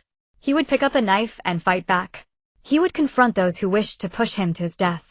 Shen Jin'an was unaware of Su Sij's thoughts during those brief seconds, but suddenly she sensed a murderous intent emanating from Su Sijia. "Su Sijia, Miss Shen, I know you're worried about Miss Lin. You should head back. I can handle the situation here on my own." Shen Jin'an discreetly glanced at Su Sij's shoulder, knowing full well that he alone couldn't contend with it, but still worried about Lin Shuyue. Shen Jin'an said to Su Sijia, "You just hold on here, I'll go up and take a look, then come right back down." "All right." Su Sijia replied, decisively readjusting his bag and tightly gripping his kitchen knife as he stepped towards the people in front. Seeing Shen Jin'an here, the group that was originally fearful and wanted to flee now found courage to stay. While they were certainly afraid of Shen Jin'an, with a gun to them, a mere kid wielding a kitchen knife was nothing. Moreover, the bag on his back seemed to contain a lot of items. If they could steal that bag, they would likely be... In Shen Jin'an's heart, Lin Shuyue held an unassailable position. When he reached the stairs between the 13th and 14th floors, Shen Jin'an sensed something was amiss. Why were there so many fragments on the stairs, and what were these charred marks? Shen Jin'an paused, looking up at the ceiling where a dark pit came into view. However, the hole was small, insufficient for an adult to pass through. Despite this, Shen Jin'an felt an overwhelming fear. This place had bypassed that iron door. What if that group had devised some scheme? What would happen to Yaya? Lin Shuyue. Lin Shuyue. Lin Shuyue, are you okay? Shen Jin'an was so frightened that he yelled Lin Shuyue's name while rushing wildly towards the 15th floor. Arriving at the iron door, Shen Jin'an anxiously tried to align the key with the lock, but whether it was due to trembling hands or some other reason, it took him a considerable amount of time to unlock the door. He flung open the iron door without bothering to close it behind him, racing up the stairs. However, when he reached the corner of the staircase, something tripped him. But for Shen Jin'an at this moment, the most important thing was Lin Shuyue's safety. Without glancing at his feet, he leaped over whatever it was and adjusted his stance to charge up the stairs again. Yet after just a couple of steps, Shen Jin'an saw the person he was most concerned about. Just moments ago, Shen Jin'an hadn't noticed the sound of the door opening and closing, but Lin Shuyue appeared at the hallway's entrance, with a small lamp clearly waiting there for a long time. Seeing Shen Jin'an frozen in place, Lin Shuyue sighed, stepping down the stairs. "I knew you wouldn't watch where you were going. Luckily, I placed a board here. Are your feet okay?" As Lin Shuyue spoke words of concern, she continued without pausing her steps, approaching Shen Jin'an. She squatted down with a small lamp in hand and lifted Shen Jin'an's leg to check for any swelling. "I'm fine. What about you? Are you okay?" Returning to his senses, Shen Jin'an quickly pulled Lin Shuyue up from the ground, checking her from top to bottom, front to back. "Don't worry, I'm fine." Lin Shuyue reassured him, but she did not stop Shen Jin'an's inspection, allowing him to circle around her. That's good, that's good. Shen Jin'an sighed with relief just as he was about to say something. He suddenly remembered Su Sijia, who was fighting alone below, saying Su Sijia is surrounded and beaten. I need to go check on him. Wait for me here, lock the door securely. After saying this, Shen Jin'an did not wait for Lin Shuyue's response, dropping his large backpack and keys before sprinting downstairs. Watching Shen Jin'an's hurried departure, Lin Shuyue felt an inexplicable sensation, as if she were the woman at home watching her husband leave for a long journey. This feeling is quite strange, and perhaps I shouldn't feel it next time. After thinking it over, Lin Shuyue locked the door with the key and waited quietly at the staircase corner. She had many questions to ask Shen Jin'an, and she would clarify them one by one when he returned. Shen Jin'an sprinting downstairs was genuinely out of concern for Su Sijia, which explained his urgency. After all, they were allies, as she couldn't let this guy die so soon. In Shen Jin'an's eyes, Su Sijia was merely a weakling, weaker than anyone else. Forcing Su Sijia to face that group alone was indeed asking too much of him. She could only hope that when she reached the 12th floor, Su Sijia hadn't been chopped into pieces. Otherwise, this fragile alliance would barely last a day before dissolving. Bursting into the 12th floor, Shen Jin'an looked through his night vision goggles and saw people lying scattered on the ground. However, due to the insufficient light, Shen Jin'an couldn't tell who those people on the ground were. All he knew was that each of them lay still, seemingly facing dire outcomes. At that moment, hurried footsteps echoed from behind him. Shen Jin'an swiftly drew his gun, and in the darkness, two figures were running their steps, heavy breathing, frantic. The person in front spotted a shadow in the corridor and immediately shouted, "Hurry! Help me! The person behind me has gone mad, he's crazy." Before she could finish her words, the woman pleading for help collapsed heavily to the ground. Huff! Huff! Now only the shadow that had been chasing behind remained in the corridor. Shen Jin'an recognized that shadow as it carried a large bag. Su Sijia. It's me. Miss Shen. Su Sijia gasped heavily, stumbling toward Shen Jin'an, still panting hard. Miss Shen. Miss Lin, are you okay? Shen Jin'an hadn't expected Su Sijia to end up like this, still asking about Lin Shuyue's well-being. Her feelings grew more complex as she replied, she's fine. What about you, are you okay? Su Sijia tugged at his blood-soaked shirt and glanced at the large backpack that had been torn open, his voice weak. Haha, I'm fine. I just won't die for now. Though he said this, Su Sijia felt his strength gradually fading away. But with Shen Jin'an present, he could only muster the energy to say those people were truly pushing their luck, so I dealt with them, leaving none behind. Am I now qualified to be your companion? Shen Jin'an frowned. You should save those words for later. I'm afraid you might die halfway. Su Sijia weakly managed to smile. Haha, then. Let's discuss this later. I'll try to survive. I'm a bit tired, I need to rest. Once I recover, I'll discuss this with you. As he spoke, he took out the keys and unlocked the remaining 2 doors. Just as he was about to return to his room to recover, Su Sijia paused, turned back to Shen Jin'an, and said, "Oh right, the division. I'll take 4, you take 6. I haven't divided the stuff with you yet. Dear readers, please show some kindness and give some rewards. Alright, just leave the things here for now. Once you recover, you can divide them up and bring them to us later." Shen Jin'an looked at Su Sijia's ghostly appearance, genuinely worried that he might collapse after saying his next sentence, so he hurriedly spoke up. Okay, I'll bring it to you once I feel better. Alright, I won't bother you for the next few days. You should hurry inside. After saying 3, all's right, Shen Jin'an kicked Su Sijia inside, closing the 2 large doors behind him with care. Su Sijia was quite an interesting character. It felt like he was on the verge of dying, yet he still managed to talk so much nonsense. Hearing the sound of the door being locked from inside, Shen Jin'an took off the night vision goggles from his head, pulled out a flashlight, and began to check the people lying in front of his room.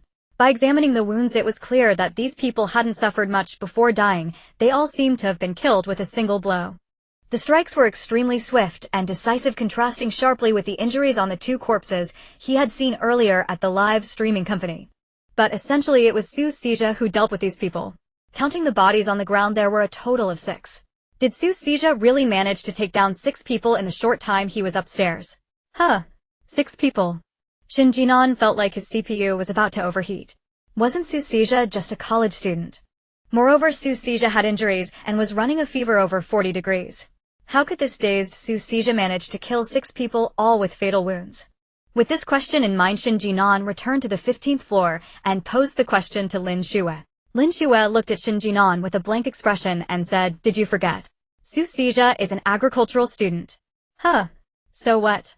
Agricultural students also have to take dissection classes. Dissecting animals is quite similar to dissecting humans. Get familiar with it and you'll be able to handle such things. Shen Jin'an. So, is this the legendary saying that you can't offend medical students or agricultural students? But he is injured and has a high fever. Lin Shuyue replied, pressure can lead to progress. Despair can unleash potential. Wu was so scary.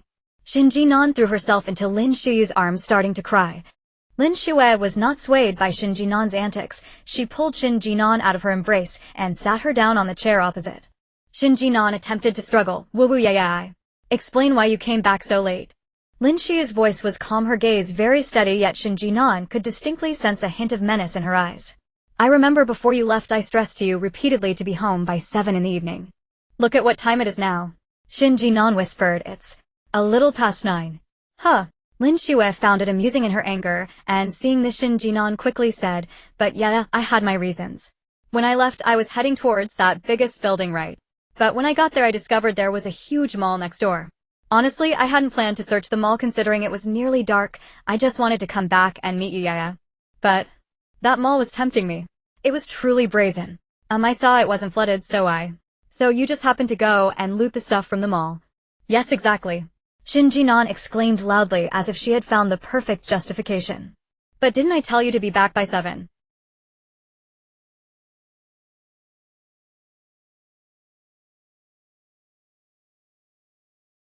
Shen Jin'an. If you really died out there I wouldn't even know how to look for you.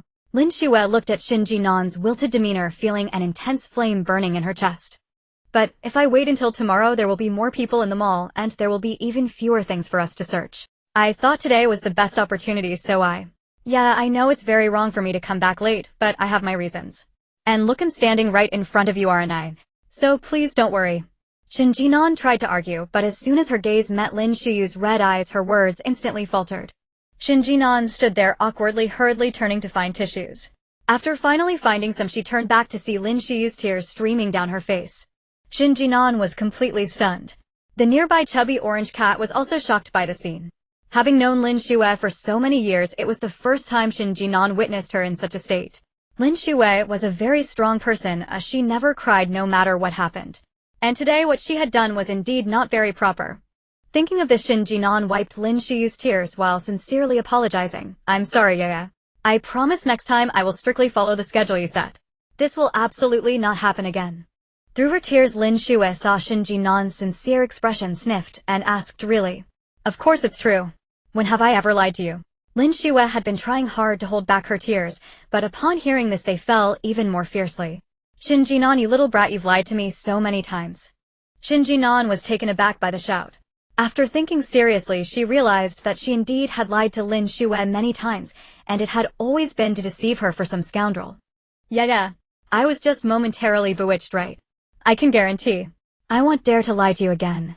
Please forgive me this once, okay?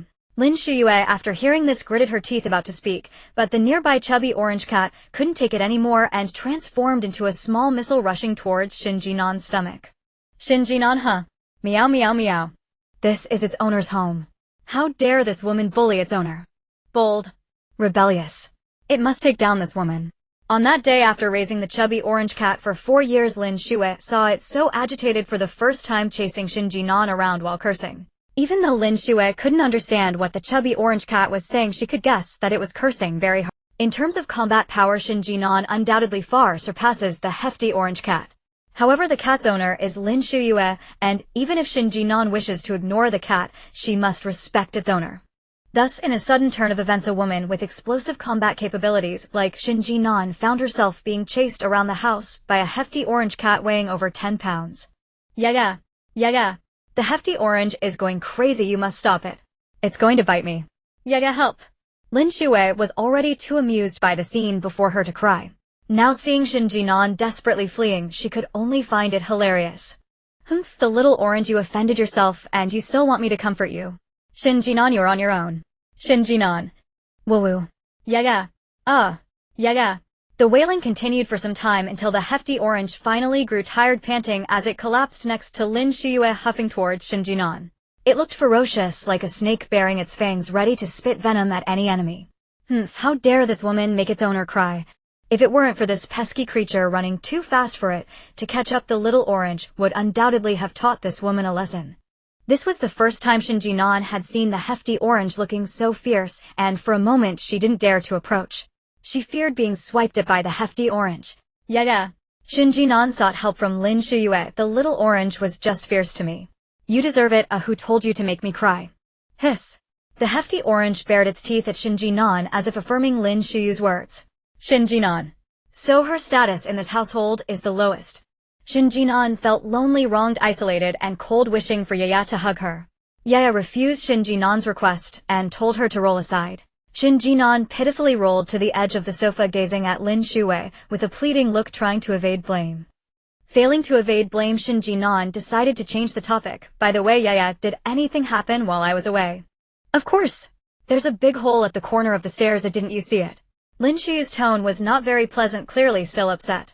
Shen Jin'an pouted in grievance and whispered, isn't that why I came to ask you? This is all thanks to you. That ex-boyfriend of yours brought people over to smash our hallway trying to take our home. Mentioning Shen Jin'an's damned ex-boyfriend made Lin Shuyue furious. That scumbag. How dare he deceive her innocent Ainin? What? Shen Jin'an stood up in anger, startling the hefty orange into huffing at her again. That scumbag actually dared to come looking for trouble. Shen Jin'an, your taste isn't that out of so many people you picked the one with the smallest heart, quite impressive. Lin Shuyue was clearly in a foul mood, throwing sarcastic remarks. Shen Jin'an felt so embarrassed by Lin Shuyue's comment that she wished she could find a hole in the ground to hide in. Indeed, among countless men she had chosen Lu Haoxiu, clearly a sign of her foolishness. And now she truly felt foolish. That Lu Haoxiu is truly a disaster. I can't let him live any longer. I must go take him down. With that, Shen Jin'an picked up a handgun and walked towards the door. Hey, Lin Shuyue quickly grabbed Shen Jin'an, saying, Ainin, don't rush, I splashed oil on that guy and set him on fire. We still don't know if he's alive or dead.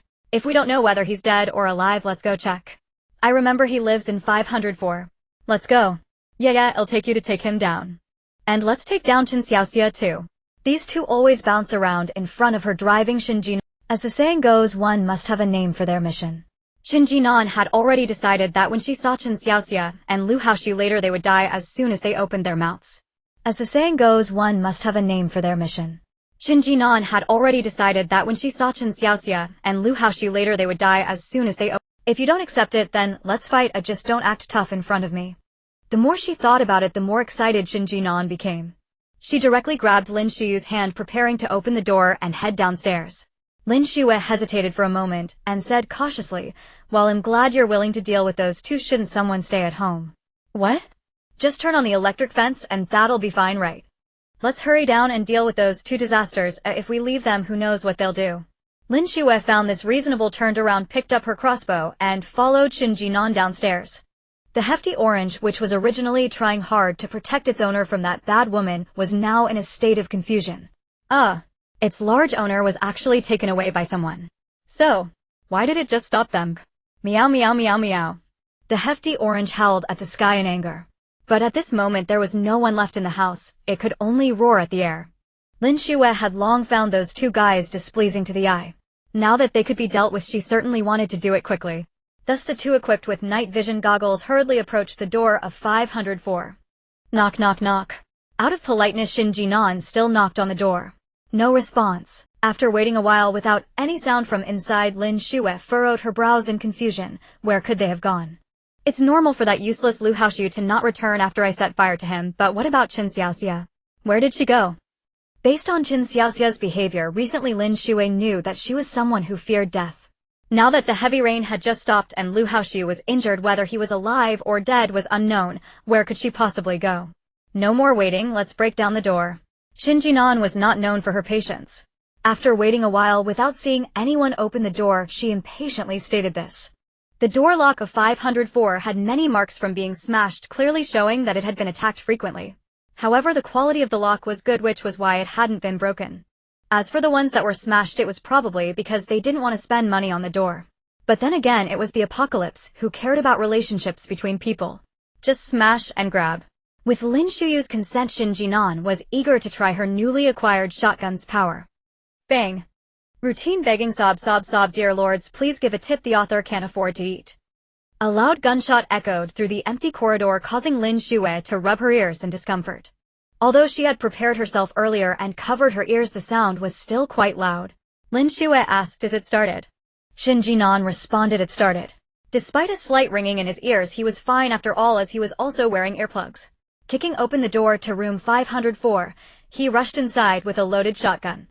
Upon entering room 504, Shen Jin'an and Lin Shuyue found themselves enveloped in darkness. But that was to be expected. It had been over a month since the power went out and the entire world was shrouded in black. "Chen Xiaoxia, stop hiding and come out."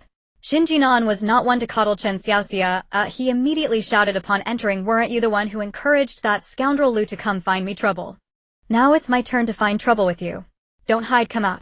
While speaking, Shen Jin'an searched the entire house with his gun. Strangely, there were no signs of any living person in the house. Neither Chen Xiaoxia nor that scoundrel Lu was anywhere to be found. How strange, although the heavy rain has stopped at this hour, Chen Xiaoxia isn't home.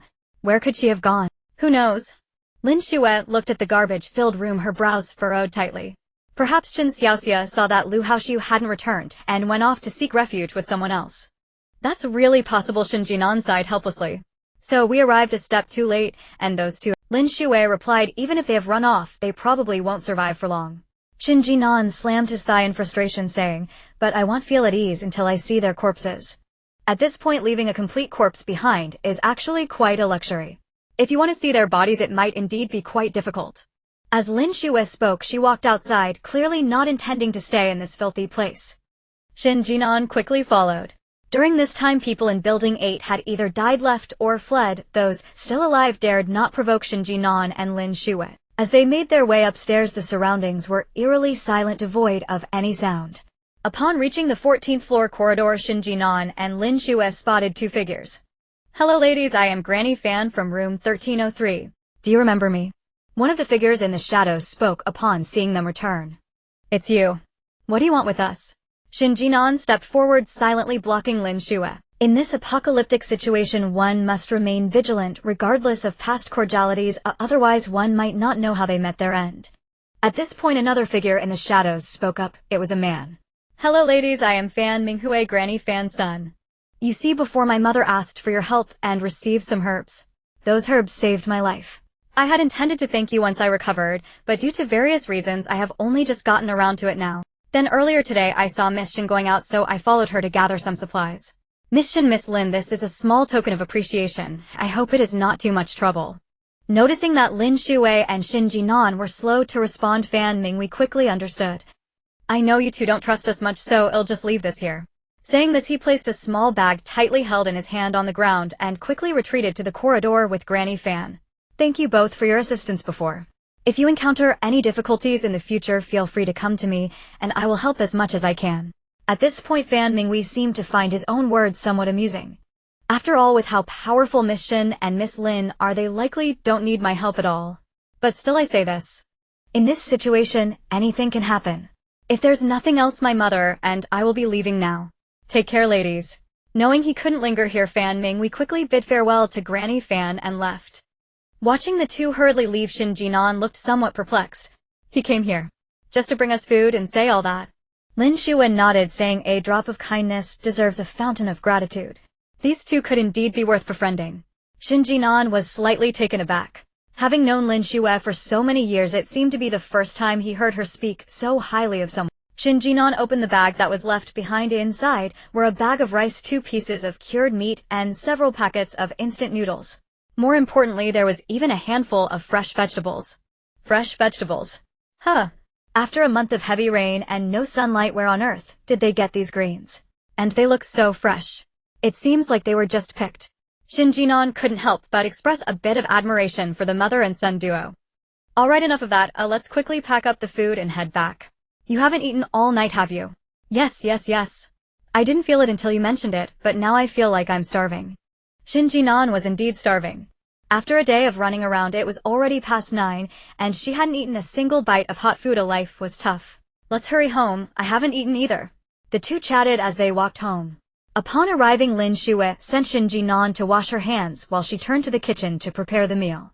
Having been home for a while, Lin Shuyue had long prepared a meal for Shen Jin'an. However, since Shen Jin'an was late, Lin Shuyue had been worried and went outside to wait for her. Now that Shen Jin'an was back, it was just the right time for dinner. After Shen Jin'an finished washing her hands, Lin Shuyue had already set the prepared meal on the table. There was a plate of soy sauce chicken, a plate of greens, a portion of calorific fried chicken, and enough rice for both, completing a hearty dinner and late-night snack. Since the chicken pieces had been sitting for a while Shen Jin'an went to wash her hands, Lin Shuyue took them out to fry them again. Now they were steaming hot. It looked particularly appetizing. After a busy day, Shen Jin'an didn't hold back and picked up her chopsticks, immediately grabbing a piece of chicken and stuffing it into her mouth. With a crispy outer layer and juicy chicken inside, Shen Jin'an was utterly delighted. Is it delicious? Delicious. Shen Jin'an nodded vigorously, her head bobbing like a chick pecking at rice. Lin Shuyue nodded, starting to think seriously about what to eat tomorrow. In the apocalypse, not having ingredients is troublesome, but having them can be problematic as well. At least I don't know what dishes I should make. After finishing her meal, Shen Jin'an took a hot bath and returned to her room to sleep. She needed to conserve her energy for the next day's scavenging in that building, as she had to search hard for food. However, before going to bed, Shen Jin'an did not forget to return to her space to water her beloved vegetables. Fresh greens grow quickly, they are much tastier than she had imagined. At 6 a.m. the next day, Shen Jin'an crawled out of bed. Meanwhile, Lin Shuyue was still asleep. Shen Jin'an took out a few buns from her space, placed them on the table, and left a note before hurriedly heading out. Yesterday, Shen Jin'an had only scavenged up to the 49th floor of that building. Today, going alone would allow her to work much faster. Shen Jin'an aimed to finish early and then check another place. As expected, at 6 a.m., just as dawn broke, many people were already floating on the water outside. After a day of observation, many outside realized that heavy rain would not return in the short term. Many people seized this opportunity to gather supplies. Having been hungry for a month, these people were already driven mad by hunger. In the face of starvation, the flood was merely a trivial matter. Some people were using homemade wooden boats, some were holding life rings, and others, like Shen Jin'an, possessed a speedboat. In short, the ingenuity of the people was limitless, and the scene resembled the 8 immortals crossing the sea, each showcasing their talents. Though everyone was using their skills, if someone could seize a speedboat, it would greatly benefit their future scavenging efforts. Thus those with speedboats became the targets of contention on the water. Many quietly set their sights on Shen Jin'an. After all, she was just a woman, and she had a speedboat. Shen Jin'an herself did not lack fuel. Seeing so many people around, she sped up, creating waves that capsized many who attempted to approach her. Shen Jin'an skillfully arrived at the building from yesterday. She found a secluded corner to secure her speedboat and then ran wildly toward the 50th floor. Along the way, Shen Jin'an saw many people searching for things in the lower floors. However, most of the items in those floors had already been taken by Shen Jin'an. All they could grab were a few bits and pieces from the drawers of employees, which Shen Jin'an did not care about.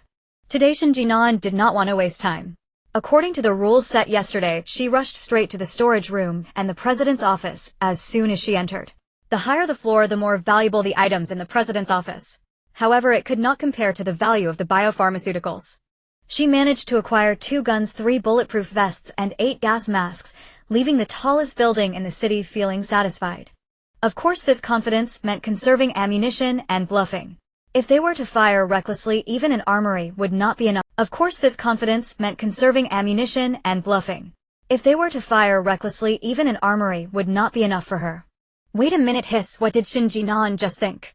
Armory. Hiss, so can Shen Jin'an. In times of crisis, the country must be prepared. She should not cause chaos at this moment. Shen Jin'an remembered that this city was relatively close to the bug country. When the severe cold arrives, the ocean will probably freeze over. Can she drive over then? After thinking it through, Shen Jin'an felt that this idea was very feasible. However, driving from this city to another coastal city and then crossing the ocean to the bug country would be quite a journey. Starting from 300 kilometers, if she drove that paramount, the fuel consumption would be substantial, and wear on the parts would need to be accounted for. Plus, it would take a long time, and the risks on the road were unknown. Overall, driving was too dangerous. TSK. If only there was a plane. If there was a plane, she would definitely go to that little bug country. No, wait. The rich second generation doesn't have a plane, but there is an airport. How about checking out the airport? Previously, Yaya had also suggested that she go to the airport. Determined, Shen Jin'an wasted no time and directly drove her speedboat towards the airport. On the way, Shen Jin'an stumbled upon a wisdom valley. Thinking of the massive database inside, she couldn't resist and immediately disembarked to empty it. As a result, the bubbles in Shen Jin'an's mind visibly expanded. She began to worry that as the bubbles grew, her brain might shrink and she would become even dumber. Hiss. No more thinking. She would discuss this with Lin Shuyue later. Lin Shuyue would help her think through this issue. The house Shen Jin'an currently lived in was located in the northwest, while the airport was in the southeast.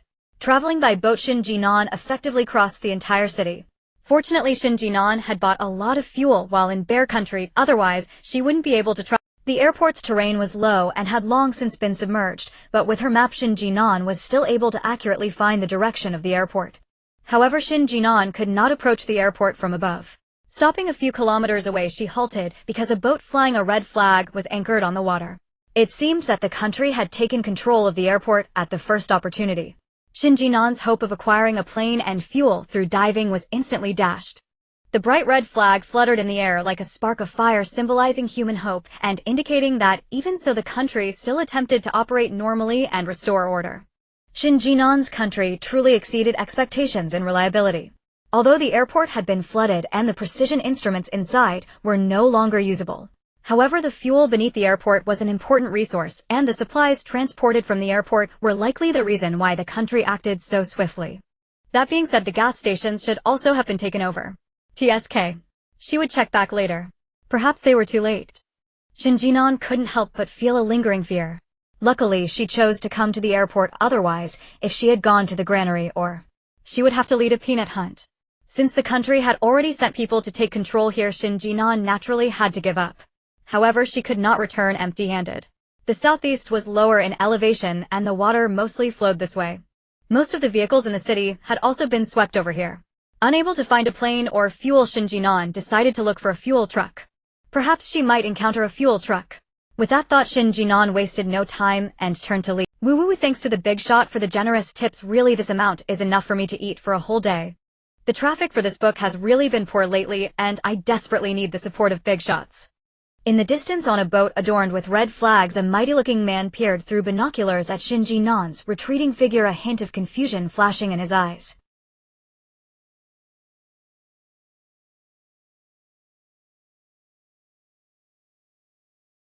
But this woman looked like she was living quite well, and she even had a speedboat. Why did she come to such a place? What was her purpose? Could it be that she was after fuel? But she had brought nothing with her, making it impossible to acquire any fuel. Something was off. It was truly suspicious. If it weren't for the lack of manpower, he would have to investigate this person. Meanwhile, Shen Jin'an remained oblivious to the fact that she was being watched. After all, she was parked several kilometers away from the boat and had left without doing anything. In Shen Jin'an's view, there was no need to be wary. However, a woman on a speedboat appearing on the vast water surface was already quite suspicious. Shen Jin'an continued to drive the speedboat forward, finally spotting a dense cluster of vehicles. Because there were mountains blocking the way ahead, the cars floated one by one on the water, looking less like heavy machines weighing several tons and more like light floating trash bags. Look at that, the power of humanity is so insignificant in the face of nature. After parking the speedboat in an unoccupied area, Shen Jin'an daringly stepped onto the cars floating on the water. As she stepped on them, the cars swayed slightly. After familiarizing herself, Shen Jin'an quickly started walking across the water's surface. It seemed that all the vehicles above were small cars, possibly because smaller cars are lighter. It appeared that the larger vehicles were submerged underwater. However, going into the water was too dangerous, and who knew what might happen? What would Lin Shuyue do if something went wrong?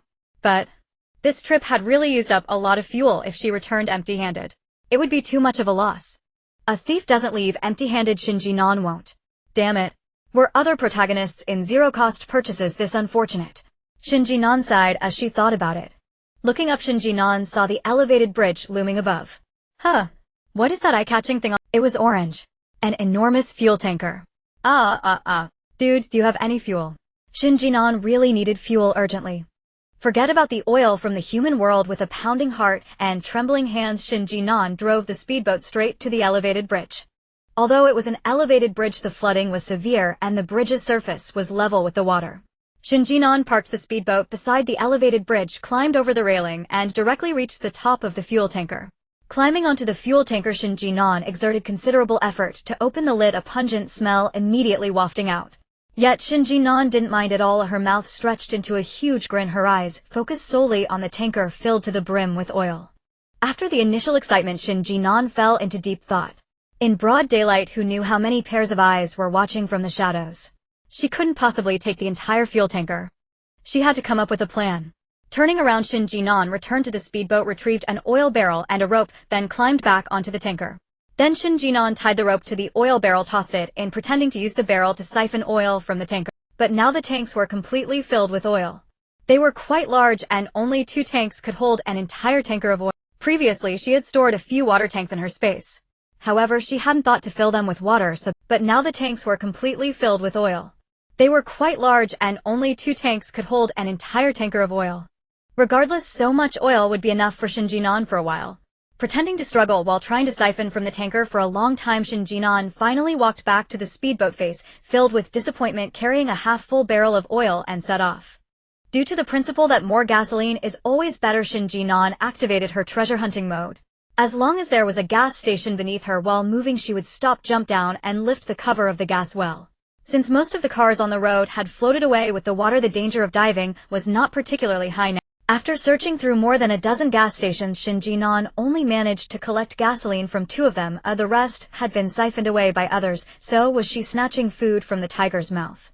Shen Jin'an truly had a lot of guts. After this trip, time had passed nearly enough, and her day's itinerary was almost over. Just as dusk began to fall, Shen Jin'an had already returned to Building 8 of her community.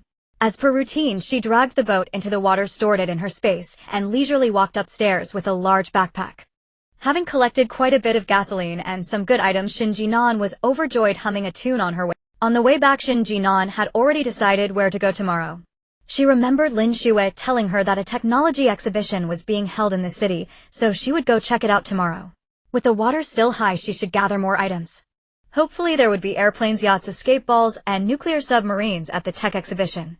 It would be amazing if there were an aircraft carrier. Haha. The more Shen Jin'an thought about it, the more outrageous her ideas became, making her laugh aloud. What was she thinking? Through the surveillance, Lin Shuyue just happened to see Shen Jin'an walking along, grinning foolishly. Lin Shuyue, what absurd thing is this woman thinking about again? In Building 6, a man watched Shen Jin'an's silhouette intently through binoculars, the fingers gripping the binoculars, making a cracking sound. Second brother, you see, I wasn't wrong, was I? Shen Jin'an must have obtained something valuable. And look, every time she comes back, she carries such a large backpack, which must contain a lot of items. A charming female voice echoed in the man's ear as he turned to glare at the woman with disdain, his voice dripping with contempt. Chen Xiaoxia, don't think I don't know you have a grudge against that devil, so you came to find me. Yes.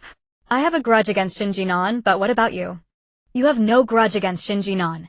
Chen Xiaoxia giggled. Having seen Lu Haoxiu missing for a long time yesterday, she decisively came to Building 6 to seek refuge with the property management. In fact, Chen Xiaoxia was really lucky, otherwise she would have been in deep trouble by now. Building 6 had the lowest occupancy rate in the entire community, yet there were still quite a few owners inside. However, due to various reasons, owners had died, left, or fled. In short, the 6th floor had already been occupied by the property management. And Chen Xiaoxia, watching from the window every day, naturally discovered that the property management frequently appeared in Building 6. With a mindset of trying her luck, Chen Xiaoxia arrived at Building 6. Indeed, everyone was here. Second brother, back then Shen Jin'an caused you to lose so many brothers, and even made you lose your position as the eldest brother. Don't you want revenge? With a speedboat in hand, I wonder who would dare to deny you as the eldest brother. Chen Xiaoxia came to Building 6 seeking help, as Lu Haoxiu was not here, and being a woman alone made her a lamb ready for slaughter. Chen Xiaoxia did not wish to die, so she could only collaborate with someone stronger. To do so, she needed to have leverage. Her leverage was Shen Jin'an and Lin Shuyue. Those two surely hated her, and she could become bait. If these people could indeed deal with Shen Jin'an and Lin Shuyue, she would be the great contributor, and no one would dare to harm her again. If they failed to kill Lin Shuyue and Shen Jin'an, she would just run away. She was confident she could survive. This was Chen Xiaoxia's line of thought. However, it must be said that Chen Xiaoxia's thoughts were exceedingly naive. In a post-apocalyptic world, even if you brought back 100 pounds of food, you might not have a meal to eat afterward, let alone become bait. It seems. You came to find me to be the scapegoat. The second brother, having made a foolish mistake last time, was thoroughly beaten by Shen Jin'an, causing him to lose his position as the eldest brother, and he is still referred to as the second brother now. After that lesson, the second brother was no longer the same as before. He was now the second brother of the Nugula clan. Faced with the murderous gaze of the second brother, Chen Xiaoxia instinctively took a step back. Realizing she could not retreat, she forced a calm demeanor and said, "Second brother, how could I ever consider you a scapegoat? Second brother, I'm doing this for your own good. Don't you really want to be the eldest brother?" As long as you deal with Shen Jin'an's brothers who would dare to oppose you. Though she said this, the second brother was not foolish. He scoffed coldly in response to Shen Xiaoxia. Do you think I'm an idiot? Dealing with Shen Jin'an. You make it sound so easy. Do you know that Shen Jin'an has a gun? Even if Shen Jin'an is out of the electric grid and cannot electrocute us, she can still shoot us all down. We may be rough men, but we are not fools. I will never let you use me as a weapon. Shen Xiaoxia was not surprised by the second brother's words. After all, it was a gun, not a knife or a club. Even with body armor, it wouldn't be enough to stop it. Moreover, there isn't any now. But second brother, are you really willing to just be the second brother, while that literally the security guard becomes the eldest brother? Even with body armor, it wouldn't be enough to stop it. Moreover, there isn't any now. But second brother, hiss. The second brother inhaled sharply, but did not forget to curse. I should have killed that literally bastard right from the start. Second brother, you make a good point. Shen Xiaoxia smiled in agreement. That literally is just a mere security guard. What qualifications does he have to be the leader? Isn't that right? The second brother said disdainfully. That literally is only alive because he is timid, cowardly, and lucky. How could those fools choose him as their leader? Since that literally became the leader, we haven't even been allowed to rob from the owners. We can't even get enough to— Now that the rain has stopped, we still have to row that broken wooden boat every day to gather supplies. With so many wealthy people in this neighborhood, why can't we just rob them? Why must we rely on our own efforts? Exactly. Shen Xiaoxia was most delighted to see the second brother's dissatisfaction with the current situation, so she stoked the flames further. Second brother, I know there are many here who also disapprove of that literally as the leader. They believe you are the true leader. Why don't we gather these people and revolt together? That way you will be the eldest brother. After dealing with Shen Jin'an, the other woman on the top floor will be easy to handle. At that time with a boat and supplies, I wonder who would dare to defy your orders. Ha ha ha ha ha. Shen Xiaoxia's flattery truly struck a chord with the second brother. However, after the joy, the second brother noticed something was amiss. Thus the second brother forcefully shook off Shen Xiaoxia's hand, which was gently placed on his shoulder, and said fiercely, Shen Xiaoxia, don't try to mislead me. Don't think I don't know what you're planning. I truly want to kill Shen Jin'an. But Shen Jin'an has a gun. Even if I want to shoot her, I have to weigh my own strength. Faced with the second brother's refusal, Shen Xiaoxia showed no anger on her face. Instead, she calmly stated, without investment, how can there be any gains? You're the second brother. If you're worried about your safety, just send your subordinates. A single handgun has only 6 bullets. Trading 6 lives for the position of the eldest brother, do you really think it's not worth it? Under normal circumstances, the position of the eldest brother is indeed not worth 6 lives. However, in the current situation, having the title of eldest brother represents a comfortable life in the future. The second brother hesitated. He then continued to question, but if I use 6 lives to exchange for the title of eldest brother, then I will have no one left. What do I need this title for? With a gun in hand, would you still worry about not having anyone to rally to your side? Shen Xiaoxia smiled as she said this, then added, at that time with the boat supplies and a gun, achieving dominance is not impossible. Once this situation ends, you will be wealthy. Right. By then I will have supplies, tools, and guns. I will see who can defeat me. The second brother laughed happily while also contemplating which disloyal people to send to their doom. Seeing this, Shen Xiaoxia immediately playfully pounced into the second brother's arms. With a woman offering herself, how could the second brother refuse? He tossed the binoculars aside, embraced Shen Xiaoxia, and fell onto the bed, engaging in intimate activities. The sounds from the room reached the hall, causing several men outside to stir with desire. That woman, though average in looks, had great skin. If one could have their way with her, it would truly be a delight even in death. I mean, second brother, can't you just hold back and not be reckless? Before the sound had even faded, Shaoli, the newly appointed leader, burst through the door, his mind still reeling from having just dispatched men to search the building. Hearing the noise, he blurted out, what is that sound? Has someone been injured? His words were instantly met with raucous laughter. Ah, boss, you're still young. You probably don't know that second brother enjoying himself with a woman. Enjoying himself? What does that even mean? What are you talking about? Though Shaoli had only recently assumed leadership, he took his responsibilities. He knew full well there were no women among the property management team, so hearing a woman's voice could only mean something was deeply amiss. Had they abducted a resident? No. He had to investigate immediately. With that, Shaoli shot to his feet and strode toward the source of the sound. Seeing this, a junior member leapt up and blocked his path. Boss, please don't go. This is not something you should witness. Why shouldn't I see it? What harm could there possibly be in taking a look?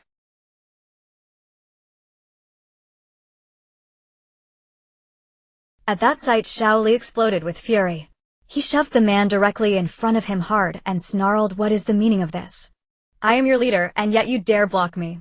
If you truly don't want me as your leader, say it plainly. Stop playing two-faced games, saying one thing to my face and another behind my back. Then fine, I have no interest in being your leader at all." "Oh boss, don't get angry." A man in the crowd grinned broadly. Yeah, boss, please calm down. We're stopping you for your own good. Second brother is in the middle of something important right now. If we interrupt him, he'll be furious. You know how terrifying he becomes when enraged. Exactly. Boss, you may not fear his scolding because you're the leader. But we juniors, who among us isn't terrified of being reprimanded? The men blocking Shaoli traded rapid-fire replies, sealing the path completely. Their posture made it unmistakably clear they held Shaoli in utter disregard and had absolutely no intention of letting him pass. Shaoli felt himself nearing apoplexy, his temples throbbed with visible veins. Were he not the leader, he'd never have bothered with any of this. He hadn't wanted to be leader at all. They'd thrust him into the role, yet refused to follow his orders. What purpose did such a leader serve? Was he merely decorative? A leader whose words carried no weight, what use was that? Furious, Shaoli snapped, "Will you step aside, or not?" Before he could finish, the noise inside the room ceased. Moments later, second brother emerged, fastening his trousers as he walked. Meeting Shaoli's gaze, he smirked with undisguised contempt. "Oh boss, why so angry? I heard you're shouting all the way from inside." Shaoli bristled at second brother's nonchalance. He shoved aside the men blocking him and stormed forward, glaring fiercely. "What were you doing in there? Tell me, did you abduct a resident? When you elected me leader, didn't I make it crystal clear? You must obey me and under no circumstances harm residents again. So, what exactly are you doing now? Do you have any idea what trouble your actions will bring once the state assumes control here? You'll land us all in prison." Second brother sneered, shoving Shaoli away. "Do you really think following your rules and laying down new laws will spare you? You're hopelessly naive. You participated in those earlier robberies. We all go down together. Of course I know I won't escape punishment." Shaoli cried, his composure shattering. "I only pray for leniency because I'm young and I can rebuild my life after serving my sentence." Ever since the night raid on Shen Jin'an's home, Shaoli's psyche had fractured. He'd once believed survival demanded predation, that if he didn't devour others, he'd be devoured himself. So he'd chosen to become the predator, only to discover others far stronger than him who defeated them. That lesson taught him abandon futile illusions. There will always be those stronger than you, and in the end, only you will be consumed. Better then to bide his time, to strengthen himself, quietly await state intervention, and surrender voluntarily. That path at least spared further descent into ruin. Hearing this, second brother scoffed. "Are you joking? What you've done with us already warrants capital punishment. You dream of walking free again. Wake up. And look outside, the torrential rain stopped days ago, yet the floods haven't receded. No rescue has come. This is the apocalypse, it's already here. Set aside your hollow morality." "Bullshit." Shaoli roared, unraveling. "This is merely a natural disaster, not the end of the world. Don't peddle fear. Help will come." Most of the property staff loyal to Shaoli shared this belief. After all, for people who'd lived comfortably just over a month ago, accepting the reality of apocalypse remained unthinkable. Rather than confront an unending cataclysm, they clung to the familiar hope that the state would save them. And in truth, that hope was not entirely misplaced. Yet humanity cannot rival heaven. In disasters of this magnitude, no power, however great, can safeguard everyone. Oh, second brother, boss is still so young, of course his perspective isn't fully formed. Why waste breath arguing? By then Chen Jin'an had emerged from the room fully composed. Her eyes gleamed with languid allure, and faint red marks adorned her neck, undeniable evidence of what had transpired within. "You." Shock flooded Shaoli's expression. Wasn't she the one who bore a grudge against Shen Jin'an? Instantly wary, he demanded, "What are you doing here? Brother Haosu has vanished. I'm just a helpless woman. How could I survive alone in this chaos? Naturally, I've come to seek your protection. Are you coming to seek refuge with us?" Little looked into Chen Xiaoxia's eyes, which were filled with suspicion. Although Little was young, he had a keen sense for people. He knew that the seemingly harmless woman before him was far from simple. The conflict he had with Lu Haoxiu had been exacerbated by this woman. "Yes." Chen Xiaoxia took advantage of bending down to reveal her curves to Little, deliberately softening her voice as she said, "Little, please, I'm just a pitiful and helpless woman. Can you help me?" "I won't help you." In the face of Chen Xiaoxia's pleas, Little did not soften his heart, but instead remained resolute. He was not foolish enough to assist a venomous snake. Furthermore, this woman had a grudge against Shen Jin'an, who currently was just too busy. What if she remembered this matter and came to deal with this woman when she had the time? Wouldn't that drag them into trouble? He certainly did not want to seek death. With this thought, Little Lee spoke again. You should leave quickly. You are not welcome here. Who says she is not welcome? She is now my woman. No one is allowed to drive her away. The second brother wrapped his arms around Chen Xiaoxia, his demeanor and attitude clearly indicating that he was opposing Little Lee. Are you refusing to listen to me? Little Lee looked at the man before him in disbelief, his anxiety almost spilling over. Yes, I have long since stopped listening to you. Do you think you are so impressive as the elder brother? Let me tell you, I am the man who will become the elder brother. I will never allow anyone to dictate to me from above. The second brother was truly ruthless. Initially, he had only intended to bring a few scapegoats to seize Shen Jin'an's boat and her supplies. But seeing Little Lee's pathetic state, the second brother changed his mind. Why not just strike out on his own? Who wants to suffer alongside this useless leader? The more he thought about it, the more excited the second brother became, feeling that the day he became the leader was just around the corner. He waved his hand towards the few people beside him and said, "Brothers, listen up. I am going to break away now. I want to be the leader.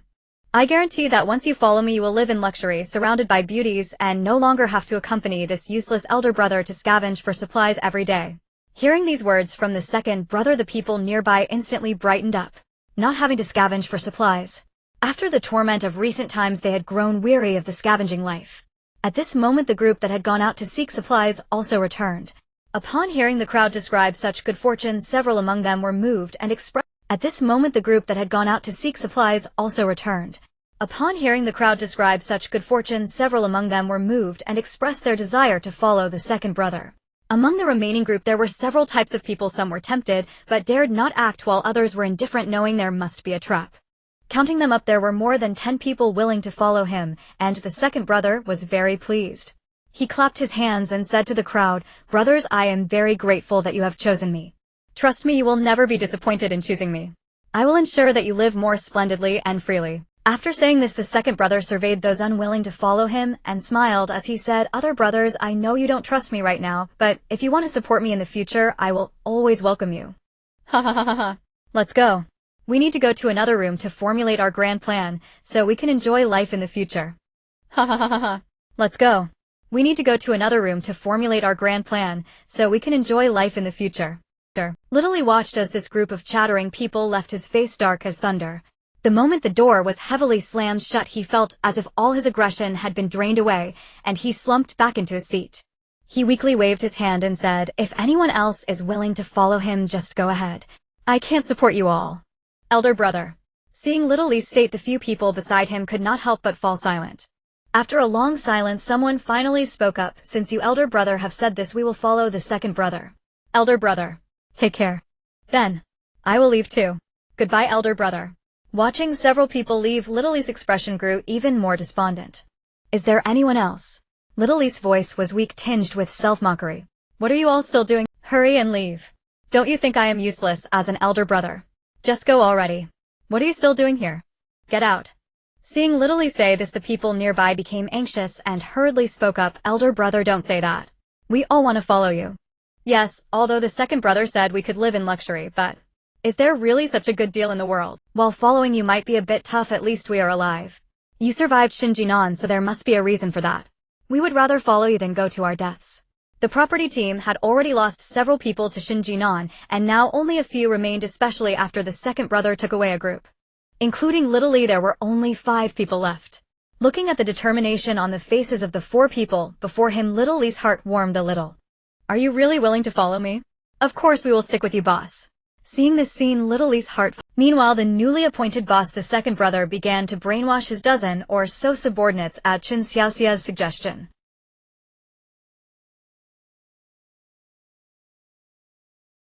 His dozen or so little brothers were already ambushed on the 4th floor of Building 8, ready to give Shen Jin'an a surprise attack. Chen Xiaoxia did not provide any good plans for this group, they were just to act. After all, in the eyes of these men, Shen Jin'an, who was out of the electric grid, was merely a weak woman. With a dozen men charging in, Shen Jin'an would naturally not be able to escape. He did not believe that a woman like Shen Jin'an could defeat more than a dozen men. The newly appointed boss had already brainwashed this group, believing that Shen Jin'an had left her gun with the woman in the room, and she could not possibly have a gun on her. Thus these dozen fools truly believed the newly appointed boss words, each obediently squatting in dark corners, preparing to engage in a fight. Does anyone know what it looks like to engage in a fight? Please let me know. If you don't know, I will show you all. Under the gaze of a dozen people, Shen Jin'an finally appeared in front of everyone. As usual, when she arrived on the 4th floor, the entire corridor was silent with no one in sight. However, those people had long been frightened by her, and now seeing Shen Jin'an was like encountering the Grim Reaper. They would dodge if they could, but of course, it was impossible for them to approach her. After stretching her muscles, Shen Jin'an intended to jump into the water to retrieve her small boat just like before. However, as soon as she jumped into the water, she realized something was amiss. Shen Jin'an was wearing a diving mask, allowing her to see clearly that there were actually 2 people with knives underwater. Were these people here to ambush her? Only 2 people came to ambush her. Wasn't that a bit too underestimating of herself? As Shen Jin'an pondered this, several shadows suddenly appeared above her, and looking up she saw wooden planks blocking the light overhead. By the occasional splashes of paddles, Shen Jin'an realized that someone had come to ambush her. But this was better, at least there were more than 2 people, so it wasn't an underestimation of her. Meanwhile, the 2 people underwater had already started moving, swimming towards Shen Jin'an with knives in hand, their eyes filled with determination. Above her, the others were peering down, seemingly waiting for Shen Jin'an to surface so they could stab her. Shen Jin'an did not wish to fight these people underwater. Fortunately, guns in this era had overcome the challenges of underwater use, so shooting underwater was not impossible. As a person from the north, Shen Jin'an was already at a disadvantage in the water. Therefore, she decisively drew her handgun and shot 1 peanut at each of the 2 men swimming towards her. The moment the muffled gunshots rang out, those sitting on the broken wooden planks felt something was off. But being on the water, they could not simply run away. By the time everyone thought to paddle away on the broken wooden plank, Shen Jin'an had already surfaced and skillfully gave the remaining 4 bullets to 4 of her small companions. Bang, bang, bang, bang. By this point, all 6 bullets had been fired. However, in their fear, the crowd did not even notice the gunshots. Each one stared wide-eyed at Shen Jin'an in disbelief. Shen Jin'an did not want to waste any more bullets. Taking advantage of everyone being stunned, she drew the large machete from her back and delivered a slice to each of them.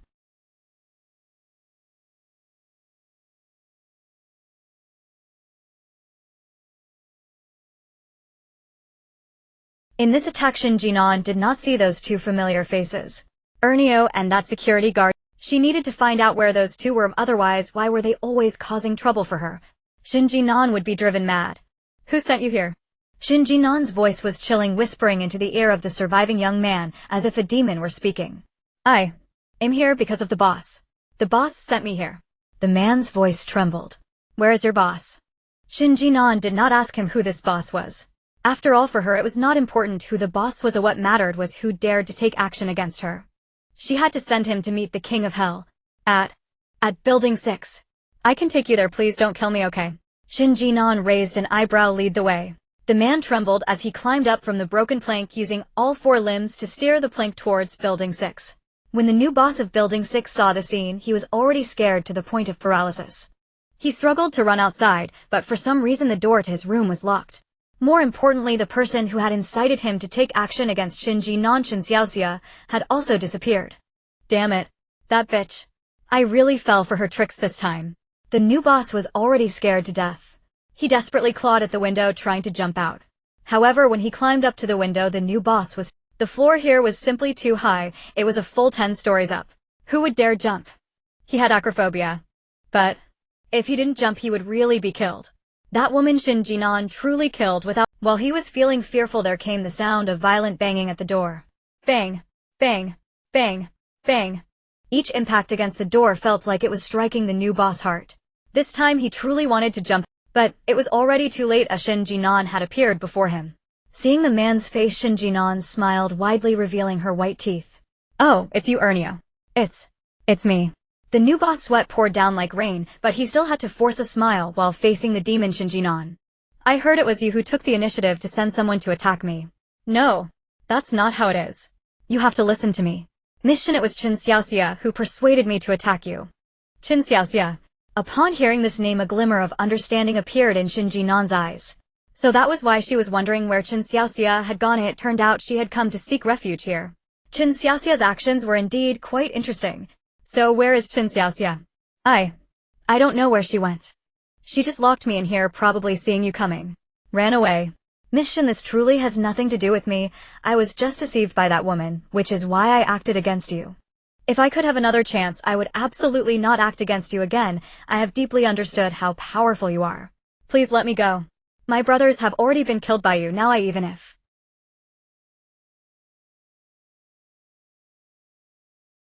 TSK. So annoying, so long-winded. Shen Jin'an calmly shook the blood off her machete, glancing at the corpse of Ernyu with disdain in her eyes. Not recognizing your own identity, unable to discern your own strength, yet daring to shift the blame onto others. As a man lacking any sense of responsibility, did he really think women were the source of trouble? However, to be honest, Shen Jin'an also felt that Chen Xiaoxia was a source of trouble. Therefore, knowing that Chen Xiaoxia was in this building, Shen Jin'an decided she would not let her go. This woman was too troublesome, it was better to deal with her quickly. Shen Jin'an kicked a young man who was already sprawled on the ground and said, "Go call your former boss out to help me find someone. Otherwise I will have everyone here die for Chen Xiaoxia." Yes! The kicked man quickly got up from the ground. Along the way, Shen Jin'an had already learned about the changes in the internal management of the property and knew that the security guard he had helped had now become the new boss. Therefore, without hesitation, Shen Jin'an entrusted this matter to the security guard. To Shen Jin'an's surprise, the man he had just kicked had not gone far and several footsteps sounded. Looking in the direction of the sound, Shen Jin'an was surprised to see the security guard Shaoli, who he had just mentioned, now the boss of the property. Although he was called the boss, there were only 4 people left, which hardly made a difference. At this moment, security guard Shaoli was leading the way while 2 others were dragging a woman who looked extremely disheveled walking towards Shen Jin'an. Meeting Shen Jin'an's gaze, Shaoli's face inevitably showed a hint of fear, but he still forced himself to remain calm and said, "Miss Shen, I know you are looking for Chen Xiaoxia. I have brought the person to you, and I hope you can forgive us for our previous offense."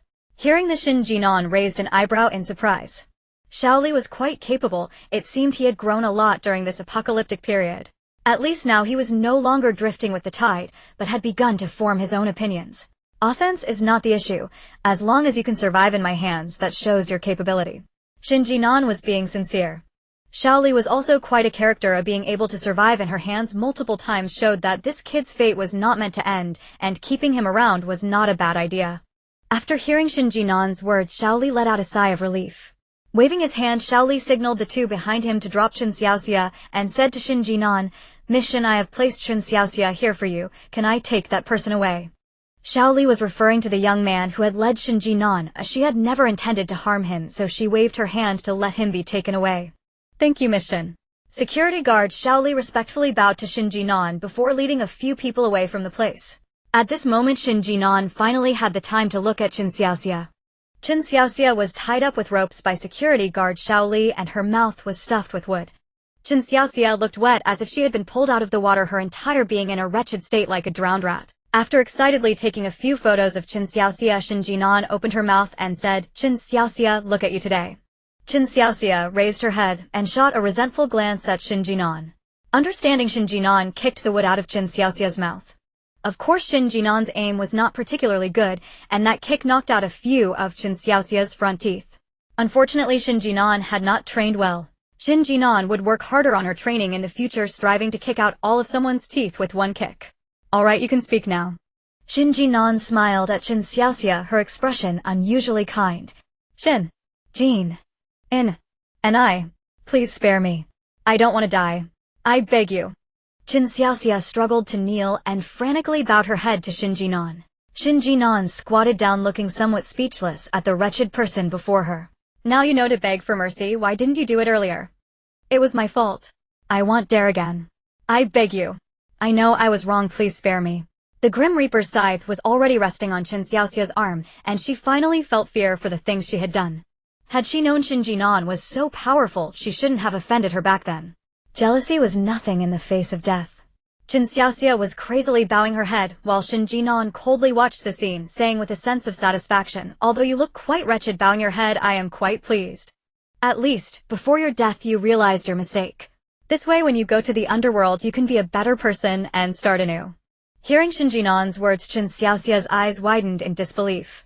"You want to kill me, and I am begging you like this? Why do you still want to kill me? Can't you forgive me?" Shen Jin'an raised an eyebrow in speechlessness, standing up and looking down at Chen Xiaoxia, saying, "Forgiving you is what God should do, but I won't let you meet God. Just go to the underworld and feel ashamed of the things you did in your first half of life." Hearing this sentence, Chen Xiaoxia had no mood to look at Shen Jin'an's expression anymore. She was now rolling on the ground with a twisted and dark contortion, spitting blood. "Shen Jin'an. Bitch. I want. Forgive you." Not sure if it was due to excitement, Chen Xiaoxia couldn't even speak clearly, and red foam was pouring out of her mouth as she stammered for a long time before Shen Jin'an finally heard her say this. No matter how Chen Xiaoxia wouldn't forgive herself, she would be the one to die first anyway. As for herself, HMPF. She still wanted to see the end of the apocalypse. She wouldn't easily log off. The big fool could just wait in the underworld. With this thought, Shen Jin'an decisively kicked her again.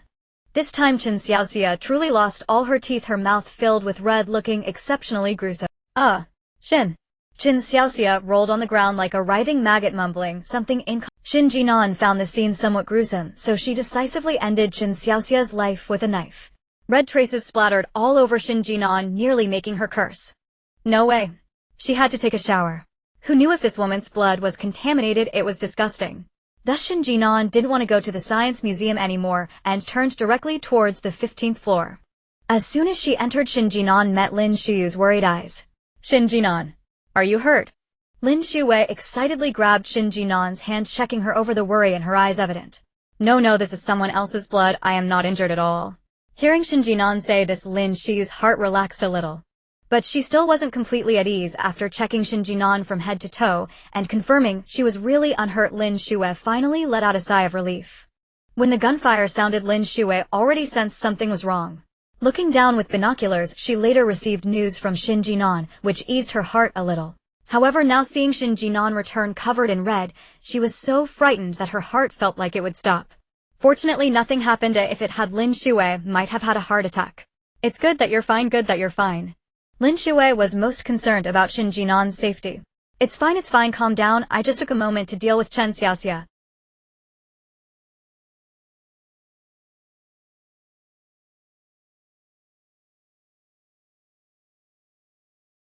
Lin Shuyue didn't mind who Shen Jin'an had taken down today. Whoever was taken out certainly had it coming. After all, who let them provoke her in? After a conversation and watching Shen Jin'an's footage, Lin Shuyue roughly understood what had happened. From the current situation, Chen Xiaoxia was undoubtedly dead, but where was that useless Lu Haoshu? Did he not even show up when Chen Xiaoxia was present? So did that scumbag really die? If he did die, that would be great. Those two were truly too troublesome. Who could withstand that? After all, having already wasted time, Shen Jin'an didn't want to go out. She decided to deal with tomorrow's matters tomorrow. Afternoon. After resting for a while, Shen Jin'an crawled out of bed. As she was heading out, Lin Shuyue, curious, asked, "Where are you going?" Yesterday, Shen Jin'an returned late. Upon arriving, she immediately ate and took a shower, thinking about watering the plants in her space. Lin Shuyue didn't get a chance to ask her what was wrong before Shen Jin'an was completely exhausted. When she had just returned, Shen Jin'an was talking about Chen Xiaoxia, and seeing that she was tired, Lin Shuyue also didn't find an opportunity to ask.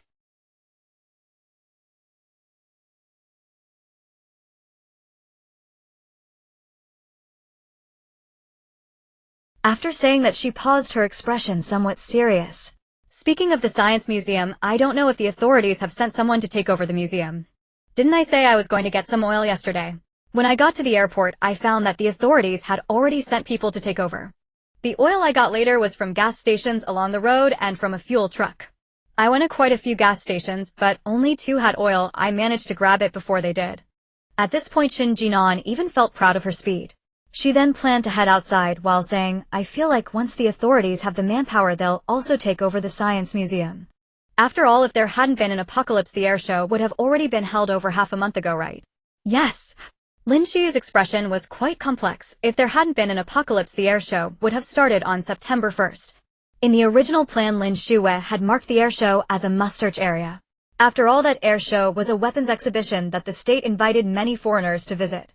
Shen Jin'an continued, "The items displayed at that exhibition are the pinnacle of cutting-edge technology.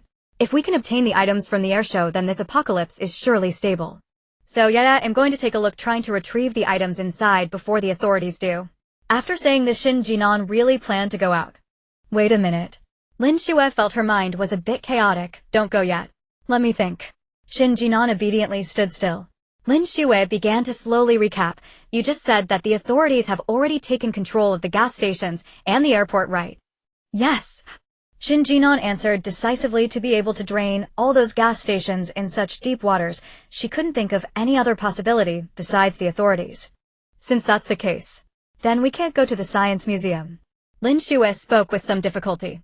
Shen Jin'an was puzzled. Why? Indeed. The Huan nation has a 5,000-year heritage and has witnessed countless disasters. Indeed. The Huan nation has a 5,000-year heritage and has witnessed countless disasters. Lin Shuyue originally thought that such a level of natural disaster would be enough to cause the authorities to stall, allowing her and Shen Jin'an to plunder freely. However, the preparations by the authorities were evidently substantial. Even though the rain had just stopped, their countermeasures had already emerged. When natural disasters strike, the country must not only worry about its citizens internally, but also about external attacks. That's why the authorities would immediately take control of the airport, fuel, weapons, and food. The Science Museum contains the most advanced technology, which absolutely must not be leaked. Such places don't need to be checked, they must have long been taken over. Ainin, we can't go to the Science Museum. Moreover, our zero-cost living might be coming to an end. Lin Shuyue's voice was very serious, causing Shen Jin'an to feel anxious. However, until now the two had too few means to survive. If something really happened, although she could hide in the space, what about Lin Shuyue? Having lived another life, Shen Jin'an genuinely didn't want Lin Shuyue to face danger again. I don't mind ending the zero-cost living of the food in the space is already enough, and if not, we can still grow more. But I still want to see the Science Museum. Shen Jin'an looked at Lin Shuyue with determination. Lin Shuyue also knew that Shen Jin'an was a stubborn person. Lin Shuyue thought for a moment, nodded. Fine, you go. But as soon as you see something off, come back immediately. And during this time you must be cautious. Lin Shuyue tapped her head. This absolutely cannot be exposed. Okay. After saying that, Shen Jin'an agreed and turned to go downstairs. Watching Shen Jin'an's departing figure, Lin Shuyue sighed, turned around, and pulled out her tablet, beginning to mark locations on it. Although there was no internet now, the normal functions of the tablet could still be used. Looking at the various locations and supplies she had circled, Lin Shuyue shook her head helplessly. As time goes on, the areas taken over by the authorities will increase. Shen Jin'an will also face more restrictions. To avoid causing trouble for the country, as time goes on, the areas taken over by the authorities will increase. Shen Jin'an will also face more restrictions. To avoid causing trouble for the country, places with modern civilization must not be visited. Lin Shuyue circled a location on the tablet with a red pen. Looking at the 3 words displayed on the tablet, she felt a slight headache. Originally, she hadn't planned to target this location since its resource storage was indeed inferior to others. But now this was the best choice.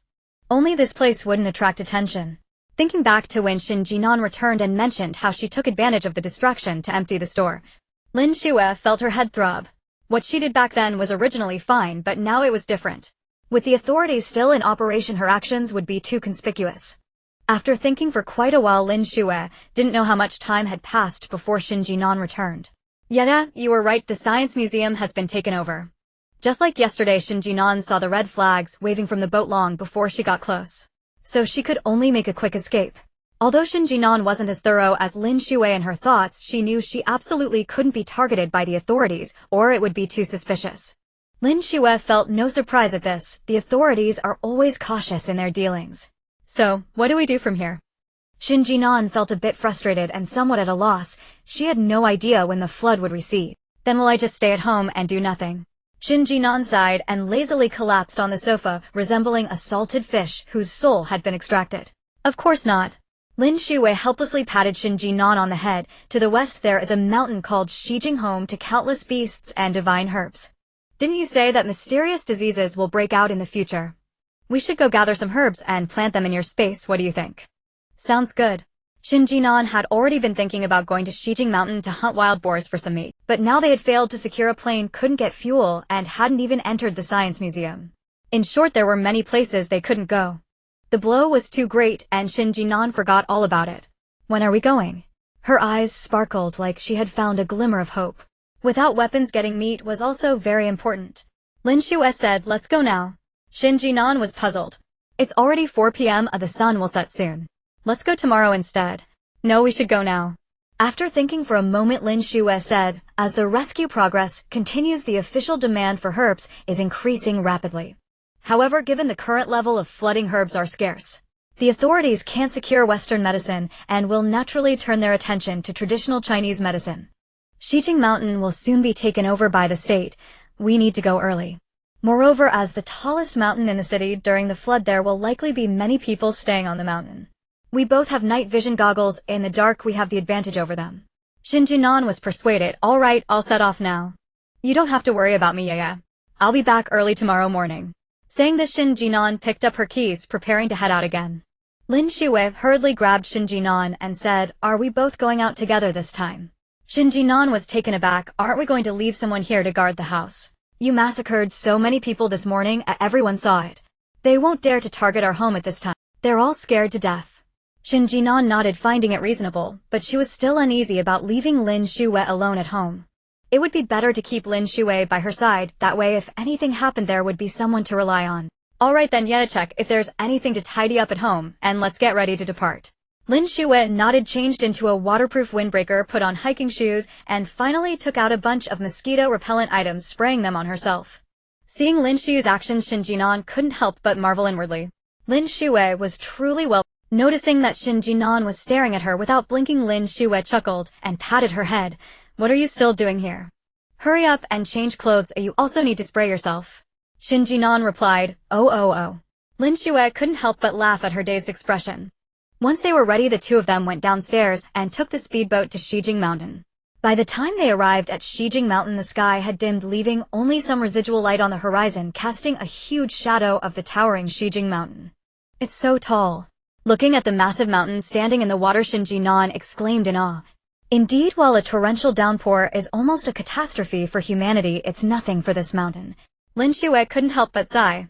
Although human cities had been nearly destroyed by the flood, Shijing Mountain remained unchanged, still displaying its pride above the water. But then again, Shijing Mountain is a range where the lowest peak is 400 meters high. The flood is at most 25 meters deep, making it insignificant in comparison. After hiding the speedboat, the two stood on the waterlogged soft ground. Through the night vision goggles, Shen Jin'an and Lin Shuyue could see many footprints nearby. Yeah, you were right after all.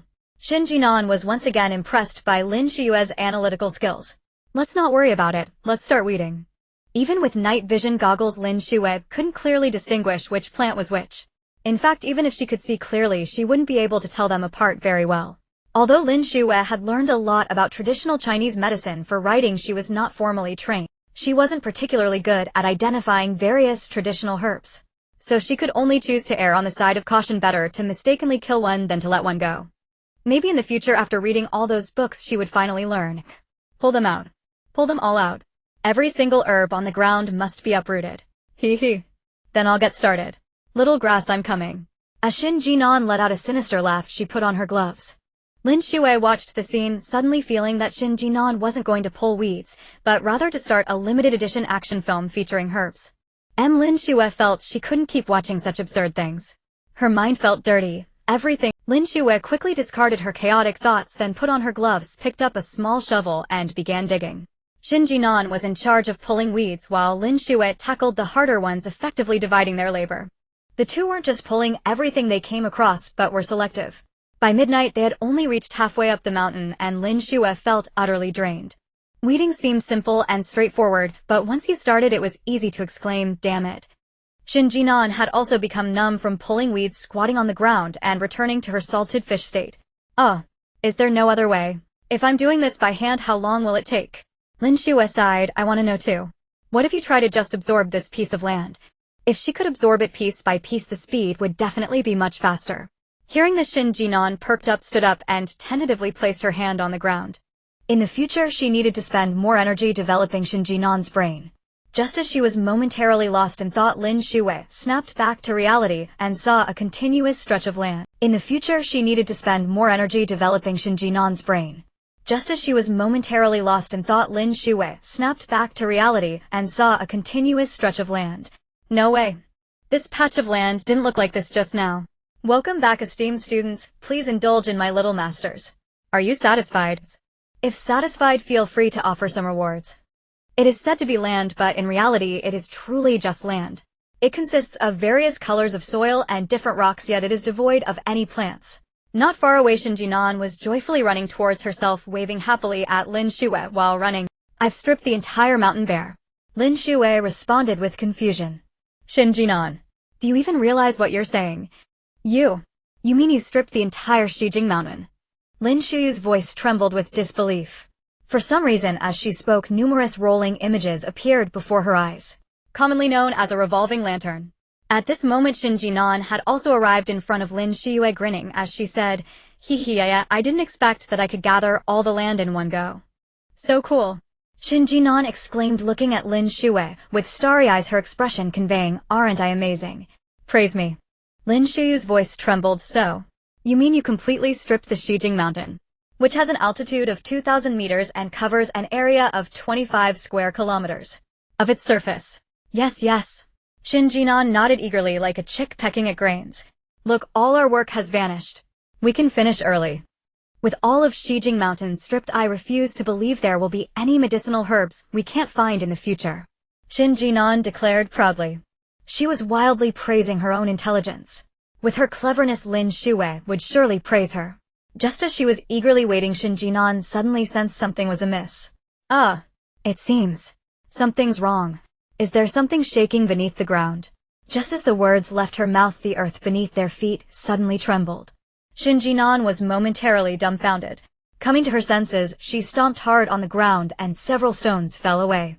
A possibility crossed Shen Jin'an's mind, and she exclaimed with a hint of excitement, could this noise be the beast I'd described in novels? Because I stripped the plants, the wild beasts began to riot. The rumbling sounds from beneath their feet shook Shen Jin'an to her core, evoking a sense of an earthquake. Is the tremor from the running beasts really that powerful? How many animals would have to be running together for this? Shen Jin'an curiously looked in Lin Shuyue's direction. Then, for the first time in her life, Shen Jin'an witnessed Lin Shuyue's expression break down. Yeah. What are you doing? Shen Jin'an worriedly touched Lin Shuyue's twisted face. Your expression is so strange. Just as she pondered why Lin Shuyue would display such a face, Shen Jin'an suddenly felt the soil beneath them shift. Stomping hard, a crack suddenly appeared in the ground and water began to flow out. Shen Jin'an curiously called out, I remember, we're already halfway up the mountain. Why is water gushing out?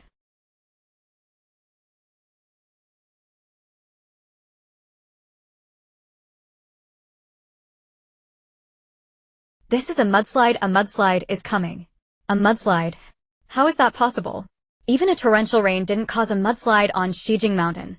Now that I've removed the plants, how could there be a mudslide? Yeah. Don't lie to me. Is a mudslide really coming? Before Shen Jin'an could finish her questioning, a huge rock flew over their heads. Shen Jin'an was startled, and she grabbed Lin Shuyue, running frantically downwards. The moment the two began to run, more and more stones started rolling down. The 2,000-meter-high Shijing Mountain was experiencing the largest mudslide in history. A tremendous sound echoed in the night sky as the two ran down frantically, but every place they stepped on had already loosened. They stumbled and fell, accumulating numerous cuts on their bodies. Now Shen Jin'an regretted it immensely. Shen Jin'an felt like a fool, fully aware that the torrential rain had already loosened the soil on the entire mountain, and now that the vegetation was gone, a mudslide was inevitable. Shen Jin'an shouldn't have acted impulsively and stripped the entire mountain of its vegetation. Yet her brain simply couldn't recall these things. In the midst of their frantic escape, Lin Shuyue realized that this was not a sustainable solution and shouted, Shen Jin'an, I have a plan. What is it? Try to move the entire mountain inside. What the hell? Is that even possible? Common sense told Shen Jin'an that this was utterly impossible. But the bubbles in her brain told Shen Jin'an that this was completely against reason. Alright, let's give it a shot. Whether we live or die today depends on this. Saying this, Shen Jin'an stopped, pulled out handcuffs, and locked herself and Lin Shuyue together, then pressed her hand to the ground. With a shift in her thoughts, the ground beneath them gave way, and they plummeted straight down. Amid her astonishment, Shen Jin'an used all her strength to hold onto Lin Shuyue tightly. As the sensation of weightlessness struck, Lin Shuyue was truly on the verge of going insane. Beneath their feet lay an endless, bottomless pit. Shen Jin'an, I told you to collect the mountain, not to dig an entire mountain. Fill the base back in. Amidst the roaring water, Shen Jin'an still received Lin Shuyue's message. At this moment, Shen Jin'an was no longer panicking. Her brain barely functioned, as she didn't fill in the pit, but instead filled it to a depth of 300 meters below the surface. Otherwise, with this falling speed, the moment she filled the ground, both she and Lin Shuyue would turn into a pile of mush. Then Shen Jin'an would become the only protagonist in apocalyptic space literature who died from her reckless actions.